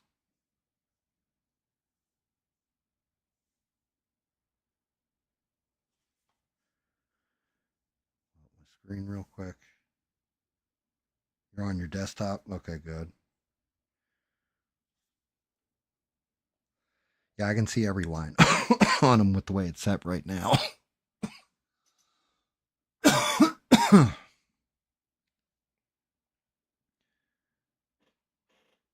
Yeah, like on the tablet, he is like I can see every line on his boot. Like I can even see his boot treads.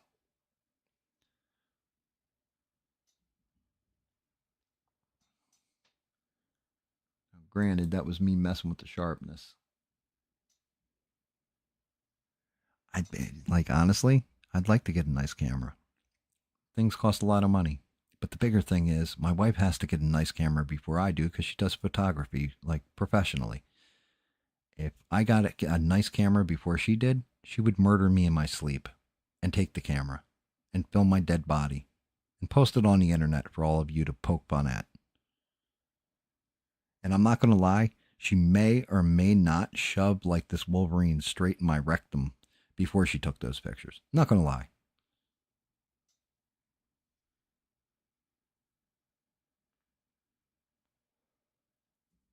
I'm just saying, like, listen, you're talking to a man who never had fear in his life. Never. Never in his entire life. And then I got married and I instantly knew fear.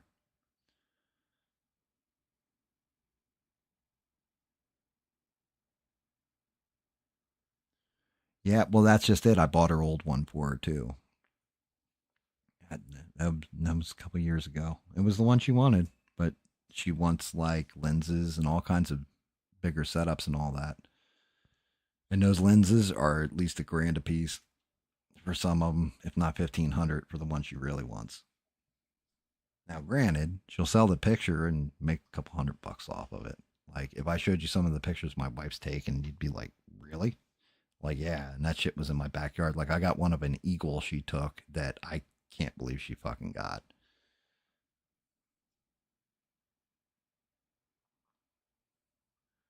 Good night, Eugene. Hey, Eugene, you all right, buddy? You gonna hang in there? You gonna kick out and fight? It'll be all right, man. You're good people. Good things happen to good people. Sometimes karma just takes a while to kick in.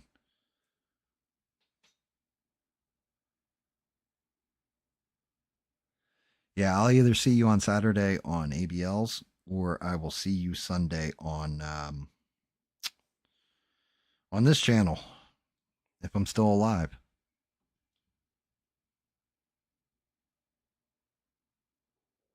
And no eh, no need for thanks, any of that kind of stuff, Eugene. We got you, man. You're good people. Like I said, good people take care of good people. That's how that shit works. That's the way it should work. Thank you for doing something nice for me without me even knowing about it. I appreciate you.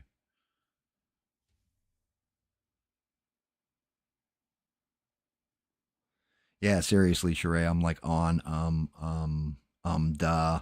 And it's funny too, because YouTube, I've got it set for auto fucking captioning or what have you, and that stuff skips every f bomb, but the will fucking come up every time.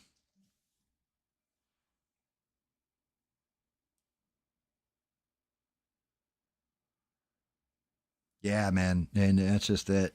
That's a good partner to have with you. Is six, six. You don't screw around. Yeah, we do. Oh, and that's just it. Taking care of good people. It's just the way things should be. And you also know exactly who the shitty people are too. Like it's not hard to figure out who the scumbags are either.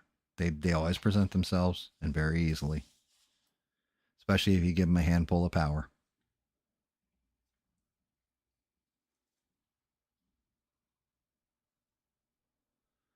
Yeah, captioning is crazy on these kind of videos, especially if you're cutting like some kind of jacked up joke.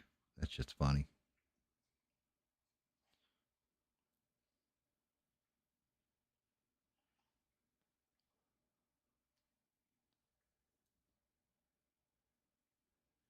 God damn. We are late, guys. I think we're at what, like an 8 hour stream at this point. I just turned this into a 24 hour. Like what the fuck are we doing here? I just this is somebody's work day that we just did on the stream. What the fuck?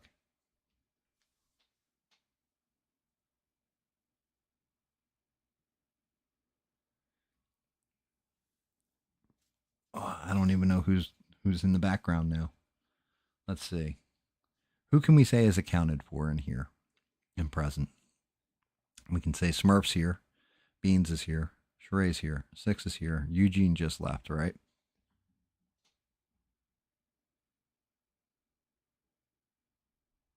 Yeah, you're not wrong. You're not wrong. Beans like that stopped me before. You're not wrong.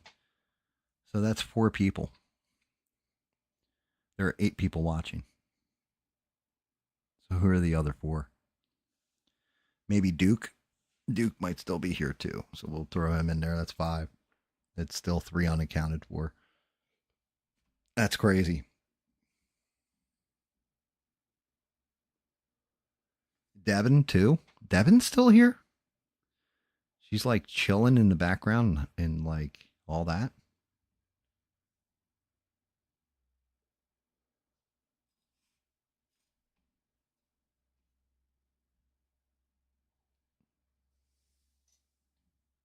Yeah, I don't know. I don't know either. Um, like I said, I do have a feeling there is one person that watches the stream. And I find it humorous if it is, because we discuss certain topics and people tell me there's certain topics that come up that happen on this stream that happen on other places too. And I'm just like, oh well, that's interesting.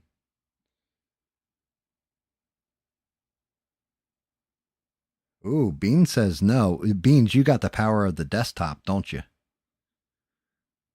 So you can just at and then type in their name or the first part of their name. It's going to autofill for you. And then you can just click on the name. That's right. Yeah, special shout out David Mon. David's been missing for a couple streams now, but he does float in and hide in the background until I say something about, God save the queen or something, then he pops in.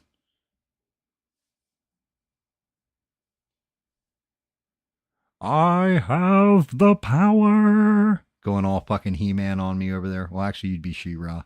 My bad. I didn't mean to misgender you, quote unquote.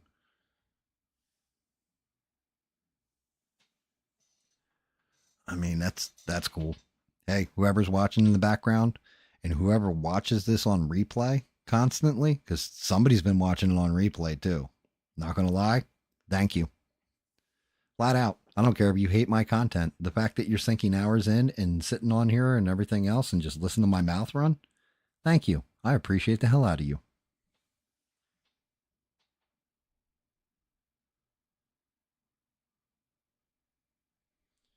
Like, yeah, and as a matter of fact, we lost another viewer after we said all that. Just a heads up, guys. So somebody just magically disappeared. That's just silly.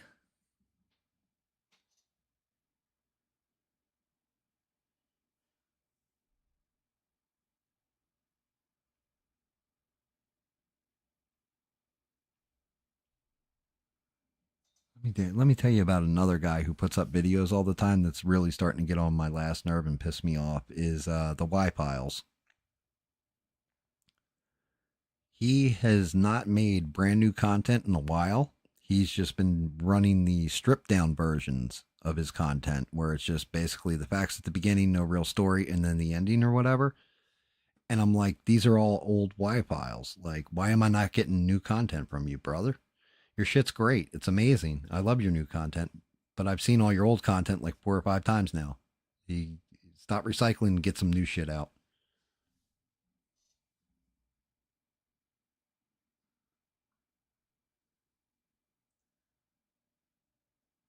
You made my shit spasm. That shit, I'm not gonna lie, that was like literally punishment from God right there.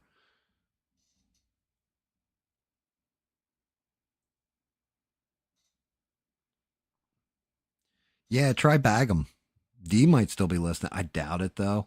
It's well, he does get up late and go to work late sometimes. He might have us on in the background on his phone, just chilling and listening. Like, yeah, that's what my favorite honky said. And no, according to Beans, no. Yeah, that's really weird. So we got six. We got, and you said no Duke, right? So we got Smurf, six, Beans, Sheree. That's four. There's still three more.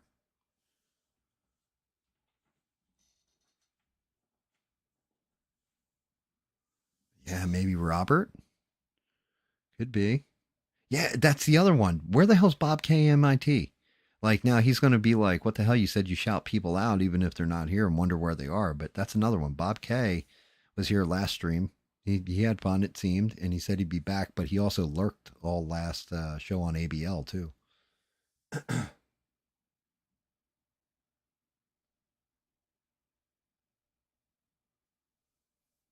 So I mean, it's a possible, but Bean's saying no, no, no, no. Yeah, that's really really interesting. And it's not like I got my shit set to you got to be subscribed to my channel for more than a minute, otherwise my mod will kick you. So I can ban your messages if you come in here and say mean things. And I have some shit like that going. Or you got to be, dude. One guy that I watch, he's got a wrestling podcast. He has his shit where you have to be subscribed to his channel for 30 days before you can talk in his chat.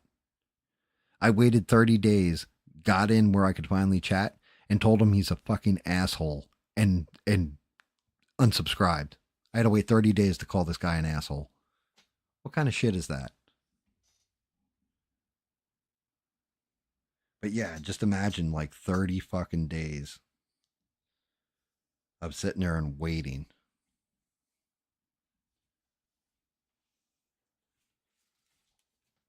And I'll tell you what though, Sheree, that discussion you and I had that was offline, it looks like we were both spot on right about that shit. Like we were debating it, you and I back and forth, and it looks like we were both right. And that's not one for the stream guys. That's just something between me and Sheree.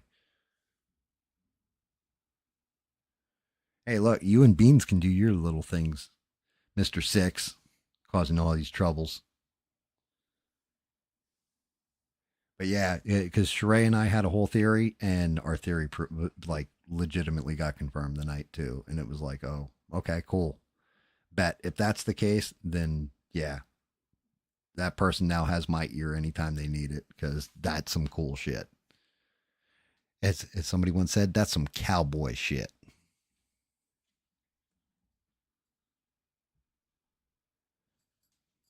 Having conversations, like little conversations.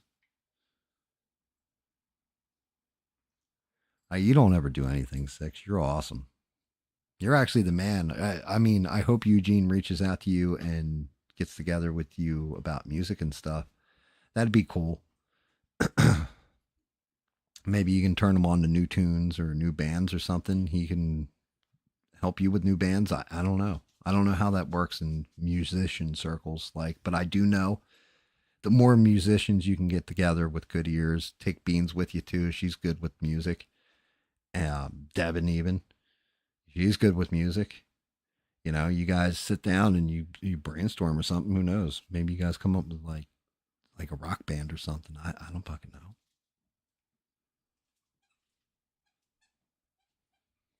I don't know, but I think it's a cool link up right there, in my opinion.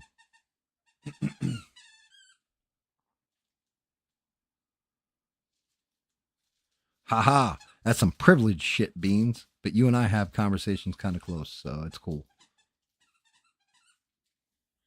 All right, Pupper, I know. Poor Pupper. He wants his PC. He's been a good boy. He only had to go potty one time. Hey, look, you never know. You got to remember, hey, flat out, there was a band, its name was Steely Dan. I'm sure you guys have heard of them. They cut an album, I think, or 2/3 of their album by mailing their 4 tracks to each other. I think it was Steely Dan that did that. Some of their biggest hits, like one dude played the drums, would mail the 4 track to the next guy who played guitar, singer, and then bass, if I remember correct.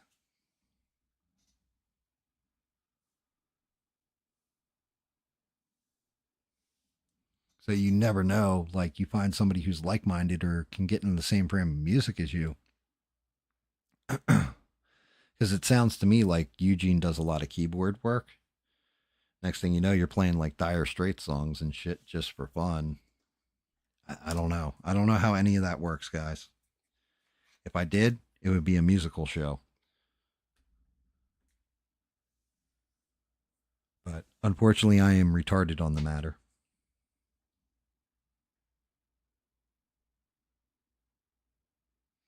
Yeah, and Sheree's not wrong too. Yeah, she's not making that part up. She does like a lot of the stuff she says is the same exact kind of thing you say, Beans. Like you guys say the same shit to me, which is nice because, like I said, I'm a dumb person and I need a kick in the ass every now and again. I'm a lazy person too, so that kick in the ass really helps.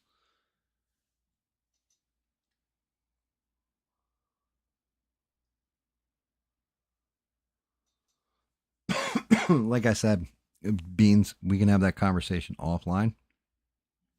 As a matter of fact, I might be able to have that conversation with you now. Let me see. It depends if I've got Discord installed here. If I do, then I'll send you a message and you'll know.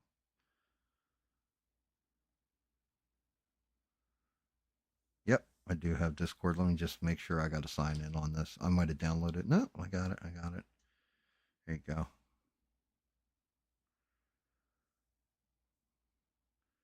This way you don't feel all left out and then get bothersome about it.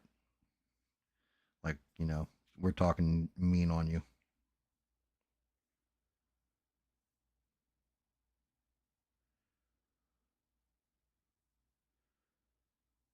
Like it's nothing bad about anybody. It really isn't.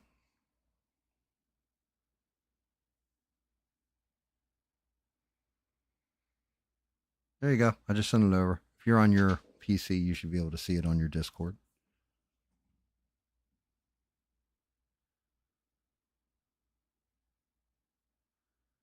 Oh, oh goodness.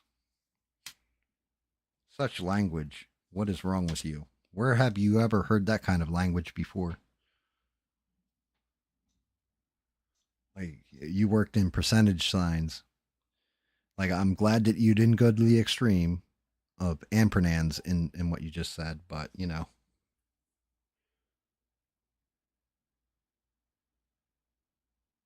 right. And so there you go. Beans thought that, and that's what I'm saying. You thought the same thing, but Sheree and I literally had a long conversation about it. Like, yo, do you think this was? And Sheree was like, yeah, I thought so, but I'm not entirely sure.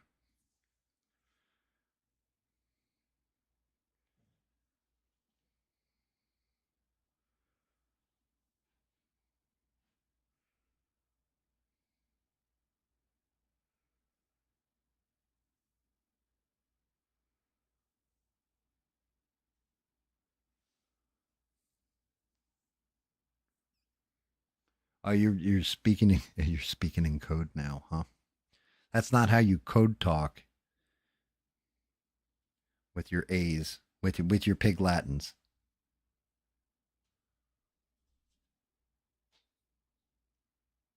Yes, exactly. My brain eyes are not equipped for that kind of symbolism either.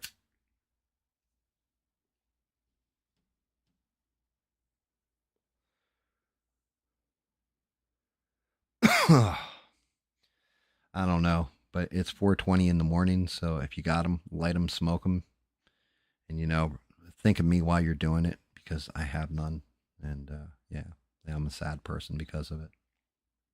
I got most of the yellow on Wolvie tonight. I swear to God, I will. I'm gonna say this, and then I'm not gonna fucking do it.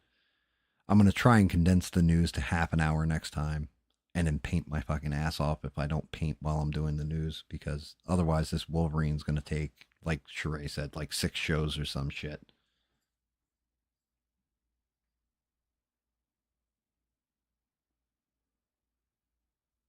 In a heavy southern accent. Jesus Christ. But yeah, I think we are going to call it a wrap, because 8.5 hours is, well, 8.5 hours. Shout out to all you epic people. And I do appreciate all you guys, even the ones that are lurking, not saying anything. Again, thank you, because you guys have been viewing and hanging in there and paying attention. Thank you for everybody who's in the chat and interacting with each other, having fun.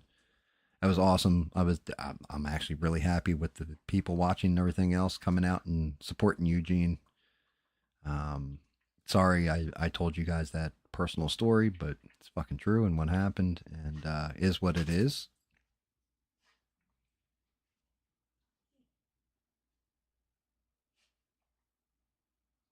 Jesus Christ, 6. You know, like if I had edibles, I'd probably eat one too before the show. But yeah, I'm gonna call it and go get some sleep. I gotta cut the fucking lawn tomorrow if it's not raining.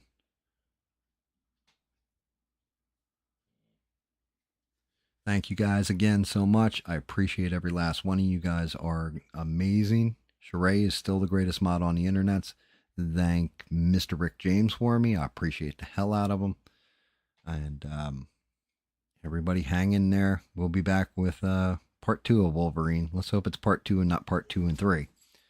But everybody, you guys have a good rest of your week. I will see you back I'll see you back Sunday at 8 p.m. Eastern Standard. And again, thank you. And just remember, until next time, don't take shit from anyone. Good night, guys.